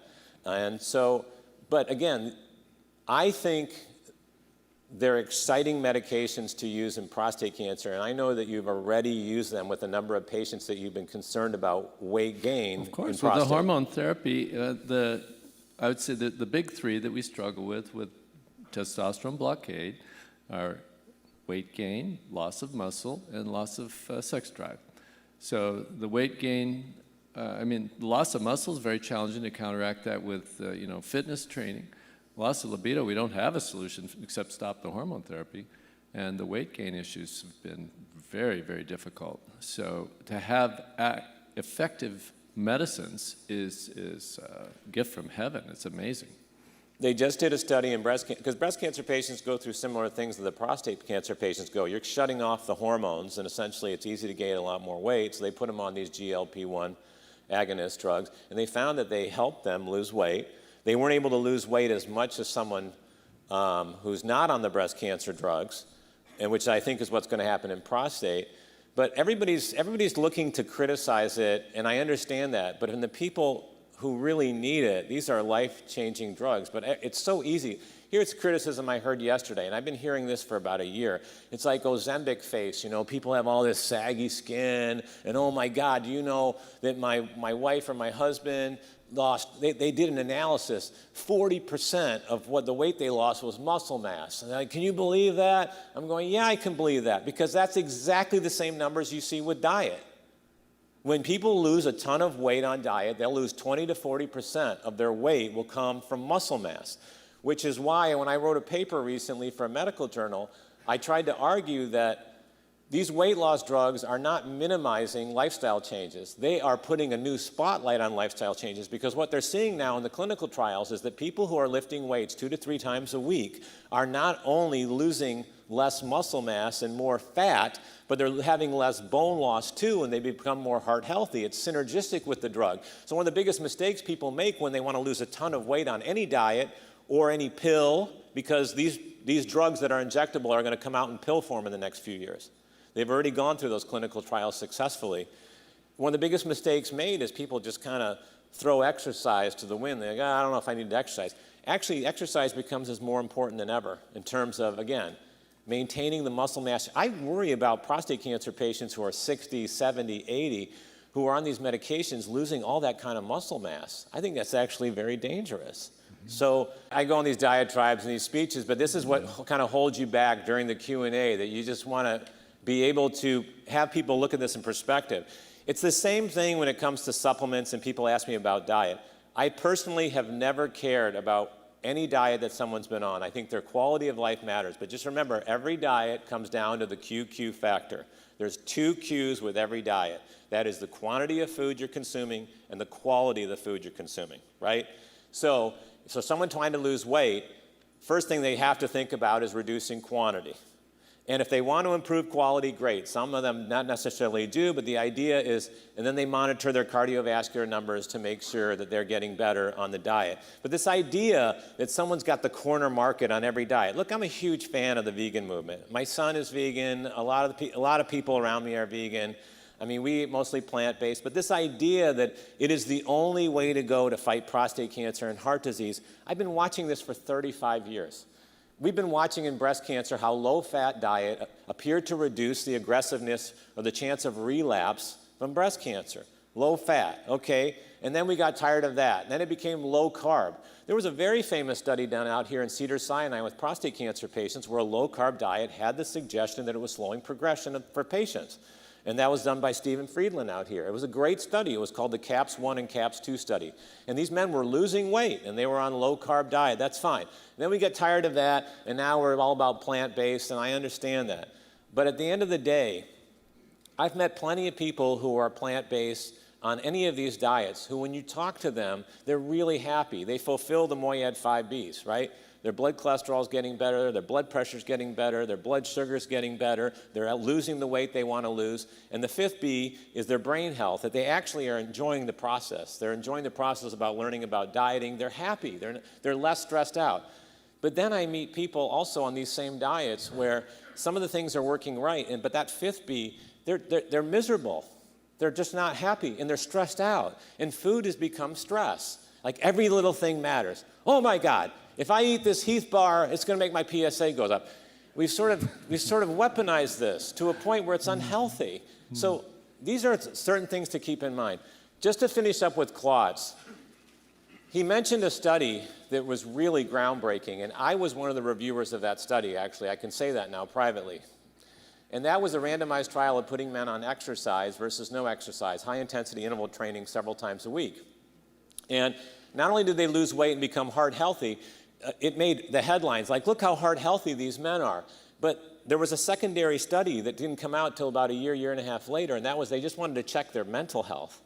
And what they found is almost everything they looked at mentally in these patients on active surveillance, and you see this too with advanced disease, were things that this would be a Nobel Prize if it was a pill. It reduced their anxiety. It reduced their stress about cancer overall. It reduced their, I call it the SAD factor, stress, anxiety, depression. And it also reduces things like catastrophizing. It reboots the brain. So mentally, they're different people when they're exercising. And that doesn't get enough credit. But we're seeing this now in all these studies. And in fact, one other point I want to mention when it comes to hormone therapy. So we're seeing new guidelines on hormone therapy because any doctor that tells you that going on hormone therapy is no big deal is someone who would never inject their own ass with that drug. Amen. When you put a man on male menopause, look, I understand. When women go through menopause, they call it perimenopause. That can take months, it can take years. You're taking a man and you're putting him in male menopause in weeks. So if he's crying at the movie Bridges of Madison County, you know why. He's lost his testosterone. And if he's more moody than ever before, you understand. And if he's edgy, you understand. Because this is a dramatic shift, and it is harsh. It is big-time harsh. But what's so crazy is I had to present at Halifax for the Canadian Urological Association, and they were showing new guidelines for how you treat all the side effects of hormone therapy. And I said, can you bring the slide back up? They showed every side effect that you can have. Sexual issues, weight gain, cardiovascular, cognitive changes. It's a horrific chart. And they're showing all these meds. And then below all these meds, in almost every single box that everybody's agreed on now is exercise, exercise, exercise, exercise. Exercise is the only thing that is probably now recommended for almost every single side effect that's shown a benefit. And it's kind of getting this whisper. It should be getting a shout, right? And so this translates all across the spectrum. I don't know if you want to comment on that. I just kind of lost it for a second. No, this is... no,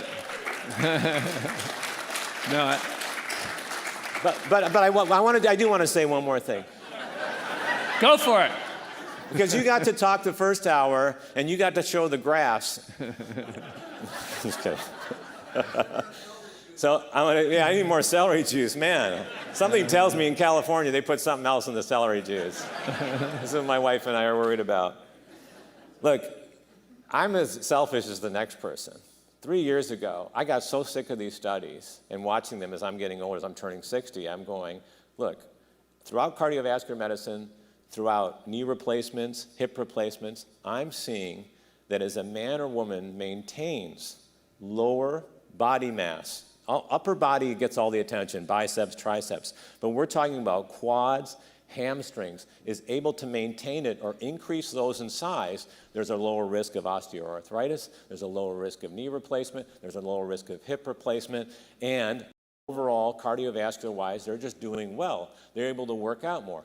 So it was getting so ridiculous, these studies, I said, Mia, this is crazy.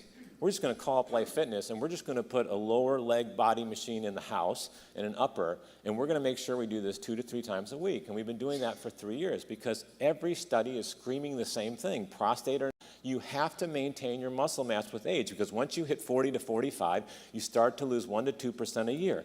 You become an old car. The car is rusting more and more. And unless you stimulate muscle mass, you'll start losing muscle mass. And instead, people get so fired up about creatine or protein powder. And there's been a ton of studies, and there's a new study coming out, too. I was a reviewer. And they're showing little, if any, benefit. There might be a tiny benefit because the protein powder, again, is like a BB gun, and the actual stimulation of muscle mass with your own weight machines is like a bomb. It's so dramatic on the human body that it dwarfs everything else that you can throw at it. That's why we've never discovered a single pill in the history of medicine that can maintain muscle mass or build it unless you stimulate it, right? So every 2 to 3 days, leg press, leg extension, leg curl to keep my quads the same size. And I'm thinking, all right, so I start getting back to running. And now I'm back running 6 to 7 days a week. Normally I would do it every other day. People say, oh, you're going to need knee replacement. People aren't understanding the data. The reason that my wife and I are able to do that every day now is simply because we've invested in the resistance equipment in our house, so we have absolutely no excuse. It cannot turn into a closet where we hang our clothes on the machine. We have to use it. It's there staring us in the face. I think one of the single greatest things that a prostate cancer patient can do at any point along their journey is invest in a home machine where they're able to build quads, hamstrings, upper and lower body, and work on it every single week. Because prostate cancer patients were the patients that we learned from in those studies that when you even take a month off, you start to see an immediate deterioration in muscle mass. And this is without hormone therapy. And then with hormone therapy, it's accelerated. That's my sales pitch, even though I don't work with any of these weightlifting machines, of getting your own product.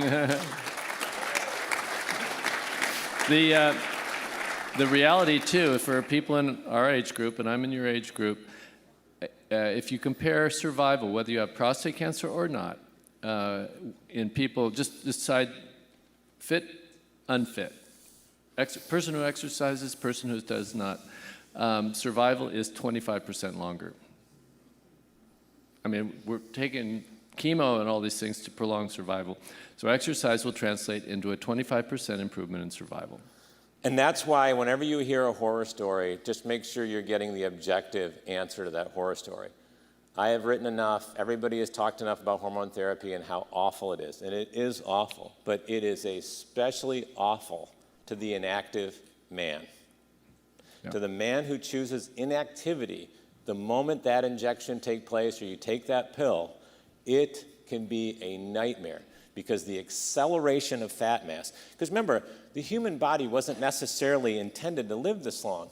And people just want to play this denial game. I don't know if this is just in California or Michigan or what. People walk around and go, hey, is it your birthday? I go, yeah, I'm going to be 60. Like, hey, 60 is the new 50. And I'm like, hey, that's great. And then I'll talk to someone else up here. And I'm like, I'm turning 60. Hey, 60 is the new 40.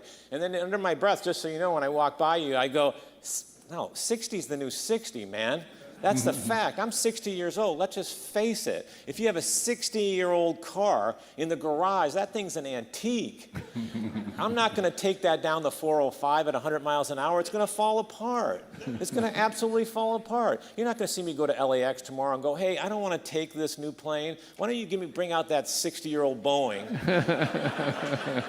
And then let's go to Michigan with it. And the pilot's like, well, this thing can't go more than 100 miles. What are you talking about? We're not going to do that. But somehow we've just eliminated that fact when it comes to the human body. So this idea, when I'm watching these people play pickleball like it's the NBA Finals or something like that, it's unbelievable to me, because this idea that you have to punish yourself as we get older. Nothing that gets older around us, we punish, we pamper it.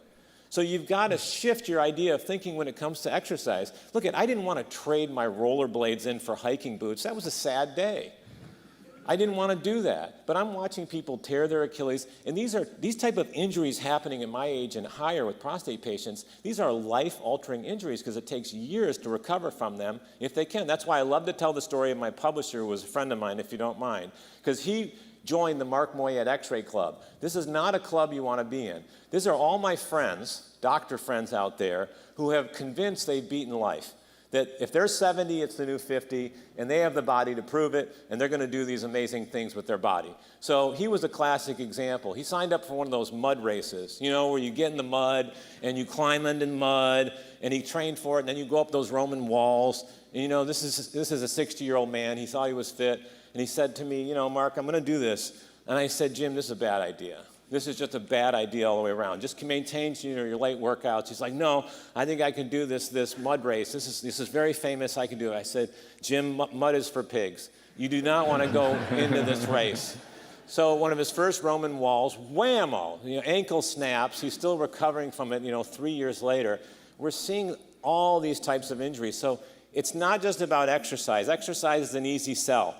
But it's an embracement. It's an embracing exercise. You bring the equipment to your house. That's easiest overall. You find the equipment. You find how to learn, You learn about the equipment. It's not just about lifting heavy weights. You can lift light weights, but with more reps. You just got to be more kind to yourself. It's about more pampering type exercises overall in terms of exercise. It's also about recovery time, because it's very hard during prostate cancer treatment. You got to give yourself just as much recovery time as you do just going out there and being physically active. And I'll leave you with this. We still don't have a miracle pill for cancer-related fatigue. Radiation, I think surgery, hormone therapy, we know, they cause this thing called fatigue. People are just more tired. And lo and behold, in 2017, the largest paper ever published in JAMA to look at all the great pharmaceutical agents that can help these patients with cancer fatigue, and there's some that can help a little bit. The conclusion was, nothing seems to work better than exercise. Have a nice day. One of the greatest things you're seeing, and I know you see this, is that mental health, anti-fatigue effect, it's dramatic. So the point of this whole speech is when you hear a horror story about a side effect, always look at Scholz or someone else and say, okay, I've heard this, but what about the people that take better care of themselves? Is that side effect minimized? And with many of the things that he's working with, it's greatly minimized in the people that take care of themselves, and the horror stories are a lot of people who are inactive and just haven't bought the Kool-Aid yet, but they should. Yeah, it's so true. I discovered this 15 years ago. I feel like just dropping Mike and walking out now. Should I just do that? Isn't that LA? Isn't that what we do here besides the celery juice with CBD in it? I discovered this personally when, because before this was common knowledge, 15 years ago, there was no awareness that the fatigue of hormone therapy was from muscle loss. And my partner retired at that time, and I was working like 15-hour days, and I realized I have to go to the gym and get stronger, or I'm going to just collapse. And when you start doing something, I guess when pregnant women get pregnant, they see other pregnant women and start talking, and or you get a yellow Volkswagen, you see other yellow Volkswagens. So I started talking to my patients, because I'd always been mystified why a certain subgroup of patients would come in and they were tolerating their Lupron pretty well. And the thing I found, of course, those were the people that were weightlifting. And then subsequent studies have validated everything that Mark has said, that that's the best and most effective way. Let's move on to talking about one last thing on Klotz that I didn't get a slide for, but I thought was important. It's a big breakthrough. This whole idea of 12 core biopsies, went by pretty quick, but Dr. Klotz said that he's doing them very rarely. Now, in the United States, 1 million men a year are getting random 12 core biopsies. So this is a $1 billion business, and the language that it speaks is a language that the urologists are familiar with, and they're not about to abandon it. So one thing that's happening in men that have high PSAs, historically they've been sent for random biopsies.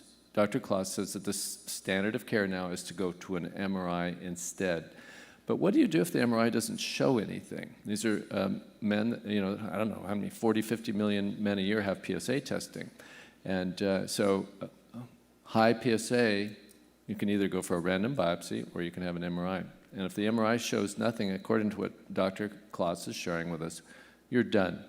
You just continue to check your PSA, and you get another MRI in a year. If there was something small that was missed on the MRI, you'll pick it up on the subsequent year. It'll still be in the prostate. It'll still be curable.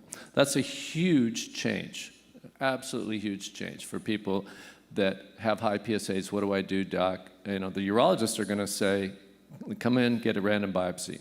And the problems with that, of course, were infections. He talked about people can die of random biopsies. And the problems are overdiagnosis of grade group 1 or 3+3, so people get frightened into unnecessary treatment. All right, so let's keep moving here. Moving into Dr. Roach. Dr. Roach used this particular graph to argue for why people need surgery or radiation. He pointed out that the green line, those men had a drop-off in disease progression compared to the men that had surgery and radiation. But one thing to realize is that this is 10-year follow-up, and this was published in 2016. So these men had to have been treated around the year 2005 for this information to come out, or earlier. And this comes from England, where active surveillance consists of slapping you on the back and saying, come on back if your bones start hurting. They did not have MRIs. They did not have PET scans. And surprisingly, you can see that they didn't do too terribly. They didn't do quite as well as the surgery and radiation patients. So this is a illustration, supposedly, for Dr. Roach of why some people need radiation. I thought it wasn't a great argument. Not that there aren't people that need surgery and radiation, but the grade group 1 or the 3+3s don't.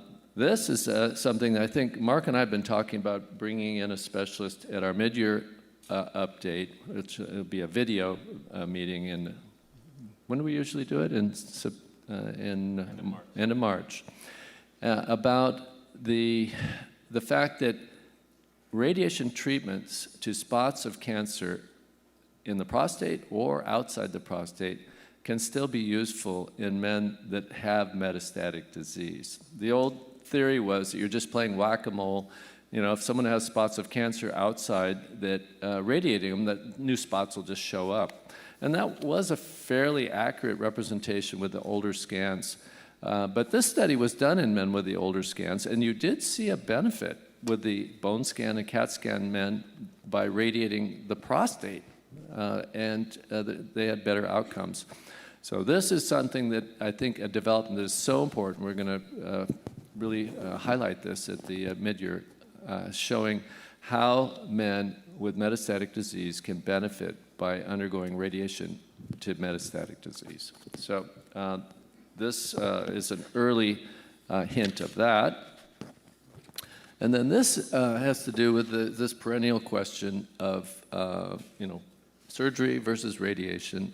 And Dr. Roach presented this slide showing that the red line, the people who had radiation, had less impotence and less urinary leakage after radiation compared to surgery, which this is this information was gathered by talking to patients about a year after surgery or radiation. You can see there's a big difference between the incidence of impotence and incontinence after between surgery and radiation, showing an advantage for radiation.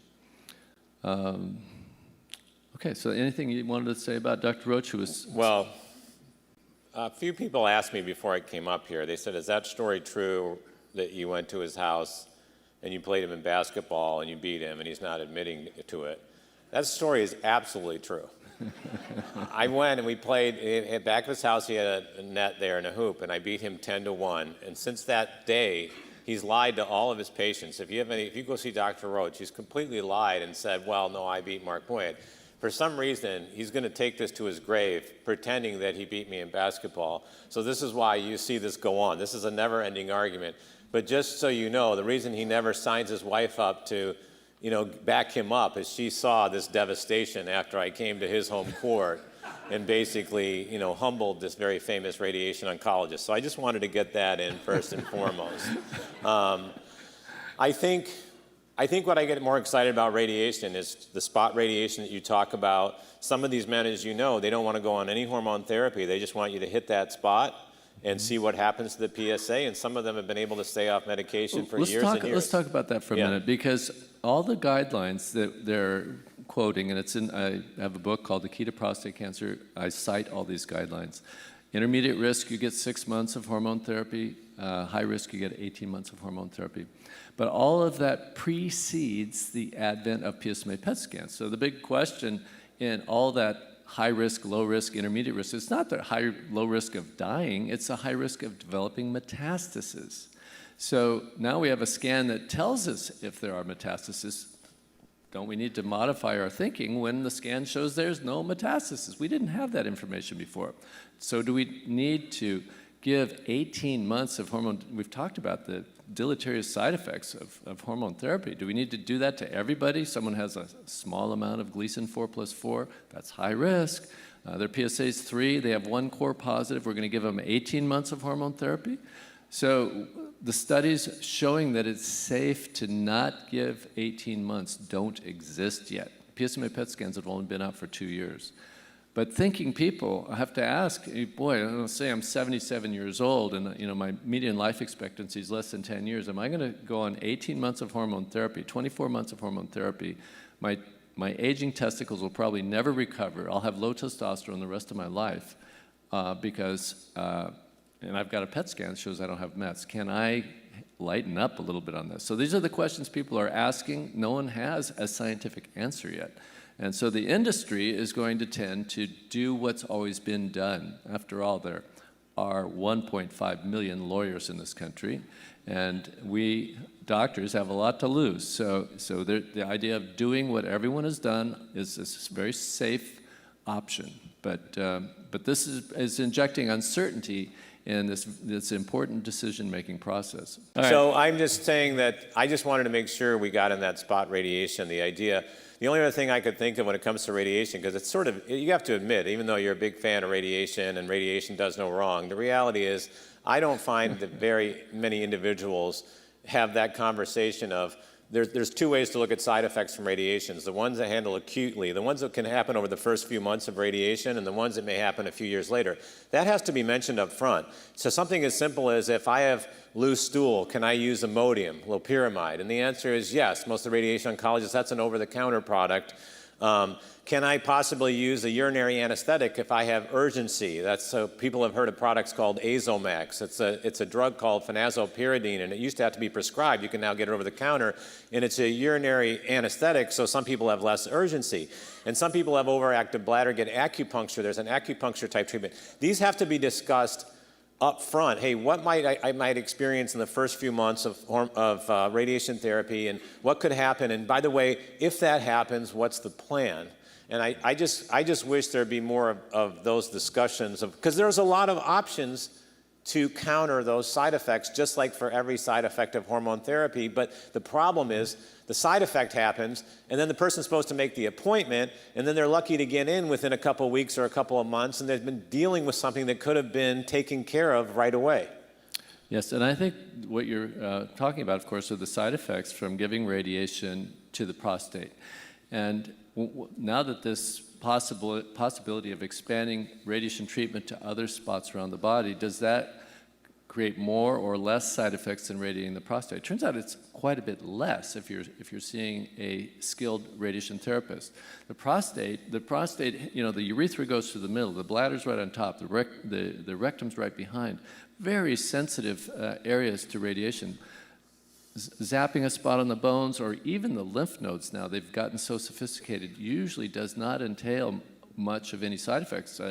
My patients joke that when they went to see the radiation therapist, the worst toxicity was traffic driving there. So they may be going back and forth in West LA traffic. So it's really changed. It hasn't changed though when you radiate the prostate. That is definitely all the things that Dr. Moyad's pointing out are still a challenge. Where we really need help is the fact that we have to have Jeff Brady come back so many times. I'm not actually even proud of it, because in the perfect world, there's about 300 Jeff Bradys, because men are dealing with all sorts of side effects out there, and they aren't getting the answers they need. They've got to go see these specialists.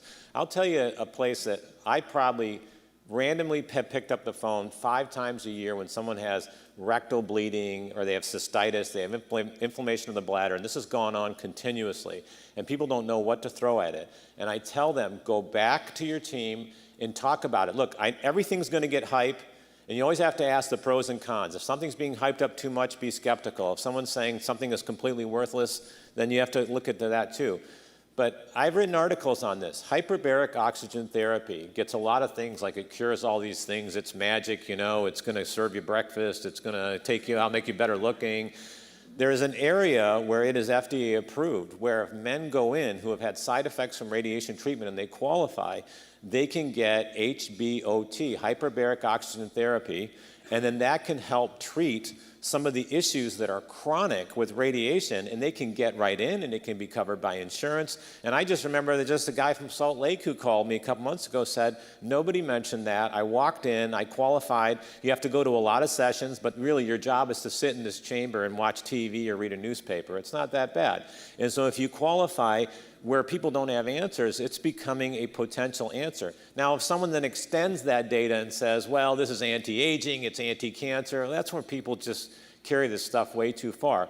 But there's one place, besides having the bends, if you do scuba diving, there's one place where hyperbaric oxygen therapy is having a massive, massive problem getting awareness and attention, and that is for chronic radiation side effects, including things like proctitis, inflammation, rectal bleeding, cystitis, bladder issues, bladder inflammation, bleeding.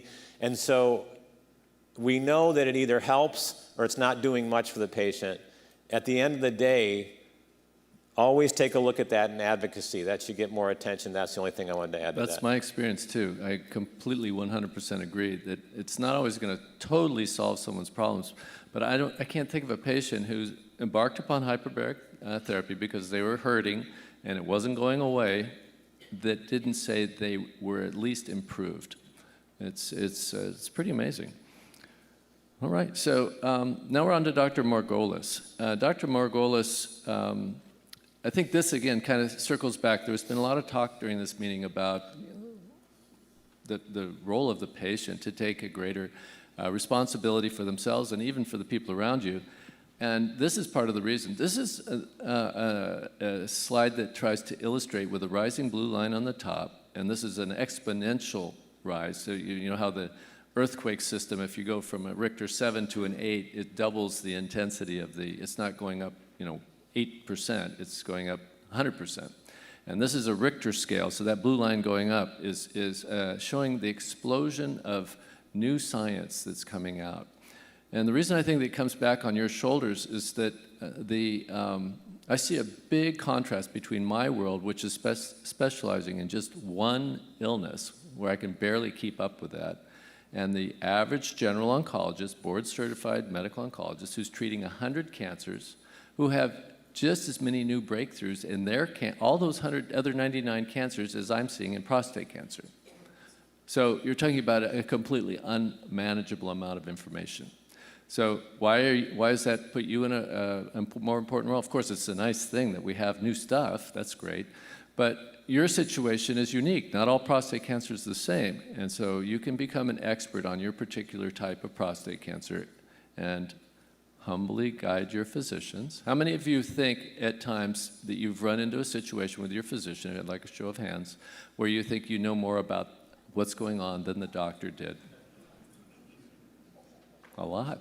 It's a lot. It's common. This is going to get more and more common because of this slide that Dr. Margolis is pointing out, because we're in a beautiful time, explosion of new knowledge, but the medical world is totally unprepared for accommodating all this new information. Our academician here, he knows how consensus trials work. First, you have to have published studies. Those take 10 years. Then you have to convene a bunch of disagreeable people to decide what's right and wrong, and that's how we figure out what's right in medicine historically over the last 100 years.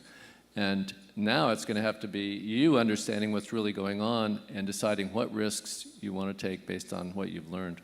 It's a totally new world. People have no idea what's coming, and just the over-the-counter, it's so enormous. It's such a tidal wave. Just keeping up with it 7 days a week is exhausting. But it's so important to come into I don't see the point of some of these medical visits unless someone comes in there with 3 or 4 things written down that are pithy, that are new, that you're going to challenge. That should be your goal. And I always say, I used to say to the students, 3 things, even if you're seeing your own doctor, 3 things you want answered. You're not leaving there. Don't get violent or anything, but the reality is you're not leaving there without getting at least 3 of these things answered. I'll tell you how this changes so dramatically overnight. And I just came from Alaska the other day. It was my 28th year of giving a lecture there at the Cancer Center. 28 years. I've aged 28 years going to Alaska than coming here. But you see all these people writing, and we're in a room for 3 hours because it changes like that.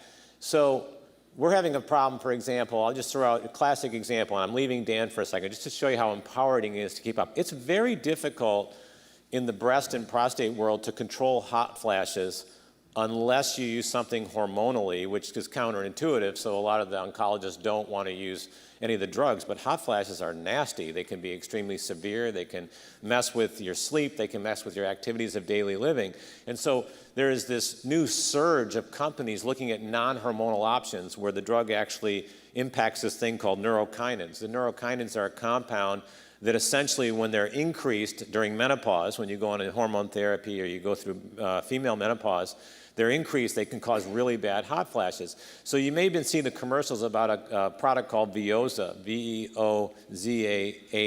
It's a non-hormonal therapy being tested in breast cancer, but it's already got a FDA approval in women, and now they're testing it in men, and I guarantee you they're going to find some benefit for men. In the meantime, Mayo Clinic and some other ones just took a basic cheap drug for overactive bladder called oxybutynin. People might know it as Ditropan. And they used very low doses, and it was causing a significant reduction in hot flashes, and they just finished up a trial with prostate cancer patients, and most of them were on abiraterone. They weren't on any of the other anti-androgens, so there's a caveat. But most people don't even know that that drug's been sitting out there for 25 years. It's a non-hormonal drug, and yeah, it can cause dry mouth, and it can cause other things, but it's controlling hot flashes through a mechanism we're just understanding.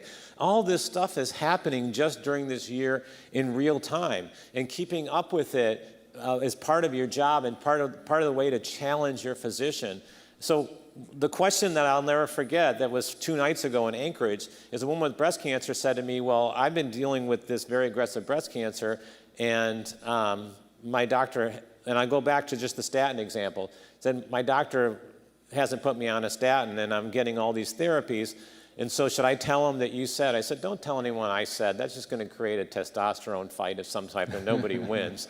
I said, take him the New England Journal of Medicine paper and say that, you know, here are these patients like me. They're getting this drug versus placebo, and they're doing better. It's creating less side effects cardiovascular-wise. Why am I not on it? And I guarantee you she'll be put on it. It's the same thing with hot flashes. Look, is there anything new? Because I just read about this new drug called oxybutynin. Hey, is there anything new? I'm still having this radiation problem, and I learned at the PCRI, I could change the name to PCRI, PCRI, that this thing called HBOT, hyperbaric oxygen therapy, is an option. Is there a reason why I wouldn't do it? Because I don't see, we're not coming up with any other reasons. People will capitulate then when you come in with that argument. I find that most doctors will then go, wow, they've done their homework. This is pretty impressive. I'm going to now support it. But I can just tell you that some of the greatest changes in medical treatment in my world have happened from patients informing the doctor about the research. Okay, so we've seen that all throughout medicine, and we're continuing to see that, and that's something that you should be excited about. Okay, I'm done with that speech. No, I had a patient from, this is embarrassing confession. A patient from the Mayo Clinic that was on Ditropan, and he was telling us it was for hot flashes, and I had to confess that I was unaware that it had efficacy in that department. I mean, and I do prostate cancer full-time, crazy. But it had been bubbling, but you're not supposed to necessarily. You have you have a lot of clinic time, so there has to be something to support the fact that you're always seeing these patients. You can't see something always has to give. If you're seeing all these patients, you can't spend another 7 days a week going through all the literature. But this is why I learn from patients. Yeah, you learn from patients. Yeah. And when in doubt, when you're dealing with the side effect, let me give you a piece of advice that has done well for me for 35 years. I don't care if it's muscle loss, I don't care if it's hot flashes, I don't care if it's fatigue, you name it. One of the smartest things you can do is go to a place where advocacy is so strong and so much money is going to it that they're studying some of the exact same things that patients are going through. When in doubt, go look at breast cancer. Because many of the side effects from hormone therapy, all these things are what men deal with in prostate cancer. So in breast cancer, they've already been dealing with Ditropan for hot flashes. They're already dealing with the Veozah product. So a lot of times it happens in breast in terms of taking care of improving quality of life and side effect. They were doing diet studies 10 to 15 years earlier before we even thought of doing a diet study. And then see what it's showing there and then bring that to your physician.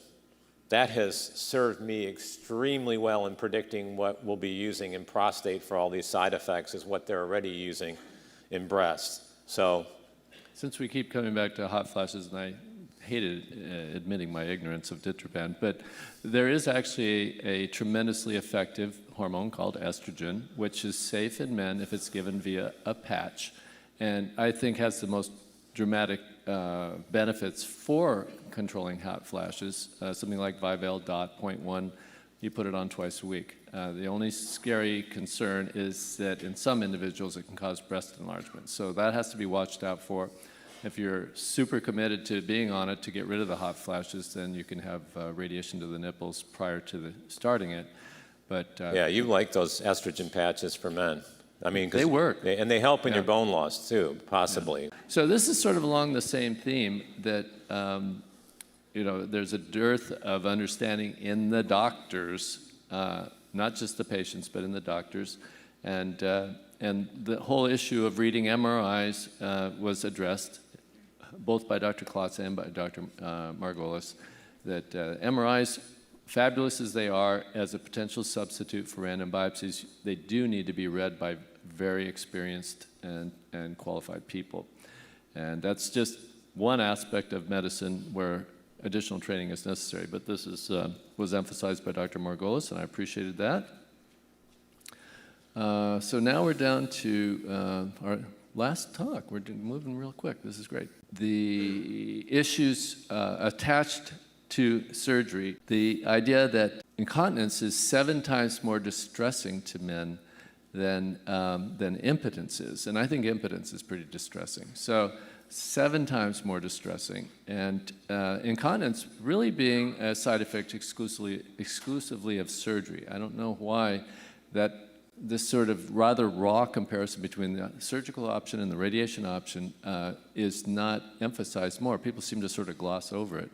Yeah, you do get leaking urine with surgery. You don't get it with radiation. But they're just basically interchangeable. You need to decide. So, then Dr. Brady's a surgeon, so that it doesn't sound like he's got a conflict of interest there.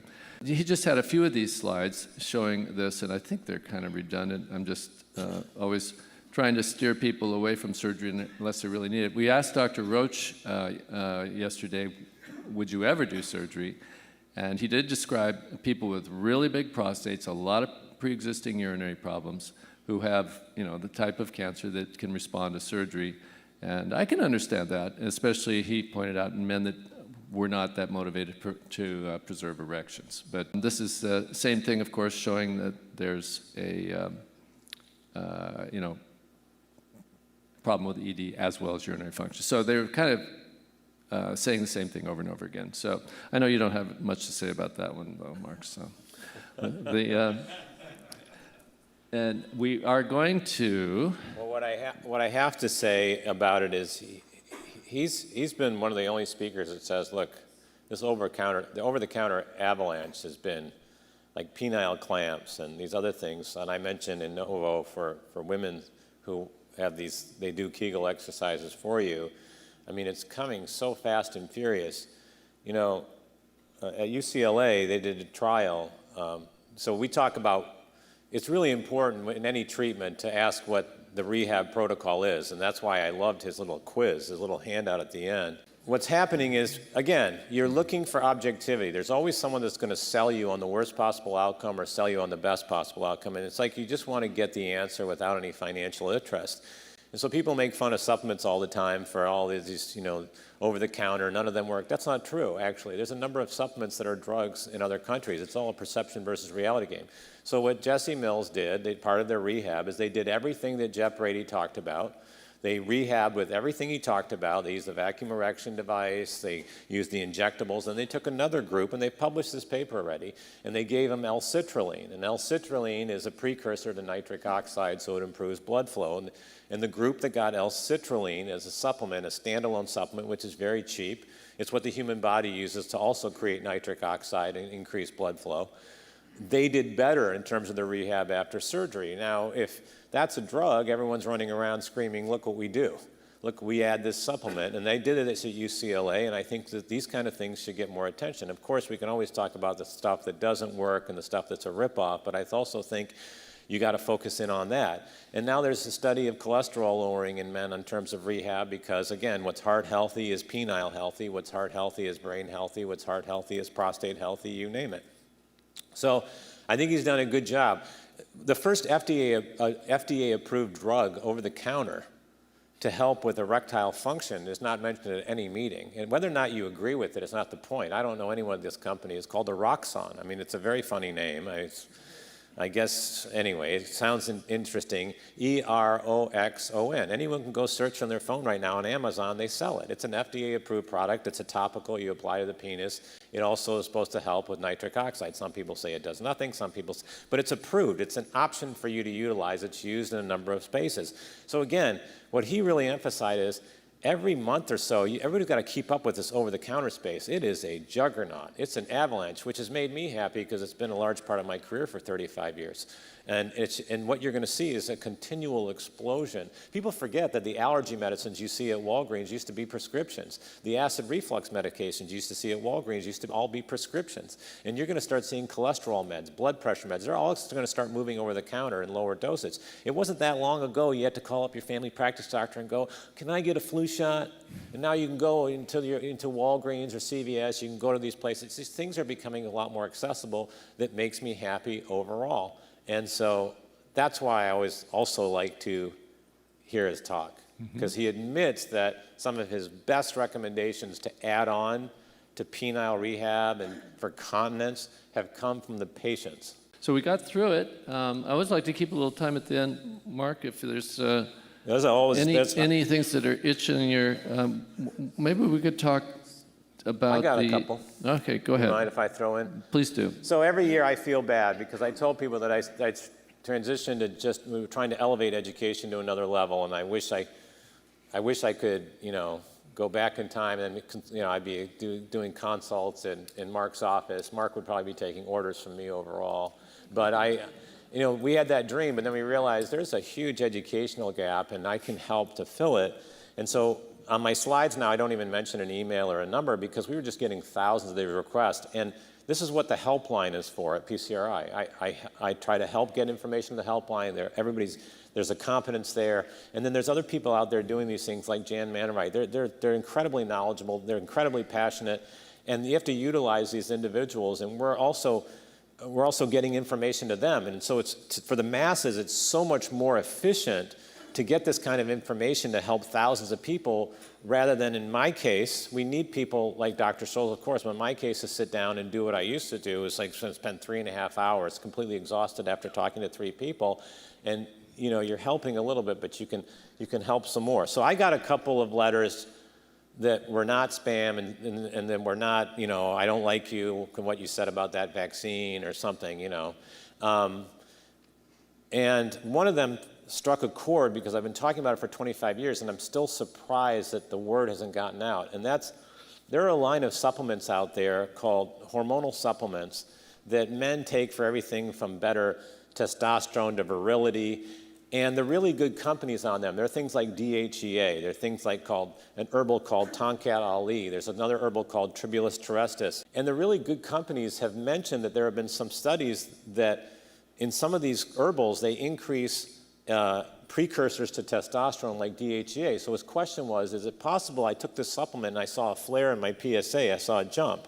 And I said, we've known that for 25 years, we just haven't gotten the word out. If you look at some of the really responsible companies selling some of these supplements, they'll say, if you are at risk for prostate cancer, or if you have had prostate cancer, talk to your doctor before taking the product.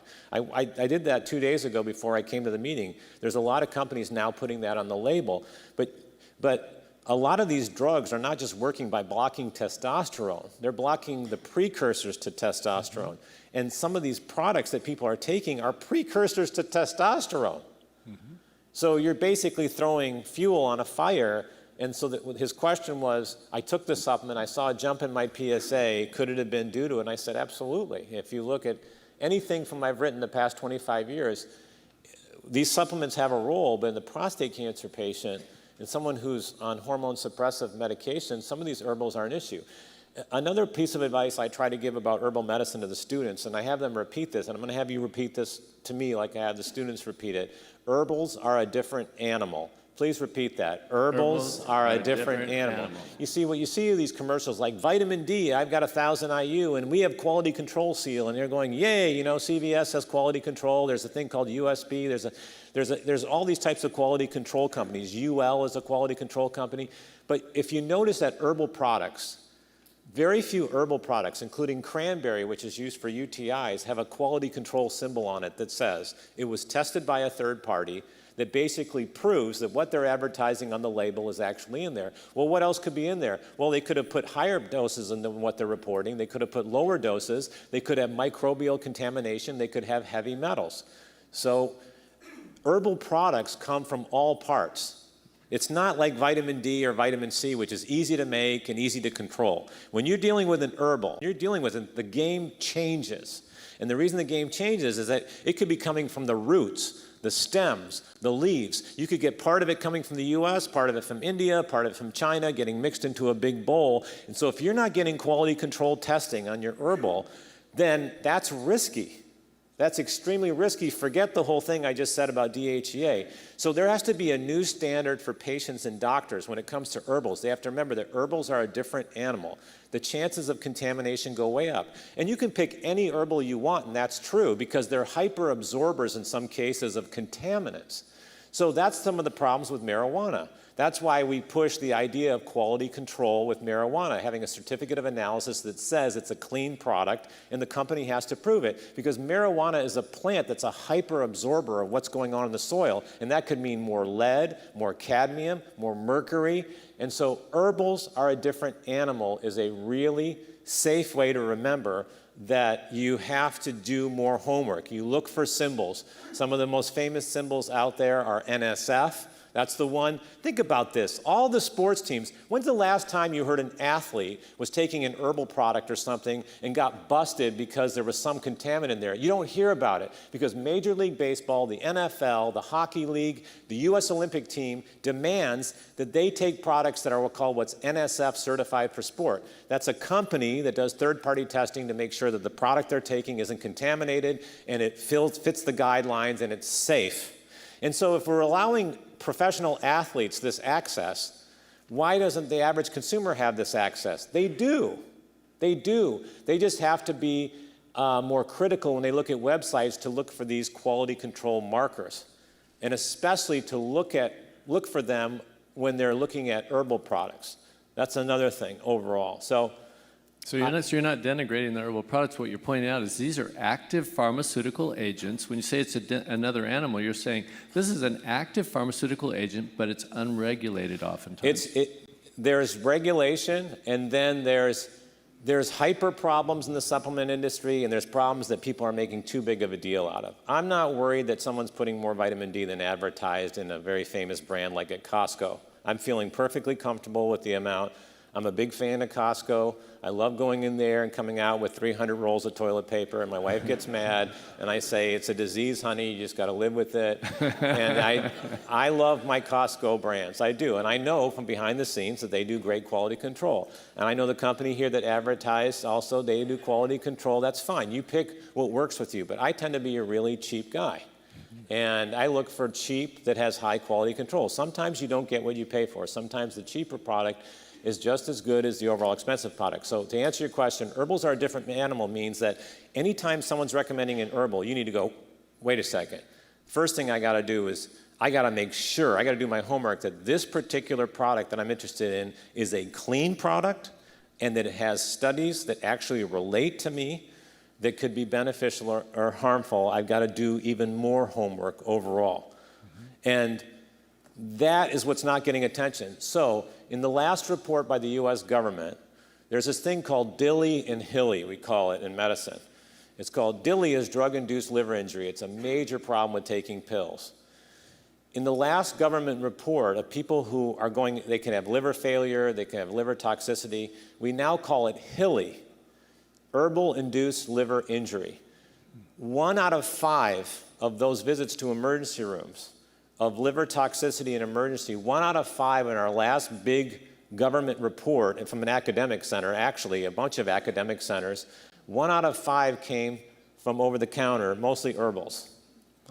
And That's why I'm saying herbals are a different animal. Anyone knows who's known me for 30 years, there's no one that has tried to champion the supplement industry more than I have in trying to stay out of it and showing you the good that it can do. But at the same time, it's like regular medicine and what we do at PCRI. We have to show you our flaws and how we don't want you to get caught up in those flaws because that can be a problem in and of its own. So those questions I got were enormously relevant overall. But I will stick with what I said 20 years ago, when I first started doing this meeting. It has never changed. It's strengthened more than ever before.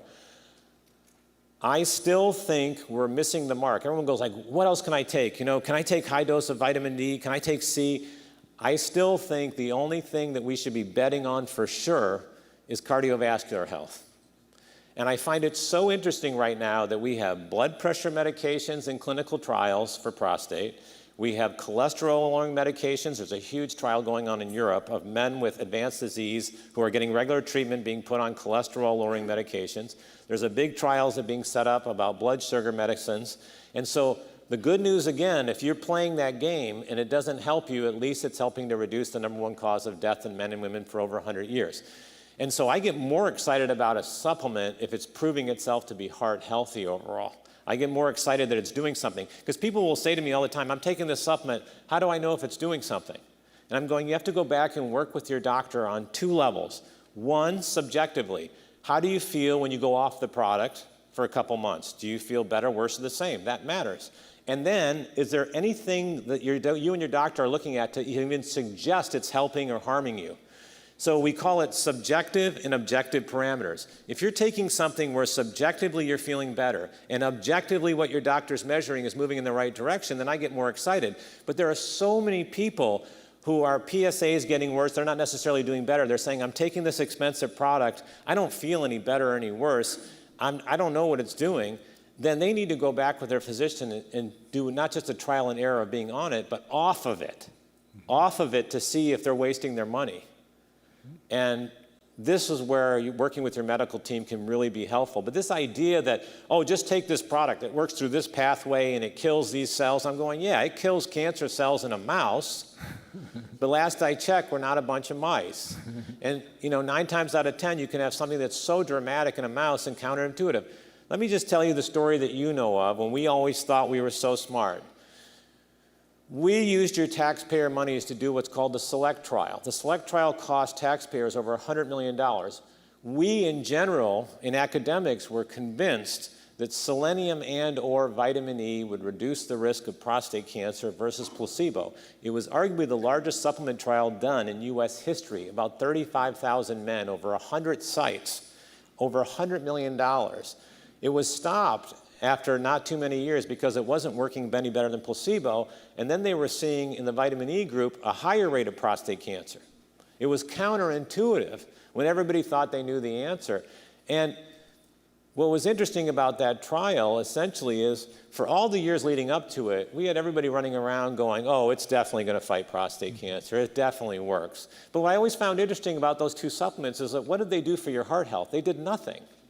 They did nothing in cardiovascular medicine, and now suddenly we're going to think it's going to work magically in prostate. So the other thing I'll tell you is that I'm still a believer that during the time of radiation, less is more.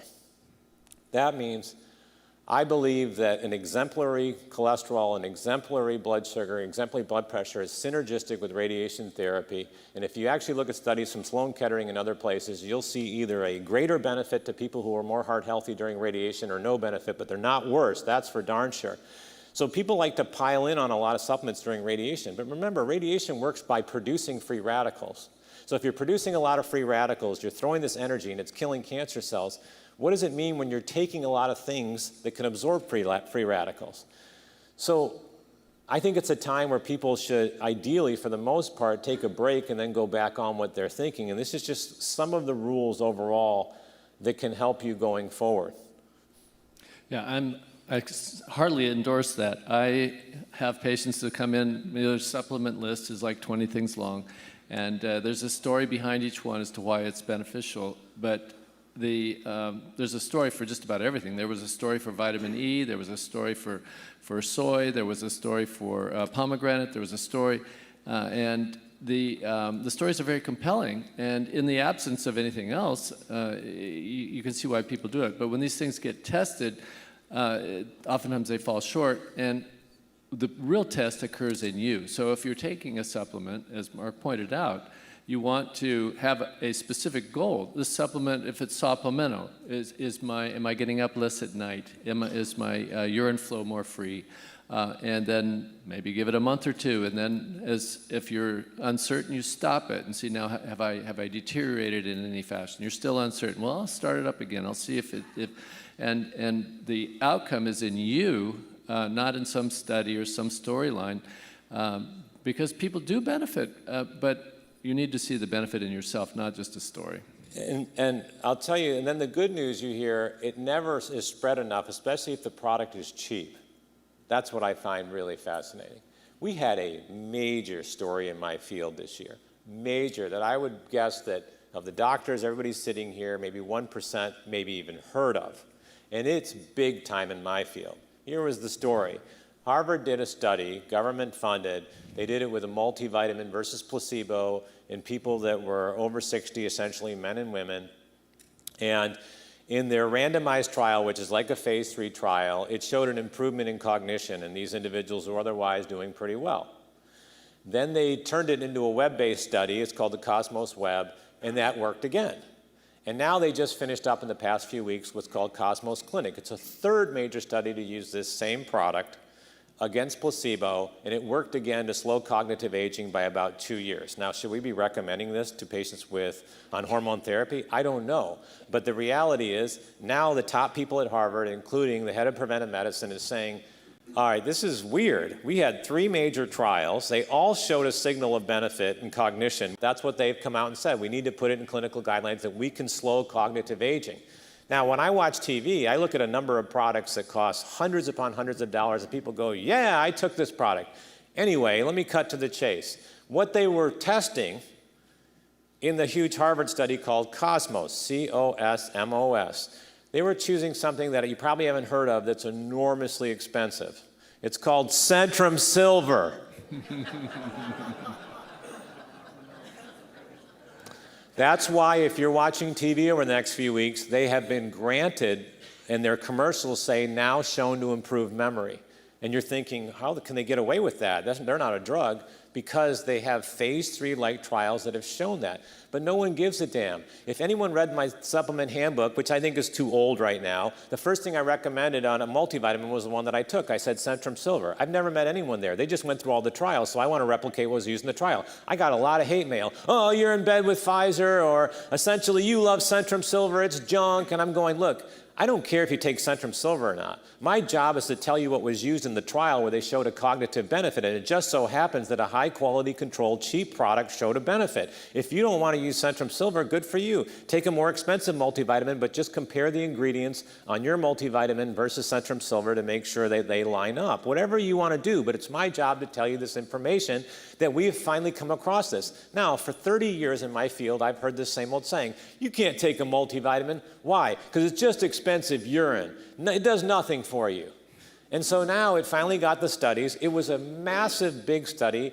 We're considering it putting in possibly in for people that need more of a cognitive health. But I find it so interesting that one of the cheapest products that have quality control that you can prove overall has gone through this major trial, and yet you'll see people walk into drugstores every day and pick up a product for cognitive health that costs 10 times more than that, that's gone through none of the research. And this is where doing your homework is dramatic. And then people say, well, the multivitamin doesn't help you live longer. They just continue to slice and dice this. Nobody would have predicted this outcome, that Harvard now is backing the idea that a Centrum Silver can improve cognitive health overall. It's the product I've fortunately taken over the past 15 to 20 years because they've done the research. But this is the kind of stuff that on the other side of the supplement world, you would wish you would get more objectivity, right? So that's another lesson I hope that helps. It helps a lot, Mark. And I think we're about ready to wrap it up. I think, do you mind if we do one more thing? No. How are we doing? We don't mind. Do it. But no, everyone's got to say we don't mind. It's okay. You drink celery juice. We feel bad for you. So now I'm going to predict to you, because my live has my prediction record, I'm going to predict to you where something's happening in cardiovascular that I think will help men with active surveillance and help what's going on, because I just finished this class overall. We can sit here all day, and if you've watched the Alex and Mark videos, which are incredible, I mean, just incredible, the job they've done. In fact, what we're pushing Alex to do is, in terms of an advocacy standpoint and other people, is next year do a class on, even if it's a 15 to 20 minute class on insurance rejections and how you go after that and get what you want. So, because we don't know what the hell we're doing. You know, these rejections, you're dealing with a bureaucracy out there, and so these people, they know it, so they're going to give a class, and we're trying to entertain all of that. So we talk about, what they talked about in one of their videos is essentially getting a coronary calcium scan and getting your cholesterol done and your blood pressure. And by the way, I think every single person in this room, every single person should invest in a blood pressure device at home. We have clearly realized that we have failed the American public when it comes to blood pressure. The idea, and think about all these prostate drugs that can increase blood pressure. So everybody should be told to have their own blood pressure device at home, which costs about $50. One of the highest quality products is Omron. I don't work with any of them, O-M-R-O-N. They sell at Walgreens, they sell at CVS. I have an Omron device overall. In blood pressure, we've failed people because we've sold this idea that going in one time a year or twice a year in your doctor's office is an accurate way to get blood pressure, and we realize that's wrong. That's first of all. Second of all, we realize taking a blood pressure is a highly skilled technique. And a lot of people are doing it wrong. I went into my doctor's office recently, they wrapped the cuff around this kind of shirt, and I went, ugh. Always got to be sleeveless. It's always got to be on a bare arm. That's the first thing wrong. And one of my rules, I'm going to do this in the next conference, but one of my biggest rules of all when it comes to getting your own blood pressure taken, I've told this to the students, is number one, go number one. We have now realized that one of the greatest false positive increases to blood pressure is a full bladder or a distended bladder. As the bladder fills up, it takes your blood pressure up higher for a temporary period until you evacuate the bladder. So if you look in the AMA guidelines and their new blood pressure classes, they're telling the students you have to tell them to use the bathroom. Even if they don't think they have to use the bathroom, go empty your bladder, because it can change blood pressure in some sensitive individuals as much as 10 to 15 points. So number one, so there's all this technique you learn in blood pressure overall, and this is going to be a big part of the conference too. But I'm going to tell you what to watch out in cardiovascular medicine, because it's going to happen and you can hold this. We talk about all these things you can do, and you're thinking, great, my cardiac risk is low. All the numbers you talk about are great for me, Dr. Moyad. But if they were so great, then we would be able to better predict who's going to have a cardiovascular event like a heart attack and stroke. And still, we're missing up to 50%. So even though they have all the right numbers, another 50% out there of the heart attacks and stroke are people who have all the right numbers, they're doing everything, but they still run into a problem. How can we close that gap? And that's a huge pursuit in cardiovascular medicine. If you go to other parts of the world, there's a variant of LDL. So you've heard of bad cholesterol, but just like COVID and all these variants, all these cholesterol types come in variants. There's a really ugly, nasty variant of LDL, bad cholesterol. It's called LPA, capital L, small p, and in parentheses, little a, lipoprotein A. It's a sticky, ugly, inflammatory variant that's a type of LDL. Well, when you get your LDL, it doesn't tell you how much of it is LPA. It could be a lot. How is LPA determined? In the majority of individuals sitting here and throughout the world, it's determined genetically. You are born with a number, and then that number sticks with you the rest of your life. So when the cardiologists in Europe, Canada, other places, they are now calling in guidelines for every man, woman, and child to have a one-time LPA test. It's just a blood test. Many people get it from their cardiologist today in Los Angeles. I can tell you this. One time to see if you're high.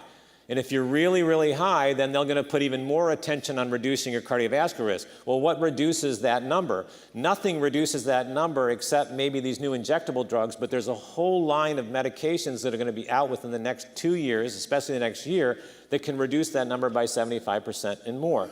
So This really strikes a chord with me because it's like the BRCA testing in active surveillance people. The fact that we have an LPA test and it's sitting out there and it costs very little and you can request it and it's been used in medicine, the fact that the majority of people haven't even either heard of the test or have been able to see what their test is, if they are in that high genetic risk, is scary.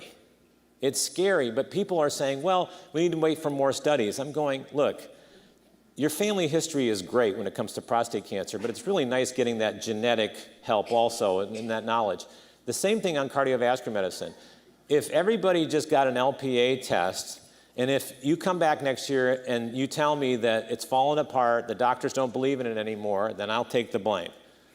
But ultimately, I wish every man diagnosed with prostate cancer and his partner would go in one time, the next time they give cholesterol, and say, look, I am hearing a lot about this LPA test, and it seems to be cheap, and you can do it with that same vial of blood. Can I just find out what my number is to see if I'm high risk or not, and then, we can go from there. And I tell you, the majority of people today will grant that wish, but you have to just bring it up.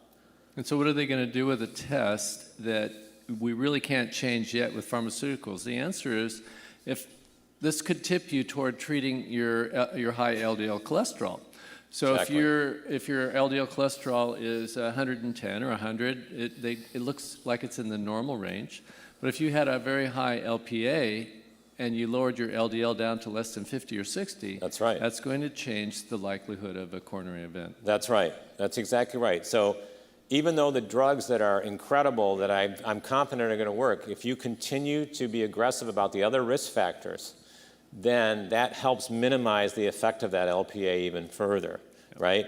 So it's like driving in a car that has a faulty seatbelt. Ultimately, you want to fix the seatbelt, but if you can't fix the type of seatbelt in your car, but yet ultimately you get a bigger bumper, you get better brakes overall, you make sure that the bag itself works better. That's the concept. You build around that to minimize the risk of that one risk factor, and that's powerful. The second thing I'll tell you, which Klotz mentioned, then I'm done, I promise. Celery juice has run out, so has my energy.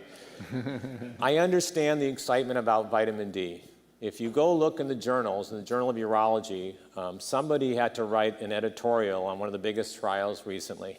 And you can find it under the Journal of Urology, and it's out there. And it talks about where vitamin D is and the hype and the hope and all of that. And the person who wrote the article is just incredibly good looking and incredibly muscular and just a wonderful human being, and his last name is Moyad. So I can tell you that I want you to understand always the story behind the story. And God bless Klotz for talking about his excitement of vitamin D. I'm excited about it.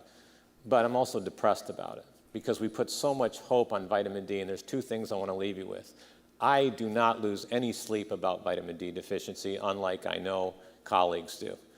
I do not lose any sleep about it. What I lose sleep on was the recent study in the United States that showed men with prostate cancer, less than 10% had ever been given a DEXA scan, a DEXA scan for their bone health. So what I argued in the article is the real D in deficiency is the DEXA scan. It's 10% of the radiation of a chest x-ray. It tells you whether or not you've had bone loss in your hip and your spine and sometimes your wrist.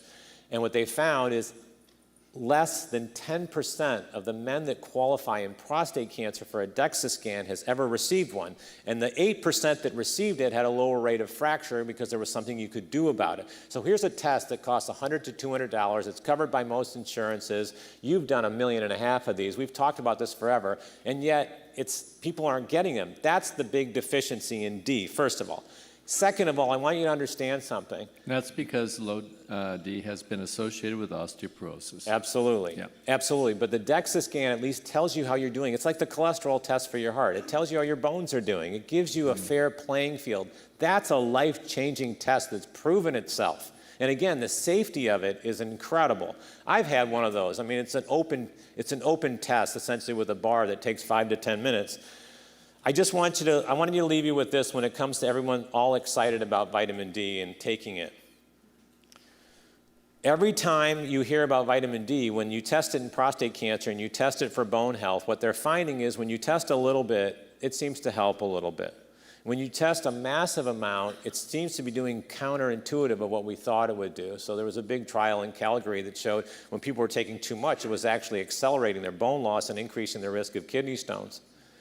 So you got to be careful with it overall, but I want you to understand the test. We don't even understand the test ourselves. There's some blood tests that we understand and we know a lot about. There's other tests that are approved that haven't proven themselves. What we know about the vitamin D blood test, which is called the 25OH vitamin D blood test, is that we know it's very intimately tied to your lifestyle. So in clinical trials, when men and women lose 10 pounds, 15 pounds, without taking an extra pill, their vitamin D goes up.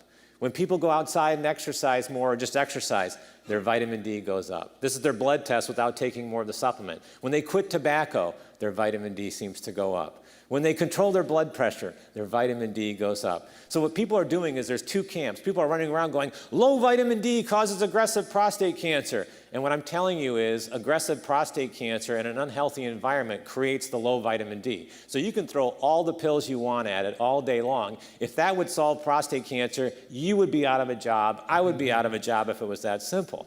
But you have to understand the test is intimately tied into your overall health. So people that are generally healthier carry a higher value of vitamin D. Now, that to me means I'm going to make more lifestyle changes first to become more heart healthy rather than buy in on the fact that I'm going to take a couple extra 1,000 units of vitamin D when I could also run into toxicity with it. And so you're saying low vitamin D may be a sign, the same sign that if you've got your tummy hanging over your belt or if you're running a high blood pressure and you're not addressing these things. It is. We're giving so much credit. We're giving so much credit to a pill when the reality is the lifestyle of the patient actually is the predictive factor of what's really going on. This is just a messy game on the side. It's like the same thing. People running around on Ozempic and all this stuff. Let's remember what the real story is. Like, this is incredible. They're reducing their cardiac risk, less risk of heart failure. Everything seems to be functioning better. Yeah, no kidding. They're losing 20 and 30 pounds. That's the deal. They're losing weight. This is not some magic drug that you inject and all of a sudden it makes your cholesterol better. They're simply losing weight. Would you still see the same effects if you didn't need the drug and you lost that kind of weight? Of course you could. Of course you would. We've seen it in bariatric surgery, but it's really hard to lose that kind of weight because we're driven by appetite overall. And so appetite is really what sabotages us with all these diets. There was an equation done at the National Institutes of Health this year. They took all the clinical trials just to show you how hard dieting is. And anyone who tells you dieting is essentially really easy, it's not a problem, it's easy to lose weight. There's a reason why D-I-E is the first three letters in diet. It's just painful, man. So what they did was they used an AI mathematical model this year. And they found out from clinical trials that you plateau between 6 and 12 months on a diet, meaning the brain is now screaming for calories at such a rate. And what is that rate? For every 2 pounds that you lose, think about this. For every 2 pounds that you lose, we found out, your body's asking for anywhere from 80 to 100 more calories a day. It's screaming for it. Okay, that's just 2 pounds. Now let's imagine you've lost 10 pounds, right? That's 5 times that number. So now your body's screaming for 500 more calories a day just with a 10-pound loss. Appetite is the greatest sabotage of all your diet, and that's why people hit plateau. With the new injectables, they've looked at that mathematical model, and essentially that's been halved to 2/3, meaning when you lose, every 2 pounds you lose on these drugs, it suppresses the appetite to the point where your body's only asking for 20, 30, 40 calories. It's not asking for 100. That's why after 2 years on these drugs, people don't lose any more weight. They plateau, because now fully the appetite effect has kicked in because they can't overcome that anymore, so they're just going to stay at that level or regain it if they're off the drug. So that's the tough part about dieting overall, and kind of takes us full circle that just remember, I mean, it's as if people are talking about these drugs like you inject them and they work by some magical mechanism. They work to help you lose weight. They work to help you become more heart healthy. And it's the same way with blood pressure, blood cholesterol. They just move you in the right direction. And a lot of people do need that help. And I think they should ask for that help, because you have plenty of people, and I know plenty of people too, that have done everything right. They exercise, they eat their nuts and berries. Hell, they live in a cave. They just do everything right. And they still can't get their numbers to where they are, and they need that little bump. No kidding. And so you and I have talked about this. For the first time in our history, we now have cheaper blood pressure drugs, cheaper cholesterol drugs overall, and the blood sugar drugs on the other ones are getting, some of them have been generic for 20 years. And people don't realize that the first drug, the first GLP drug that was approved was in 2005. The first one for weight loss was approved in 2014. So if these continue to be on the market, it won't be long till some of them starts hitting the generic. And that will also be a game-changing moment overall. So again, I leave you with this message. Nobody will ever be able to get up here and tell you over the counter what can fight prostate cancer unless it's been tested. But I know one thing hasn't changed in my 30-plus year career. If you take your heart health to a whole other level, top 1%, then you're going after the #1 cause of death in men and women. And in prostate cancer, I think there's an anti-prostate effect, prostate cancer effect. But paradoxically, most of our great new drugs, including chemo, all of these amazing drugs that are advertising out there, they come with a catch. They either don't do anything or they are unhealthy for you cardiovascular-wise. So by investing fully in your cardiovascular health, you're going after this enemy from a variety of ways, and then you're more likely to stay on your treatment. Do you know what one of the biggest specialties happening right now in training, which I wish I could go back? It's called cardio-oncology. They've recognized that the cardiovascular health is so intimately tied to oncology that there are now people being trained at all our major medical centers in cardio-oncology. And with that, I have no more to give. You spent everything. Thank you, Mark. You've drained me again, Scholz. You've drained me again.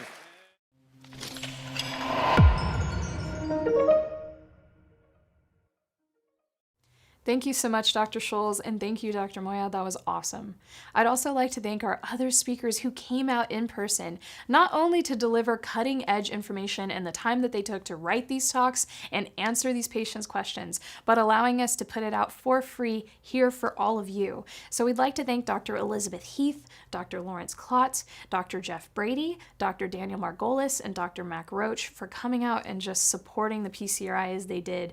They're incredible speakers, but they're also just so generous for their time. And thank you to all of you patients who have watched this conference. We truly appreciate you. Thank you for trusting the PCRI, allowing us into your homes, whether that's through your phone or computers or what you're watching this on. But we really appreciate that you just allow us to be a part of your prostate cancer journey. It means a lot. I would also like to thank our sponsors. You can learn more about our sponsors: Bayer, Johnson & Johnson, Pfizer, Novartis, Astellas, 4K Score, Blue Earth, Macrogenics, Dendreon, Myriad, Miradex, Foundation, and Prostate Oncology. And see their virtual booths here at our website at pcri.org/2024-conference. It's a great way to see the information that they have out for patients. Thank you again for sponsoring this conference. Now, before you go, I would just like to remind you of a couple of things. Number one, subscribe to our YouTube channel because we come out with new prostate cancer education and men's health education every week, and it's just a great way to be a part of the education of what PCRI does and to stay informed. You can go ahead and view our virtual sponsor booths at our website. These sponsors have awesome education for patients at our virtual exhibit hall, and you can view that at pcri.org/2024-conference. Go ahead and click on their virtual booths and see what they have to offer. Now, a couple of things before we go. Number one, I want to remind you that you are not alone. Thank you so much for reaching out. Thank you for watching this conference. Please reach out to our helpline at pcri.org/helpline if you have questions and you need help with your case. Number two, please click that subscribe button. It helps us just promote our videos on the YouTube platform and get them out to thousands of people who need help when it comes to prostate cancer. And number three, think about coming in person to our prostate cancer patients and caregivers conference next year in 2025. You can visit pcri.org/2024-conference for more information. But it's a really great way not only to meet the PCRI team and get your questions answered not only by us, but by the world-renowned experts that conference will have. We have an incredible lineup already at play, and we're so excited that we're going to be able to present them next year. And you actually get to interact with other prostate cancer patients who are going through this journey and get the support you need. It's a really well-rounded event for you to kind of get support on an education, emotional, mental level, and that we just get to be with you and be there for you through your prostate cancer journey. You're incredible. I don't want you to forget it. I know I already said you're not alone, but I'm going to remind you again.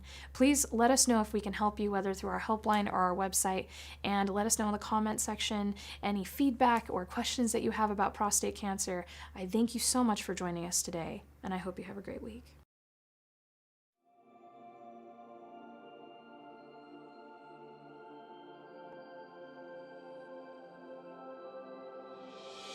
Why do we come? Because knowledge is power, and knowledge provides hope. And this is a place of hope and healing. And that's why I like coming here. People come to this conference, they're uncertain, and they walk out of here with hope. This is my 5th time. I learn something every year. That was my first conference. This is my 4th. I think this is my 6th, and I love it. It's part of my treatment plan. I've come to quite a few of these PCRI conferences and enjoyed all of them. I've been to probably 9 PCRI conferences. Every one there's something different, so I keep coming every year.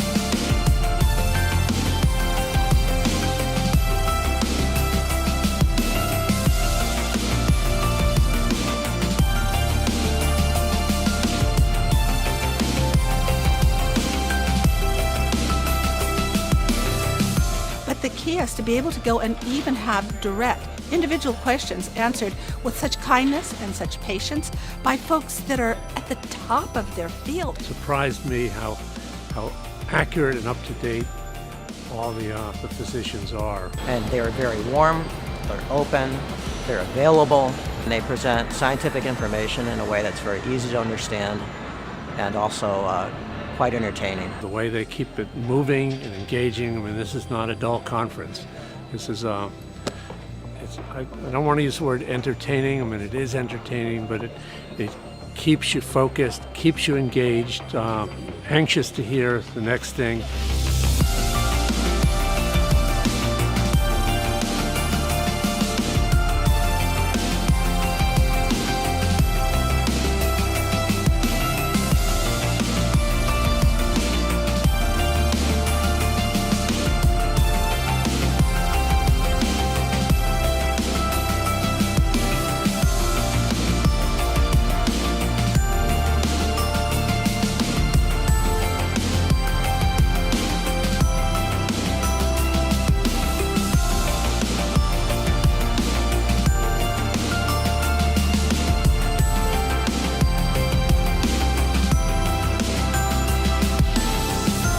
I would say you have to come here and experience it.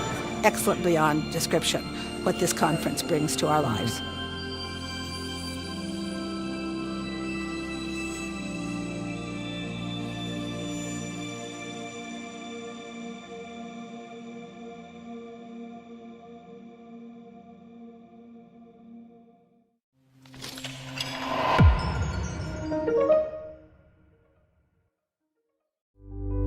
Provenge is an established cellular immunotherapy used to treat certain men with advanced prostate cancer.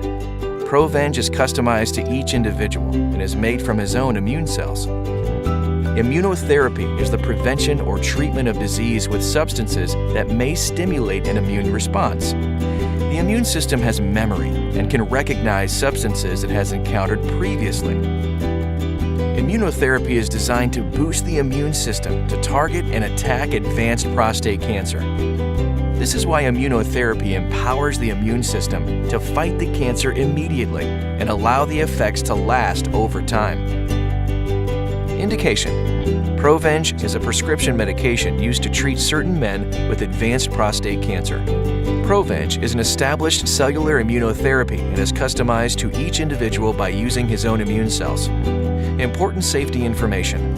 Before receiving Provenge, tell your doctor about any medical conditions, including heart or lung problems, or if you have had a stroke.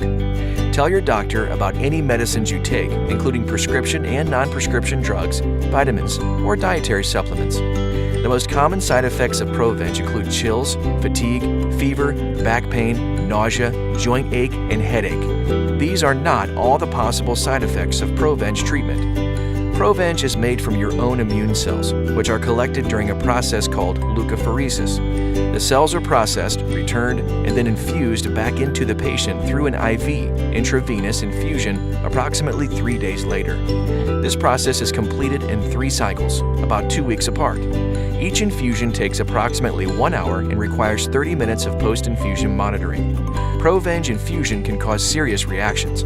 Tell your doctor right away if you have signs of a heart attack or lung problems, such as trouble breathing, chest pains, racing or irregular heartbeats, high or low blood pressure, dizziness, fainting, nausea, or vomiting. Have signs of a stroke, such as numbness or weakness on one side of the body, decreased vision in one eye, or difficulty speaking.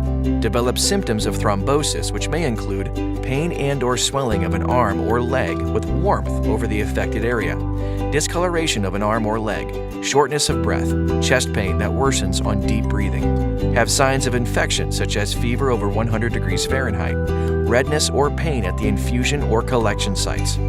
Tell your doctor about any side effects that concerns you or does not go away. For more information, talk with your doctor. You are encouraged to report negative side effects of prescription drugs to the FDA. Visit www.fda.gov/medwatch or call 1-800-FDA-1088. Please see accompanying full prescribing information.